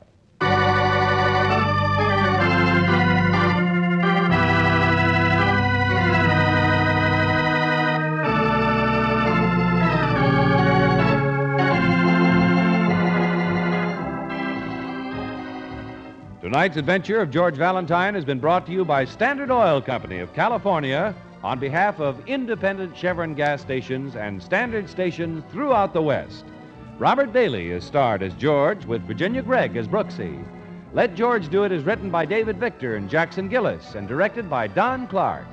Ted Osborne was heard as Renwick, Howard McNear as Merlino, Florence Ravenel, Mrs. Renwick, Ed Max as Joe, and Joe Duvall as the sheriff.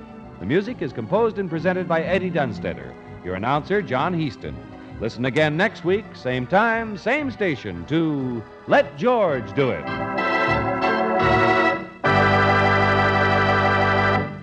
It costs less to keep a boy out of trouble than to pay for his stay in reform school. It costs less to help a family now than to pay for a family breakup later. It costs less to prevent trouble, and that's what your community chest does. Community chest gifts make a big difference in dozens of ways. Give generously.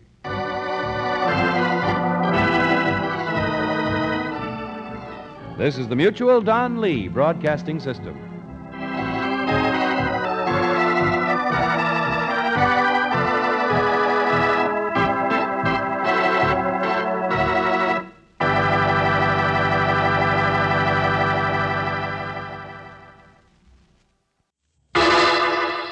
Personal notice, danger's my stock and trade.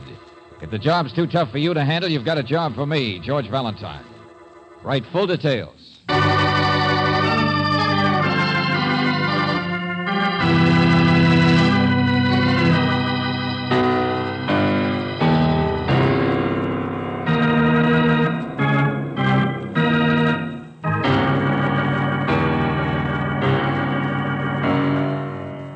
Standard Oil Company of California, on behalf of independent Chevron gas stations and standard stations throughout the West, invites you to Let George Do It.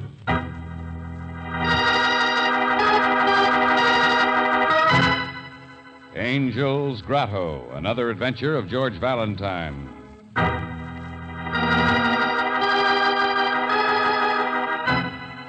Dear Mr. Valentine, you are fired.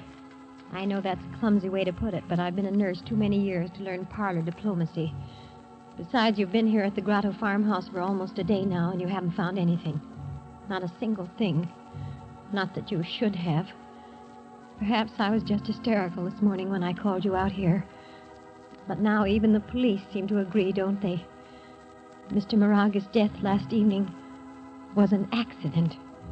Yes, an accident. And so much as I appreciate your coming to help, why should you stay on? Sincerely, Emily Flood.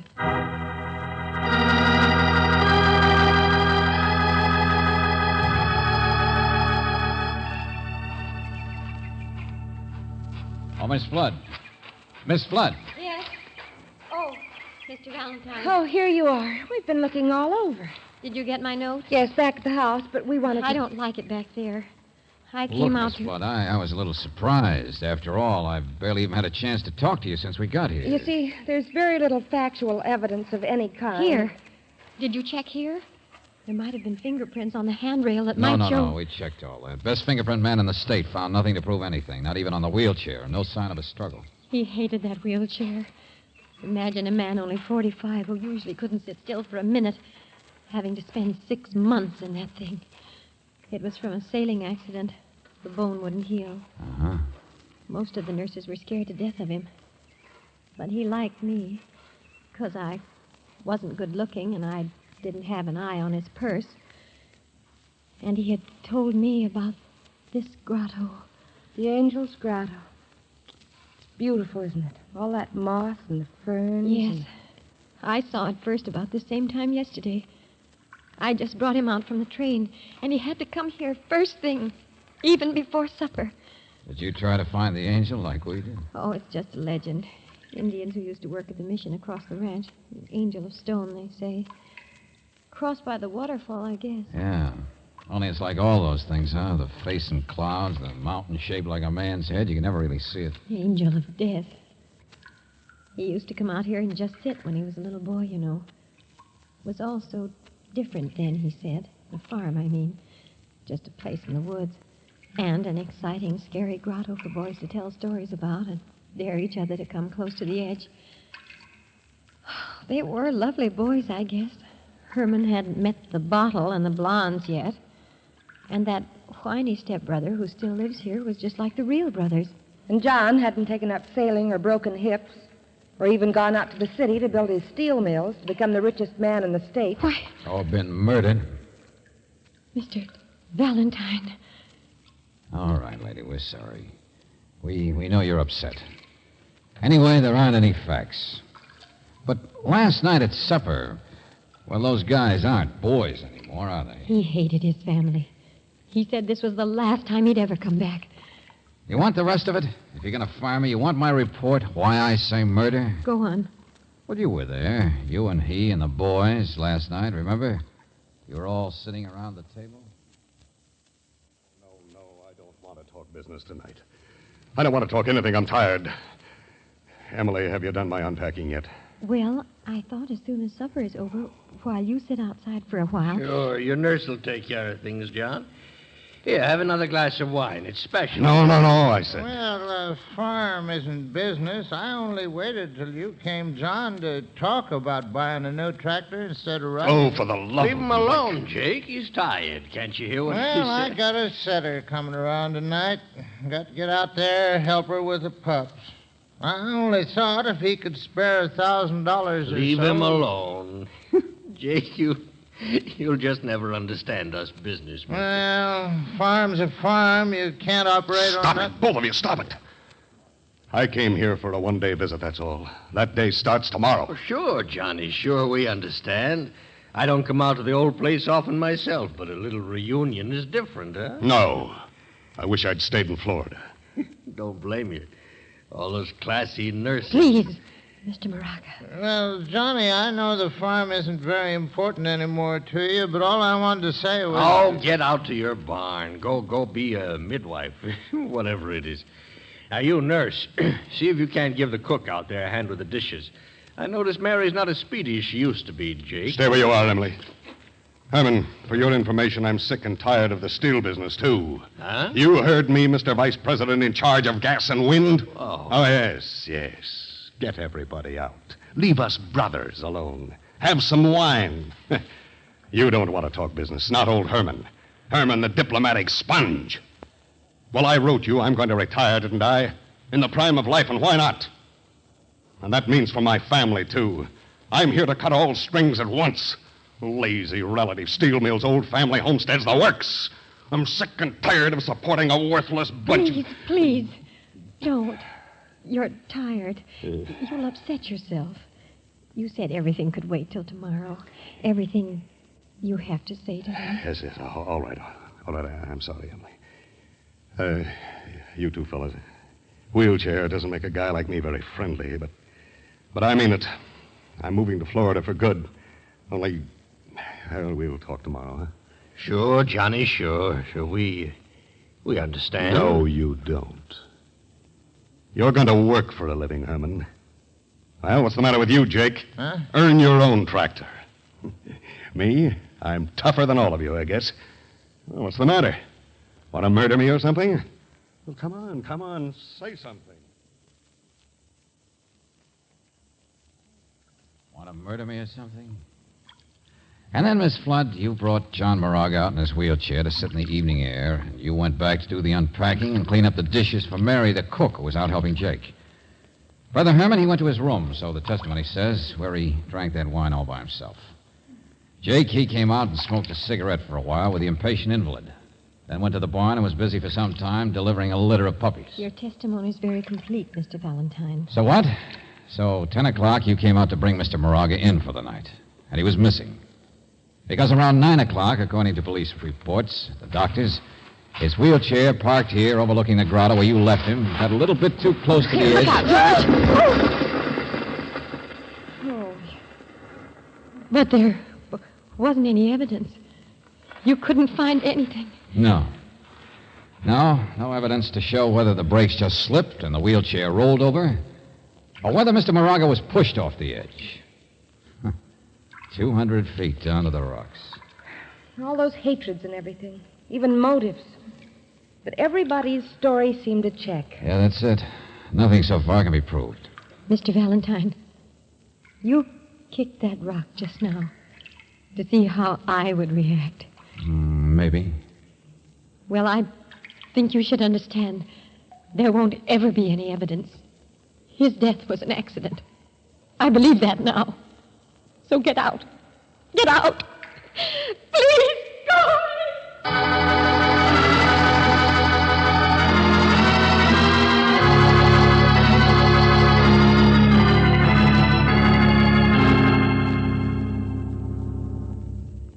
Johnny couldn't have been too surprised, Mr. Valentine.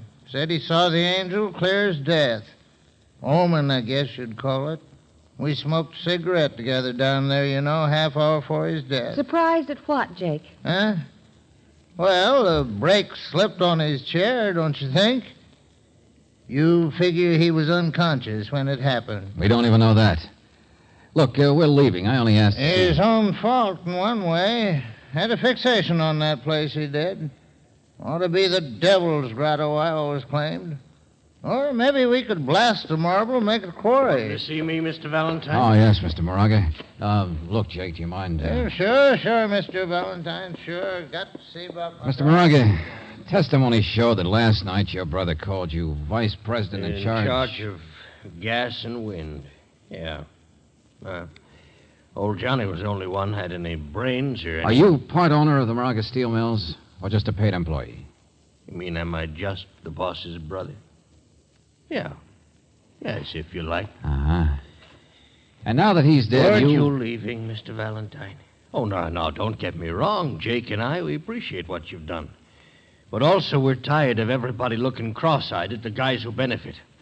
I should have told that nurse she was being officious to get you up here in the first place. She was badly upset. Well, so am I. Johnny was my brother. These little nurses get more conscientious the richer the patient is. Oh, how dare you? Mary, listen to me. What in the name? I will not, and I won't leave here until I'm sorry. I didn't mean to hit you, but you can't talk like that to me. I'll talk any way I please. I've been here 15 years. I'll call you all the names I Stop can. it, I said stop it. All right, Nursey, now cut it out. Cut it out. What'd she do to you, Mary? Huh? What'd she do? Don't look at me that way. Hey, easy, please. Miss Flood. Know what she was up to, Mr. Moraga? She was firing me. Yes, she fired me. You... She. You what? Now, look here, Miss Flood. You've been butting Take it in easy, and will you? Here, Emily, you're all right. It was the way she looked. The way she... I'm sorry, Mary. I didn't mean You to... see, Mr. Moraga, I happened to overhear this young lady and a policeman Please, talking. no. You just found out the nurse is really a wife, eh, Mary? What's that, George? Just guessing. But it would explain why she could try to fire you, Mary. Why you laugh at the word miss. Not to mention some things John Moraga said last night. Or why just a nurse should be so curious and hire me You and mean try... this mousy little flat-heeled... Yes. We were married a week ago in Florida. I did tell the police, Mr. Valentine. I wanted to tell you, but I wanted to wait until... Oh, just because I'm his nurse and he was wealthy. Just because... Stop looking at me like that. Nobody's looking any way they shouldn't. I wondered what his big announcement today was going to be. What made that hot-headed sucker want to sell his business, cut us off, go gallivanting off? Get out of here! Every one of you!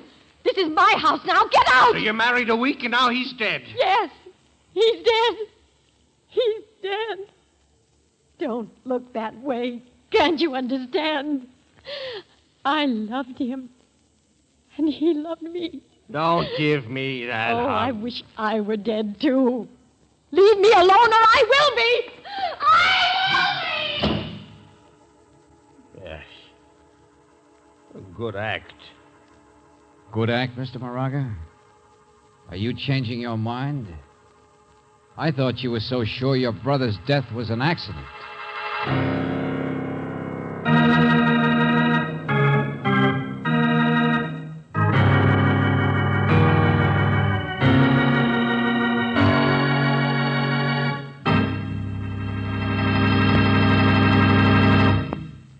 In just a moment, we will return to tonight's adventure of George Valentine.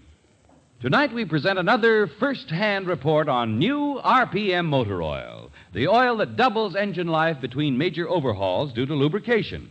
Tonight, you'll go with our scientists test by test as they explore the chemistry of motor oils with a new atomic tool in search of the formula for new RPM. By special transcription now, we take you to the Richmond laboratories of California Research Corporation. The next voice you hear will be Senior Research Engineer H.F. Galindo.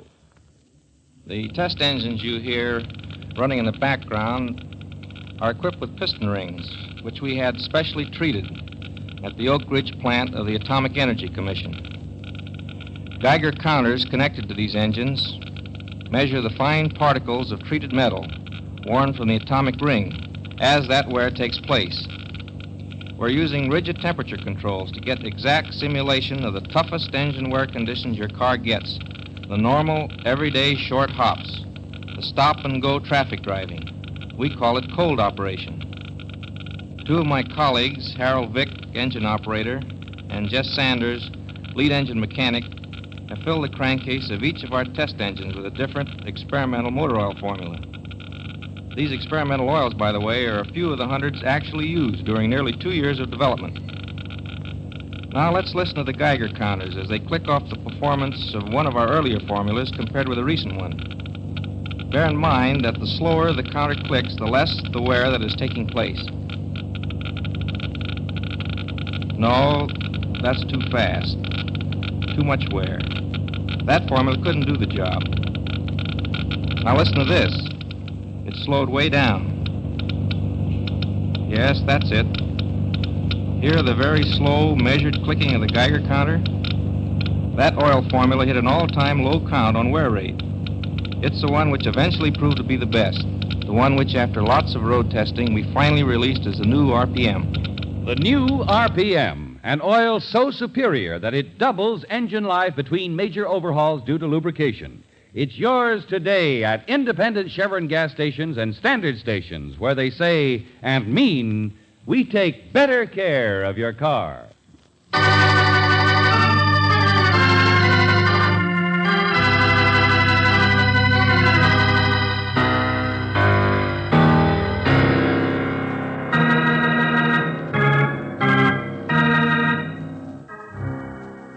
And now, back to tonight's adventure of George Valentine. Angel's Grotto, a place of great beauty, a place where a man fell 200 feet to his death on the rocks below. A man in a wheelchair sitting alone in the moonlight. But, according to the police, that death was an accident. There's no further reason for you to stay around. Still, if your name is George Valentine, well, what can you do except stall for time, pretend you can't start your car? Say, look, Jake, is there some rope around here? I may need it when the mechanic comes to give me a tow. Yeah, in the shed over there. Help yourself. Oh, okay, thanks. Get out of the way. Good idea. So that fool Emily won't hang herself. Ha! There's a good one. Come on, Brooksy. Let the rest of them think we've gone. You realize how short our time is? You mean what he just said about Emily? George, I want to go back in and No, talk to Brooksy, her. we got to find evidence before somebody else gets murdered.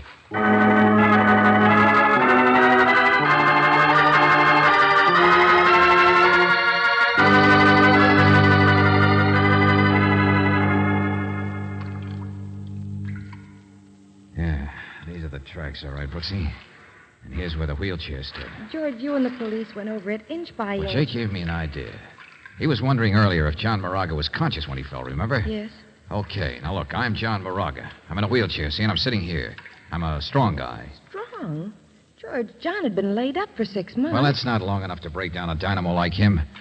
The point is, when he was sitting here, it would have been pretty hard to take him by surprise. You mean somebody slugged him first, I don't know. There's no sign of a struggle. Police thought he might have fallen asleep. George, suppose he'd been drowned. Huh? I mean, remember that wine last night at Oh, supper? yeah, I thought of that. But it's like everything else. Nothing left to show. Nothing left but the tracks of the two wheels here. And hey, Brooksy, look.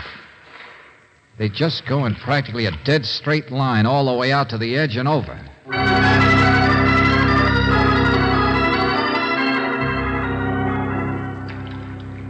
Okay, Brooksy, throw me that rope there. Oh, George, It's all what right are you... now. It's all right. This tree will hold me. George. Just take it easy, will you?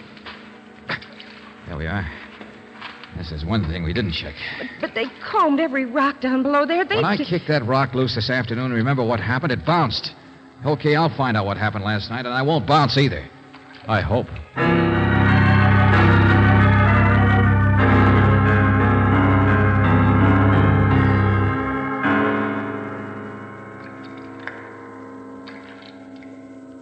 Hey, Brooksy.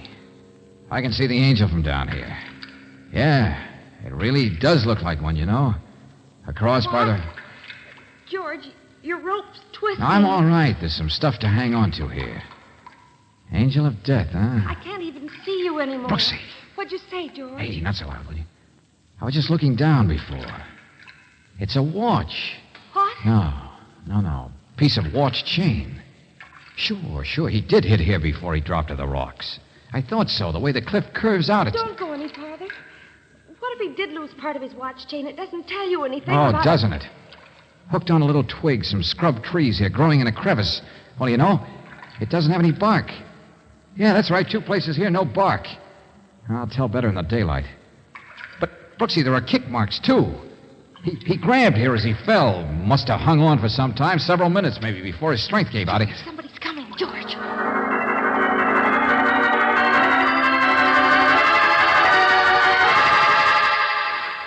Mayday.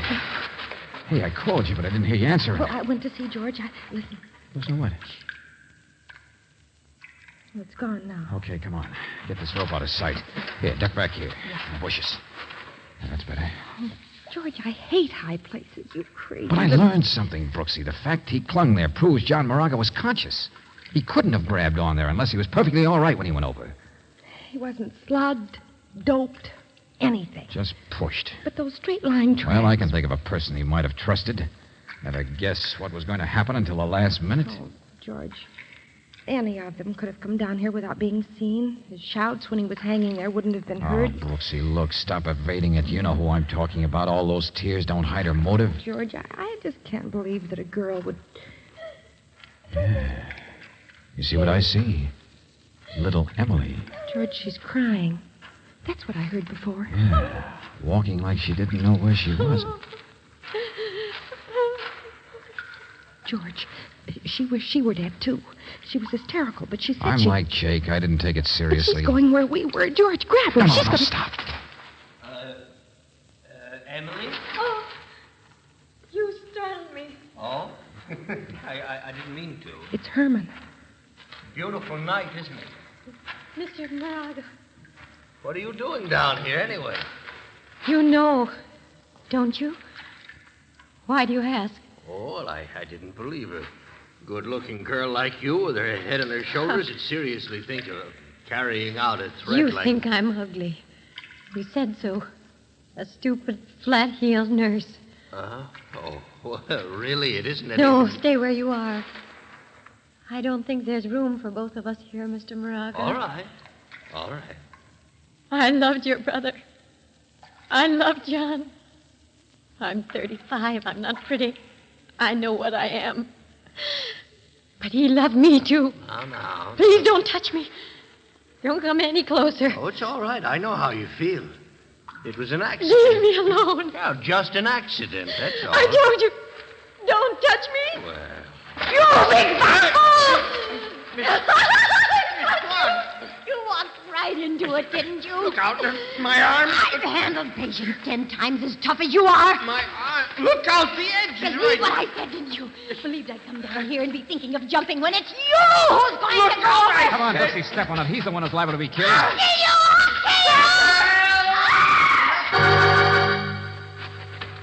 Get back here, I said. Get back. Let go of me. Okay, sister. Hey, what happened? What is it? All right. Oh. Take it easy, all of you. Good Lord, what's the matter with She's all her? right, George. Let go. Leave me alone. She would have killed me. She was trying to I push me. know. We saw We it thought all. it was going to be the other way around. Oh? It never occurred to me. She has the same motive for getting rid of you, Mr. Moraga. You're the only real brother. You're in her way, too. Herman, for the love of Pete, what the crazy little fool... I thought that she was... Shove me. That's what she All tried right, to will you do. please stop it? Yeah, that's right. We prevented a murder. Now I can prove it. Murder number 2. Hey, did you find out something that... Mr. Lady, Valentine. will you stop crying for 1 minute, please? I didn't say you killed your husband. You didn't kill John Moraga. George. Emily, the tragedy we prevented tonight was you killing for vengeance because you thought the murder would never be solved. Herman did it. I was sure. The police couldn't find any clues for you, but you were like I was. You knew it had to be murder, and so you tricked Herman into following you down here. The only trouble was when you tried to take the law in your own hands, you picked the wrong person. What? Yeah, that's right. He didn't do it. He's demonstrated that pretty well right now, hasn't he? Only, what's your name, Cook? Mary? Oh, Did you ever see the angel? did I... What? Come on, the angel on the rocks. You've lived around here 15 years, you said. You've heard the legend. Oh, that. No, I don't know what you're talking about. There's no angel in the rocks, Valentine. That's just an old... Yes, there is. Because I saw it. And John Moraga said he saw it, too. Oh, no. No, he After didn't. you left him down here, Emily, he supposedly said it while smoking a cigarette. With you, Jake. Now, wait a minute. I never said Oh, yes, you did. I remember it, George. And that was your mistake. Because, Buster, that angel turns out to be a real angel of death. You can't see that rock formation from any place except halfway down a straight cliff. No wonder the Indians had a legend. So when could John possibly have seen it except when he was climbing down there after he'd been shoved, clinging there, hanging there? Why did John scream out that he saw the angel? Was he pleading with you to help him? And did you just stand there and laugh at him, Jake? No, you're crazy. Me, I'm just a farmer. Sure, you're a big, strong guy. And that's why the tracks of the wheelchair were nice and straight, Brooksy. A man strong enough could just tip it back, load and all, and give it a roll. You listen to me. I was up with that setter of mine. I was clean out in the barn. Mary helped me. Mary, do you know what the penalty is for providing a false alibi in a murder case? No, I don't even know what you're You'd talking... better tell me fast, lady, how many of those puppies you delivered. Mr. Valentine. How much of that 2 hours Jake really spent with you in that barn? Hey, get her. She's running. No, we'll get her all right. I don't believe anything that dumb old thing... That's all, Jake.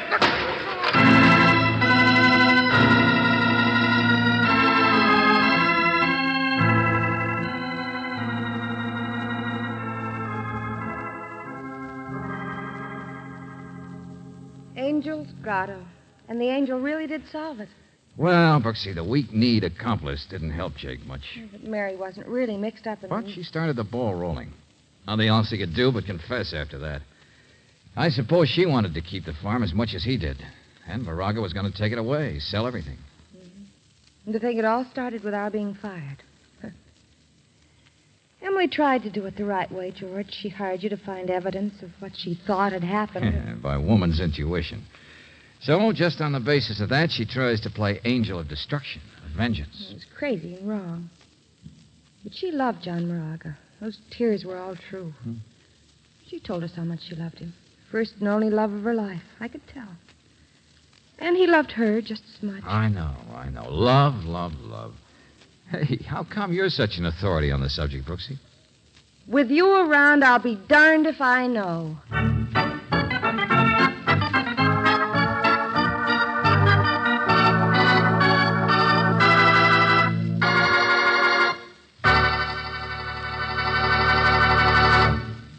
Tonight, you heard firsthand how new RPM motor oil was developed years ahead of its time.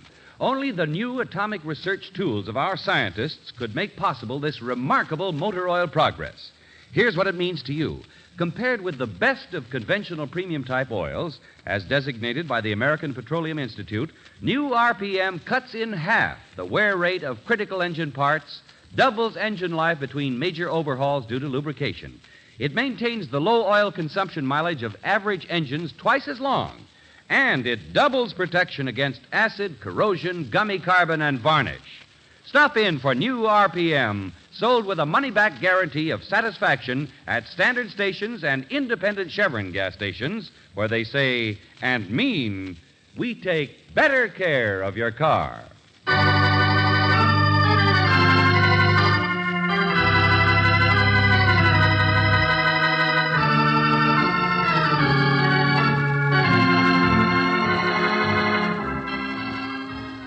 Tonight's adventure of George Valentine has been brought to you by Standard Oil Company of California on behalf of independent Chevron gas stations and standard stations throughout the West.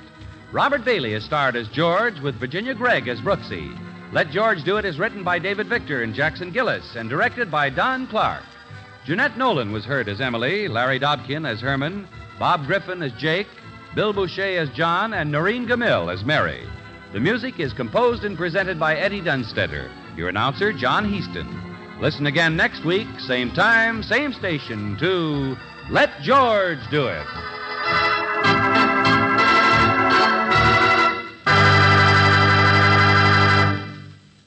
Children who need neighborhood centers for places to play need your community chest contributions. Help keep youngsters off the streets, out of trouble. Give generously to your community chest. This is the Mutual Don Lee Broadcasting System.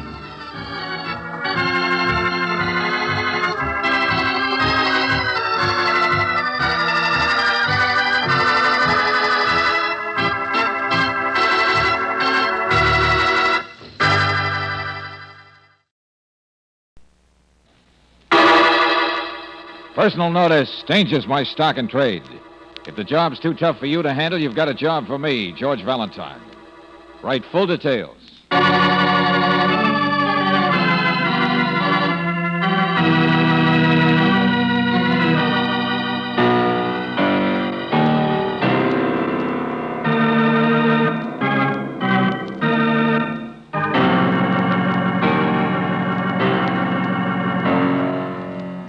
Standard Oil Company of California, on behalf of independent Chevron gas stations and standard stations throughout the West, invites you to Let George Do It.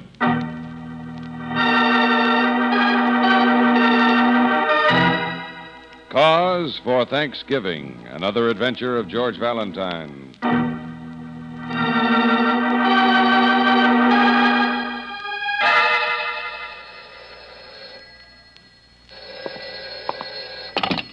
Hello?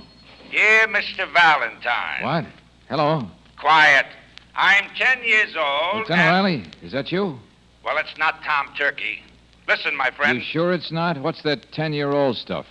Hey, you've been jumping the gun on the cranberry sauce? All right. I'll say it straight. I'm phoning on behalf of a little boy 10 years old. Well, that's better. No, it's not. It's worse. Said little boy could no more write you a letter than he could hope to choke. I doubt if he can write. What's the matter? He can't talk either. Huh? You heard me. I said he can't talk. Oh, I don't mean there's anything wrong with him, or maybe there is. I don't know, but... Look, Valentine, get over here, will you, right away to my house? Well, sure. But I warn you, friend, this little boy never heard of Thanksgiving. If you're going to help him, you'd better bring your brass knuckles.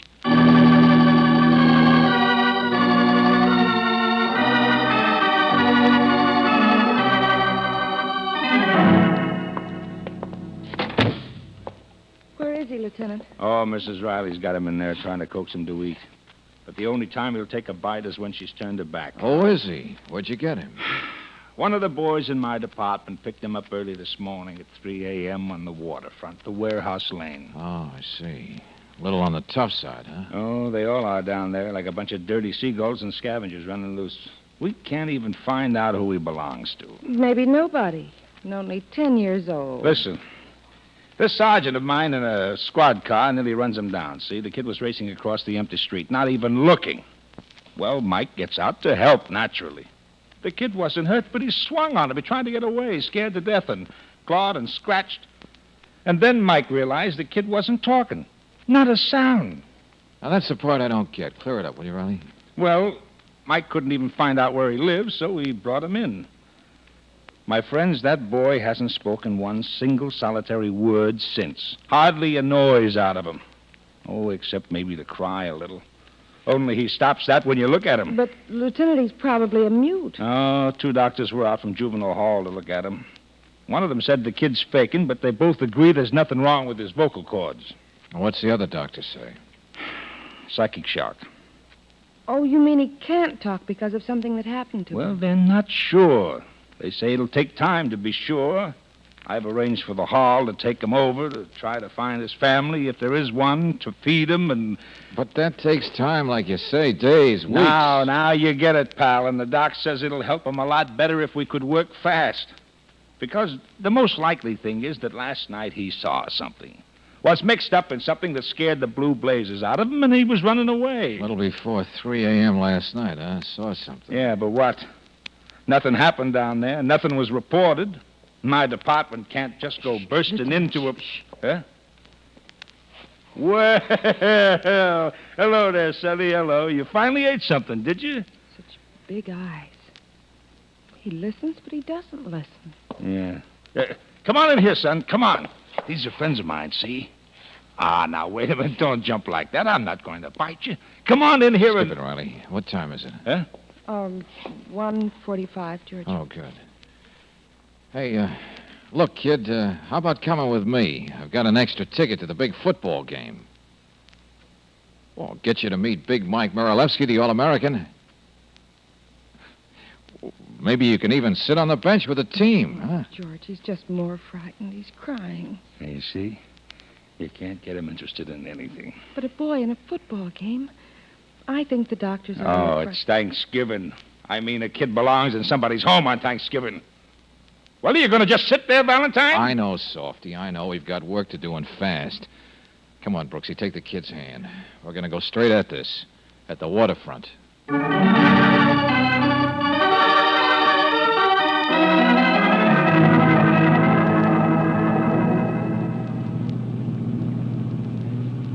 Warehouse Lane. Great place. Plenty of freighters tied up, but no people. Ship chandlers. Hey, you must have spent some time around there, haven't you, kid? How about the candy store? You're wasting your time, George. It just seems to get more and more tense. Yeah. Well, this is where he was picked up, right here. Oh, relax, honey. Don't just sit there Running and look... from right to left, so he must have come from this way. Okay, let's move on a little. Cobblestones by the empty warehouse, huh? George, look at him. It's this direction, all right. George, look out for that boy in the street. He's driving on the right side of the street, jerk nose. Ooh, lovely neighborhood. I wonder if that boy would know anything about our friend here. Hey, that's an idea. Wait a second. Hey, you, Shorty. Oh, you want to argue about it? Yeah, jerk nose. Come here, you. Hey, let go of me. Hey, Shorty. Shorty, wait. George, come here. I'm having an awful time holding. Oh, look, kid, stop it, will you? He wants to run, too, George. Yeah, now easy, that's better. Yeah, he'll get away from us if I try to catch up with that Shorty. Look, Brooksy, look, there's a settlement house over there at Murphy's. You know him. Take the kid over there and wait for me, will you? Oh, sure, George. Maybe they'll know something about I it. doubt it. 3 a.m. last night. But farther out there on the pier is where it happened, whatever it was. So me, I'm going to take it on foot by myself.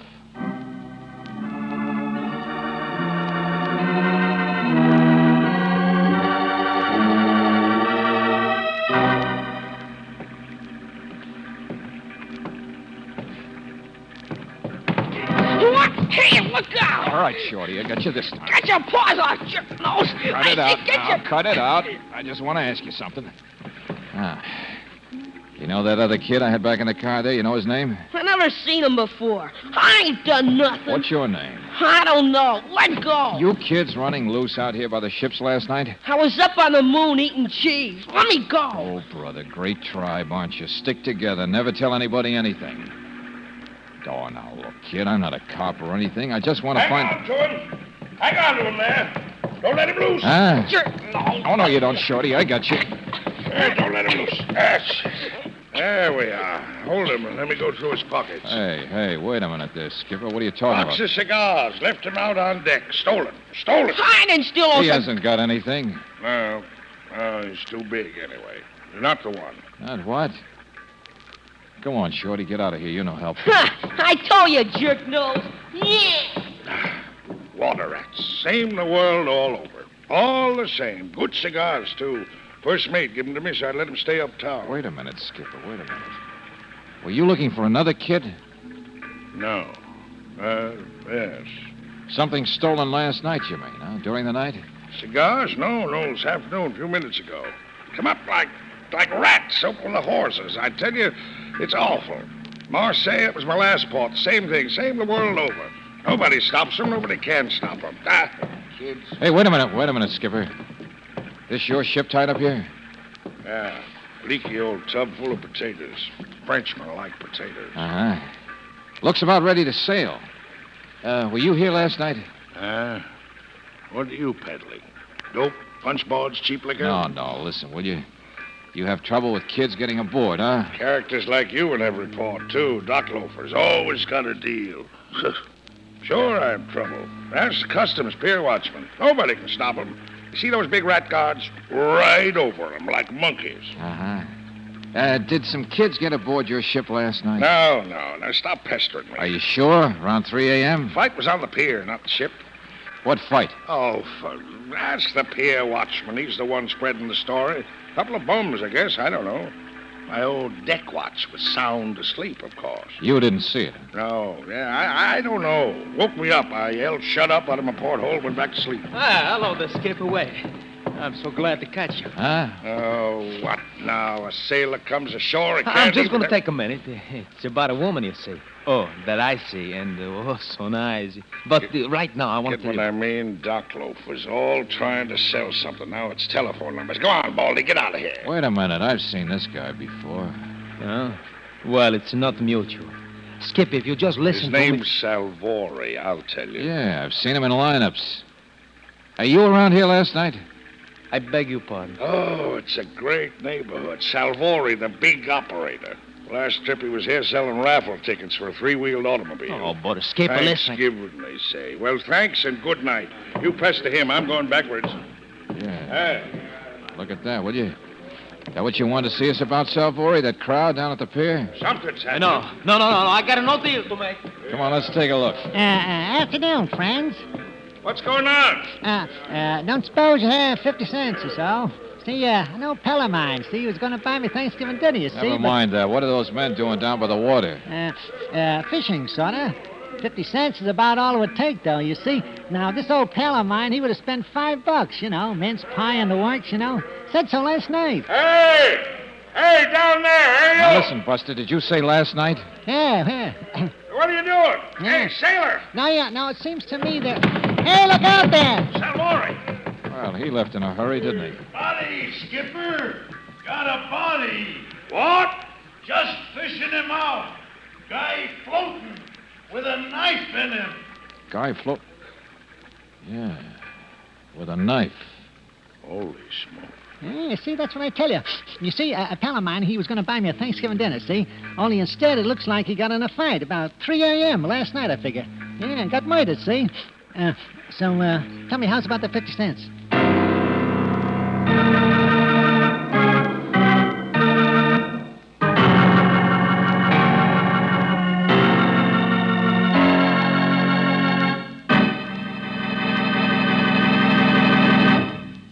We'll return to tonight's adventure of George Valentine in just a moment. When new RPM motor oil was developed in the laboratory, it was subjected to the most rigidly controlled tests that modern research could devise, and it proved tops, the oil that doubles engine life between major overhauls due to lubrication. The next question was, would it live up to these tests in your car? Tonight, you'll hear the answer from the crews of 2 actual test cars in the heart of downtown San Francisco. Following is a special transcription made during the road test period. We switch you to test unit number 1 and research supervisor Carl Watson in San Francisco. We are making rather slow progress heading west along Market Street. Test unit number 2 is behind us in the traffic. we're driving under the same kind of stop-and-go conditions that you do, the toughest kind on engine wear. It's our job to see if new RPM will back up our laboratory findings. I'll switch you now to Research Engineer Bob Burchell in Unit Number 2. He'll tell you about these special cars and the data we are recording from the instruments. Go ahead, Bob. This is Bob Burchell. The engines in this test car and test unit number 1 ahead of us are both equipped with irradiated piston rings, just like those in our laboratory test engine. They also have Geiger counters attached so that we can hear and record wear as it actually takes place.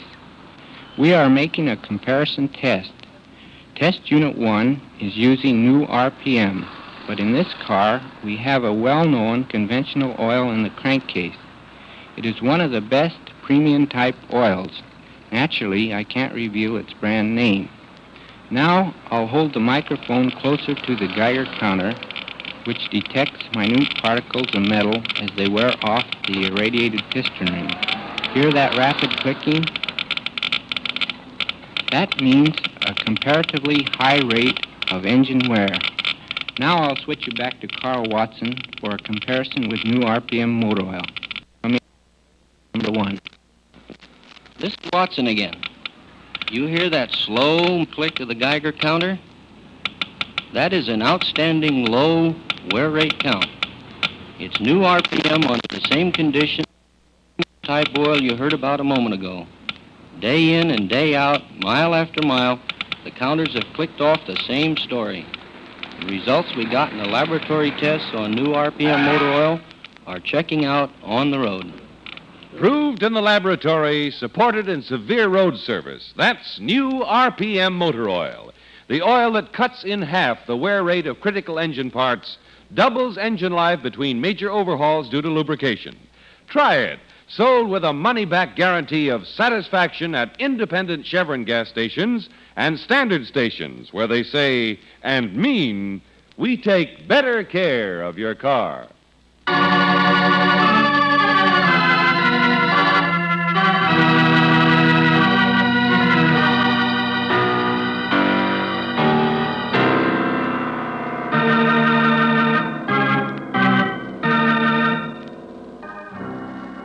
Now, back to tonight's adventure of George Valentine, a boy 10 years old who's been scared to death, who either can't or won't talk.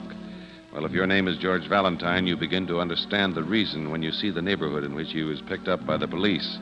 You understand a good deal more when you see that the body of a man has been fished out of the water off the pier.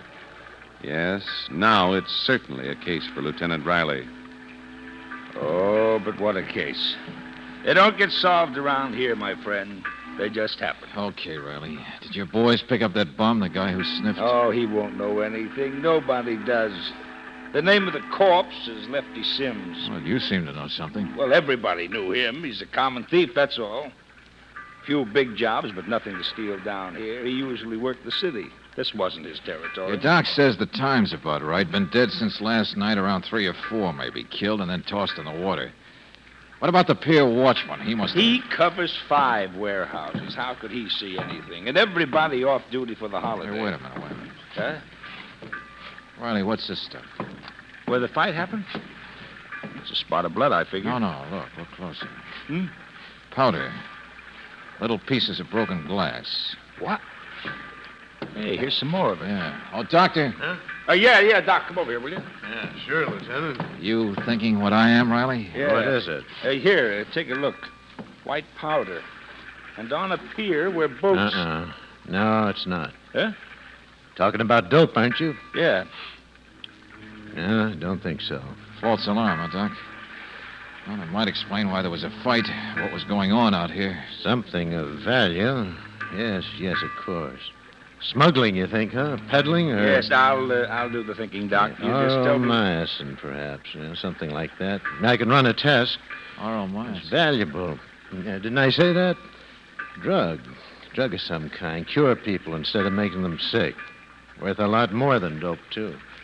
Easier to market. Yeah, same thing. Only more in the big time. Did that watchman say there were any kids on the pier last night? Valentine, I'm trying to get the doc here to talk English. Did the watchman see any kids? No. Okay, so long.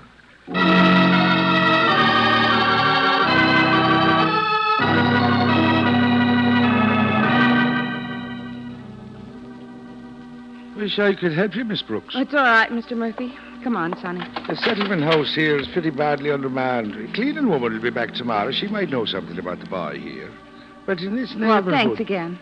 Come on, Sonny. Car's parked over this way. Brooksy! Well, it's about time. Come on, you got... get out of the street, you and the kid. What? Never mind any place. Here, duck in the alley. In this neighborhood, Angel, I don't want to... Who was that? I don't know. Packing crates you can't see. He's gone now. George, what's happened? What's going on? Simple, Brooksy. Nice, simple case. My guess is the kid here was an eyewitness to murder. It'll be a simple case if he isn't murdered.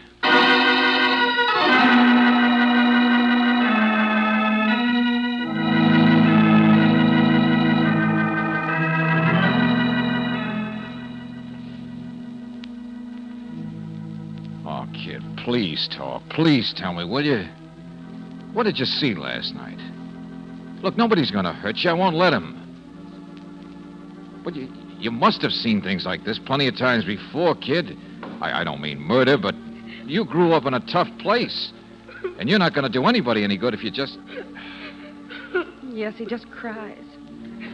George, I'm taking him home. You can solve your own fancy waterfront murders. Okay, I'll leave him alone. But which one are you covering for, kid? Only a few men around that pier last night. Which one is that important to you? All right, maybe you've given me the answer at that, without talking.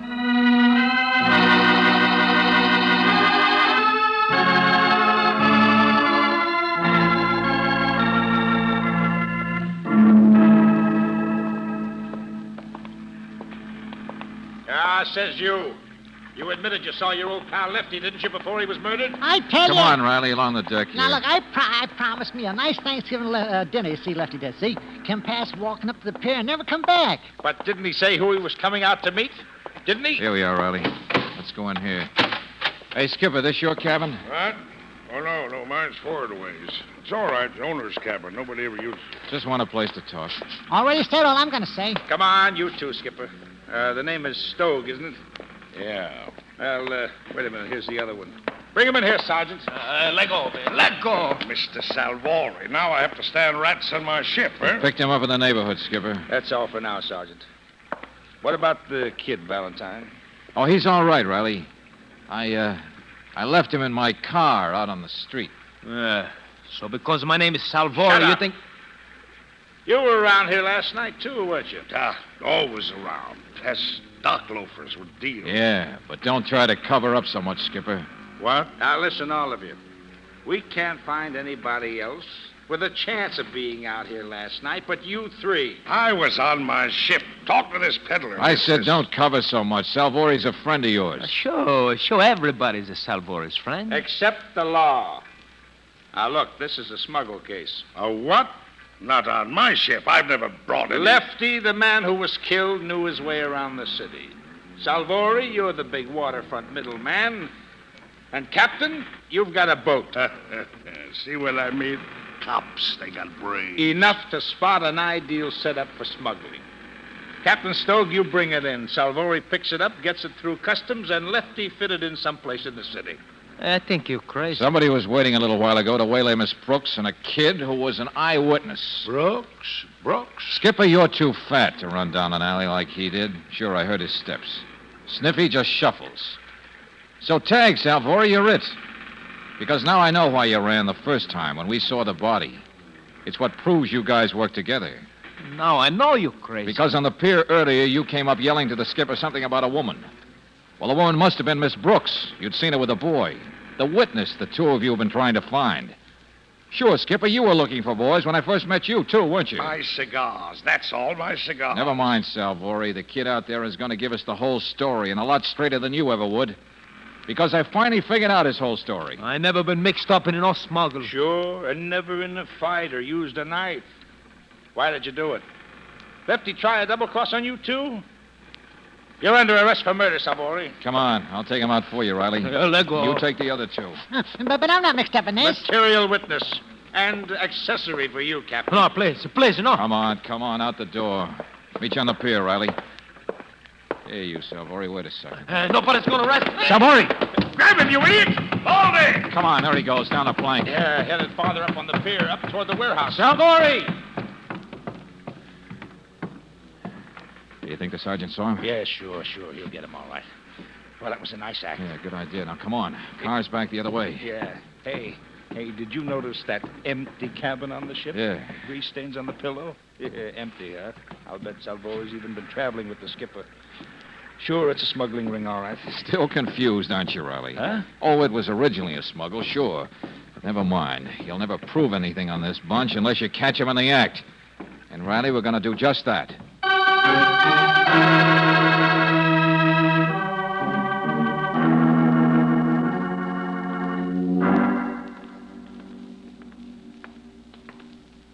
Well, it's the only car in the street.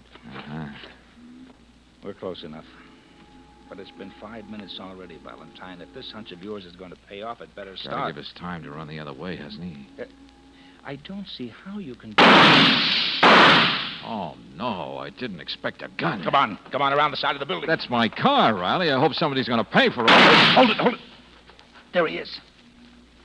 You're wasting your time, Skipper. The car is empty. You hear me? The kid's uptown. It was a trap, Skipper. Be careful. He's got the corner of the building there to duck behind. The only one who'd stick his neck into our trap is the one who did the stabbing, right? The one who has to get rid of the kid, the witness. So we don't even need to ask the kid now, do we? Look out! I got him.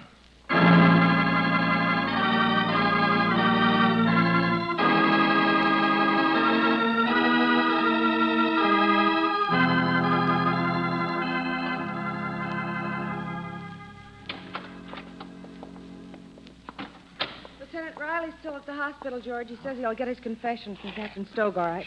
Keep it down, will you? Hmm? The kid's in there. I'm trying out a system. We write each other notes. What about the smuggle stuff, those drugs? They searched the ship yet? Yes, they've already found some drugs hidden, but I don't understand. What did you say, writing notes? What don't you understand? How the smuggle worked? With a thief, a middleman, and a skipper involved? With drugs that couldn't be sold in this country except through the proper channels? But would sell for a fortune in Europe or on the black market? Oh, you mean it was to be smuggled out of the country? Mm-hmm, that's right, Brooksy. And Lefty, the guy who was killed, stole the drugs and delivered them last night. But he got a knife instead of a payoff. And the kid saw it. George, you mean the boy talked? He's all right? I guess he will be. See, I was afraid he was, well, maybe the skipper's son or something. Yeah, I know. It's psychic shock, his refusal to talk. But he's not. He's only known him for a few weeks. Kid didn't even know where he fitted into the plan until a few days ago. Oh, George, for heaven's sake. See, he doesn't have any parents, Brooksy. Just a waterfront kid. But not nearly as tough as he acts. What's missing in the smuggle setup?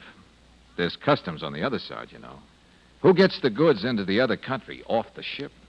The boy? You mean he was a part of it? Nobody can stop him all over the world. Up and down like monkeys. Perfect, isn't it? Yeah. If you'd been with me, you should have noticed. Empty cabin on the ship with grease stains on a pillow.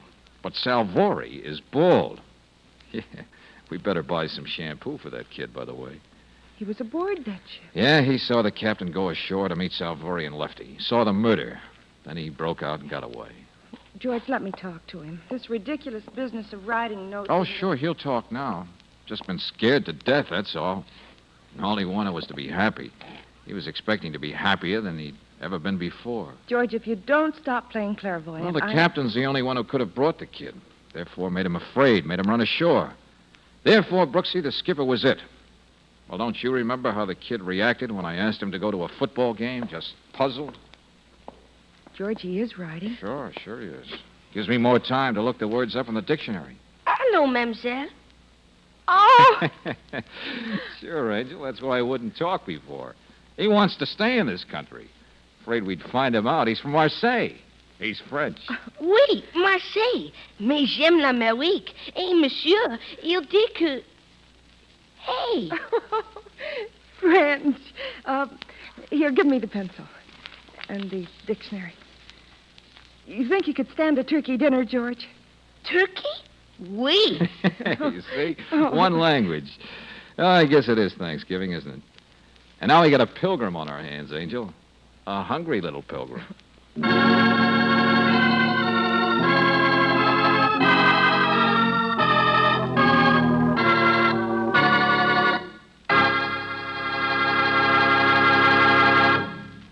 Tonight, earlier in the program, you heard how road tests jibed with laboratory results in the development of new RPM motor oil.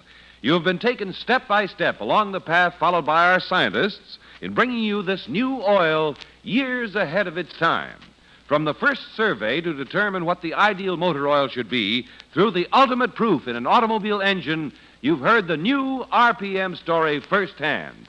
Now discover it yourself, firsthand. It's sold with a money-back guarantee of satisfaction at standard stations and independent Chevron gas stations where they say and mean, we take better care of your car.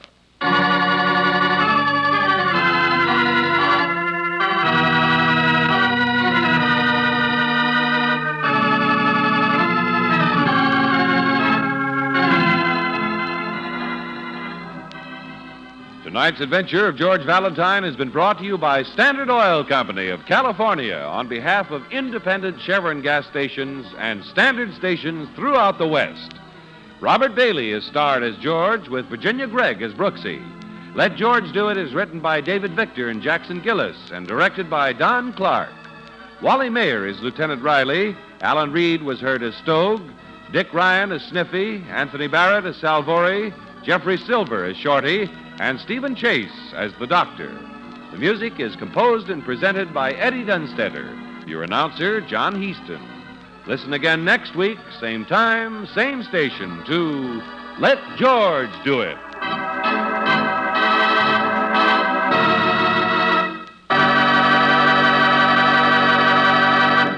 Your community chest helps care for homeless and neglected children in your own neighborhood. Community Chest Child Care Centers operate year-round. This year, make sure you give enough to your community chest to help all year. This is the Mutual Don Lee Broadcasting System.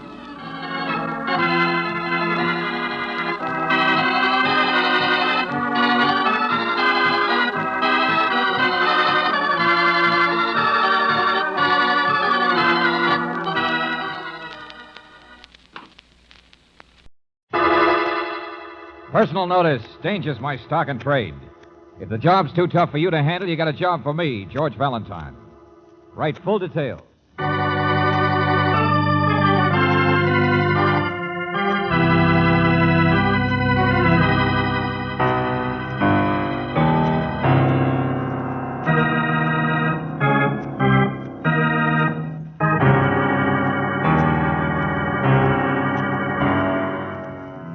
Standard Oil Company of California, on behalf of independent Chevron gas stations and standard stations throughout the West, invites you to Let George Do It.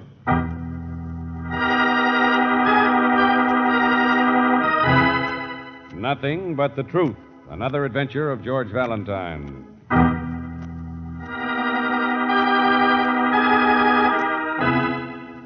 Dear Mr. Valentine, first letter I ever written 17 years, since the last time I filed a gold claim in Nogales. Name's Tioga Tom, only honest man left in the West.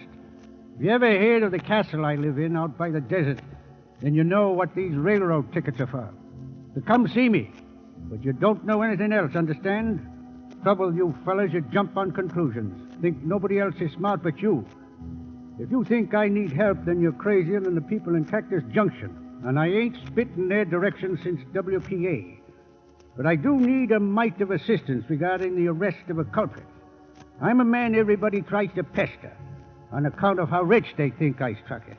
But me, I like my privacy and I aim to maintain it. P.S. The culprit I make reference to is the one who stole or made disappear or killed my dog. Only botheration is, it was my C&I dog.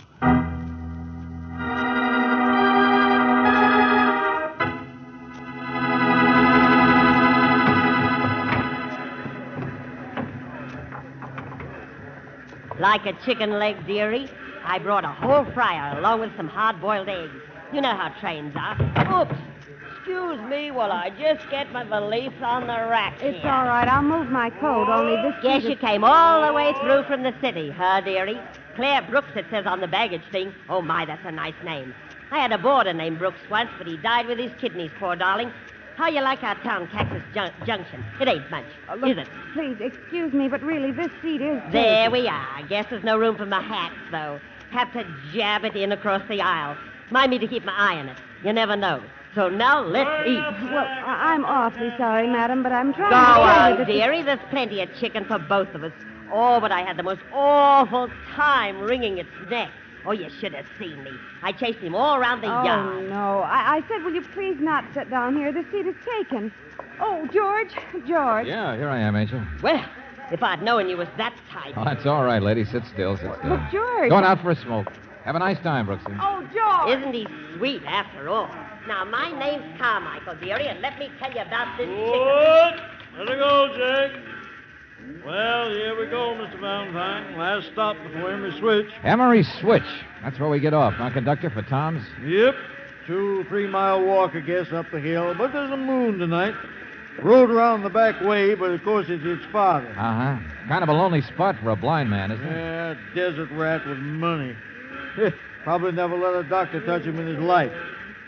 Seen him out there once, just a couple of weeks ago. Was fumbling along, hanging onto his dog. Doesn't like people, huh? Oh, there's an old Oriental been with him for years, if that's what you mean.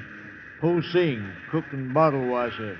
Richer and creases, Tom is. A whole fortune might have paid in his castle, they say. I can't feel too sorry for him. Tioga Tom, last honest man in the West. Says him. Well, you'll be the first visitor up there for a long time, I guess. Maybe you can get your hands on some of that gold. Underway now. Save me another. Hey, wait for me! Hey, stop it! Oh, conductor, there seems to be a guy out here who wants to get Make off. it, Willie. Always somebody too late for a train. Huh? Ridiculous. Shows a man's got no efficiency. I'm never late. Wait, will you? Hey, Well, come on, let's give him a hand. Drinking, too. Can't even run straight, you see. Yeah, help me, fellas, will you, please? Here, let me reach him. Now, here, I can reach him. Oh, gee, thanks. Oh! Easy there. Couldn't even hang onto my hand. Don't know why we bother. He's liable to fall. Get out of the way, friend. I'll get him. Here we go, boys. Come on out. Here we are. Gee. Oh, thanks. Sorry to be in trouble. I was in the bar. Everybody's so nice they couldn't get away. Okay, friend. You made it all right. Oh, yeah. Wait a minute. Here's your hat over here. My name's Loosefoot. Want a drink? Why? Loosefoot, the name. Somebody just give it to me, I guess. I don't remember. Come on. Have Wait a minute. snifter, Your huh? ticket, Don't too. you want Hey, it? look, it fell off your hat. Take it. Here, give me that. Yeah, well, it's sure nice of you, Hey, pal. Emery Switch, it says. Yeah, didn't it? Oh, sure. I'm a necktie salesman. Got a few samples for the switchman who works there, that's all. Well, thanks again, and you too. Where'd the other guy go? Back in the car, I guess. Oh, well, thank him for giving me a hand, will you? I mean, thanks, and I sure... Yeah, sure. Only didn't you notice, Loose Brain? What that other guy tried to give you was a shove.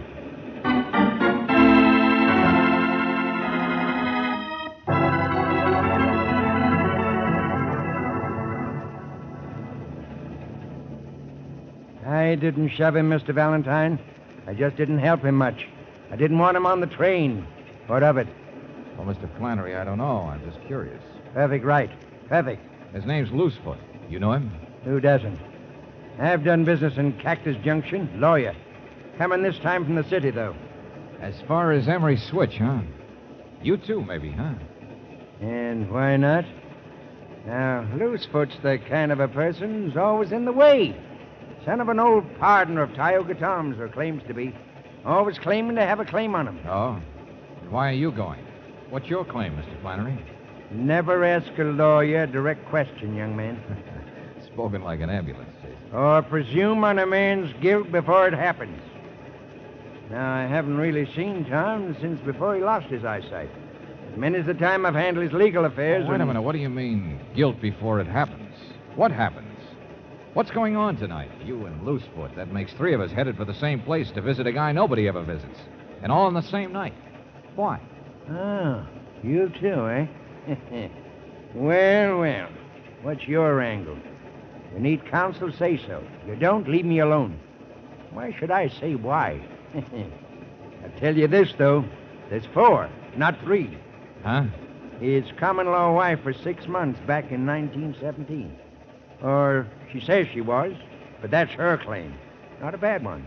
You mean Tioga Tom? That big, overdeveloped appetite out there in the coach. Notice her eating fried chicken. A woman, Mr. Valentine, who'd wring your neck for a favor, but charged to tell you the time. The widow Carmichael.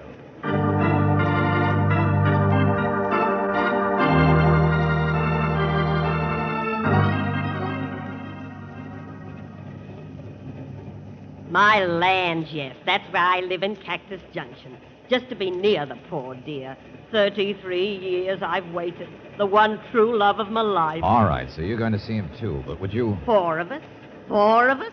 My, I think it's just friendly. That's what I think. Only even with my shoes on, it counts to 5 to me. Ain't that so, Cousin Henry?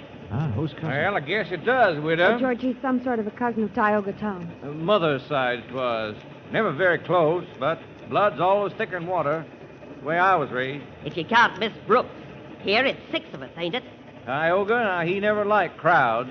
Family trait. I told them we were going up to do a magazine story on him. Oh, yeah, that's right. But the rest of you, Mrs. Carmichael, will you please... I don't hold no secrets. I'm sure you don't. I ain't afraid to speak up. Remember, blood's thicker than strangers, too, widow. And to whom is bereavement a secret? What? Oh, but he'll be well again. I know he will. I brought along my nursing things. It's my opportunity as well as my duty. It's the telegrams, Mr. Valentine. We all got 'em. Even that Loosefoot up in the bar car. Where Tom's nearest. Bless his adorable old soul. Now, widow. Telegrams? But I don't know Got why... 'em this evening, miss. From Po Sing, that heathen up the castle. Yeah, read for yourself. Oh, thanks. Boss, very bad. Fall down, very bad. Come quick, please. Signed, Po Sing. Boss, very bad. A blind man, and he's already had some kind of a fall. Emery switch. 10 minutes stop, Emery switch. Come on, Brooksy, I got to get to a phone.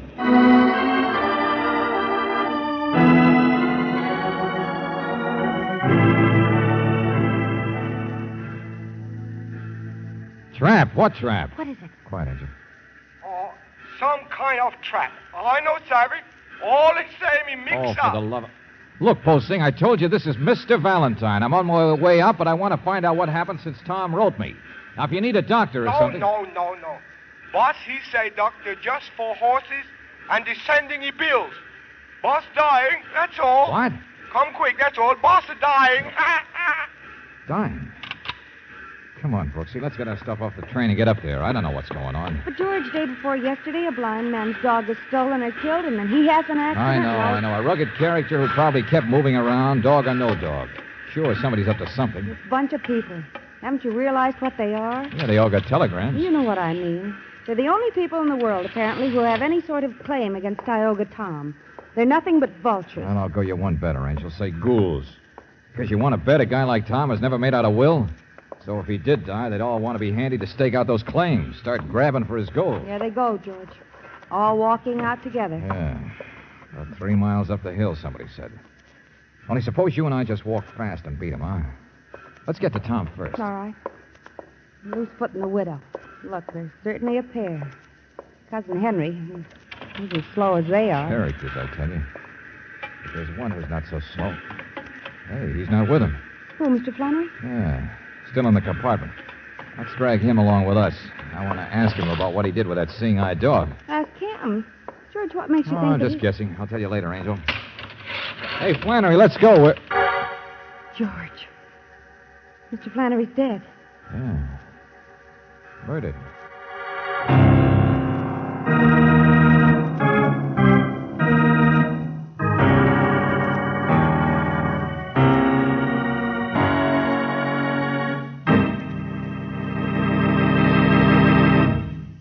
In just a moment, we'll return to tonight's adventure of George Valentine.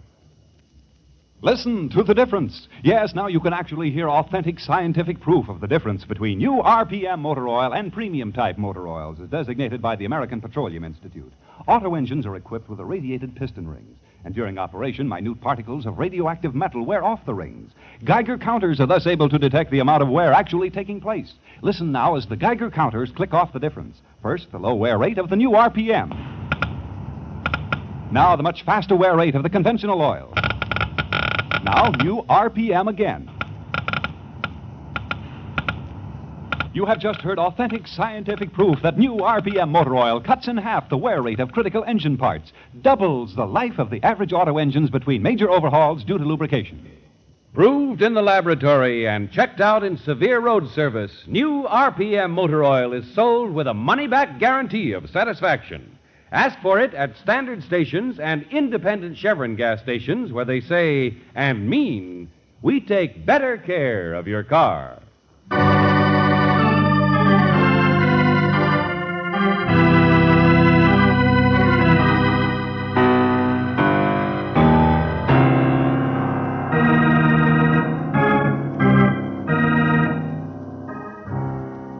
And now, back to tonight's adventure of George Valentine. Tioga Tom, the legendary man in the castle overlooking the desert. He thought he didn't need help, but that was yesterday, when all that worried him was the disappearance of his seeing-eye dog.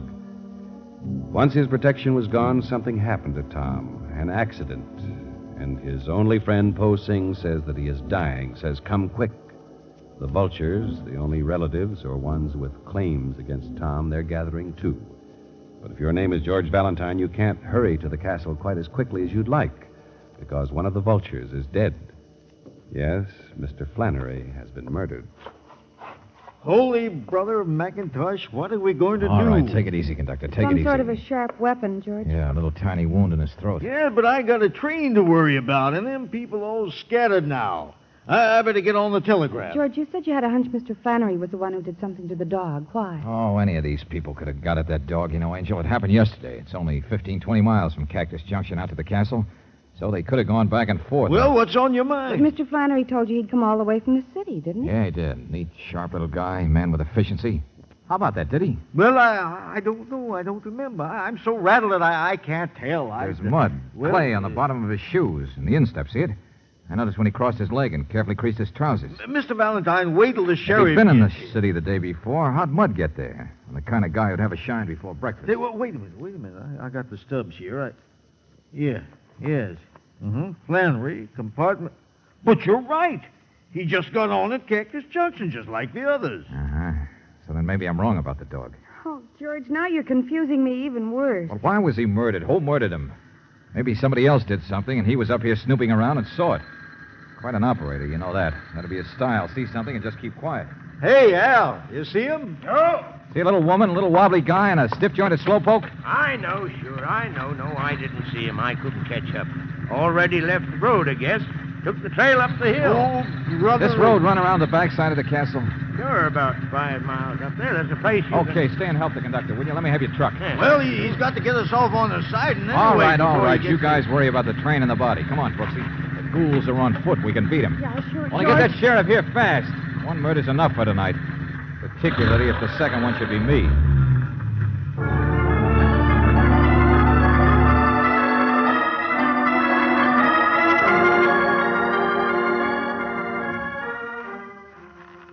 Fits the description. Yeah. Up this way, I guess. Listen. Coyote. Oh, There's a rock wall here of some kind. Pretty crude, too, but now, I can make it all right. Oof. easy now. Yeah. Barbed wire. Guy really does like his privacy. George, in the moonlight, that's the house way up there, isn't it? Yeah. Old ranch house, all run down. But with stone around it. And only one light.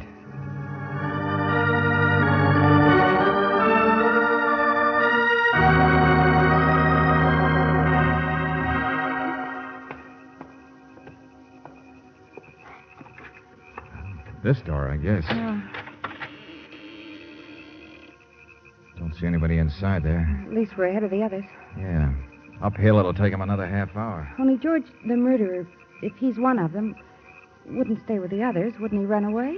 Oh, maybe whatever this is all about isn't finished yet. Here we are, Angel. I guess we walk right in. Oh, kitchen. Living room in here, apparently. Yeah. Hello? Anybody here? Hey, Tom, where are you?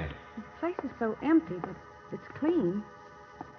That must be his room. It's the only one that Yeah, could... maybe he's asleep. George. Hey, a man dying, but his bed's empty. He's gone. Yeah, he gone. Huh? What? Oh, Mr. Valentine. Hello, miss. You're Po Sing, but where's your... Tom gone. Yes, gone. Now, look, friend, what is this? A man who takes a bad fall and is dying doesn't just disappear like that? Oh, Mr. Tom safe. Mr. Tom gone. Now, excuse me, Hey, please. wait a minute. Where are you going? I get a cleaver knife. A what? Meat a cleaver. You sorry? Mr. Tom say you must stay. Oh, he does, huh? The boss. Old honest Tom says we should stay, huh? Suppose we don't. You going to use that thing? More better, I think you stay. Oh, sure. Okay. No, We'll stay outside.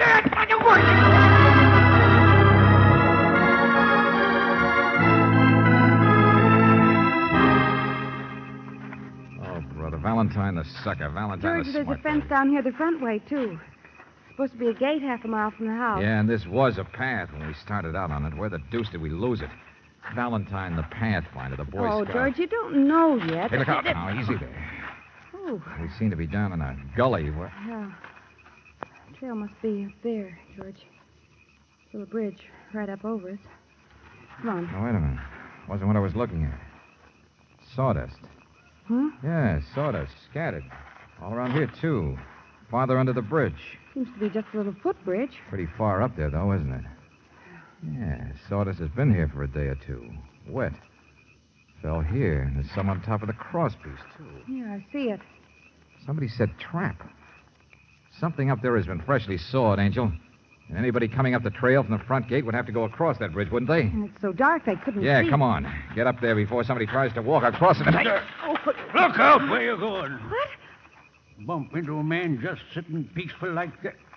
Hey, woman's voice, wasn't it? Well, yes, couldn't you see it? Tom, Tioga Tom, wouldn't you know? You wouldn't know anything. Who is it, Valentine? Yeah, I'm standing right here in front of you. You're sitting on a rock waiting for something to happen? Detectives always thinking. Trouble with you, fella. But sitting nice and healthy, huh? The poor guy who had the bad tumble. Only honest man left in the West. And he gets his hired boy to send out telegrams saying he's dying. Huh. Had a tumble. Broke 10 ribs back in 1922. Never told a lie in my life. So that's the way you stretch it. Poor dying Tom. Been dying since the day I was born. So have you. So now you're sitting here waiting to hear wood break, huh? Po Sing brings you out where you can, waiting to hear people tumble through that little trap you set up there. Pester me, every one of them. I told you that... I'm afraid we don't believe anything you told us. Told you I like my privacy. I aim to maintain it. Bunch of vultures all pester me looking for my gold. So you hire me to- Seeing I dog disappeared. Don't you think somebody's up to something? You jump on conclusions. Say, I had that bridge sawed. Well, one of them did it. Like one of them did a murder, I suppose. Ain't interested in murder. Gonna die myself sometime. That's enough to worry about. Just trying to slow up the process, that's all. They steal my dog and then saw my bridge. Who do you think uses that bridge? I do. Even without my dog, I can find my way around this place, but I found 'em out, yes, sir. Tom isn't gonna go down with it. Huh? Go on, Munchausen. Hold your tongue. Ain't you got ears? George, yes, somebody's coming. I'm going to get up on that bridge before... No, this way. Hey! Hey, where am I? Who is that over there? Where's the trail? I can't see. My loving vultures. Tell everybody they're friends of mine can't even find their way around. Hello, Henry. Your voice, ain't it? Tom. Fitter than a fiddle. What in the name of... Never mind. Where's the rest of them? Loosefoot and the lady. Oh, coming, I guess. We moved kind of separate. Only that telegram, Tom. What kind of a stunt? There. Let me take your arm. Help you out. Quiet, both of you. Henry Loosefoot. Mrs. Carmichael. Another county you heard from. Could hear that one across 3 counties. Yeah, there she is, over on the other side. She's headed for the bridge. Come on. But Hurry Tom, up we and can't- get her. I'll be all right. George, we can't get up there in time. We're on the wrong side. She's coming this way. Mrs. Carmichael, stop. Who is that? Where are you? Stay where you are. Don't come across that bridge. What did you say? Oh, the bridge, yes, I on it? Oh, it's you, dearie. I'm coming. Stop, I said. Stop, will you? Well, I can't stop till I get there, Oh, can Lord, she'll fall. Stop. My heavens, what's all the fuss? Oh, we... Out of the we way, thought- Angel. Let me see something. What's the matter with him? Oh, dearie, what a climb. And the wind blowing my hat off all the What are you time. trying to see, George? The girth is sawed half through, all right. But a board's been freshly nailed across to support it. George, But I who don't... could have nailed the board across? Tom and Poe Singh are the only ones up here. So Tom was telling the truth. Someone else sawed it, then Tom had it fixed. Wait a minute. Mrs. Carmichael, where's your hat pin? What? Yeah. When Flannery was murdered, a little tiny wound. He was stabbed with something sharp. Well, how in blazes should I know where the pin is? George, she pinned her hat to the seat opposite us, the seat across the aisle. I remember it. Did I? Couldn't find it when I left the train. And the only person who would have noticed it or thought of using it was the one who sat down there. Cousin Henry. Yes, Cousin Henry. And George, he's down there with Tom. Wait a minute. What about Loosefoot? Where's he? Ran on ahead, I guess. He was the fastest. And the trail's easy marked. So we haven't seen him because he's probably already crossed this bridge. He's probably clear up at the house by now. But George, Tom is down there with sure, Henry. Sure, with Henry. Don't you see, Angel? Tom wanted to know who killed his dog and sawed the bridge. That was the reason for the phony telegrams, this whole shindig. It was to get all the vultures up here and see which one of them wouldn't walk across the bridge. Henry. And 5 minutes ago, Tom discovered who was guilty. Well, hurry up. We haven't got- Yeah, but quietly. Because now it's all backwards. Now the question is what Tom intends to do to Henry. There they are. And they're not moving toward the house, not moving at all. Tom's got a gun, George. He's hanging onto Henry's arm. Even a blind man could shoot somebody as long as he Yeah, had a... come on, around this way. Look out. Well, come back, did you? Get down here, Mr. Valentine. This crazy... Shut up, dog killer. You'll get your chance to grovel. He's a murderer, too, you say, huh? Don't answer, Angel. Around the rock here. Yeah, that's right. Now, come on. He's crazy. You're both crazy. Everybody comes pestering me. Well, it's going to stop once for all. Sure, he killed Flannery. Flannery's another pest, snooping around the same day he was. Let go of me. Let go of me. Get your hand off Oh, my... no, you don't. You move. The gun goes off. Okay, Tom, I'm here now, right beside you. You can hand me that gun. Huh? George, he let go. He just let go. Look out. I'll get him. Give me that gun, I said. Where are you? Where is he? No, you don't. Detectives. Knocking my gun The sheriff out. will get him, don't worry. I just got an idea. It might be good to save you from dying for a while, Tom. Man is dying from the day he's born. Oh, sure. Honest Tom. Rugged independent. And I hate that guy, but shooting him while escaping might not go down so well with a jury. Just shooting wild. I couldn't actually... Well, would have been just blind luck if I hit him, I mean. Oh, sure, Tom. Be careful what you say. Don't want to tell a lie. Only honest man left in the West. Yep, that's me. Don't want to admit you might be a dead shot. Don't want to say right out you're blind. Even though that's how you sucker these people into coming after you. George, he said... Ain't a lie if a man always talks like he had to hear people to recognize him, is it? Ain't a lie to stumble around the few times you're seen, is it? Buster, you take the cake. Honest as the day is short. Sure, we all jumped at conclusions, all right. Because I guess there's no law against a man with good eyesight owning a seeing-eye dog.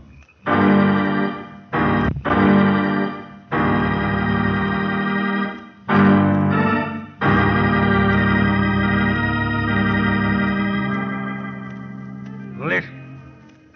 Music. Don't like it. People. Don't like them. Well, you can leave for the castle pretty soon, Tom. Taking down your cousin Henry's confession now. Worthless bunch of vultures. Won't be pestered anymore. Sure, Tom. You've got your privacy. You know, we did stop you from doing the one thing that really would have been wrong. Do I appreciate it? Obligations ain't for me, young lady. Well, the reason people pester you is because of your gold. And I thought maybe you'd tell us what... Tell you a secret. Sure, I got barbed wire and fences. But I never actually said I have gold, did I? What? Oh, for the love... Oh, George, come on. Let's get out of here. Jump on conclusions like everybody else. Oh, that awful man. George, I want to go out someplace and go dancing and forget about him. Okay, spend my gold. Well, at least I know you haven't got any. I'll tell you something that'll worry you for years. You notice? Tom didn't say he didn't have any either.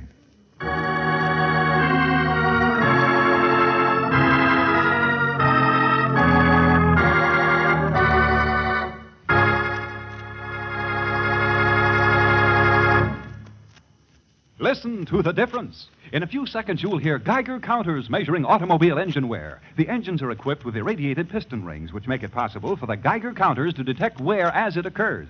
You will hear authentic scientific proof that new RPM motor oil cuts in half the wear rate of critical engine parts, doubles the life of the average auto engine between major overhauls due to lubrication. First, let's listen to the Geiger counter slowly click off the low wear rate of new RPM. Now, the much faster wear rate of a premium type oil as designated by the American Petroleum Institute. Now, new RPM again. You have just heard Geiger counters clicking off the scientific proof that new RPM motor oil is years ahead. Yes, years ahead. New RPM doubles engine life between major overhauls due to lubrication. Try it. Sold with a money-back guarantee of satisfaction at independent Chevron gas stations and standard stations, where they say and mean, we take better care of your car.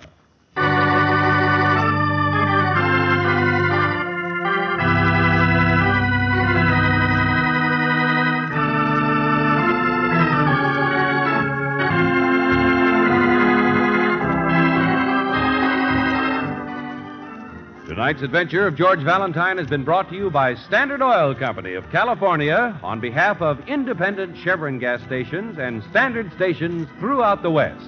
Robert Bailey is starred as George with Virginia Gregg as Brooksy. Let George Do It is written by David Victor and Jackson Gillis and directed by Don Clark. Herb Butterfield was heard as Tioga Tom, Marjorie Bennett as Mrs. Carmichael, Joe Forte as Flannery, Tim Graham as Henry, Herb Vigran as Loosefoot, Victor Rodman, the conductor, and Charlie Lung, Po Sing. The music is composed and presented by Eddie Dunstetter. Your announcer, John Heaston. Listen again next week, same time, same station, to Let George Do It. This is the Mutual Don Lee Broadcasting System.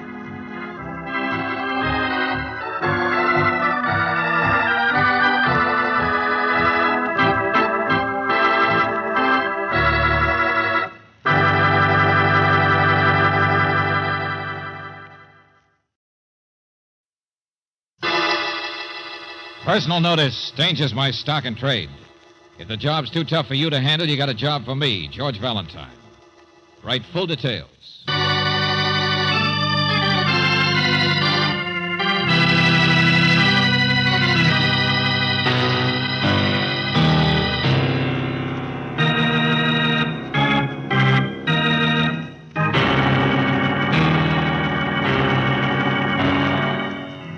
Standard Oil Company of California, on behalf of independent Chevron gas stations and standard stations throughout the West, invites you to Let George Do It.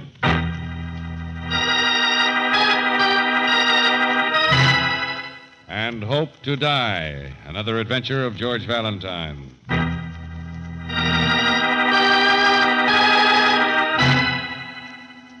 Dear Mr. Valentine, there are certain people in the world who aren't like other people.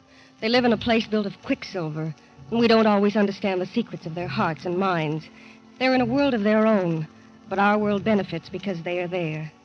That's the kind of a person I work for. I've been her secretary for the past 6 years. She can't even remember my last name. She's a combination of church music and just plain cat. Mr. Valentine, I'm writing because she needs your help. She's being threatened or blackmailed or something, though I'm sure she could be murdered before she'd bother to write a letter herself. She's not well, she works too hard, and if she slaps your face, don't quit, don't slap back. Because underneath, she's nothing but a very small child. And for some reason, very, very frightened. Also, as I'm sure you'll agree, Miss Flora Stewart is the greatest actress in the world.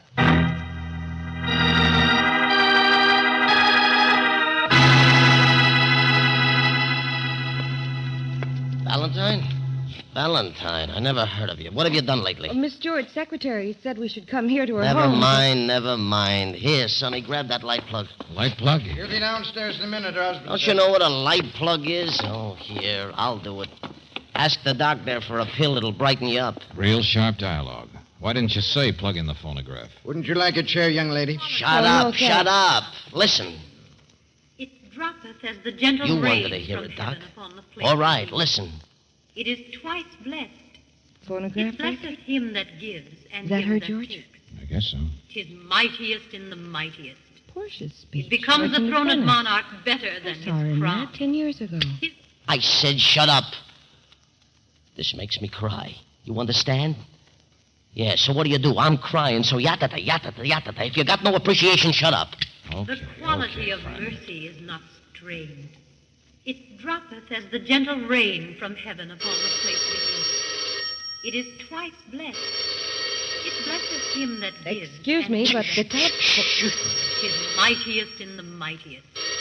Well, Becomes somebody's the got to throned answer that monarch thing. better than his crown. Hello? Maybe a call from my office. For the love of horses, will you all please From Miss shut Stewart up? from New York, long distance. She don't know anybody in New York. Hang up. They got no appreciation anyway. Wait a minute. How dare you? Flora, baby. Jake, you shut up! Give me that telephone. Yeah, here you are, Miss Stewart. Yes. Hello. Operator, I'm so sorry. Will you please tell your party in New York that Miss Flora Stewart caught cold in a Turkish bath? There's a dear girl. That she's thrown in the towel until Christmas. Well, this looks like the birth of a nation. Miss Stewart, my name is... Never mind. Doctor, what are you doing here? Get out. Well, now, Flora, for heaven's sake, we haven't seen each other since your big tour. And absence makes you so much fonder. Now go quack at somebody else. I'm busy. But you're not well either, I noticed last night when we met on the street. I'm sorry, my dear, but you're way past a checkup. Now, don't push me I'm like that. fine. I'm perfect. There's nothing wrong at all with me. You're worried, upset. You look awful. Excuse Maybe me, but... you can talk to your wife like that, but not to me. Go on, darling. Go on. Go on. You know that mortician's understudy has the nerve to think I should give up the stage. Me. It's like asking Grant to give up his tomb. Jake? Jake! Where is he? Where'd he go? If you mean that guy who cries and whose face you slapped, I don't think he liked it. He walked into the other room. What is it, a bar? The quality of mercy is not strained. It droppeth as the gentle rain from my hand. He probably could use a drink. Who is Jake, your husband? My husband's name is Kenneth. Jake is my agent for 25 years. But don't look that up. He's in love with me. He's a fool. So is my husband. But I mean in love with me, not a fool. And I love him, my husband. And they all worry about me, but he doesn't mind if I slap his face. Jake doesn't. He just likes my phonograph records. Well, look, Miss Stewart. I know. You're George Valentine, and I'm all upset, and you're here to straighten everything out, all this confusion, and... You, dear. Oh, excuse me. This I'm is... Claire Brooks. Mr. Valentine and I work together. Oh. Well, what are you looking so serious for? Eat, drink, and be merry. I thought I might go to work on him myself, that's all. Darling, don't worry.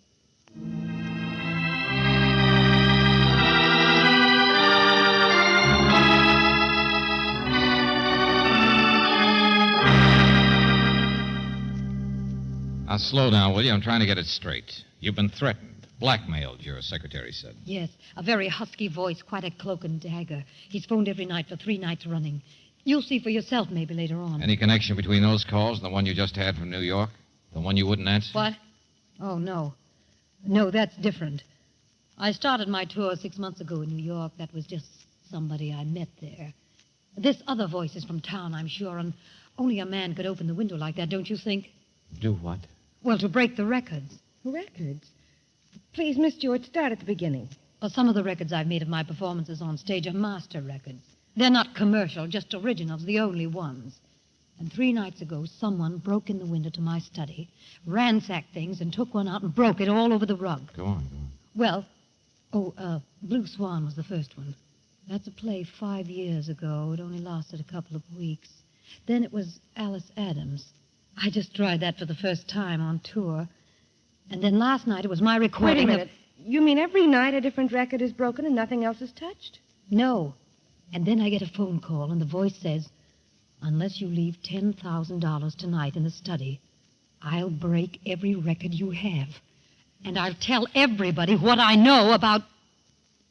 Well, tell what he knows about what?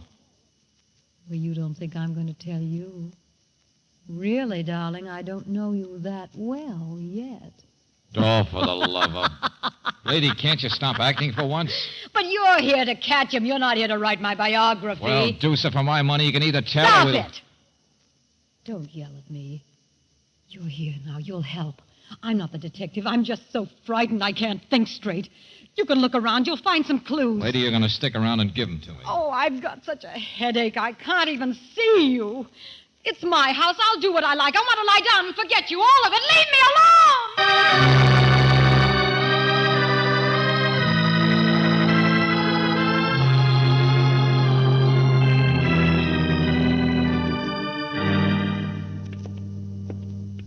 When is a case not a case?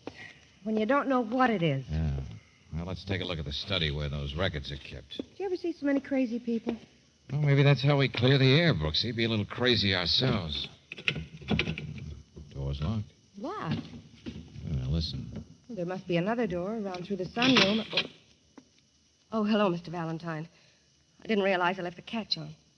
Are you the secretary who wrote us, Betty Robinson? Yes, that's me. I'm just doing some work in here. Do you, smoke cigars while you work? What?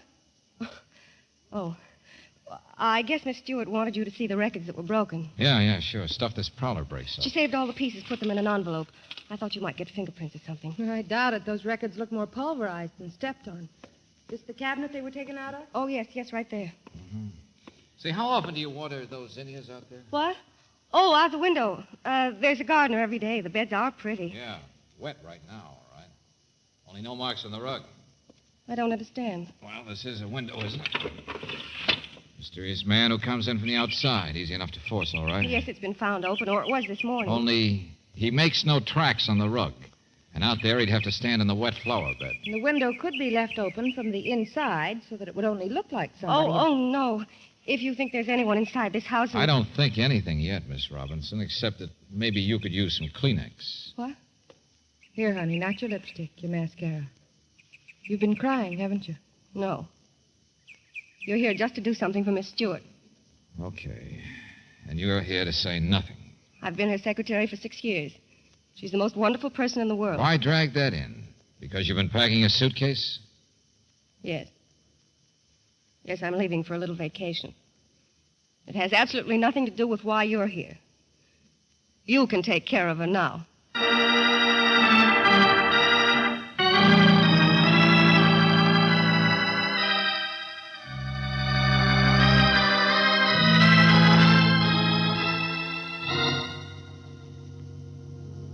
I have a headache. I told you I want to be left alone. Miss Brooks, I make have a him. job, so I'm doing it, Miss Stewart. I'm asking who smokes cigars. What? Nice, fancy cigars from the smell of them. It's Jake, isn't it? That agent of yours? No, it's my husband. Jake's never smoked in his life. Oh, your husband, huh? I'd like to meet him. Oh, he's around someplace. A big, shaggy poodle who adores me. Uh-huh. How does he get along with your secretary? Her? Darling, have you seen her? Nothing but a little fox terrier trails me around with such a worshipping look. Why? I'm so tired I don't think very straight. I'm not going to bother you with why anything, Miss Stewart. Oh, but I'm scared. Someone's threatened me. I hired Miss you to Stewart, come we're here. only trying to understand your household. This is so simple. It's blackmail. Sure. Somebody from the outside. The people in this house have nothing to do with anything. They love me. But They it must be a wouldn't- little hard living with a person who's been as famous as you have, already a legend, being married to you, working for you. Already a legend. Huh. Of course, I'm peculiar. I'm selfish. There's nothing in the world as important as my work. And I've been working so hard, I've done nothing but work every minute for the last 6 months. It was my own tour. I even organized and backed it myself. What's the matter? That stuff in your lap. What were you doing when we came in? Cleaning a gun. Here, you see. What in the name of... Sister, give me that thing before... Oh, no, you don't, darling. Maybe it's got a bullet in it. How do you know? Now, look, lady. Mr. Valentine, I'm frightened. I want to have a gun. Not the way you handle it, sister. Now, come on. Also, I'm too much for you, am I? My blackmailer's too much for you, so you're afraid of my case. Well, baby, you can just I said, get give out. me that gun. Okay, lady, okay. Now, nobody's hurt. You still have your little toy. Of course I have, darling. I still have everything. Call me a legend, will you? Baby, you better be careful. The next time this little toy will spit right in your eye.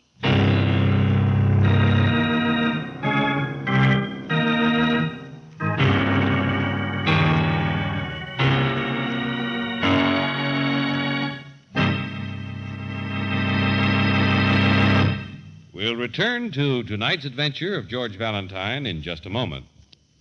Listen to the difference. Yes, now you can actually hear authentic scientific proof of the difference between new RPM motor oil and premium-type motor oils, as designated by the American Petroleum Institute. Auto engines are equipped with irradiated piston rings, and during operation, minute particles of radioactive metal wear off the rings. Geiger counters are thus able to detect the amount of wear actually taking place. Listen now as the Geiger counters click off the difference. First, the low wear rate of the new RPM.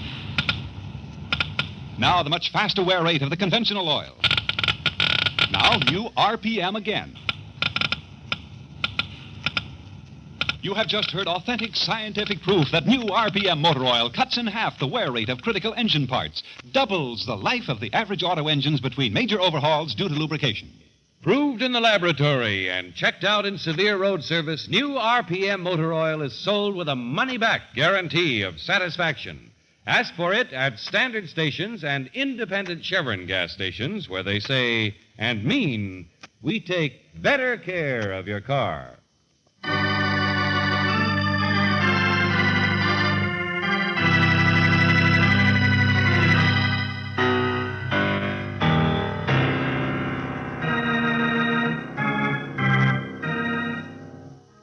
And now, back to tonight's adventure of George Valentine.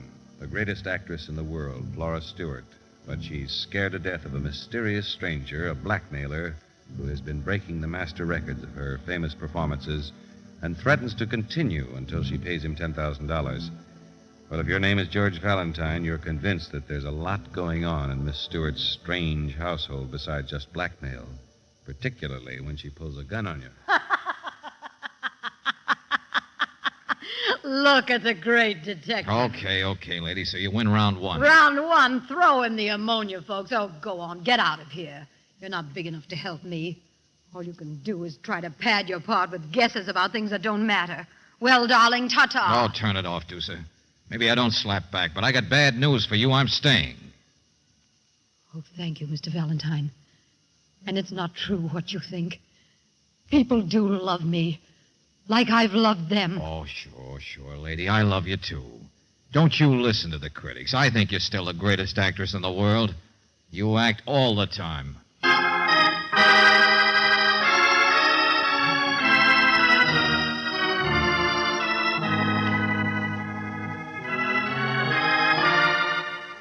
Yes, full of cobwebs, isn't it? Whole house full of cobwebs. Look, Mr. Stewart, I wanted to meet you because... Mr. Stewart.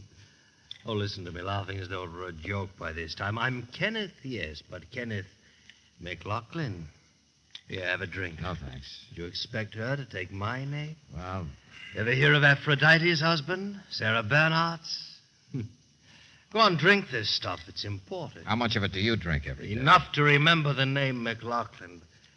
Don't think anything of that. Been married 18 years, and I adore her. Everybody does. Can't help themselves. Sure. Keep telling it to yourself.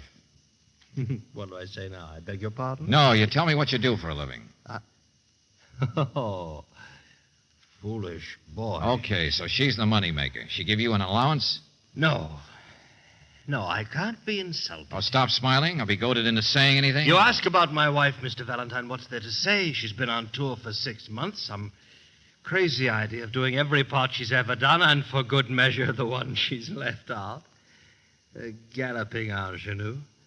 I've barely seen her. Why are you here today? I don't know that. Why won't she see me today? Why anything? Who cares? Have a drink.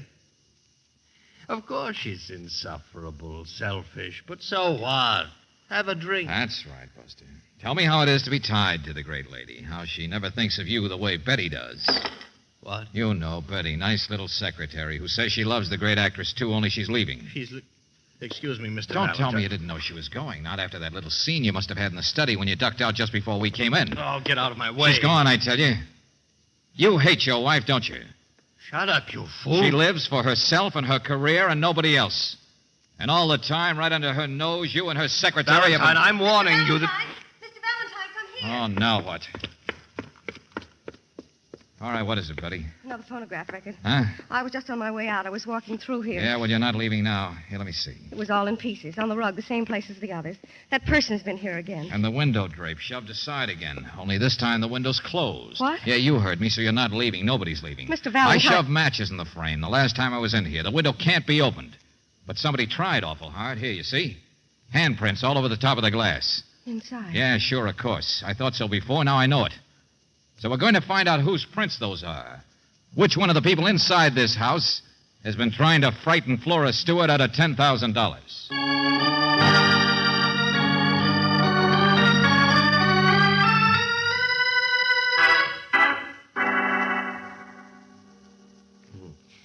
You ever swindle blood out of a turnip, Valentine? I'm business manager to a bunch of back taxes, that's all. And that Betty, if she had half a brain, would have quit long ago. She hasn't been paid in 4 months. Clear it up, will you, Jake? Okay, I'll clear it up. This star client of mine is flat broke. Flora Stewart? Oh, now, wait a minute. She used to make a fortune. And that tour she Financing herself in all the parts she wanted to do. Playing the city she thought liked her, whether the houses were good or not. Promoting herself with producers. I tell you, friend, it's cleaned out everything she had left. A great business manager you must be. What Montague? It is not hand, So you nor still don't foot, understand anything. nor arm, nor face, nor any I'm other a sucker. part belonging Yeah. to a man. Yeah, soft-hearted Oh, be Jake. some other name. But it's there. What Can't you hear it? name? In that old record? That which we call a rose.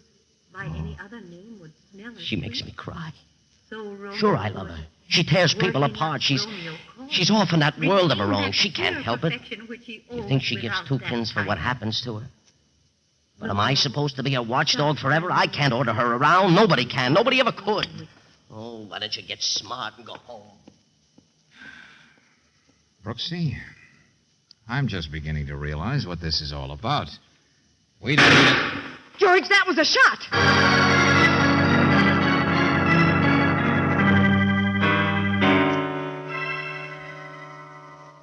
Oh, George, no. It's Flora. Yeah. Dead, Brooksy. She's dead.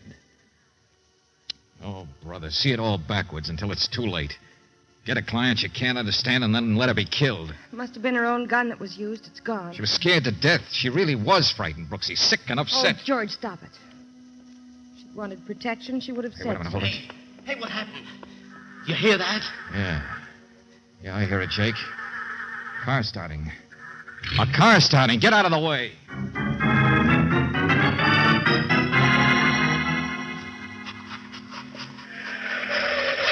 Look out, George! Oh. Well, thanks. You didn't run over me. All right, Betty, get out. Stay where you are. Come on, come on. Stand still, I said. I've got a gun. I know you have. Miss Stewart's. Get away from me. Don't touch me. I killed her. Betty. Yes, I killed her. So now what are you going to do, Betty? Suppose you just take it easy. She wouldn't let him go, and I killed her. He loved her and hated her for 18 years, and I killed her. I loved her, too. You know, I'm getting a little sick of all the emotions being spilled in this house. Just because you lived with an actress doesn't mean you have to I imitate killed her, don't you understand? You come one step closer, I'll kill myself. Yeah. Yeah, look who's coming, Betty. The boyfriend himself. It's all the excitement. I was sound asleep. Betty says she killed your wife. What? Flora? Yeah, that's right. Little Betty here managed to wrestle her gun away. Can you imagine? And then with one shot, she... All right, sister, give me that gun.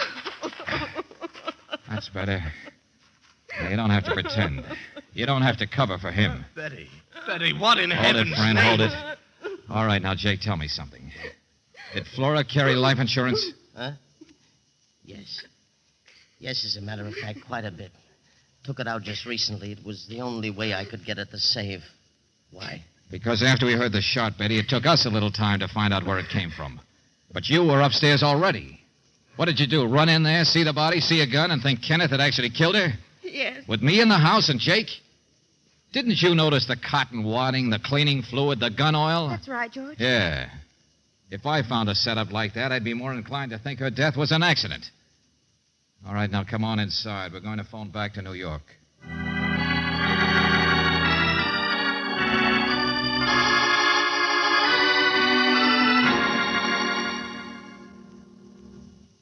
Okay, thanks, operator. Keep on trying to locate that party in New York, will you? All right, I know it's awful sudden. I know you all loved her a lot, no matter how you talk.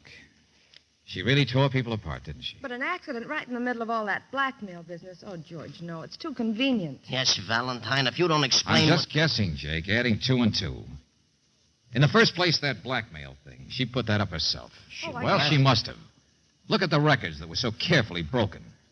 Alice Adams, the part of an adolescent girl, just recorded this year on tour. She might have been able to play that part well 30 years ago. And then Blue Swan, a flop that lasted 2 weeks. And then this last one, a turkey, you said, don't you see? All her recent performances, all her bad performances. She broke the records herself to get rid of them. Well, but why would she call you? Well, she wanted me here because it was all phony. It was all an act. And she made a big point of having me see her cleaning a gun, handling it clumsily. She wanted us for witnesses. Wanted us to testify she died accidentally. That's right, Brooksy. And I don't think I need to kick myself. She would have done it anyway. Yeah, the big, selfish actress, so self-centered. But she knew she wrecked lives. And the rest of it wasn't an act. She was frightened, all right. But she had to keep on being a star. She was sick. The doctor said she'd have to give up the stage. It was her whole life. She had to keep working. Feeble, flat gesture, wasn't it? But maybe she figured it was the least she could do for all of you. Yeah, that's right. Make her death look like it was an accident. So the insurance companies wouldn't refuse to pay off on suicide. Oh, no. She went on tour to play all the parts she used to like, burning the candle at both ends for the last big try, financing herself, the great actress. But I noticed her biggest successes were in the past. She still was great, Sonny. You sure about that? Oh, there's my call. Hello? Hello, Miss Stewart there? Who is this, please? I know all about Miss Stewart. At least I think I do. Well, tell her it's James Sharon. James Sharon? The producer? Give me that phone. Hold it, Jake, hold it. Wait a minute. How about you taking a message? Maybe it'll be easier that way. Well, nothing is easy, friend, but go ahead. Well, look, tell her I love her. I love her, and I'm a heel. She's been haunting me for years to put her in something big, but I can't anymore. I wrote her I could get her a small part and would phone her for an answer. For a slap in the face. She knows the truth as well as I do. What does she want to make me suffer for? I love her, Why don't you say it straight, Mr. Sharon? Candles all burned out, my friend. The ingenue's finished. She's through.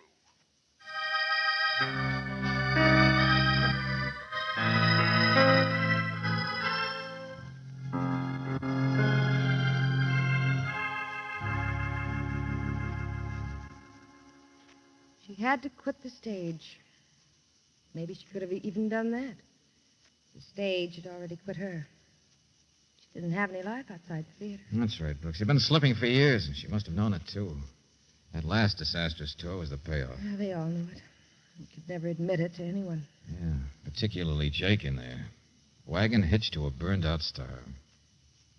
Flora wasn't all selfish, George. Trying to pull a third-act curtain like that. If it hadn't been for Betty interfering... The accidental death stunt might have gone through. That insurance idea to help the people she'd hurt, clumsy as it was, might have worked. George, it doesn't make any difference. They don't care about the money.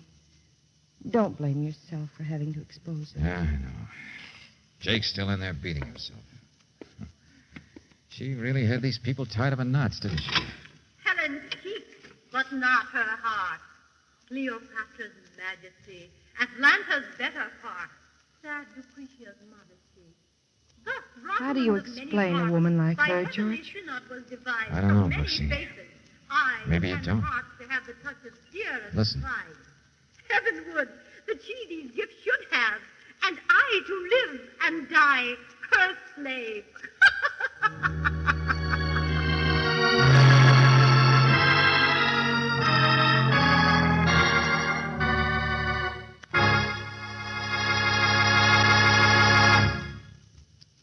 Listen Listen to the difference. In a few seconds, you'll hear Geiger counters measuring automobile engine wear. The engines are equipped with irradiated piston rings, which make it possible for the Geiger counters to detect wear as it occurs. You will hear authentic scientific proof that new RPM motor oil cuts in half the wear rate of critical engine parts, doubles the life of the average auto engine between major overhauls due to lubrication. First, let's listen to the Geiger counter slowly click off the low wear rate of new RPM. Now, the much faster wear rate of a premium type oil, as designated by the American Petroleum Institute. Now, new RPM again. You have just heard Geiger counters clicking off the scientific proof that new RPM motor oil is years ahead. Yes, years ahead. New RPM doubles engine life between major overhauls due to lubrication. Try it. Sold with a money-back guarantee of satisfaction at independent Chevron gas stations and standard stations, where they say and mean, we take better care of your car.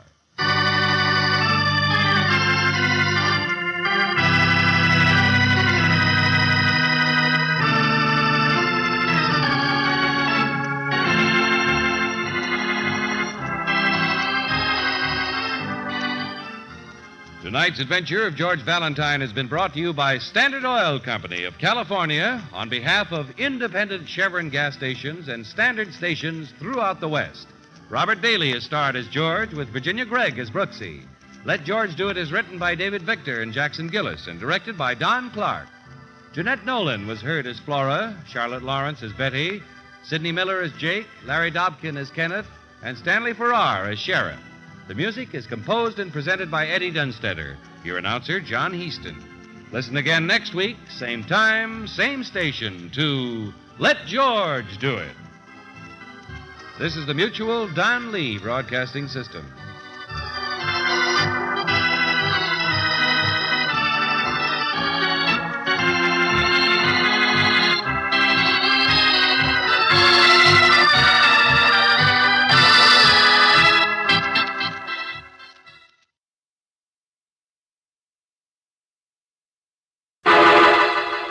Personal notice. Danger's my stock and trade. If the job's too tough for you to handle, you got a job for me, George Valentine. Write full details.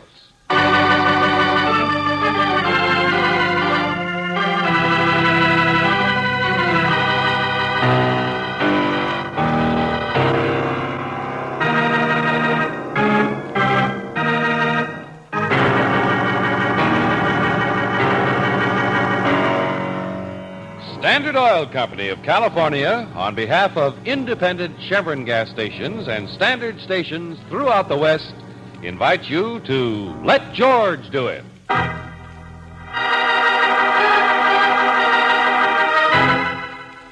The Bookworm Turns, another adventure of George Valentine.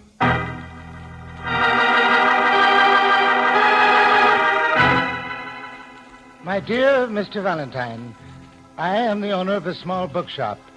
If you are familiar at all with rare editions, I am sure you will recognize my name, Paul Jacobs Humber. Well, I need your advice. You've heard of bookworms, haven't you? Of Abraham Lincoln studying by candlelight, of students rioting to keep libraries open so that men may learn. Well, for the past 2 nights, my shop has been broken into. But I simply can't bring myself to call the police because nothing is stolen. Not a book, not a penny from the cash register. So you must be with me tonight by 10 o'clock. Because, Mr. Valentine, I believe I am being visited by the most ardent bookworm of them all. A man who jimmies a window merely for the purpose of reading my books. Yes, reading. But reading what? And why?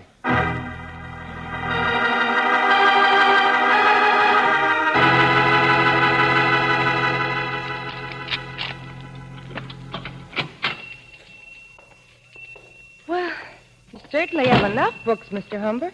Don't you ever sell any? Well, these racks go out in front when the shop is open, Miss Brooks. Careful, careful. $6 for $1, huh? Look, if we're trying to surprise anyone, it seems to me... Oh, no, he's never broken in this early. I've often stayed here myself till 10 or 11, Mr. Valentine. You never seen the guy yourself, huh? Only why do I say guy? Why do you say he? Here, there's an aisle through here. Just follow me. I don't want to turn the lights on. Mr. Humber, why do you... I heard you, yes. I am just guessing, that's all. Uh-huh. Is that the window over there? No. The window on the other side of the stockroom. Alley entrance, huh? Yes. Here, my office is in here. We can wait a while. You mean curl up with a book and wait all night? Oh, he'll be here. What in the... Sounds more like a music store. Well, come on. Hello, Hall. I've been waiting for... Oh. Rosa. I was just listening to some phonographs. This is Miss Brooks, Mr. Valentine, Mrs. Coolidge, wife of my assistant Otto here in the shop. She does some of my bookkeeping, too. Oh, how do you do? Hello. Hall, Otto had to go uptown to see somebody. We live right next door, the little apartment you see. Mrs. Coolidge doesn't have a phonograph in her apartment. We have records here, too, a few of them. I understand. Well, she can join the party and help us... Mrs. Coolidge isn't the bookworm type, is she? What? Huh? Oh, no. She wouldn't be the one. I mean, she has her own keys. What is all this? Oh, I'm in the way, aren't I, Mr. Humber? Well, it's something I didn't mention, that's all, Rosa. Are you married, Mr. Humber? I beg your pardon? Oh, no, I'm not, but... Shh. Huh? Well, excuse me now. I'll be leaving if you... Be quiet. Well, won't someone tell me what on earth... Stop it. You hear that, Valentine? Yeah. Wasn't a car in the alley. I'm sure of that. No, it's from back someplace. Stockroom. What are you listening for? Will you please... Come on, through here. Yeah. A little early, though, isn't it? For your bookworm to arrive. There. Here, you see it? A light? Yeah, flashlight. Get out of the way. Get him! Get home, Mr. Humber. I thought you saw... I saw the shade on the door glass blowing, that's all. But the door's been forced, all right. Still open. He's already gone. He must have heard us. Uh-huh. Yeah, looks that way. He ran out and down the alley. You see it is true, Mr. Valentine, every night. Get the light switch. Oh, yes. Oh, but look around. Nothing is touched again. Nothing's ever touched. Here, you see? A new set of first editions just in from Boston, and not even disturbed. Mr. Valentine? Right here, Mr. Humber. That's where I saw the flashlight. What? Your visitor seems to be interested in old books, not new ones. Believe it or not, you're right. He apparently was reading. This book is still open. Well, let me see. What is it? Oh, what some power the gifty gives to see ourselves as others see us.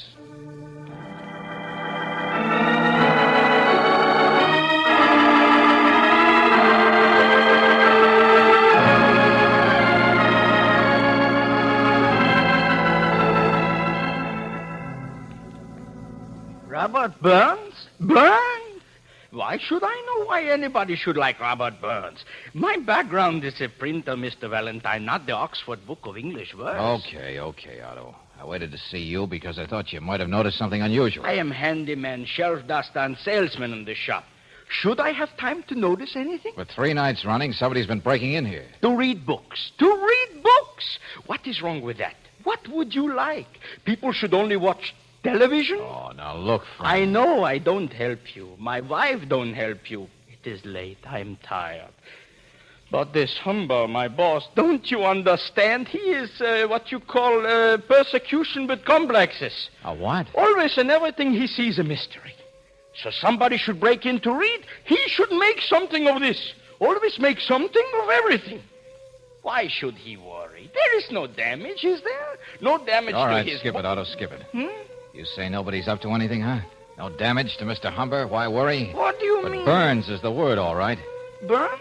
Can't you tell a fire engine when you hear one? Now, what do you think that smoke's coming from? Come on, let's get out of here.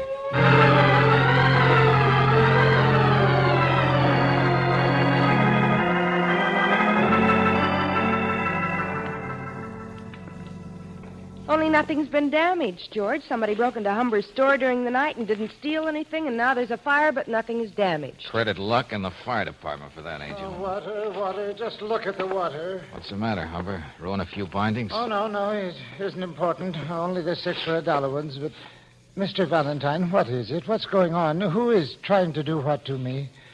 The bookworm who reads Burns certainly didn't start the fire, or it would have burned up my entire stock. No, George, the fire didn't actually start here.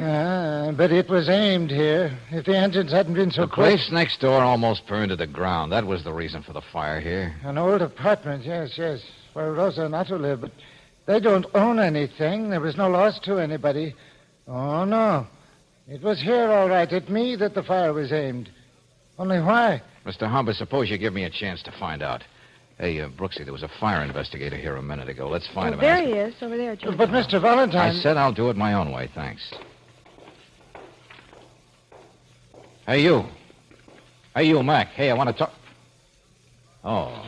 Are you addressing me, young man?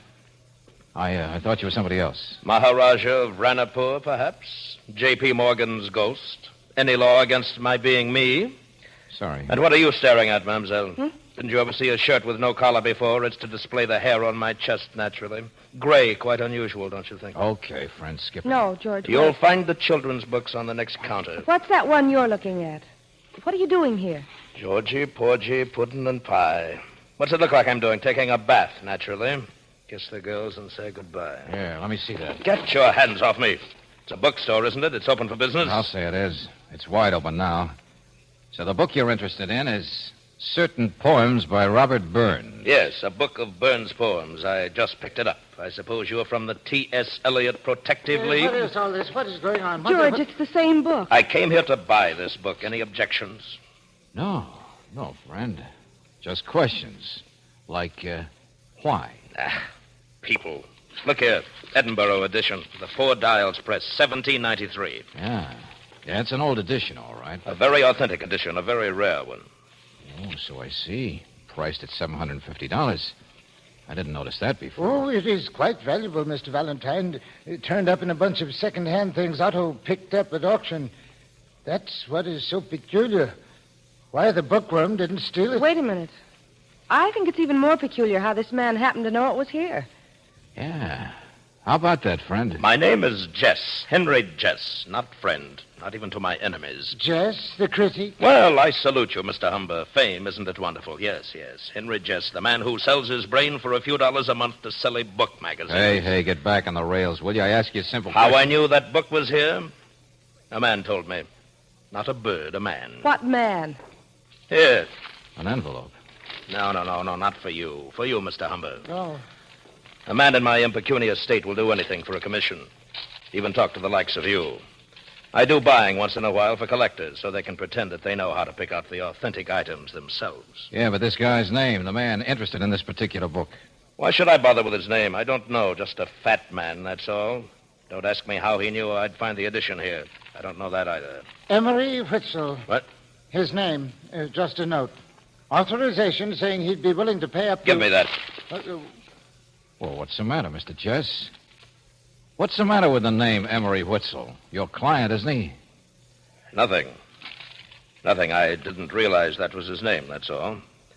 Just a man who phoned and asked me to make the purchase for him. Look, I'm getting sick and tired of all this... Well, it is a perfectly legal authorization, Mr. Valentine. And you too, Mr. Humber. You give me a case that's like a jellyfish. You can't grab onto it. The case of a bookworm, Mr. Valentine. Never mind. You're a little slippery yourself. Yes, but I've never heard of Emery Witzel. Be quiet, will you? It's this guy I'm talking to who'll see... What? Otto. Hey, Otto. Otto, what's the matter? What happened? George, there's blood on his... Look, he's been shot. No, let go. Witzel. What?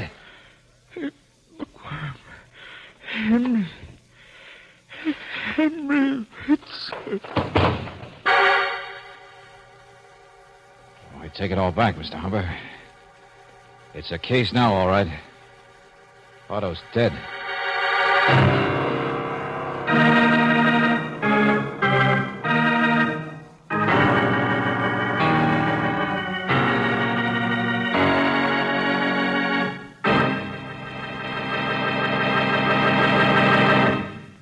We'll return to tonight's adventure of George Valentine in just a moment. Listen to the difference. Yes, now you can actually hear authentic scientific proof of the difference between new RPM motor oil and premium-type motor oils as designated by the American Petroleum Institute. Auto engines are equipped with irradiated piston rings, and during operation, minute particles of radioactive metal wear off the rings. Geiger counters are thus able to detect the amount of wear actually taking place. Listen now as the Geiger counters click off the difference. First, the low wear rate of the new RPM. Now, the much faster wear rate of the conventional oil. Now, new RPM again. You have just heard authentic scientific proof that new RPM motor oil cuts in half the wear rate of critical engine parts, doubles the life of the average auto engines between major overhauls due to lubrication. Proved in the laboratory and checked out in severe road service, new RPM motor oil is sold with a money-back guarantee of satisfaction. Ask for it at standard stations and independent Chevron gas stations where they say and mean, we take better care of your car.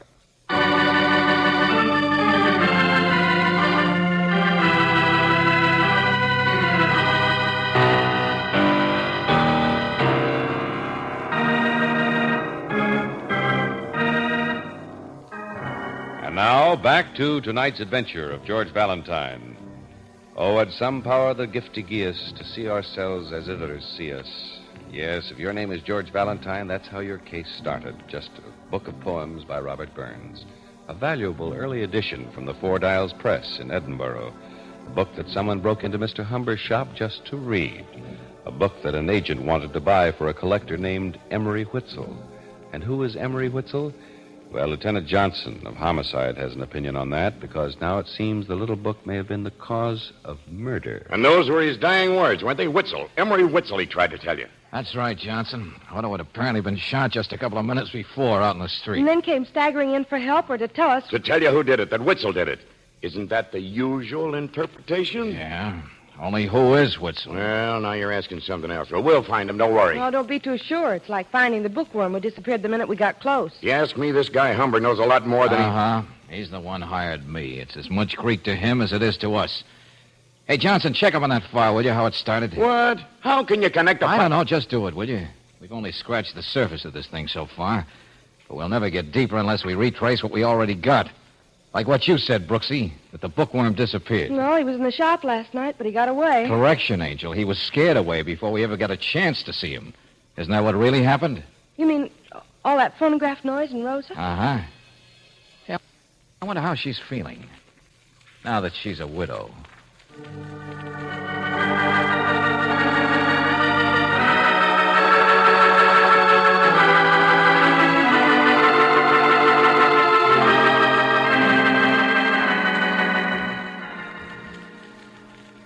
No.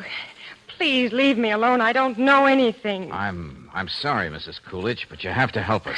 I'm confused. Why were you in Mr. Humber's office last night in the first place? It wasn't just to listen to records, was it? Oh, I know what you're thinking, but it's not true. Yes, I like Mr. Humber. In some ways, he's been closer than Otto ever was. But you can't make anything out of it. Otto was my husband. But he's dead now. It's all over. So what's everybody hiding? Nothing. Just give me time. Let me think a little while. I'll give you 2 seconds to tell us who was in the stockroom last night. What? When we heard him, you talked loud. On purpose. You gave him a warning, a chance to get away. No, I didn't. Who was it, your husband? No. Is that what you're so upset about?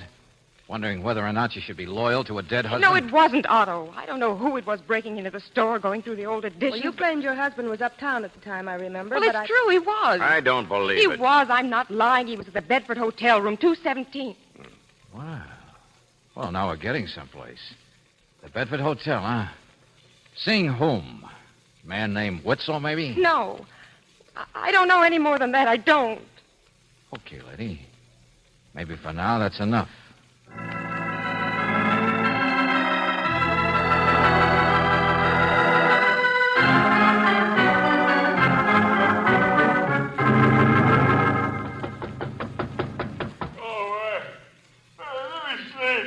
It's the middle of the afternoon, friend. Come on, open the door. You got the wrong room. 217 Bedford Hotel. Come on, open up. So you can read. I'm impressed. Yes, and in about 1 minute, I'll spell out the letters on a badge for you.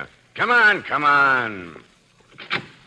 Dick Tracy badge? Oh, get back in there. All right. right. No need to show off your vitamins. Looks like we hit pay dirt fast, eh, Valentine? Yeah, I see what you mean, Johnson. Big fat guy. Answers that book agent's description, all right. Hey, what is this? What's this all about? You tell us, Mr. Witzel. Wrong number. Now, look, wise guy, we're trying to find Name out... is McGurk. Horace McGurk. And don't try to... Novelties is my line. A surprise for every party. Little Egypt. Watch your shimmy and shake. Exploding cigars. And if you want to shake hands instead... What? Smell a carnation on my coat. Only look out Cut it out. Salesman, huh? Sure. Identification. Here, see? Huh? Go on, I won't bite you. Horace J. McGurk, eh? Signed Novelties, New York, New York. So admit your mistake, boy. That's probably Mabel. I'll ask if she's got a couple of dumb friends for you. Hey, get away from that. Hello? Oh, yeah. Yeah, this is me. Go ahead. You know, let's hear it. A coincidence. Yeah, I got it. Thanks. My friend, Mabel's a sergeant. I told him to phone here. Sergeant? I guess I wouldn't have enjoyed the day. If he got anything. And he did. Well, let's have it, Johnson. Record on Emery Witzel. Oh, sure. There's a record. There's such a guy, all right, or there was 10 years ago. Yeah. In the phony book business. In New York. Small world. That's my town. What else, Johnson? What do you mean, phony book business? I mean like in forgeries, fakes for genuine. Like maybe that book back there in the shop, the Robert Burns? Who knows? But now, as for you, my friend... New York is such an intimate place. Just sit yourself down and relax, because 10 years ago, you would have been about the right age to... Hold it, Johnson. To start fires, maybe. Huh? Yeah. You were in the lighter fluid business, too, McGurk, huh? 1, 2, 3, 4, 5, 6 cans. It's perfume. It's a gag, you dopes. And novelties. I showed you my identification. What's perfume? Let me see what it smells Get away from that coat, McGurk. Hey, Johnson, duck. Hot foot to your friend. So long. Holy smoke. Those shots came through the transom. Come on.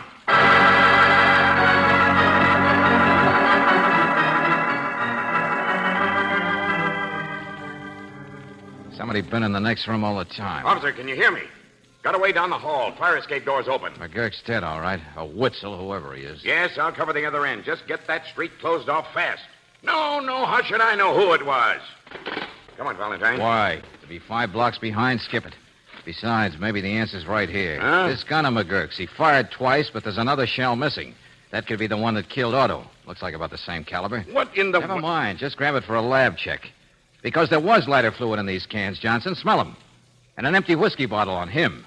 Sure, that's what he carried it in. It's empty, too. Okay, so your hunch was right. This guy started the fire, but it doesn't... Let's get back to the place where the fire was. I got an idea.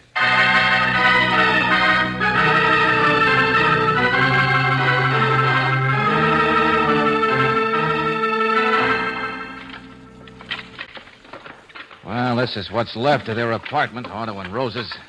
The fire really wrecked it, didn't it? Yeah, so far the only thing to explain anything is a copy of Robert Burns.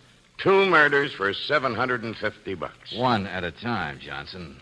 McGurk did the first one, right? Sure. It looks like the bullet will check all right. So somebody else did the second one. Brilliant. McGurk, Witzel, or whoever he was didn't kill himself. So it's $375 for each murderer. Yeah, wait a minute. What's this? I don't know. Piece of an old lathe, maybe. Hey, Brooksy. Here I am, George. Any luck with Mrs. Coolidge yet? Oh, she won't say anything until she's talked with Mr. Humber. Uh-huh. Never mind. You ever see a steel arm like this on a lathe? George, what on earth is Or that? here, heavy wooden screw, or what's left of it. Hey, printing press. Now you're getting it. Old-fashioned small printing press. And Otto was a printer, wasn't he? Well, he had been in the past, I remember. Johnson, suppose Mrs. Coolidge knew her husband was up to something that she didn't like. But the phony book business. And that means Humber and that other guy, Jess, are tied right up with it. Take it easy. There was a bookworm, wasn't there? That person wouldn't have been tied up with Otto. Otherwise, why prowl around? George, you mean Otto was printing books? Oh, not many. It takes a long time. But sure, remember? Humber even told us Otto himself had picked up the copy of Burns at auction. Book, schmokes, a lousy $700 Wait a minute. Listen, be quiet, will you? Huh? Just a car, wasn't it, in the Yeah. alley? Hey. Somebody got out and went in the shop there. Come on. So the bookworm is a sucker, huh? Coming back for the book. Up in McGurk's room, I said the book was still in the shop. Well, that person in the next room, the one who killed him, also could have heard us. Check. Well, but coming back to the place. Wait a minute, hold it. Wait a minute, I want to check that truck. see the registration card. Well, it's McGurk's car. George, look, in the back. Oh, no. Not another body. Box 7 or 8 foot long, just about the right size for a body. Haven't you figured yet what might be really valuable in this deal worth committing murder for? George, what are you talking about? Worth trying to get away from Otto and then having to kill him? Worth burning the apartment so people wouldn't know about the press? Here, give me a hand. Let's see what's inside this box. Type. Yeah. Loose type. That's right, old style print. Here, look at the funny capital, see? Sure, Johnson, it's type. Maybe one book is only worth $7.50. But think what a few hundred supposedly authentic books scattered in markets all over the world would be worth. Holy mackerel. Big enough for you now, isn't it? George. Huh? Oh, here, quick, this way. Coming back again, out of the store. Hold it. Must be able to see us in there. You got company, friend. Be careful, that gun. Stay here. Kind of a dumb stunt, wasn't it? Coming back to get that one book so there'd be no record of what Otto's type looked like? Or were you so far in over your head anyway that... That's so. Oh, gonna talk, huh? It's all right.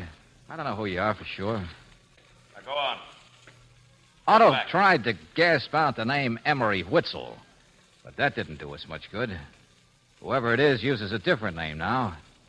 But then I thought of a poem which says, to see ourselves as others see us. Move back, I said. That's the car. It suddenly occurred to me Otto wasn't trying to say who his killer was.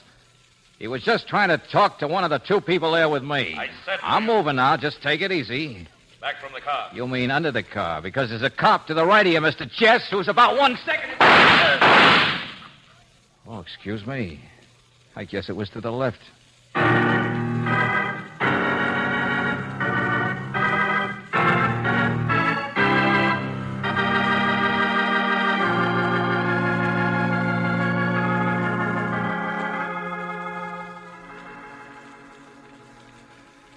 Yeah, Angel, it was a big-time operation, all right, with a double cross for good measure. You see, Jess and McGurk had found out about that antique type that Otto made as a hobby, maybe. I don't know whether Otto intended to use it crookedly or not. Perhaps he slipped in the copy of the Robert Burns to see how successful he was. Yeah, but George, which one was the bookworm? Jess, of course. You don't think a guy like McGurk could have told a book from a racetrack sheet, do you? Well, no, but why did Jess want to buy the book then if he... Because he was the brain, Angel.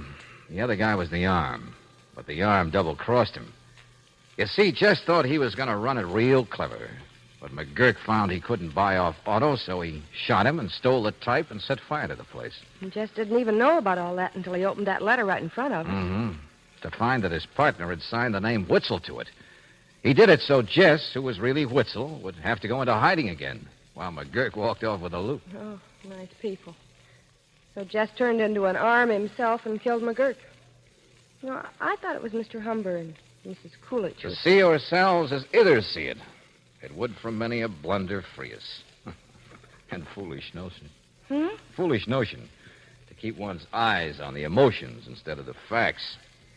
Sometimes you can be the most egotistical. Rosa Coolidge loves that guy Humber, but she was loyal to her husband. Insufferable. Of course, he doesn't make sense, but... Arrogant. But conceited. Women in love seldom do. Why, you... Don't kill me, Angel. You wanted it explained, didn't you? But I know a clue you don't.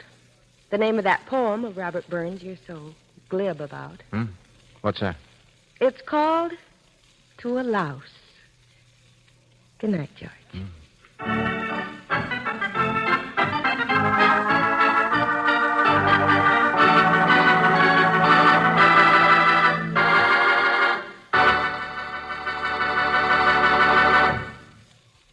Listen to the difference. In a few seconds, you'll hear Geiger counters measuring automobile engine wear. The engines are equipped with irradiated piston rings, which make it possible for the Geiger counters to detect wear as it occurs. You will hear authentic scientific proof that new RPM motor oil cuts in half the wear rate of critical engine parts, doubles the life of the average auto engine between major overhauls due to lubrication. First, let's listen to the Geiger counter slowly click off the low wear rate of new RPM. Now, the much faster wear rate of a premium type oil as designated by the American Petroleum Institute. Now, new RPM again. You have just heard Geiger counters clicking off the scientific proof that new RPM motor oil is years ahead. Yes, years ahead. New RPM doubles engine life between major overhauls due to lubrication. Try it. Sold with a money-back guarantee of satisfaction at independent Chevron gas stations and standard stations, where they say and mean, we take better care of your car.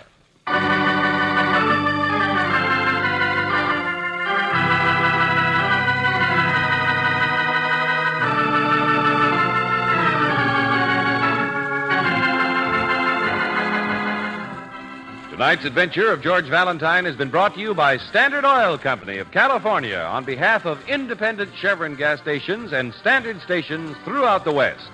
Robert Daly is starred as George, with Virginia Gregg as Brooksy. Let George Do It is written by David Victor and Jackson Gillis and directed by Don Clark. Ken Christie was heard as Lieutenant Johnson, Bob Griffin as Humber, Bill Conrad as Jess, Jack Crucian as McGurk, and Lillian Baeff as Rosa. The music is composed and presented by Eddie Dunstetter. Your announcer, John Heaston. Listen again next week, same time, same station, to Let George Do It.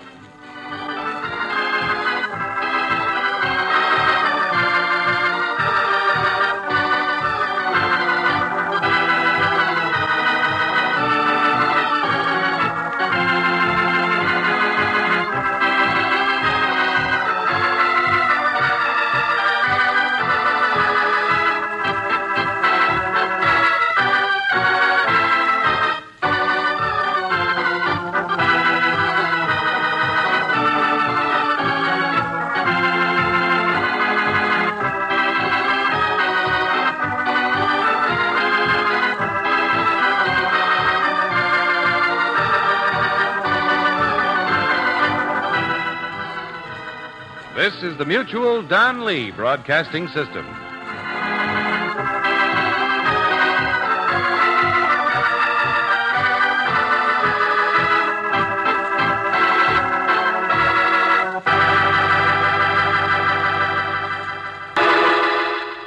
Personal notice. Danger's my stock and trade. If the job's too tough for you to handle, you got a job for me, George Valentine. Write full details.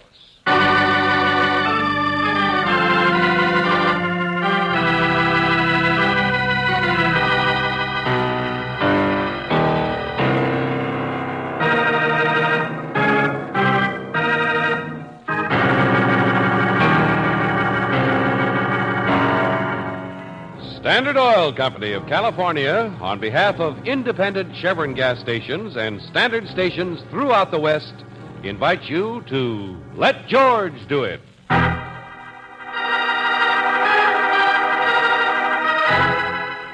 Opportunity knocks twice. Another adventure of George Valentine.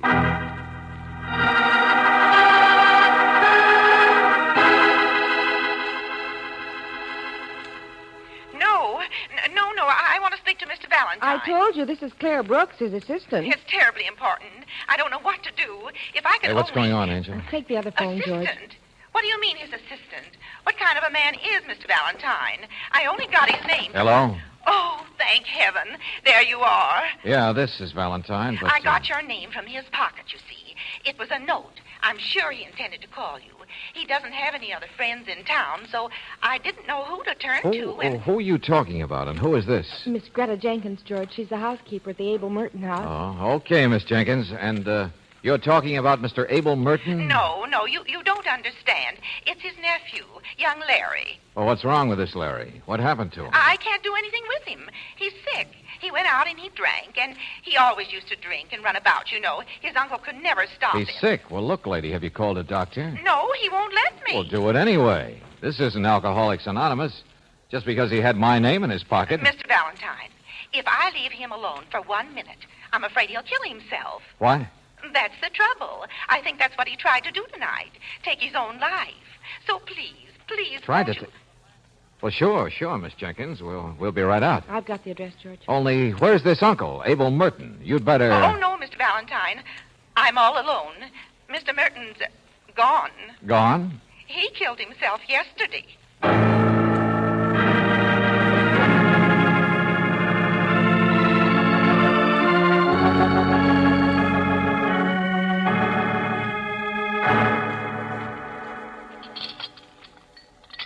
I'm all right. Leave me alone, will you? Here's another cup of coffee, George. Oh, cut it out. You want to keep me awake for 3 years? It's better than putting yourself to sleep, Larry. I didn't try to do that. She's crazy. I am not. You kept saying you didn't care whether you lived or not. You kept saying Turn it off, will you? Mr. Valentine, he would have killed himself just like his uncle did. And when I found your name, I thought you knowing him and all. Miss Jenkins, get it straight, will you? We've never met in our lives. What? That's right, Worry Ward. Valentine's a detective. Detective? Sure, you don't think I ever set out to make friends with one, do you? Bad Penny, that's me, Valentine. Well, why did you want him then? What was his name doing in Miss your... Jenkins, would you leave us alone with him for a few minutes? No, I won't. He's my responsibility now with his uncle gone. I'm sorry, lady. Whether you like detectives or not, you asked for it. You've got one now, so thanks. She worries all the time.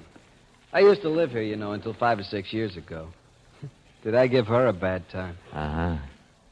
Just what was my name doing in your pocket, kid? Thought of hiring you this afternoon, that's all. Oh. You see, my uncle and me, we're each other's only relative. He's a widower, no kids. Practically raised me. We were... malarkey. No, go on, Larry. That's your Uncle Abel Merton, and he committed suicide yesterday. Is that right? He was murdered. That's so? Who murdered him? Well, I did, naturally. I'm no good, you know. He booted me out of his house 5 years ago, and I've always wanted to get my hands on his money. The Merton Styles Company's a pretty rich outfit, you know. Sure, me. Okay, you're under arrest. Happy? Mr. Valentine, I'm all mixed up, sure. I just got back to town a few days ago. I've changed a little in those 5 years I've been away. I used to make him so unhappy, but now it was going to be different. He was such a wonderful guy. Larry, did you act the way you did tonight because you couldn't face the idea that you're his only family and you made him unhappy and you might have been the cause? No, things were different, I told you. We were going to get along swell. But, why would he kill himself right then? I can't believe he did. Okay, I understand. Maybe I just wanted to wake people up. I tell you, some people in the world are so stupid. What people? And who says Merton's death was a suicide instead of murder? What happened? Mr. Valentine, I've never been so frustrated and mad in my life. You want to know what made me go out and drink again, call you, blow my top, and cry in my beer? Well, I'll tell you, in 2 stupid words. Have you ever met a cop by the name of Lieutenant Johnson?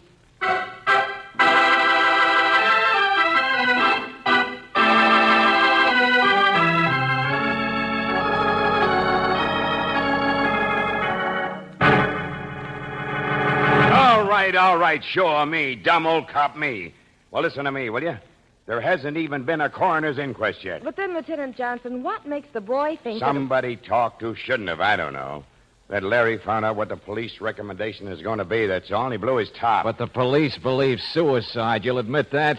So don't beat around the bush, Johnson. You told the kid... Look, Greatheart, I feel sorry for him, too. But don't bark at me like I didn't know what I was doing. Lieutenant... Because I don't. Said it before you could. You want to hear the facts, or don't you? I was only going to say that from what we could find out about Abel Merton, well, he was such a straight-laced and stern sort of man, he just doesn't seem like the kind who would have killed himself. Pillar of morality, I know. I suppose that's the way the boys saw him, because he was so different himself. They had a reunion, so Larry thinks that was the most important thing to the old man, but... maybe that's why Merton did it. Oh, clear it up, will you? Let's have those facts. Abel Merton always yelled at the kid to straighten himself out, and he finally did. What I meant just now was, well, maybe seeing the boy different made Merton look at himself a little closer. To see what? Merton was alone in the house night before last. Nephew and housekeeper both out. She testifies he'd been worried, upset for several weeks. Then, that night, he said he had a headache, wanted to be alone, practically snapped her head off. Brooding, unhappy, sick-looking. No. We didn't talk to her much. We spent... Of course you didn't. Facts. Death about 10 o'clock in his own study with his own gun. Merton had Yes, the revolver he took from his own desk. Fingerprints, powder burns, the works, all check. Uh-huh. Well, a typical suicide so far, but... As he put it, you can only mess up your life so much. In the note he left. Think we go off half-cocked like you do? Here.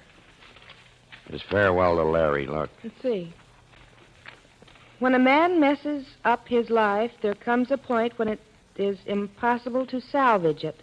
I know you'll understand what I mean, Larry. I'm doing what I have to do. This must be the end. Goodbye and good luck, Abel Merton. Mm-hmm. The signature looks a little... Oh, that's the way he always signed it. Want to say he didn't really write the suicide note himself? Well, don't embarrass yourself. For once, the experts all agree. But mess up his life. How could a man like that... Oh, and don't argue until you've heard all the facts. Come on. I got a man still working over in his office. His office? Not the type to kill himself. I'll show you how wrong you can be.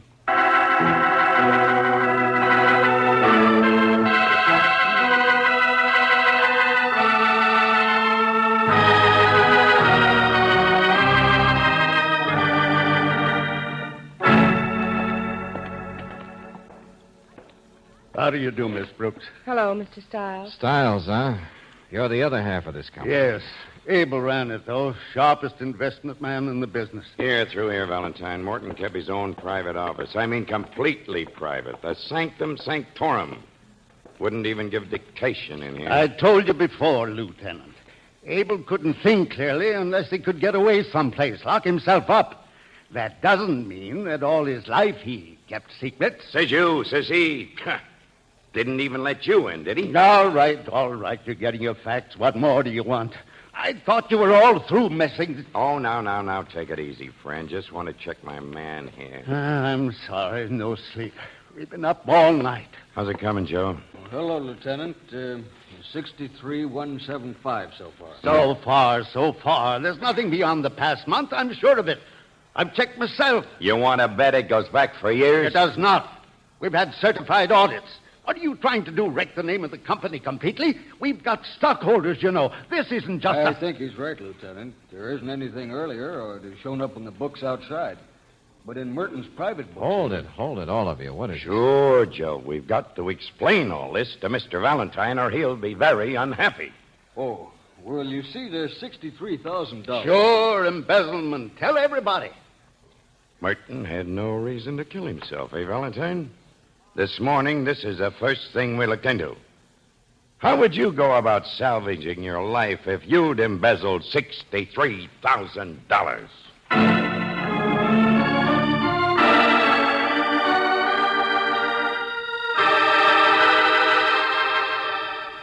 Hold it, will you? I got Larry Merton on the phone. All right, Larry. Well, take it easy, will you? So maybe it doesn't make sense. I'm just telling you the facts. Yeah, maybe he wasn't that kind of a guy, but... Wait a minute. Hold it, Larry. Match cover. Huh? Here, look. It was under the edge of the rug. Let's see. Well, it was behind his desk. It must be Mr. Merton's. You said nobody else ever came in here. Yes, that's right. What's that stuff written on it? That's what I mean, scribbled in pencil. It doesn't look like his handwriting, though. Lieutenant, I thought you went over this place inch by inch. Listen, flycatcher. M.E.J. Witch's Dream. What? Sounds like pig Latin. Oh, for the love of Mike, Lieutenant, I'm worn out. Can't we just... If a man embezzles, he has to have a reason for it, doesn't he? Will you be quiet a second, all of you? Hello, Larry. Listen, did your uncle ever bet on the horses? That's what they are, of course. Flycatcher. M.E.J. All right. What's the matter with him? He says no. What did you think? He also says if I can't prove it was murder, he'll hire somebody who can. A real upset boy, that he... Mr. Stiles. Mr. Stiles. Grab him. Huh? He's all right. Just fainted, that's all.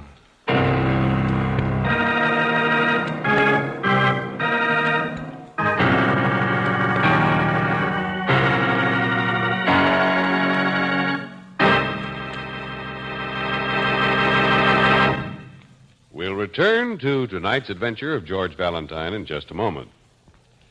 Listen to the difference. Yes, now you can actually hear authentic scientific proof of the difference between new RPM motor oil and premium-type motor oils as designated by the American Petroleum Institute.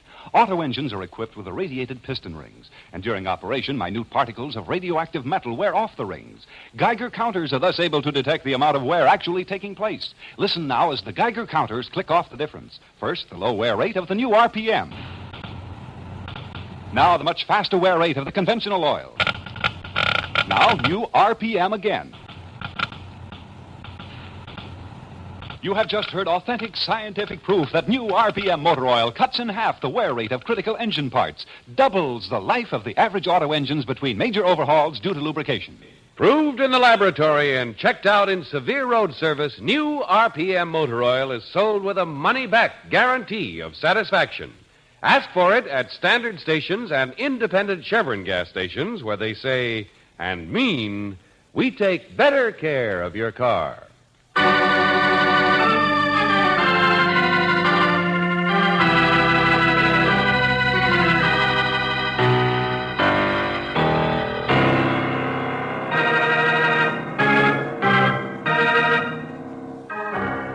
And now, back to tonight's adventure of George Valentine. Opportunity knocks twice. But so far, if your name is George Valentine, you've seen very little of opportunity. Abel Merton committed suicide, that's what the police said, but his nephew refuses to believe it, still thinks it must have been murder. The only trouble is, how are you going to explain all the evidence? Suicide note, technical testimony, motive, everything. Well, perhaps you realize that you're not going to explain. And so instead you question why Merton's partner, Mr. Stiles, should happen to faint. Because I'm worn out, that's why. Up all night trying to figure those books out for the police Did here. Merton always keep a private set of books? Of course he did. Yes. We've been through all that, Valentine. Look, Johnson, I just want to understand this case. I've fainted, yes. Surprised I didn't do it sooner. You know what it's like to be waked up at midnight to be told your partner killed himself? To get rousted down here the next morning with a police accountant to pry into something you know is silly until you find it's not? To find your partner of 20 years has suddenly switched in the last month into a man who dipped into $63,000. Okay, Mr. Stiles, okay. Never mind, thank you. Come on, Brooks. Hey, wait a minute. Where are you going? The Sportsman's Cafe. Distinguished cuisine. What? No television, tomorrow you conviviality. Drinks cheap, booze for lady. George. The match cover, Angel. One with the names of ponies scribbled on it. Abel didn't bet on horses. At least I don't think he did. I don't know anything anymore. Somebody at this place he seemed to visit might know. Not Merton's handwriting, not Stiles' handwriting, not Larry's. So somebody else must have dropped it while in to see Merton here, that's all. Come here, Johnson. Huh? Look, you really want me to quit? Valentine, just do me one favor, will you? Sure. Just don't find anything more to make me right about the things I know are wrong. Huh? You think I believe in this case? Okay, friend. It's a long shot, but maybe this time I'll prove it's murder.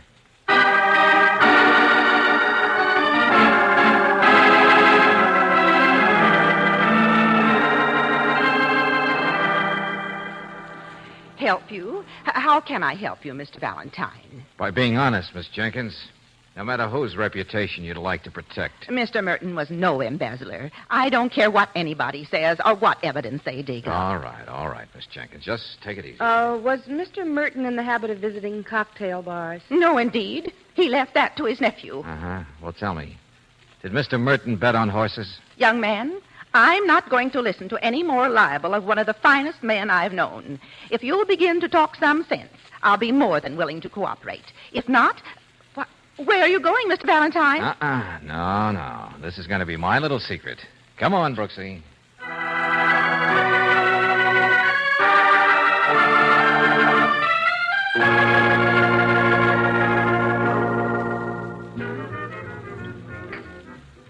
Oh, believe me, I wish I could be of more assistance, Mr. Valentine.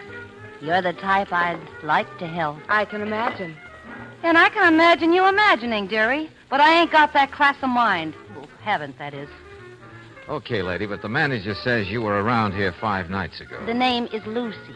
It's always been my understanding the word lady is reserved for the ones that aren't, if you follow me. Hey, would you get that chip off your shoulder? We only want to... Besides, how'd you know this gentleman was here 5 nights ago? Because I just checked the newspaper to find out when certain horses were running. Seems it was 4 days ago, so I assume the guy who was thinking of betting on him was in here the night before. And I'm the kind of girl who'd know every man who comes in the place. Huh? Well, yes. Go on, hit me. What are you asking all these questions for? Oh, now, look, Lucy, Let me see that thing, will you? Come on. The match cover? Yeah. Sure. Hey, I see. You know, people should use lighters. Look, mister, the boss is waving at me. Couldn't you come back The some names other... of the horses are written in brown pencil. And you made the clever observation nobody uses brown pencil. Your boss made it for us. Oh. Well, not one of them horses won. Did you know that? No. Eyebrow pencil. Oh, why do you beat around the bush with me? Of course I wrote it. Sure, a blonde with an eyebrow pencil. So the boss told you already. So you're real deductive. Uh-huh. You wrote this yourself. So now will you sit down and have a drink with us? Oh, look, Mr. Valentine, once in a blue lifetime, like, well, maybe every 3 or 4 days, an opportunity knocks. A guy comes in, wants to be cordial. So I express my interest in horses. So I write down some choices, see? And if he's real nice, he puts up the bets for me. $5 on the nose, maybe, or... Well, what's the matter? So I don't remember who it was. Oh, yes, you do, sister. Come on, cut the stalling. Let go of me. I don't. Somebody who maybe later went to visit a stuffed shirt named Merton, as you George, say. your boss is coming. Why should I remember? Why should I get mixed up in all... Hey there. You stay out of it, friend. Give him a piece of your mind. This guy's Relax, crazy. will you? I've been waving at you. You blind or something, Lucy? You left your coat across the room. Coat? This coat? Sure, just brought it over so it wouldn't be stole, that's all. Coat? I told you all I know, and I'm Oh, getting no, out of you here. don't. And this is the last time I'm going to... Hey, easy. Lucy, look. All we want to know is that... I don't want to get mixed up in things. A mink coat. And you didn't want us to see it. Why? Yes. He gave it to me just the other day, but I didn't know where he got the money. Honest, I didn't. Oh, who are you talking about? Who got what money? Oh, what's the use? Well, who do you think? How was I to know he was going to kill himself? You mean Mr... Yeah, Abel Merton. Well, what's the matter with you? Don't you believe he was the kind of a man who would have a girlfriend like me?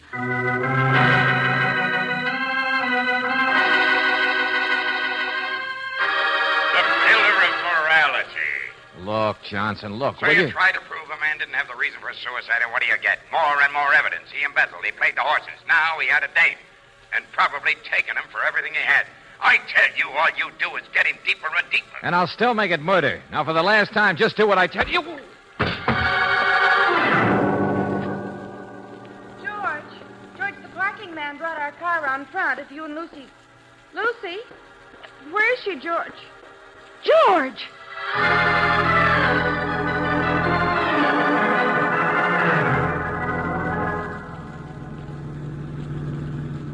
I'm all right, Brooksy, all right. Oh, sure, your head is still on your shoulders. But how do you know she was the one hit you, Mr. I Valentine? told you her boss practically saw it. Here we are. This the place, Larry? Yeah, it drives around the other side. Pretty lush apartment, huh? I started talking murder to Johnson. I guess that's what did it. She took a swing with a shoe and He's got a ran. general alarm out, he said. I mean, Lieutenant Johnson. He thinks... Sure, Angel. I used to think, too. Say, look, run in and ask at the desk, will you? All right, George. Just see if Mr. Stiles left any message. Check. Right. He's not at the office. He didn't answer his phone here. He must... Step on it, will you? I don't understand why that girl, Lucy, would have told you that story of hers. I mean, almost willingly. And then suddenly she takes his shoe Look, and... kid, look. A lot of things didn't make sense. Neither did you at first. I didn't believe you. What? Well, I mean, I didn't believe my uncle was a pillar of morality, you know. Too much evidence the other way? But I believe everything now. Yeah, sometimes I wise up and start believing the obvious. And then I realize how simple a crime can be. Hmm? Outside, just a minute. Hey, that's his car right there. Stiles. Hey, Stiles, wait! Look out, Valentine. Crazy. Hey, slide over, kid. What about Miss Brooks? She's back there. Just hang on to your hat. You see anybody with him? See the girl? I don't know. He went by so fast, I thought he was going to hit you. Meeting her someplace, maybe. Ditching her someplace, maybe. Let her run for herself. Who knows? He's heading up the back street. You can turn here. I know a better way. Cut him off. That's what you mean, isn't it? Yeah. He's the only guy who could have done the embezzling, isn't he? Get at those books to fix him up? I mean, besides your uncle. I guess so, but I don't understand about the girl. Abel Merton was a nice guy. You told me so. He wouldn't get mixed up with a little opportunist like that. But she knew my name. Now, how? Unless somebody'd given her a fast call. And who knew I was heading in her direction except Stiles? I mean, she's really his... Sure. Stiles paid for the mink. That's why he took that money, I suppose. She was just putting on an act for me, what he told her to say. And it might have stuck if they hadn't got cold feet. But now, Running away is a pretty good confession of murder. Yeah, sure is. I told you that a long time ago, too. Hey, what the... Take it easy. Just take it easy. We'll wait for them here. If they cut back to the highway. Only, I wonder what made them run. Huh? Well, suppose Stiles is an opportunist, too. Suppose he saw the perfect chance to steal some money and get away with it. All he had to do was fix a few books in a hurry, tell his grasping girlfriend to play along with a gag about being a friend of Merton's. But then tonight, everything backfired. I'm sorry, I don't get you. Don't you? I repeat. What made them run? What? The word murder, wasn't it? A word they never expected to hear. That scared the daylights out of both of them. Yeah. You know, they ought to be coming along any second. Oh, yeah, sure. Unless they're on the road to Mexico by now, but who cares? Because you're the biggest fool of all. You tried to make opportunity knock twice. Knock twice? Well, bad penny, that's what you said you were. But it takes a lead slug to press your luck as much as you have. You're crazy. That guy in that car, he ran. Sure he did. He stole the money. Perfect opportunity when he was phoned up at midnight and told his partner committed suicide, wasn't it? That's what the girl thought, too. Everybody thought so. Except me. And me. For a while, that suicide note bothered me. I didn't see how anybody could have framed that. Until I realized that nobody could have. Except you. Very smart. I hired the right man, didn't I? You want to hear the rest of my report? Suppose the sour apple nephew, that's you, came back to his uncle after 5 years. Only instead of open arms, he got the boot he deserved. From an uncle who was all upset over having to tell him to get out. So your uncle wrote you. When a man messes up his life, there comes a point when it's impossible to salvage it. I know you'll understand what I mean, Larry. I'm doing what I have to do. This must be the end. Goodbye. Signed, Abel Merton. Sure, very funny, isn't it? Made a perfect suicide note. So you killed him and framed the rest of his death and used the note for just that. But I guess you knew it wouldn't stick, not forever. So when Sucker Stiles capitalized on the death, you started pointing and yelling It until... would have stuck if you'd believed it. They're running, they might get away. Don't you understand yet? You were a test case. Sure, the police think Stiles and Lucy did it now. I wanted a detective near me to know what was going on. So all that's left now is to kill me. Get rid of the one guy who figured it. Yeah, Okay, do it. I will. Start the motor again. I can't. The key's bent. Give me that. Take it easy with that gun now. You can probably straighten the key in 10 or 15 Shut minutes. up. I'm going to kill you anyway. Okay. Only before you pull that trigger, think of the noise and look where you are. Huh? Yeah. Precinct 37, I think it says. Maybe it's 39, I'm not sure. You might ask the cop on the curb. Police station? Sure. You want to go inside? There's a lot of opportunity there for a young man.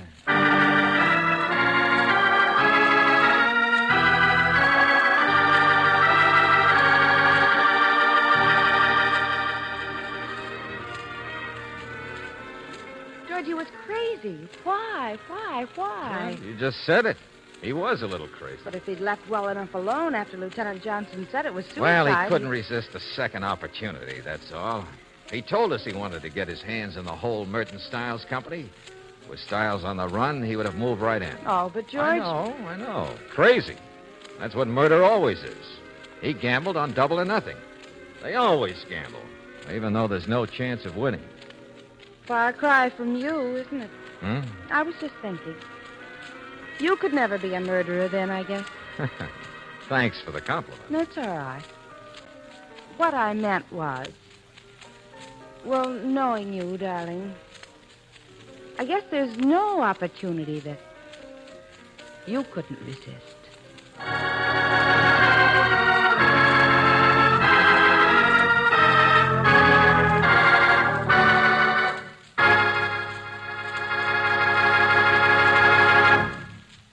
Listen to the difference. In a few seconds, you'll hear Geiger counters measuring automobile engine wear. The engines are equipped with irradiated piston rings, which make it possible for the Geiger counters to detect wear as it occurs.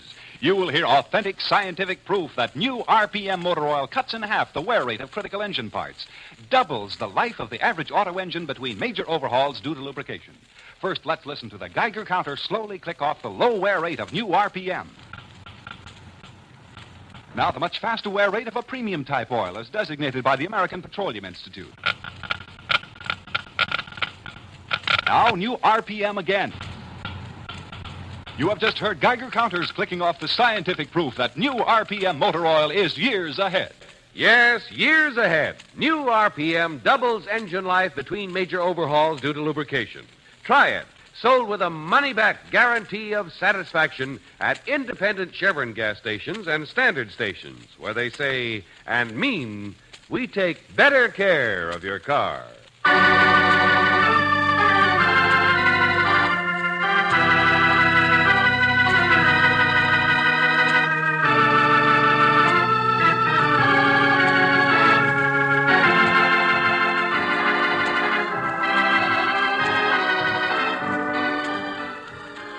Tonight's adventure of George Valentine has been brought to you by Standard Oil Company of California on behalf of independent Chevron gas stations and standard stations throughout the West. Robert Bailey is starred as George with Virginia Gregg as Brooksy.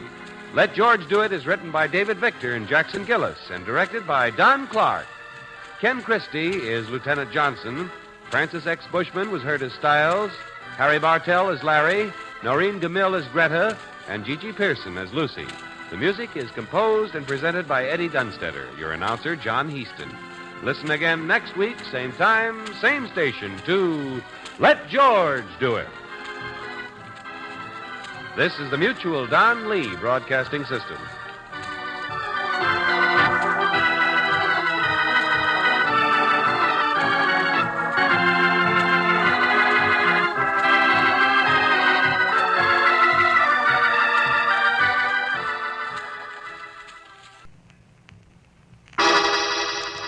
Personal notice, Danger's my stock and trade.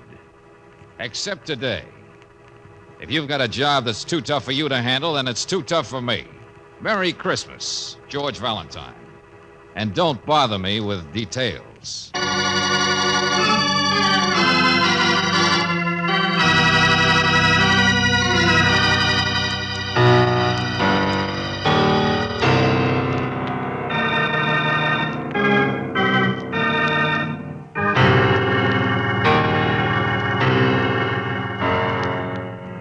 Standard Oil Company of California, on behalf of independent Chevron gas stations and standard stations throughout the West, invites you to Let George Do It.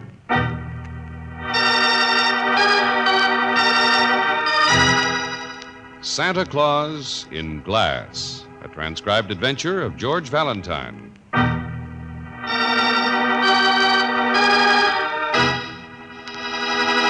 Stabbed, I said. S-T-A-B-B-E-D. Stabbed. This bird's been stabbed. What do you say we should do, George? Listen, Johnson, I don't want to work on Christmas any more than you do, but will Did you tell him that's the way we found him, Hold it, George? Brooksy. I can't hear.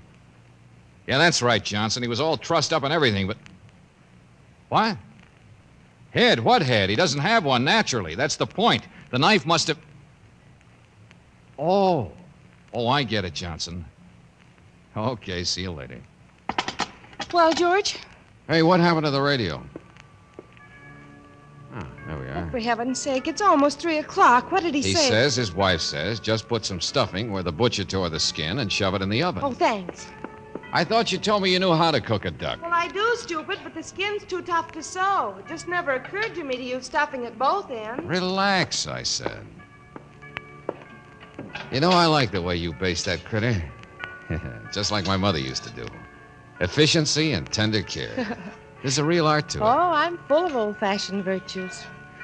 You know, it's funny the things you remember about Christmas. We always had the whole family for dinner, including a spinster aunt who played the little star of Bethlehem on a cornet. Cornet. We had a second cousin who yodeled after his third eggnog. Oh, George, after all this time, there's still so many things we don't know about each other. Angel, come here. Come on now, put that spoon down. Yes, darling. Well, the mistletoe is in the other room, and the kitchen is not very romantic, but, well, this has been a pretty swell Christmas. The best we've ever had together. So all kidding aside, thanks. Oh, you're welcome. You're very welcome. Now, we still have some work in there setting the table. Yes, George. And some more music to hear. Enough to last us till next year. What's the matter, Brooksy? Oh, George, I can't help thinking. I know it's Christmas, but that silly ad you put in the paper, don't bother me with details. Oh, nobody even read It's it. just daring people to bother you, Look, George. it's afternoon already, isn't it? Has anybody been George, don't answer the door. It's too early for anybody for dinner, and it's too late Hey, this is your apartment, not mine. Nobody knows I'm here. Christmas is for us, George, and for happy people. It's not for trouble and danger and all. It's for a little faith in human nature, Angel. Everybody else feels the same way we do. What do you want to bet this is only a... Well, hello. Who are you? You were looking in the keyhole. Yeah, that's right. Merry Christmas. Yeah, same to you. But aren't you liable to get hurt doing that? No, not today. Nobody takes offense. Peace and goodwill. Look, who are you, friend? What do you want? Nothing. I don't want nothing. It's just that, well, Merry Christmas. There you are, Angel. See what I told you? I'm the new elevator man. My name's Ferdy. Oh. And according to my list, your name is Miss Brooks. But don't think I haven't noticed you already. Hey, you're a lucky man, sir. I said to myself, now there's a young lady with mistletoe in her eyes. Excuse me. I mean, thank you. Just a second. Hey, you always gets them. Never fails. Mistletoe in their eyes. They kind of like that kind of talk. Okay, so you're a student of human nature. Where did she go? Here, it's all wrapped. I meant to give it to you earlier. I'm sorry, I forgot. Oh, wow. A little present for the elevator man. Now, ain't that a surprise? Oh, yes, Ferdy, isn't it? I'm afraid it's not much. Don't but you it's- apologize, miss. Most exciting things come in little packages, I say. Oh, yeah, sure. I say that, too. Well, your problem's settled now, friend, so we'll see you later, huh? Hey, wait a minute there. Oh, George, who else did I forget to Search me. Hold it, I said I got a package delivery. I'll take it. I'm your man. Package? Who's it for? Mr. Eric Suchek. For him, huh? Who's Eric Suchek? Down the hall. He's an older man, sort of continental. I don't know what he does. I've never really talked to him, but he's very interesting looking. Down the hall, you say? Which door? I'll take it for you, Mac. I'll take it. No, you won't. Special delivery service. Besides, I'm out for my own tips. Mr. Suchek's asleep. He told me to take anything that came for him. Sleep this time of day? You sure? Well, you guys figure it out. Come on, Angel, back inside. Wonder what it is, George. Such a fancy wrapping. I don't know, but curiosity. Let's kills have cat. it, Mac. I ain't got all day. Suchek's an actor or something, or used to be in Europe. It's probably something romantic from a woman. Yeah. Now, let's have the package, Mac, and here's your tip. Hey, what is this? George, look, It's a present the lady just give me. A necktie, I suppose. They always are. You need it worse than I do, Mac. Well, it's a little irregular. Suchek will make it up to me. Merry Christmas, folks. Well, the holiday's getting a little commercialized. Did you see? He gave him my necktie, my present. He just gave it away. Well, he expects something better out of Suchek. We shouldn't have let him do it, Well, it's George. none of our business, Angel. That elevator man's up to something. I know he is. George, what do you suppose was in that special package? Hey, stop it. How do you do? Season's greetings, that sort of thing. Thanks.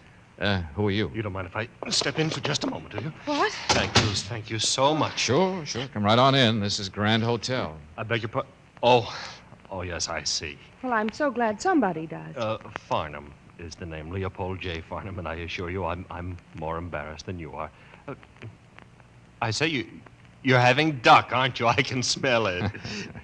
I doubt if there's enough to go around, Mr. Farnham.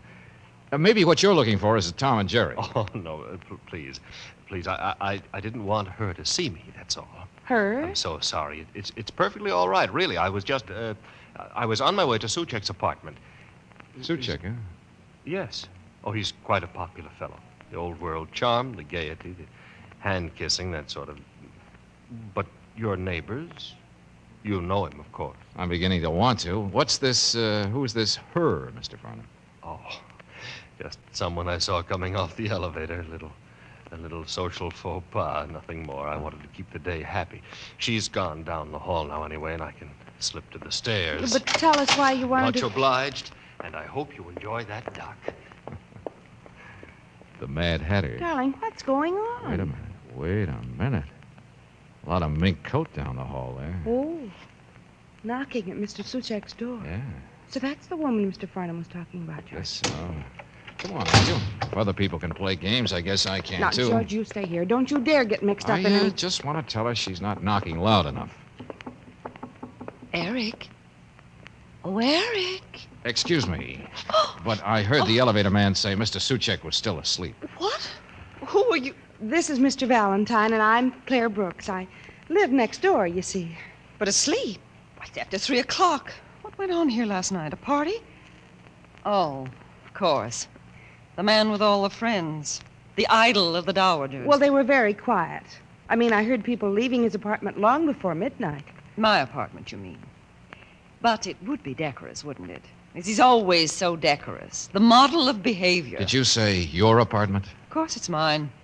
Quite a big one, you know. You don't think he could afford it, do you? I'm Mrs. Suchek. Mrs.? Or doesn't he tell his neighbors about his wife? Would it spoil that beautiful aura of tragic, unemployed European? Oh, you think I'm really nasty, don't you? I traveled a long way just to wish him Merry Christmas, that's all. And the roads from the country house are such a fright, such a dreadful... I just think you didn't knock loud enough. Mr. Suchek. Hey, Mr. Suchek, wake up. He's really a light sleeper. Mr. Suchek. George? Well, now, take it easy, both of you. But hurry up with the key, will you? Well, I've got it here someplace. I never use it except when I entertain in town once in a while myself. Such a big place, but he takes care of it for me. At least he does that. There, is that one the key? Oh, yes. Here.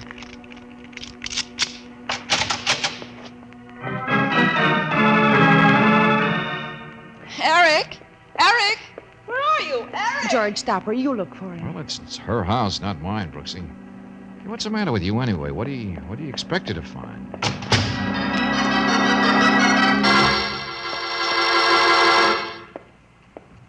He's not here. Oh. Went out someplace. Okay, Mrs. Suchek, we'll just mosey He was here an hour ago. Huh? I had my chauffeur phone to make sure. Had him pretend he was somebody else. Eric doesn't like to be surprised. But I was going to surprise him anyway. That's why I couldn't understand that sleeping business. Funny he didn't wind the clock. What did you say? The clock had stopped last night, I guess. Milk is still on the back porch. Look, his clothes are here. Oh, he just went out someplace. Why, his bed hasn't been slept in. Well, he went out last night, then. There's nothing to get all excited Don't about. leave me. Please don't leave me. All right, Mrs. Suchek. But what are you so nervous about? Why do you think something's wrong? Oh, it's Christmas. I don't want to be alone. Oh, I don't know why I didn't stay in the country. There's a wonderful party out there. 16 people for the weekend. And the roads are so frightful. I always give huge parties on Christmas. It's one of the nice things about inheriting a lot of money. Why worry about a husband you don't like, anyway? What? Oh. Well, why not? I never know what he's up to. My friends in town think he's wonderful and so charming, and he's always getting into confidential little deals with them. My friends, mind you, not his. All so rich, and he just loves rich people. All right, let's get off the subject and turn on the radio. Listen. I used to be a musician, you know. A very bad one. Studied in Paris. Yes, Mr. Valentine, I'm very nasty. I'm sorry. I'm worried about him. We're so far apart, and he's up to something. I don't know what it is, but it is Christmas. Oh, Mrs. Suchek, did you say your husband didn't have any money? What? Well, really, he's not a little boy, for heaven's sake, running around without pocket money. He does get his allowance. No, he doesn't work. Just charming, that's all. It was different 20 years ago. Over there, he was an actor. But then they closed the theaters in Europe. You can't live on pride forever, can you? Oh, run along, you two. This is absurd and ridiculous, and I'm tired and would like to take a nap. Okay. Come on, Brooksy. George, I asked about money because he's got a bank book in there on his desk. Huh? And it shows a balance of several $1,000s, all deposited in the last few months. Nosy. But he has notes about meeting people at all hours, too. Deliver shipment to Joe at 3 o'clock. Steamship docking at 7 a.m., Pier 52. Get bids from jewelers on... Anyway, that kind of... Skip it. But shouldn't we say something? And shouldn't we ask about that man who was just up the Leave her hall? alone, Brooksy. We don't know what kind of a guy her husband is or what he's up to. I wonder if she does. Oh, are you coming too? Yes, it's cold here. I don't like it. I'm going to run down to a hotel. Okay, which one? I want to phone you after I've had a little talk with the elevator man. Yes, he was so positive about Mr. Suchek being asleep. Never mind. See you later, Mrs. Suchek. Oh, wait a minute. Miss Brooks, you didn't see a mirror in there, did you? The room beyond? What? A mirror, a hand mirror. I left it here the last time. It's gold, has my initials, and there's a diamond thing. Well, I guess it's just mislaid or something. It's not important. Never mind.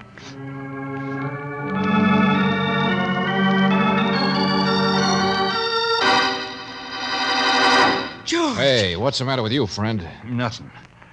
I'm all right. Bertie, you were just We lying checked there. both elevators, couldn't I'm find fine, I tell you. But look at your room, all your presents. Leave me all... alone. And thank you. Merry Christmas. Oh, yeah, very merry one. Buster, who hit you? Nobody. You didn't catch that mouse with cheese. Nobody. I told you I'm all right. Leave me alone. Oh, yes, and nothing's going on today, and I suppose Mr. Suchek is fine, too. Your big operator friend who sleeps says you. I didn't do nothing and nobody hit me. All these presents. But where's that package of Suchek's, the one you took delivery for? George, it's not here, is it? Is that why somebody hit you, Ferdy? I don't know a thing. And I'm sick of this job anyway, so goodbye and Happy New Year. Oh, George, what's going on? What is it? He's not sick of this job. He's just got an angle on a better one. Come on, back up to the lobby. Angle. Everybody's got an angle. But you were right. Somebody must have taken the Suchek package away from him, Brooksy. What the heck kind of a thing this is? Excuse me, Mac. Okay, don't mention. Hey, wait a second. You live around here? Know where I can find a guy named Suchek? They got a package for him. Oh, no, not another Let me one. see. Sorry, it's insured. Well, I could take it for him. George. This ain't no Christmas present, buddy. It's from Holland, insured for $5,000. Just tell me where... He's not at home. Says you. I got a phone number on him. I'll find out. And you look so trustworthy. Well, we're telling the truth. He's really not... I know, lady. Just give me the package. What do you think this badge and gun is for unless it... Hello. Yes. Hello. Not at home, huh? George. What number did you dial? Armored delivery, Mr. Suchek. Oh, yeah, I was expecting you to call. You have a shipment for me. Number upstairs. What do you think, wise guy? Well, there's no apartment number, Mr. Suchek, so if you'll just tell... I don't want it, please. I don't want that one. Not today. It's marked special. I'm sorry. I am home, but you'll have to wait delivery until tomorrow, please. Okay, sir. Not at home. The things people will pull. And on Christmas, too. George, we were just upstairs. He's not there. Quite an operator, Suchek, for a man with no dough, no job, just a lot of connections through his wife. $5,000 packages. I don't blame Ferdy for getting interested. And one of the packages is missing. Yeah. Let's go see this mighty man. Find out what he is up to behind his wife's back. See him, but he's Double not... phone, Angel. It's simple. That's why she thought he was home, too. Her chauffeur phoned earlier, remember? Double phone? Yeah, like some doctors have. A special service. Same number in two places. And he doesn't want people to know. Well, George, it sounds to me more like a double life. Uh-huh. And one of them's not so good.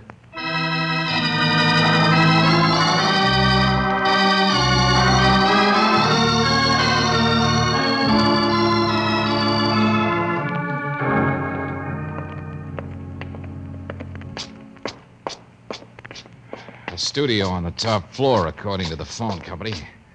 Not quite as fancy as the apartment. Oh, but it'd be a lot more convenient for meeting the kind of people you wouldn't want in your wife's place. Oh, I don't know. They got him listed as being in the import-export business. Phew.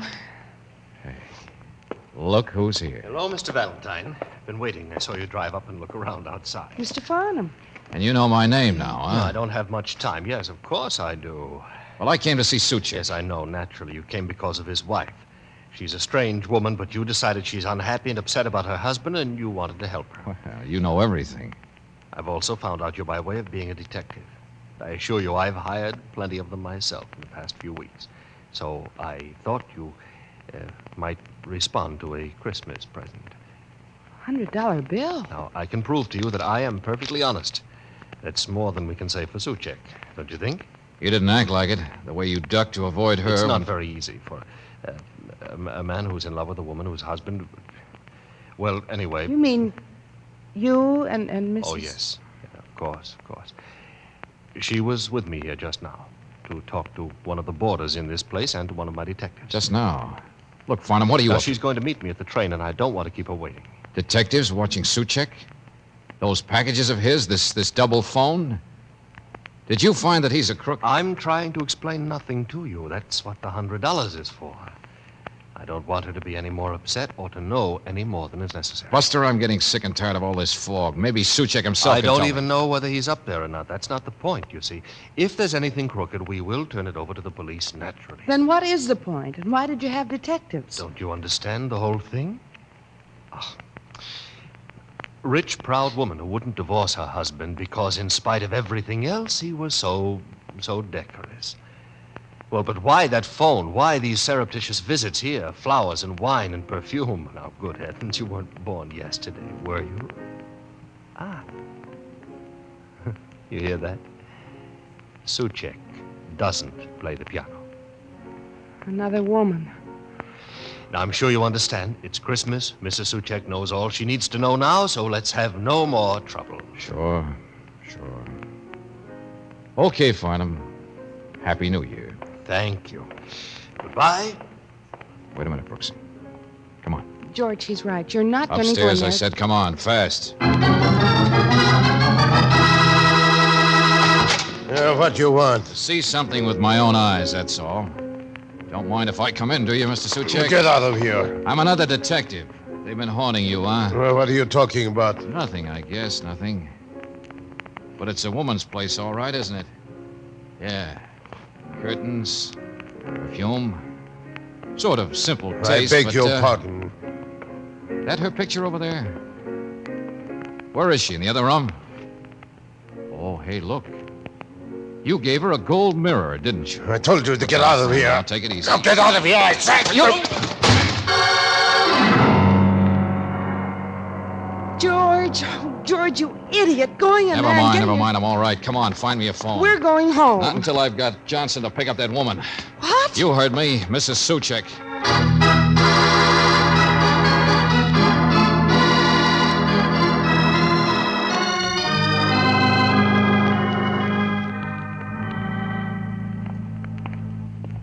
I had a lot of trouble, Mr. Valentine. I got her off the train all right, but the lieutenant says she can sue our shirts off. Thanks for bringing her here to Miss Brooks' apartment so fast, Sergeant. Hey, you better get down and prefer charges. Yeah, sure. And thanks again. Hello, Mrs. Suchek. You're insane, of course. I'm insane, too, leaving my country place today. No, you're not. Don't open your mouth to me, young man. Take it easy now. Take it easy. Where did you get the package? George, it's the same original one, the one that It would be an understatement, wouldn't it, to say that's none of your business? Okay. Mr. Farnham gave it to you. How helpful. Now, will you please explain At least what... he's the only one who was around here to have known that Ferdy, the elevator man, had it. What? Well, that's past history, not important. You're quite a guy, your friend Farnham. You meet up with some choice men. Mr. Valentine, I really think you are insane. I haven't the slightest idea of what on earth you I noticed think before that package has no return address on it. Also, pretty fancy wrapping. Now, a member of a family never thinks of a return address. And, of course, you've got it again, so what is it? Your Christmas present to your husband?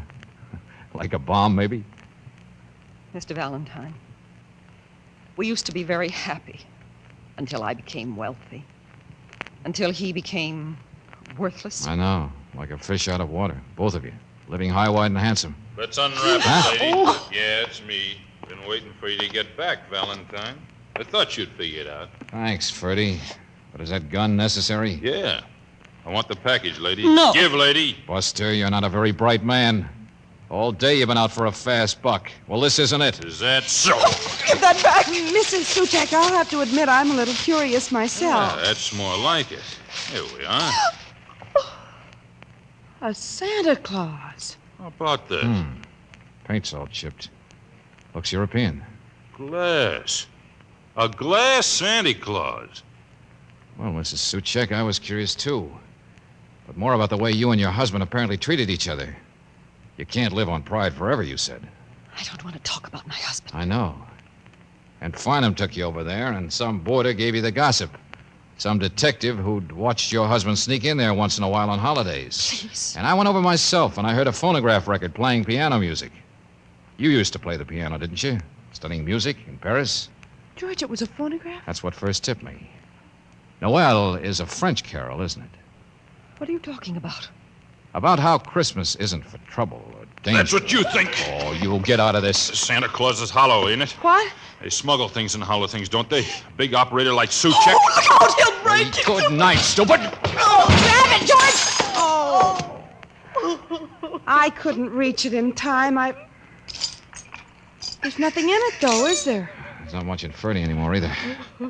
Oh, now, please, Mrs. Suchek, stop it. Sorry. I can tell. Listen to me. Quick. Did Farnham produce a girl who lived in that studio today? I don't want to see her. I don't want to know who she... Would your husband give a mirror with your initials on it to somebody else?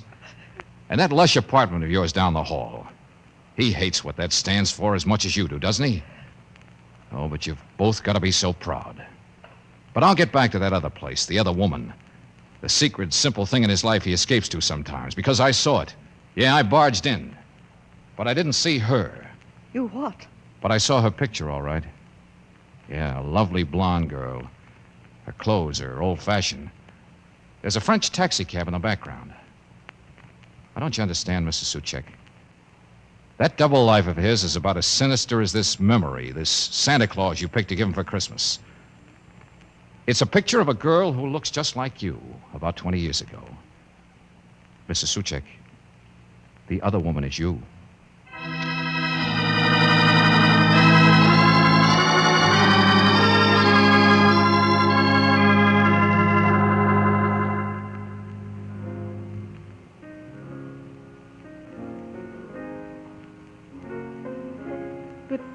George, she's changed so much. Well, both of them did, Angel. They were miles apart, I guess. Only still not quite ready to forget a dream of what they used to be like, even though they wouldn't admit it. But all those packages of his, the other ones, those phony-looking shipments back and forth from Europe. Darling, your imagination's as bad as Ferdy's, the ex-elevator man. Hot goods, smuggling.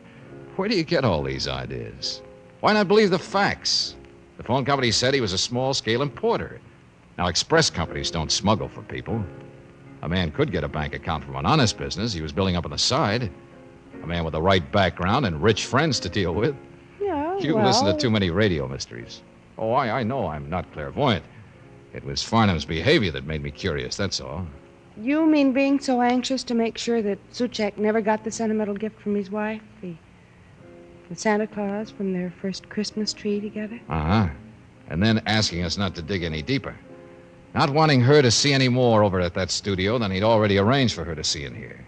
So you just barged right in. Oh, darling, you're wonderful. I'm lucky. I knew when Suchek hit me, nobody would have been that mad except a guy caught with his own sentiments down. Besides, you told me a long time ago, Christmas isn't for bad things. And you told me it's for a little faith in human nature. And you had it. And Mr. Suchek's getting on his feet again, and his wife is opening her eyes. And they're really back together now. Sure. It's for happy endings. It's for mistletoe in the eyes, George. I like that line. Well, you needn't turn your nose up at it. Not after all you've done. Okay, Angel. I'll turn my nose down again. Come here. Yeah, you're right. Christmas is for not being bothered with details like the smell of burning duck.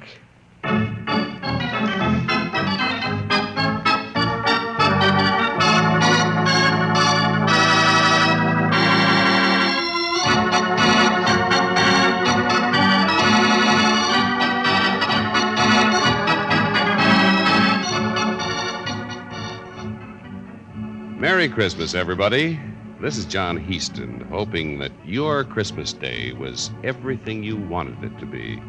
Hoping you were with family and friends, and that you've heard from loved ones who were too far away to make the trip home. But just a moment, here's a friend of yours, George Valentine. Tonight, we'll introduce him by his real name, Robert Bailey. Holiday greetings are not my stock in trade. But if you think the job's too tough for me, well, I have news for you. Friends, it's wonderful. It's wonderful to be on the air with you this Christmas time. So, speaking for myself and for everybody in the cast, all I want to say is, we just hope you've had the nicest, happiest Christmas ever. Now here's a word from the sponsors of Let George Do It, from the Standard Oil Company of California, and from the men at independent Chevron gas stations and standard stations. Here's what the message says.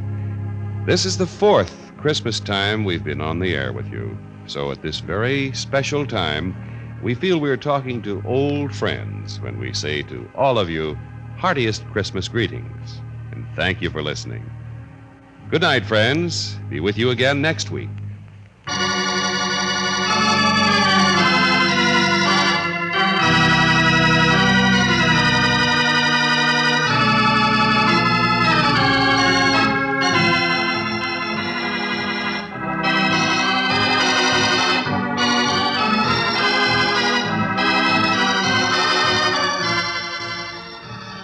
Tonight's transcribed adventure of George Valentine has been brought to you by Standard Oil Company of California on behalf of independent Chevron gas stations and standard stations throughout the West. Robert Bailey is starred as George with Virginia Gregg as Brooksy. Let George Do It is written by David Victor and Jackson Gillis and directed by Don Clark. Irene Tedrow was heard as Verna, Bob Griffin as Suchek, Larry Dobkin as Farnham, Barney Phillips as Ferdy, and Bob Bruce as the messenger. The music is composed and presented by Eddie Dunstetter. Your announcer, John Heaston. Listen again next week, same time, same station, to Let George Do It.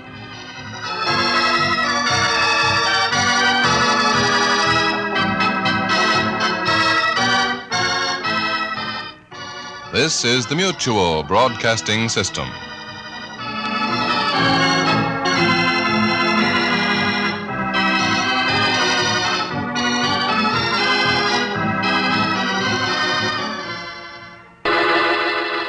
Personal notice, changes my stock and trade.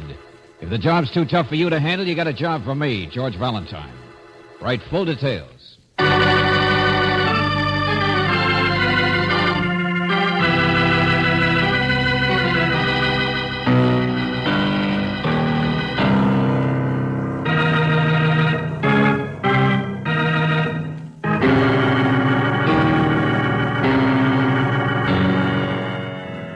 Standard Oil Company of California, on behalf of independent Chevron gas stations and standard stations throughout the West, invites you to Let George Do It.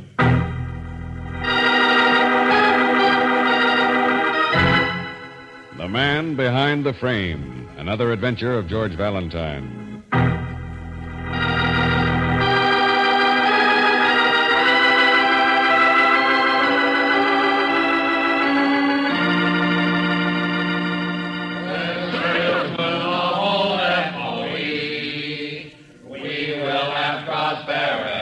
Prosperity for the last 32 years. Our products draw cheers. It's the best office machinery. Hold it, you guys. Shut up. Shut up, will ya? I'm trying to talk on the telephone. How can I... Ah, that's better. Bunch of crazy banshees. Hello. Yes, now I can hear you.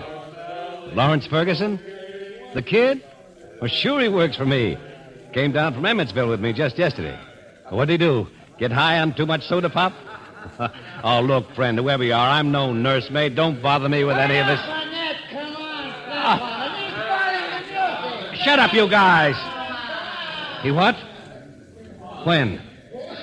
Where did he... Look, Lieutenant, for gosh sakes, tell me. All right. Of course. County jail. I got it.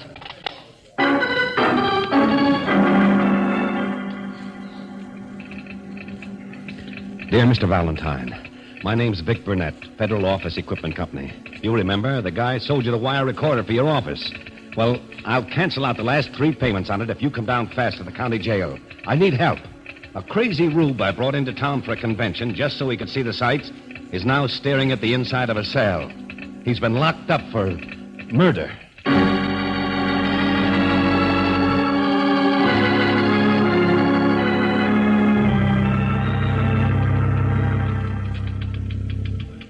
Okay, Mr. Burnett, But I feel responsible for him. He's never been down here before. He's not even a salesman. You see, up in Emmetsville, You I want had to this see him, kid- Valentine, or don't you? Just a minute, Lieutenant Johnson. He's never done anything but read comic books, but I can't let him get railroaded like a Well, common I'm sure he's not being railroaded for anything, and a woman is dead, isn't she? Miss Brooks, listen to me. This kid That's is a good absolute- idea. You listen to him, Brooksy. Come on, Johnson. Gladly. Valentine, wait a I minute. just want to hear it from the kid himself, that's all.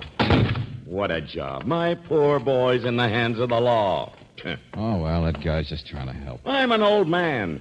Guys like Burnett help me get that way. What's eating you? You'll see. Here, through here. A woman was murdered, huh? Take it from there. Hotel apartment where she lived. Name was Sally Fife. High-speed typist. Typist. Yeah, where do you meet her? What happened? You'll see. Oh, look, Johnson. Blow will you- on the side of the head with a bottle. Oh. Little party?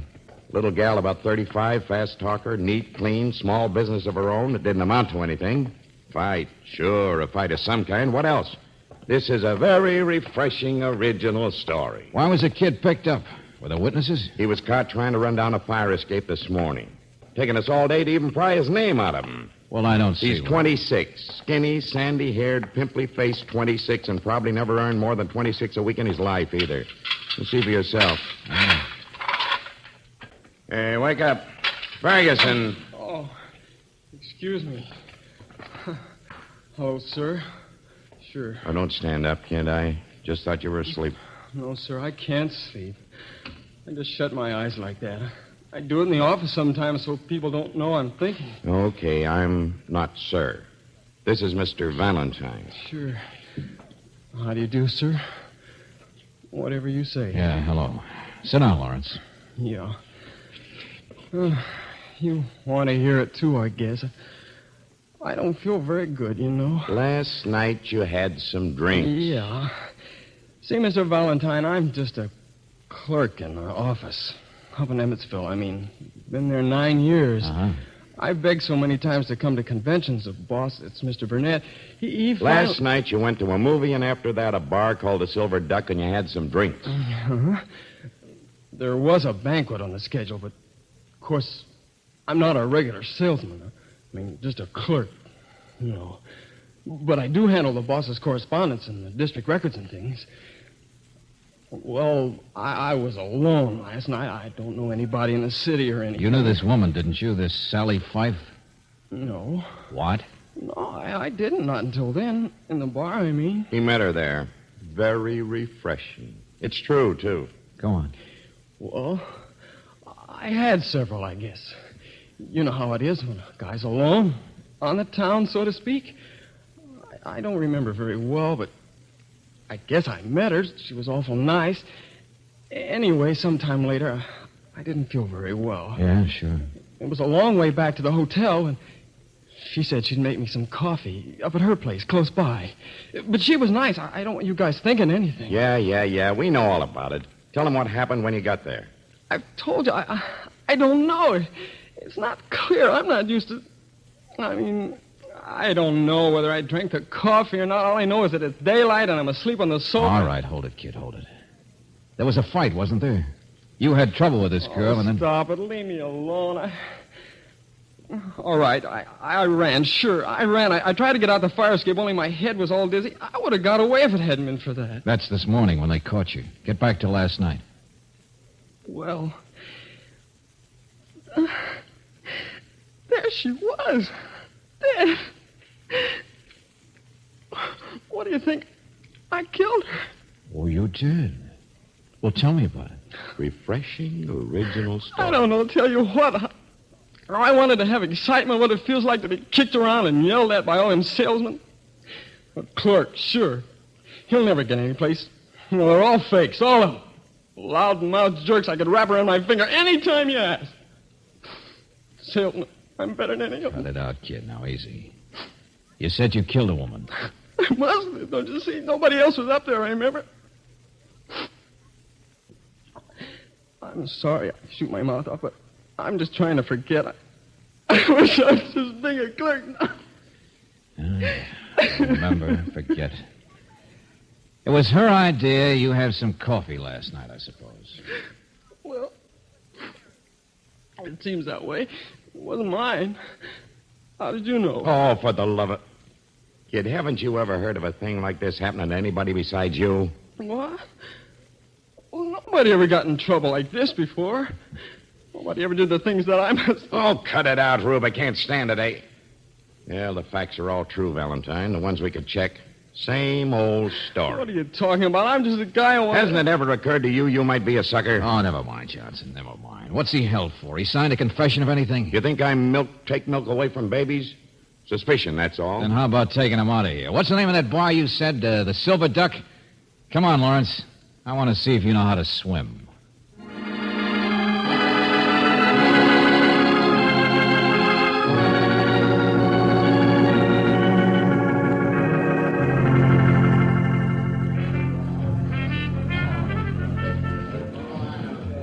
What's the idea, Mr. Valentine? This is where I was, all right. Relax. Nobody's noticing the handcuff. Yeah, but just to stand here all the time. Keep watching. Neighborhood place, same people every night. It's about the same time now, too. The girl, Valentine, that's the part of it that doesn't fit. She wasn't the type, wasn't a regular customer. Yeah, Johnson, it does. I'm just all mixed up. I want to go back Lawrence, to on your first night in a big city, how did you meet this Sally Fife? How about a demonstration? I want to see how a boy from the stick strikes up a conversation with a strange woman. Well, I know my way around. Oh, no. I don't know. She said hello to him. What do you think? He probably blushed, too. Johnson, you contradict yourself. You said she wasn't quite the type. Brisk, sharp lady with a job. There's one. That guy. Huh? Which one? Point him out. There with a cigar. Just came in. Oh, I don't know. I'm not sure. I must have seen all the people over here last night. I remember the waiters. Excuse me. Valentine, Lieutenant, wake up. What's the most likely way the kid here met Sally Fife? Got picked for a patsy or whatever it was. Somebody probably introduced him, don't you think? So I'll see you later.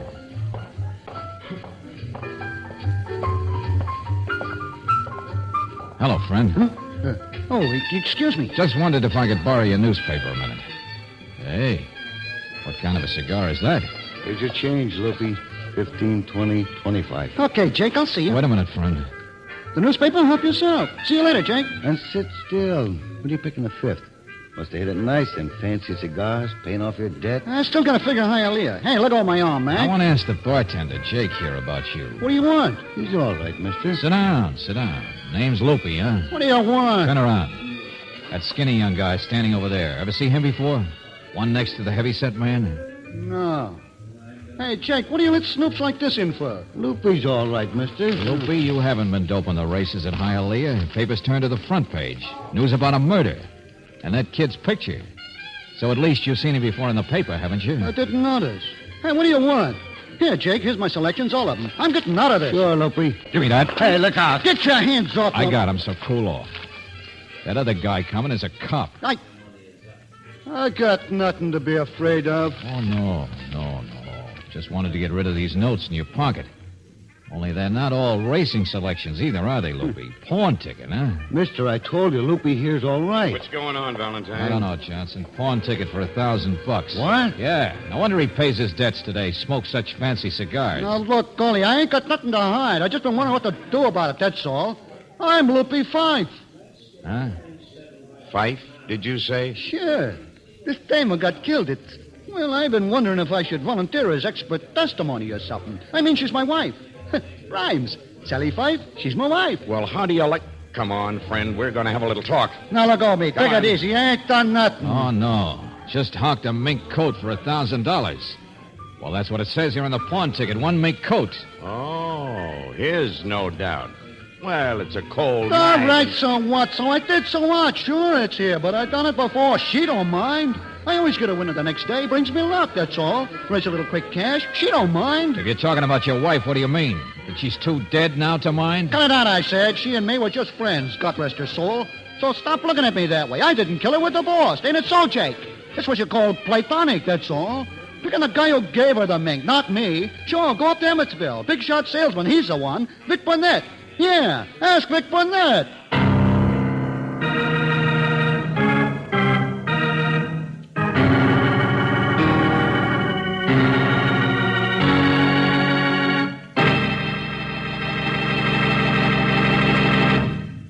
We'll return to tonight's adventure of George Valentine in just a moment.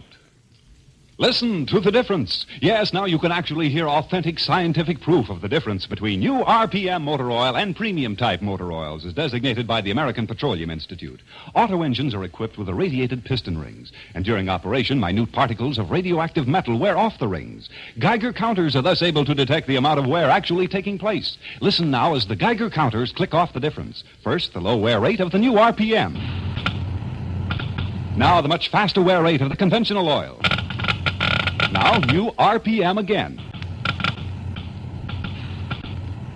You have just heard authentic scientific proof that new RPM motor oil cuts in half the wear rate of critical engine parts, doubles the life of the average auto engines between major overhauls due to lubrication. Proved in the laboratory and checked out in severe road service, new RPM motor oil is sold with a money-back guarantee of satisfaction. Ask for it at standard stations and independent Chevron gas stations where they say and mean, we take better care of your car.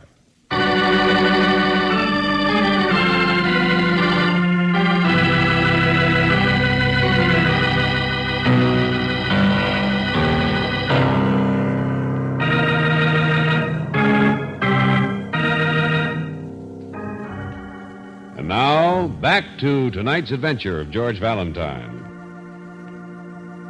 As salesmen of old FOE, we will have prosperity. For the last 32 years, our products have drawn cheers. It's the best office machinery. Vic Burnett, the big man from Emmetsville, here in town for a convention. And he wanted you to help one of his employees, the young clerk, Lawrence Ferguson, because Lawrence was locked up in jail for murder, too confused even to defend himself. The only trouble is, though, the girl Lawrence said that he met for the first time last night, the night of her murder, now seems to have been mixed up with Vic Burnett himself. So, if your name is George Valentine, you're pretty much inclined to agree with Claire Brooks when she says... I never did like his looks, George. From the day he sold us this wire machine, I didn't like the kind of stories he told. Oh, sure, Brooksy, but don't break the recorder on account of him. You get the rest of my notes on it? Oh, didn't you finish? I'll hook it up on the phone again. No, that's all. Burnett didn't tell you where he was going after he left the county jail, did he? No? How do you like that? Write up your notes for a client that doesn't even... Well, we can't find him either, Brooksy. Salesman must have sold himself a powder and then taken it. Mr. Valentine, now you're just getting my boss in trouble. He wouldn't have done a thing like that. Kid, you want to save your job or your neck? I don't know. I'm all confused. I don't feel very good. This place just reminds me... Lawrence, we brought you here to her apartment to see what else you could remember. Well, I'm not helping any. I know I'm not helping any, but if you just leave him out of it... Burnett's in this up to his ears. Now, for the last time, relax. Forget what a sucker you've been and think. I'm trying, Lieutenant. That's the couch I woke up on. I know that. Who washed the glasses? Did you? No, I don't think so. Must have been drugged. Clean glasses. But liquor stains on the table and floor. I came up here to have a cup of coffee, I know, but... Kid, that husband, Loopy. You saw him in the bar when you met her. Didn't you see him up here, too, later on? Sure you did, didn't you? I didn't see anybody here except her. Oh, for the love... Okay, Rube, wait for us here. And by the way, there's a sergeant outside the other door. Well, going to get around to me now, huh? Just wanted to give you time to make your story good, Loopy. I know you guys. Think if you keep me cool and I'll get hotter, hey? Well, let me tell you, I'm just a husband, see? But we're divorced. I'm not surprised. She was a businesswoman. Little sharp around the edges, maybe, but standing a guy like you as a horse of another color. Incompatible, that's all. Just one of them things. Give the little lady her happiness, I said, but still platonic. Soft spot for old Loopy. You know how it is. Which brings me to the mink coat. A little matter which was over and done with yesterday afternoon. A little loan of the mink, so Loopy could pick the horse of the right color. If you don't mind my lifting your figures of speech. Just saw her for a minute in that bar, but I never came up here later on. Vic Burnett gave her the coat, huh? Yes, sir, but you see... When? Last year. How long's he known her? Several years, maybe. Fancy apartment. Her typing service didn't buy her all this. It's how she met him. Special work on his district records or something. He's down here a lot. And she used to write to his office when he wasn't. Boyfriend, that's all. It's perfectly legal. In love with business. And he paid her in mink. All right, so she knew a few things about him. So she had a liking for the finer things. Now you're warming up, friend. She blackmailed him, huh? She did not. You can't talk that way about my wife, God rest her soul. A shakedown artist. So that's what you were. I didn't say that. Oh, stop it. Huh? Well, look what's here. Picked them up over that office machine convention, Lieutenant. You see, I wasn't running any place. Just dodging a little. I know, Mr. Burnett. Hoping we'd have it all solved by now. All hung on somebody else. Thanks, Sergeant. I guess you don't need me anymore, so I guess I'll just... Oh, no, you don't, Loopy. Stick around. Okay. Listen to me. I want you guys to understand something. I hired you, Valentine. Don't forget that. Yeah, to rescue a guy so dumb he walked into the oldest frame-up in history. So old, no matter what he said, no jury would ever convict him. But that doesn't mean you couldn't be the man behind the frame, does it? Sure, he must be. Listen, I said. I would have told you everything, but you know how it is. Head salesman, travel a lot. Why should I tell you about Sally? She was my style. She never asked more than I could afford. She was all right. She was a good sport. When did you see her the last time? Last night, supper. Go on, make something out of that. There, you see, supper. He's all at supper. How was she dressed? Huh? Well, I don't remember. Very nicely. Was she wearing a mink coat at supper, or wasn't she? Sure. The one I gave her. Why? Grab that guy. Lloyd. Oh, no, you don't. I know, Come back, Sergeant. grab him, Sergeant. Grab him. He's the one. He did it. Get him.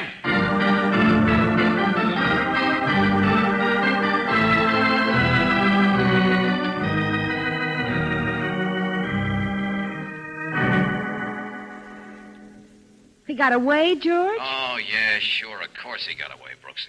Johnson and Burnett after him like a couple of overfed bloodhounds. The kid's here with me. Oh. Well, why didn't you go with Wanted you to read me back some notes, that's all. You see, the closet's been all torn up, ransacked. So it had to be Loopy who got the coat. We know that. But he didn't get it until after supper. So he was up here late. Probably after he'd been in that bar. George, he saw his wife with Lawrence, so it would have been easy for him to follow them up there and... Yeah, sure. It was... George? Yeah, I'm right here. Look, I'll be back up to listen to those notes myself instead, okay? Well, I'm just typing. Yeah, I'll be up at the office. Let Johnson look for people. I'm all through. Wait for me.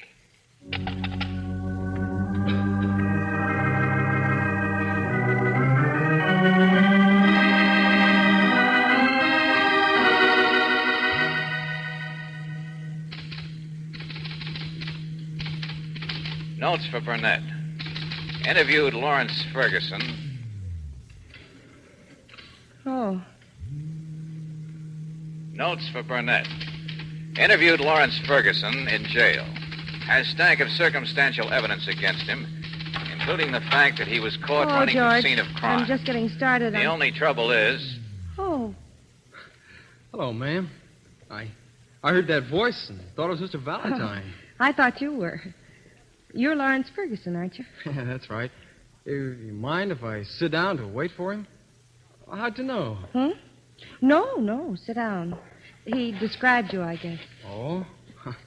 I was all dressed up last night. I don't look like much anymore. Oh, don't be silly.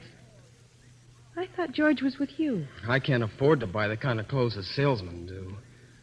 They're jerks. You know that? Where is George? Oh, I don't know. He was on the phone. I was waiting for him. Then he hung up and took off like lightning. Thought maybe he'd come over here. Heard him say that. I still got on one of my handcuffs.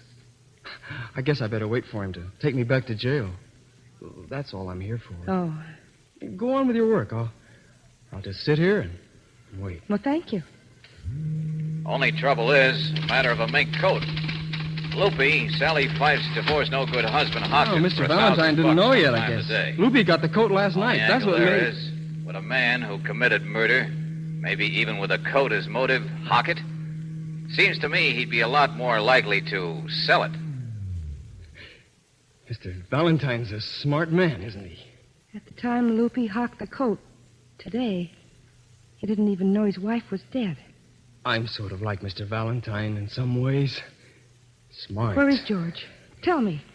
If he left to come here and you were with him, he'd be here by now. I don't know. I'm waiting. Just like you are. Yeah. He said the closet at Sally's apartment was all ransacked. Loopy wouldn't do that, would he? He'd know where the coat was. Maybe he already got it. You mean while you were in that bar with his wife? Maybe. She wasn't wearing it. How did you know she even had a mink coat? I don't know, ma'am. I'm all mixed up. Yes. Play some more. That machine the salesmen sell. Big shots, jerks. They even got a song. Salesman of all FOE, we will have prosperity. Isn't that a laugh? Like a bunch of high school kids at a football game. Well, I see what goes on. I can make more money than any of them. Lawrence, stop. Stop. I'll play it if you want. Sell it. Also, Mr. Burnett, it bothers me you'd hire me and still keep things secret. But you did hire me, so answer a few questions. Your correspondence up there in Emmetsville. Sally Fife did business with you, so whoever handles your correspondence would know about her. Check? And that's your clerk, Lawrence. He would have known about her through the handling of district records, too. But he insists he didn't even know her name until last night. Why? You killed her. Poor innocent boy being framed. You killed her. Mr. Valentine's smart. You're stupid. You killed her and ran, but you got caught. Don't say that! That's what she said. I'm sorry. They were sorry for me. They thought I'd been framed because I made it look that way. I spilled liquor on the rug and the table. I pretended. I used to give Sally information about Mr. Burnett. And then she'd get mink coats and things. I don't care. I don't want to know. She wouldn't give me my share. She said I was stupid, the same thing you said. Don't touch me. Why not? I have to kill you. Get away. Sally wouldn't give me my share. But I got even with her. And even if they caught me, I still made it look like I'd been framed. I looked for the coat, but it was gone. Get away, I said. But he still got away. Stop it. You Lawrence, Mr. Valentine. stop it. I wasn't framed. They were sorry for me. They thought I'd been framed because I made it look that way. I spilled liquor on the rug and the table. I pretended.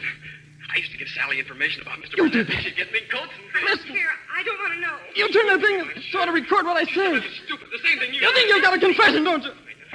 Where's the button on this crazy thing? I didn't know. No, I didn't. You bumped it yourself. Well, what kind of a proof I am? And so, Mr. Burnett, I guess you don't need a report. The kid you wanted me to help is nothing but a pin-brained loony. Where's the button? Turn it off. Oh, yes, it will, Buster. Oh, George, you're here. I'll show you the button.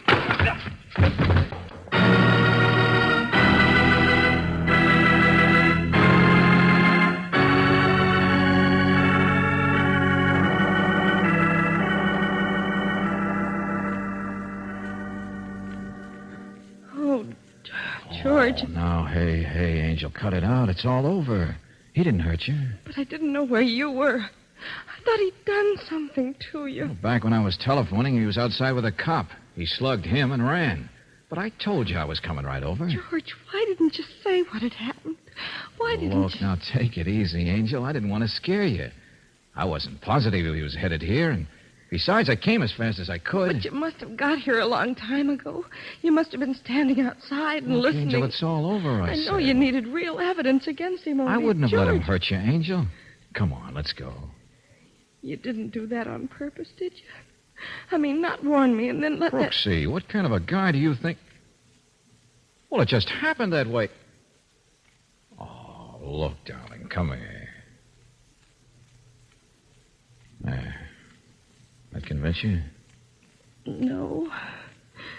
I don't believe you. Oh, but don't stop trying to convince me. If at first you don't succeed...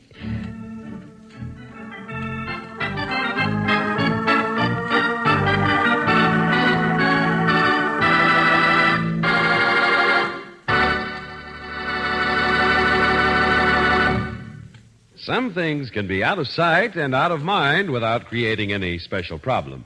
But you really can't afford to forget about your car's battery. Neglect the battery, and you take chances with your car's starting power with the efficiency of headlights and taillights and accessories.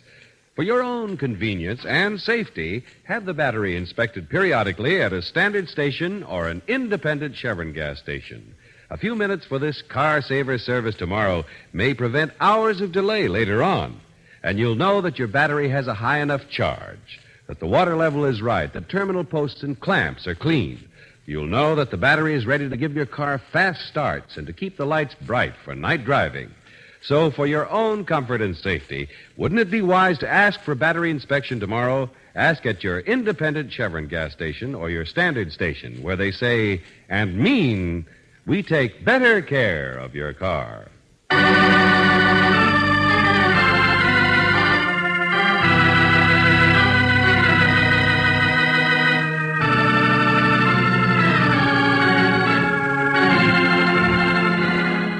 Tonight's adventure of George Valentine has been brought to you by Standard Oil Company of California on behalf of independent Chevron gas stations and standard stations throughout the West. Robert Bailey is starred as George with Virginia Gregg as Brooksy. Let George Do It is written by David Victor and Jackson Gillis and directed by Don Clark. Ken Christie as Lieutenant Johnson. Ed Begley was heard as Burnett, Roland Morris as Lawrence, Hal Gerard as Loopy, and Jim Nusser as the bartender.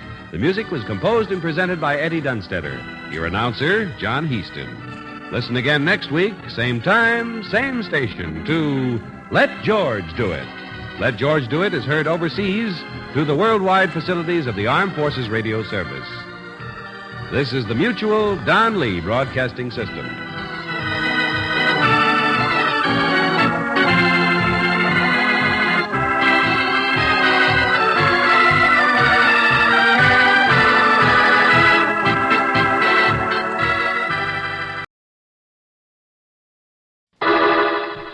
Personal notice. Danger's my stock and trade. If the job's too tough for you to handle, you got a job for me, George Valentine. Write full details.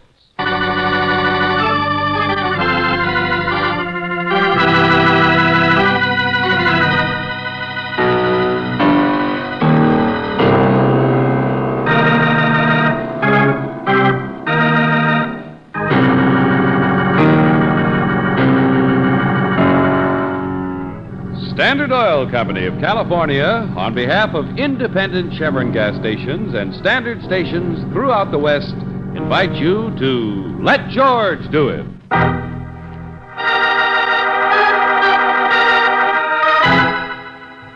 Tune on a Triangle, another adventure of George Valentine.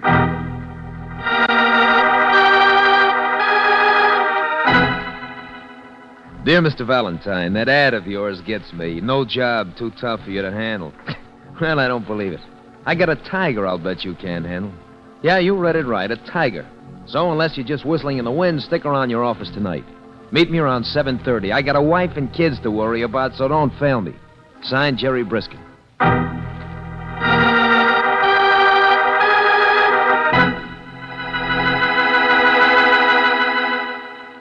Signed, Jerry Briskin.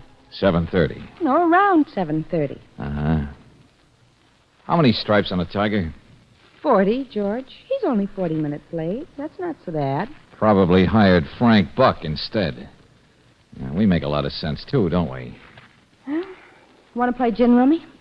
Oh, why is it, Brooksy, we never get letters to tell anything? He's got a case. Why doesn't he say so? Change his mind, maybe. Who knows? Jerry Briskin. Want to bet he never even shows up tonight? $5. I'll bet $5. Give me that phone.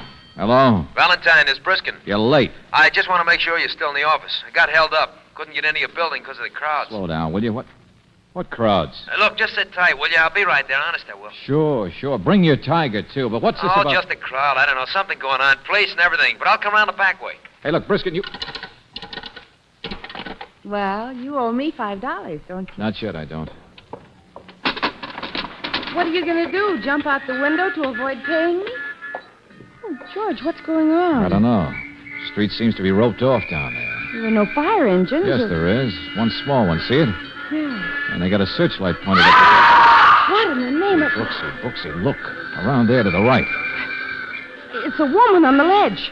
She's the one who screamed, George. That's not all she's doing. Hey, look at the way she wobbles. They've got her in the searchlight. She's gonna... Here, maybe she can hear us from here. Hey. Hey, lady. Still 10 or 15 feet away. Lady, can you hear me? I'm over here. Hey, look, this way, will you? Oh, George, she sees you. She stopped moving. Yeah, hello there. Now, look, keep your eyes on me, lady. Don't mind all that noise down there. Now, keep your eyes on me and just keep moving toward me. It's all right, it's all right. The ledge is wide enough for you to get here. George, she wants to jump. She wants to kill herself. Look, lady, nothing can be as bad as this cold wind up here. Now, come on, easy does it. Don't come near me. Oh, George, what can we do? I'm all right. I'm fine. We're not scared. Oh, Brother Looney is a coot. Oh, listen, people are coming out in the hall. Yeah, and it's liable to scare her, too. What are you talking about? I've walked all the way around the building. Do you know that? I bet you would be afraid to do that, wouldn't you? No, I don't think so.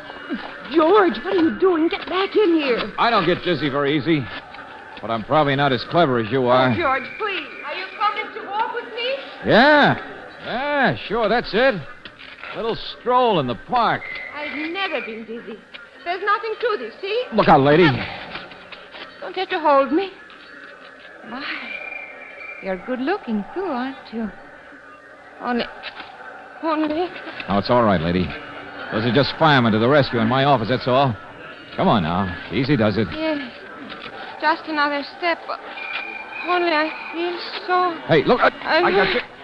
Oh, lady, what a time to faint. Hurry up, George. Here, I can help you. I got her all right. That's it, boys. Get it. Get that picture. Photographers. Hey, clear out of here, you guys. This All right, is no hold time up to... a little higher, will you? That's it. Where have I heard your voice before? Come on, Buster, give me a hand My with name this. is Brisket here. Now remember, boys, when you write captions, call her the Tigress of the Trapeze, world's greatest aerialist. World's great... Hey, what in the name of I heaven... told you I wasn't scared. Were you, darling? Huh? No, don't drop me. Hold me tighter. That's it. The lady fainted. Publicity. So that's it. Why, you That's dirty... it. That's it. Get it, boys. Get him, too. Get the expression on his face. Ah! Wonderful. Wonderful. And thank you, Fearless Fosdick.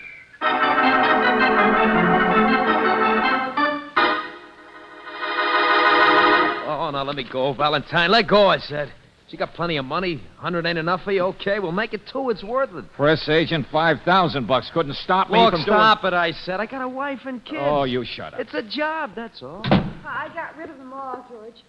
She went down to buy all the photographers a drink. Oh, she did. Bully for her. Now, look, Valentine, you can't sue her. You just get laughed at. Buster, for 2 cents. Okay, so you look a little silly in a few front pages. It's publicity, ain't it?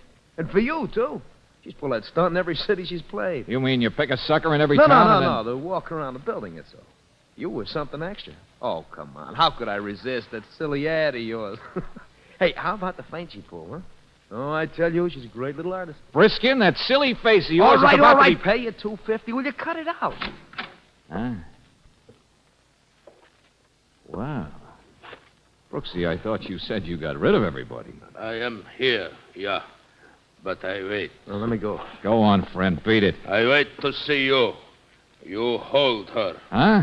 I follow. I am here. I see everything. Who are you? A man going crazy. Beat it, you big moose. The party's over. Go on, get out of here. Get lost. Hold it. Hello? Your name's Fedor, isn't it? Yeah. Leave us alone. I see how this man hold her. What in the name of Wait a heaven? minute. Fedor's a husband, I think. 3rd or 4th, and slipping fast. Well, husband. Another tiger, I suppose. Well, look, Fedor, just shut the door quietly, and don't get your tail pinched as you leave. George! Oh, yeah. Upset about something, aren't you, Fedor? I traveled 200 miles to get here. Who are you? You said that before. Never mind who I... jealous. Is that it? Didn't like the way I held it. I can see. I have heard the talk. Who are you? It was his idea, you know. Yeah, that's right. This guy, this Jerry Briskin. He and your wife are just like that. Who? Probably her lover, for all I know. So long, everybody. No, wait. Fedor, I'm very pleased to meet you. I mean, well, I got a wife and kids, you understand? I'm your wife's new press agent, that's all. Keep talking, sucker. I do not understand. Neither do I, big man, but then I only met your wife tonight when he brought her here. So, you know how these things are. Talk it over with him. Him? But it's... Valentine, this guy had an accident once. Fedor, my name is Briskin. Our new press agent, that's all. Look out! George! Hey, cut it out. Wait a minute. Cut it out, you guys. You crazy big baboon. What's the idea? I'm sorry. I'm sorry. Leave me alone. Leave you alone. What about me? He is the one. You said he is the one. He and my wife. Oh, well, it wasn't true. He just made it up. I don't know anything about your wife or about this guy who deserved to get kicked around a little, so who cares? Or for that matter, about any of this cockeyed business. I am sorry, I said. I am so tired. I travel all day. I make fool of myself, yeah? Yeah, that's right. So, good night. Valentine Fedor's her husband, Estella's husband. That's her name, Estella. Only had an accident a couple of months ago. That's as I understand it. Yeah. I am strongest man in circus. Uh-huh. Only you got dropped on the head. Oh, be careful, George. Look, he's been in a hospital. Hasn't been with the circus. Look. I don't care who's been where. Now, get out, both of you. Please. Please, I love her. She's my wife. All right, sure. That's great. That's fine. Every man to his own mistake. On the telephone, she says she's too busy to see me. She's my wife. Well, take it up with Dorothy Dix. And now you say that Fedor, this Fedor, man... we've been through that. He told you it wasn't true. It's not me. I'm a press agent, not her partner. Her partner? So? Oh, now, look, both of you. Be Will you quiet. please? She work with partner now. Is that true? There is partner? Look, will you just leave me out of it, Fedor? I work for a living. No, tell me. Get your hands off him. What do I have to do? Point a gun at you two to get you out of here? Okay, Valentine, we'll leave. I'll go first. No. No, not yet. Okay, if you guys think I'm kidding. No, please. You don't have to threaten. I'm sorry. It is lonely in hospital. I'm all confused. I need help. The man's bored with your story, Fedor. So long, Valentine. I'll send you a check in the morning. Wait, I say. Mr. Valentine, you don't have to get behind your desk like that. I don't, huh? I don't know what to do, but it would be easier with gun. Oh, watch him! Hey, get away! Radar, cut it out, you! Yeah. Easier with gun. Yeah. Thank you. Goodbye. Put that gun back here before I... Holy smoke. There is a lover, you know, and Fedor's got your gun. Now look what you started. Look what I started. What did you say? Well, somebody's liable to get murdered. Well, brother, I should have finished this part of it earlier, shouldn't I? All right, Brooksy, don't look at me like that. First a sucker, then a sourpuss. I know. I just don't like being thrown into the middle of a three-ring circus, that's all. Not with all the animals running loose.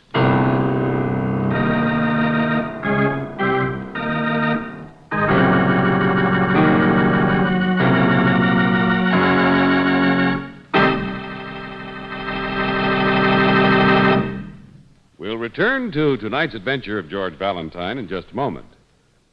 Ever stop to think about where your motoring safety begins? It begins with the condition of your tires. One of the best ways to assure your highway safety is to have your tires properly inflated and inspected once a week at an independent Chevron gas station or a standard station. Here, the car savers watch carefully for nails, glass, and other blowout makers, and they find these blowout makers embedded in tires of 2 out of every 3 cars. Another reason is that a tire 1/3 underinflated will wear out twice as fast as it should. So, to add thousands of miles to your tires and for your safety and peace of mind on the highway, use this free car saver service once a week. If your tires haven't been inspected recently, drive in tomorrow at a standard station or independent Chevron gas station where they say and mean, we take better care of your car.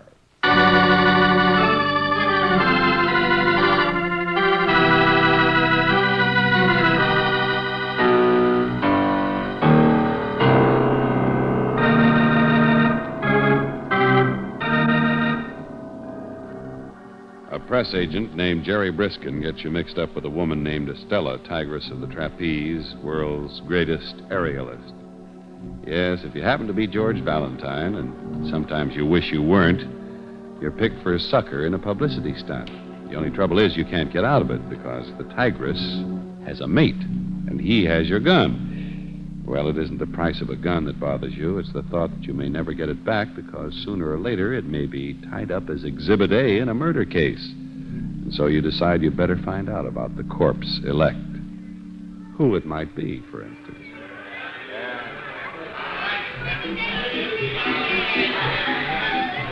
Step on the Mac, I can tell you that. That ain't no secret. All right, this way, ladies and gents. See the girly show. A partner, huh?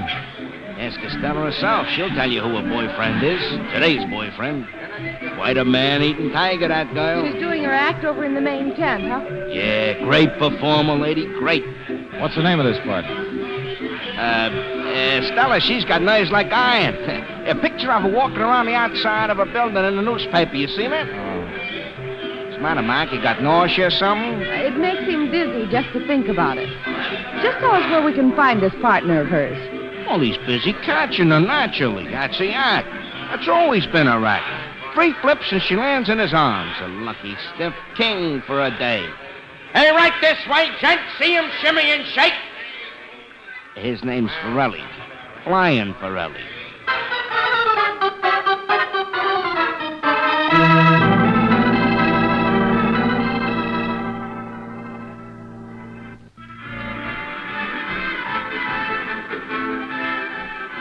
Flying Forelli? Bah, couldn't fly a kite. $60 a week bum, but big and good-looking. All her assistants have been bums. She's the act. Top number in the business. But I could tell you a lot better if I could look in your tea leaves. Oh, you're doing fine, thanks.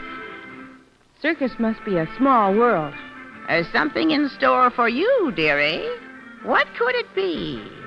Just give me a chance to read your...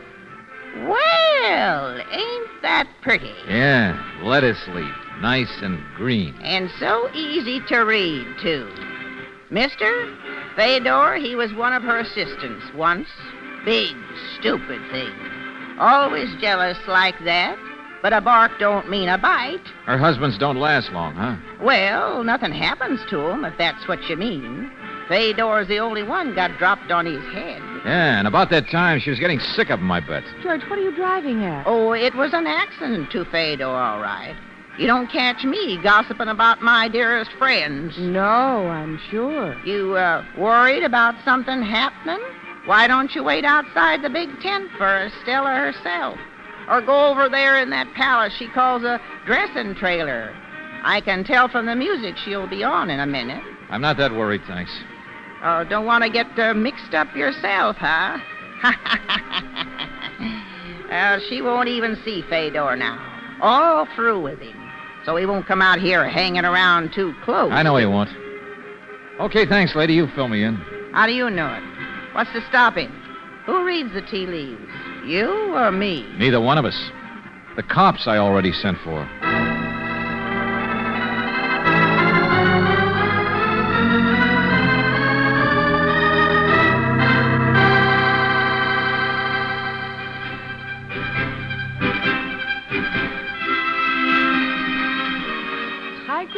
Trapeze. That's quite an act she's got. Yeah. Even wears a tiger skin. Yeah, not much of it. George, what did you mean back there asking people about Fedor as though you thought his accident... Nothing, Angel. I won't question his accident. And I think he's ugly, too. But when you throw away all the trimmings, this is nothing but a love triangle. Check? Well, nobody will thank us for interfering. Yeah, not even Briskin. And he's on the outside. But you know, sometimes in a triangle, Brooksy, the guy who looks like a villain is really the one who's liable to come out on the short end. Oh, here we are. Come on. Well, she's not even through taking bows yet. Look at her. Blowing kisses Never like... mind. We'll do without... Uh-oh. Here he comes. Oh, the other part of the triangle. Yeah. He doesn't stay for the applause, I guess. Uh-huh. Kind of in a hurry, too.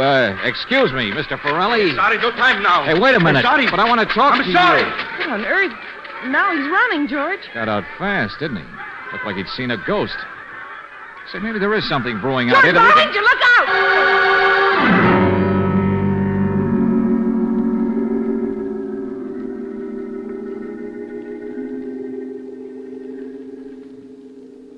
Oh, no.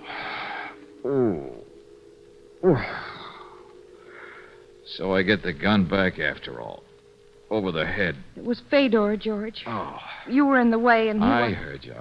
I'm so happy you can hear. You can join the party. Who let you in, Lieutenant Johnson? I let myself in. George, Fedor didn't drop the gun. He just hit you and kept on running. He was chasing Forelli. You send for cops to find a big homicidal nut running around loose. So who has to do the work? Me, naturally. Hey, one at a time, will you? What do you mean? You got him? Yeah, just this second. One of the boys reported. What happened? George, what happened was murder. Murder? Well, I had to take care of you first, naturally, and so I stayed with you. And you were here in the infirmary when I saw Lieutenant Johnson, maybe half hour later. Sure, but... Huh? Oh, he caught him, huh? Simple as that. Fedor shoved me out of the way and went after Forelli and got him. And now you've caught Fedor. George, it's not that simple.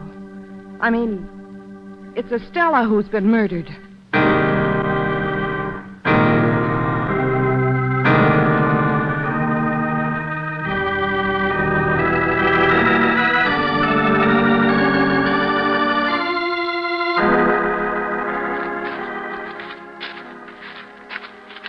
Right here, sir. Through the gate. What's over there? Elephant, sir. Oh. Where's Estella's body? It's not out here in the dark. Back in the trailer, George, your dressing room. Hold it. I'll tell you later. Well, look who's here. The moose. Fedor's not saying much, sir. He can't. Neither one of them can.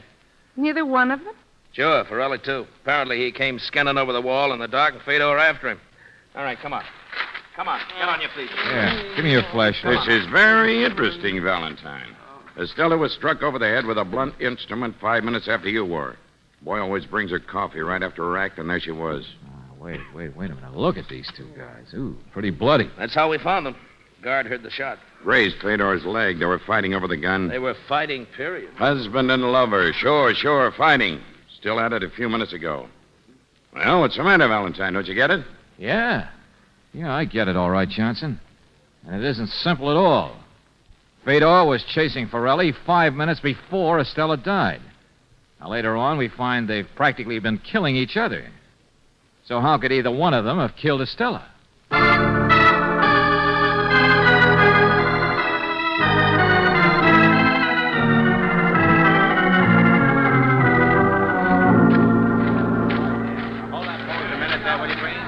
Oh, please, boys. No pictures, I said. No pictures. It isn't good for the circus. What's the matter, Briskin? For once, you don't want publicity for the tiger? Look, stop it, will you? I got a wife and kids. Get your pictures later, boys. Let's get in here. Okay. Sure. Quite a night, huh, Valentine? You should know. You started it. This where she was found, Johnson? Yeah. Okay, Sergeant, you can let those punching bags sit down. Wait a minute, somebody. I'd like to say something. Well, it speaks. Make it snappy, Forelli. He wasn't with me all the time. Huh? What's that? No, you see, I spotted him in the big tent at the end of the show. You see, one of the clowns, he told me that Fedor just found out about who I was and everything. Anyway, I see him come after me. I know what kind of a guy he was from Estella, but he don't catch me. I mean, well, I run, but it was not until 10 or 15 minutes later that he caught up with me. So you weren't together when she was killed. Now we're getting someplace. You're a real nice guy, aren't you, Forelli? Huh? Now, you listen to me. You ran, and then you skinned over a high fence to hide in that elephant enclosure. In the dark. And in the dark, he wasn't following you. But somehow, later on, he just managed to find you anyway. Lucky, maybe.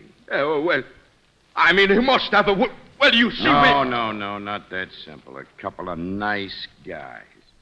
You want to try to hang it on him now, Fedor? I do not understand. Hey, this room been gone over yet? For fingerprints, sure. No prints. That's not what I meant, Johnson. The drawer and this bureau sticks. Let me see. I can do it, all right. All thanks. right, so it sticks. It's been shoved in too far. That's what I mean. Been slammed in. Somebody in a hurry, wondering what's inside. Nothing. Jewelry. Where's jewelry? What's that? Jewelry. Bracelets around the neck and things. I'm her husband. I know that. Everybody knows that. Jewelry, huh? Pretty wealthy, wasn't she? Yeah. Hey, wait a minute, you guys. The stuff isn't there. Whoever killed her must have taken it. I mean, that's why she was killed. Holy smoke, that spreads this case wide open. A robbery, killing? I don't believe it. Oh, why not? Means lots of people could have done it. If these two guys were really fighting at the time And anyway... you've got a wife and kids to worry about. What? What's the matter, Briskin? I make you nervous? Press agent.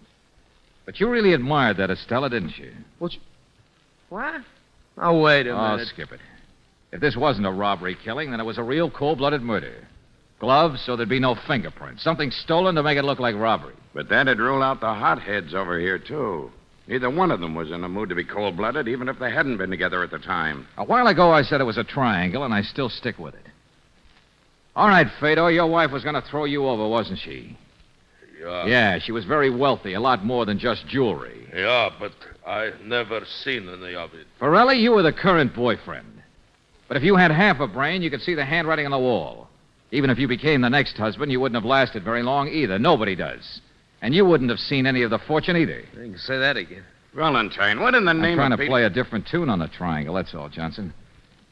Okay, Forelli, let's get back to how Fedor found you in the dark.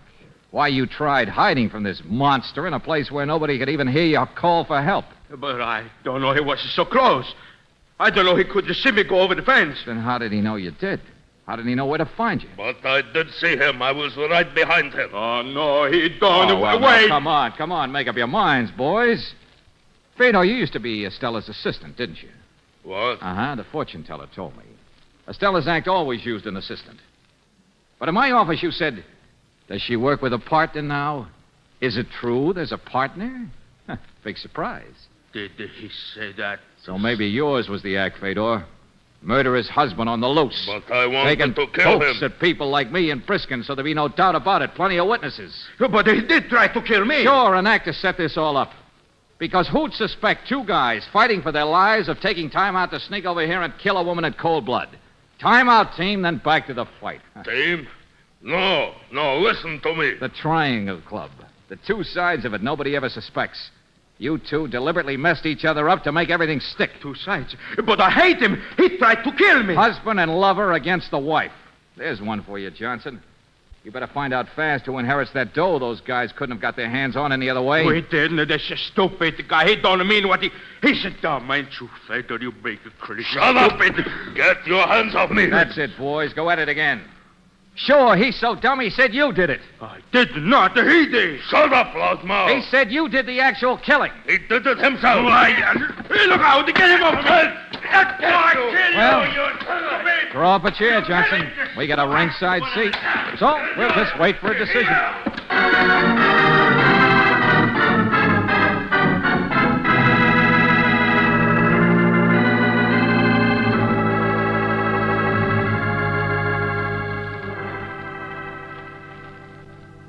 Then it was really Fedor who killed Estella. Yeah. Oh, boy, what a fight. Only I'd had a camera. Both of them were guilty, Angel. They cooked it up together. Well, might not have happened if Mr. Briskin here... Oh, yes, it would have.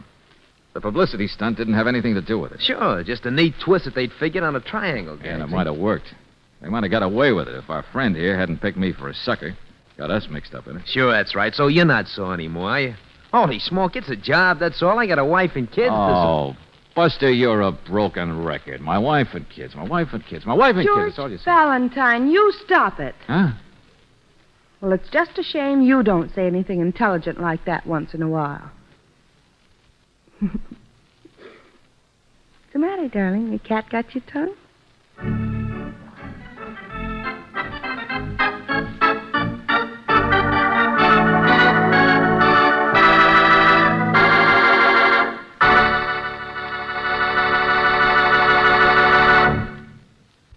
Listen to the difference. In a few seconds, you'll hear Geiger counters measuring automobile engine wear. The engines are equipped with irradiated piston rings, which make it possible for the Geiger counters to detect wear as it occurs.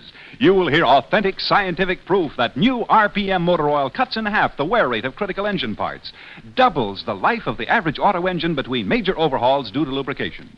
First, let's listen to the Geiger counter slowly click off the low wear rate of new RPM. Now, the much faster wear rate of a premium type oil as designated by the American Petroleum Institute. Now, new RPM again. You have just heard Geiger counters clicking off the scientific proof that new RPM motor oil is years ahead. Yes, years ahead. New RPM doubles engine life between major overhauls due to lubrication. Try it. Sold with a money-back guarantee of satisfaction at independent Chevron gas stations and standard stations, where they say and mean, we take better care of your car.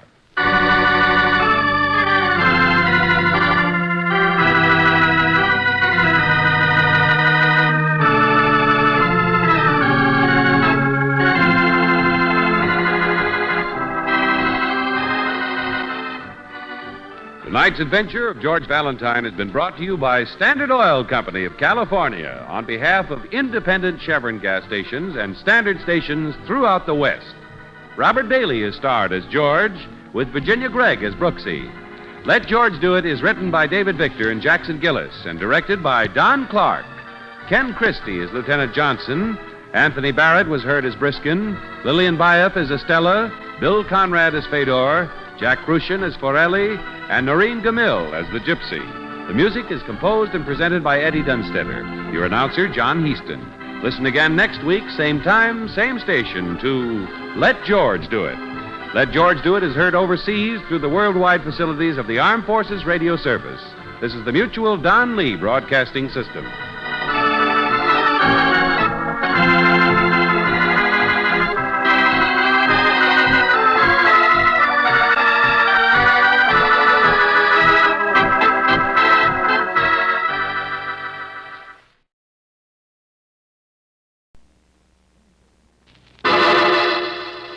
Personal notice. Danger is my stock in trade. If the job's too tough for you to handle, you've got a job for me, George Valentine.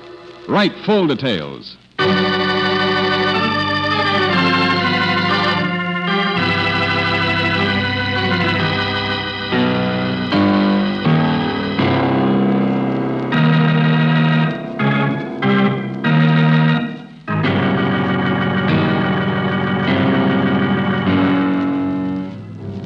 Standard Oil Company of California, on behalf of independent Chevron gas stations and standard stations throughout the West, invite you to Let George Do It.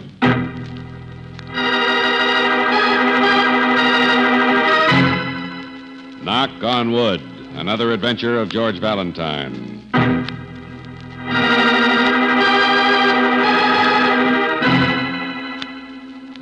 My dear Mr. Valentine, I need your assistance most desperately. I am a landlord.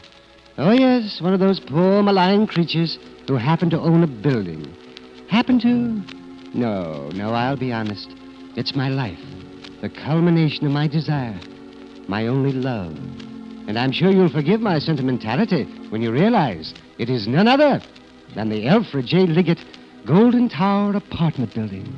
Oh, yes, I am Alfred J. Liggett. Well, Mr. Valentine, a person of much lesser achievement is threatening my horizon.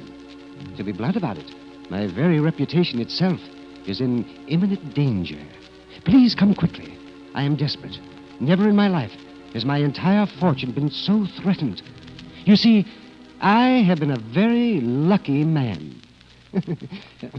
Knock on wood.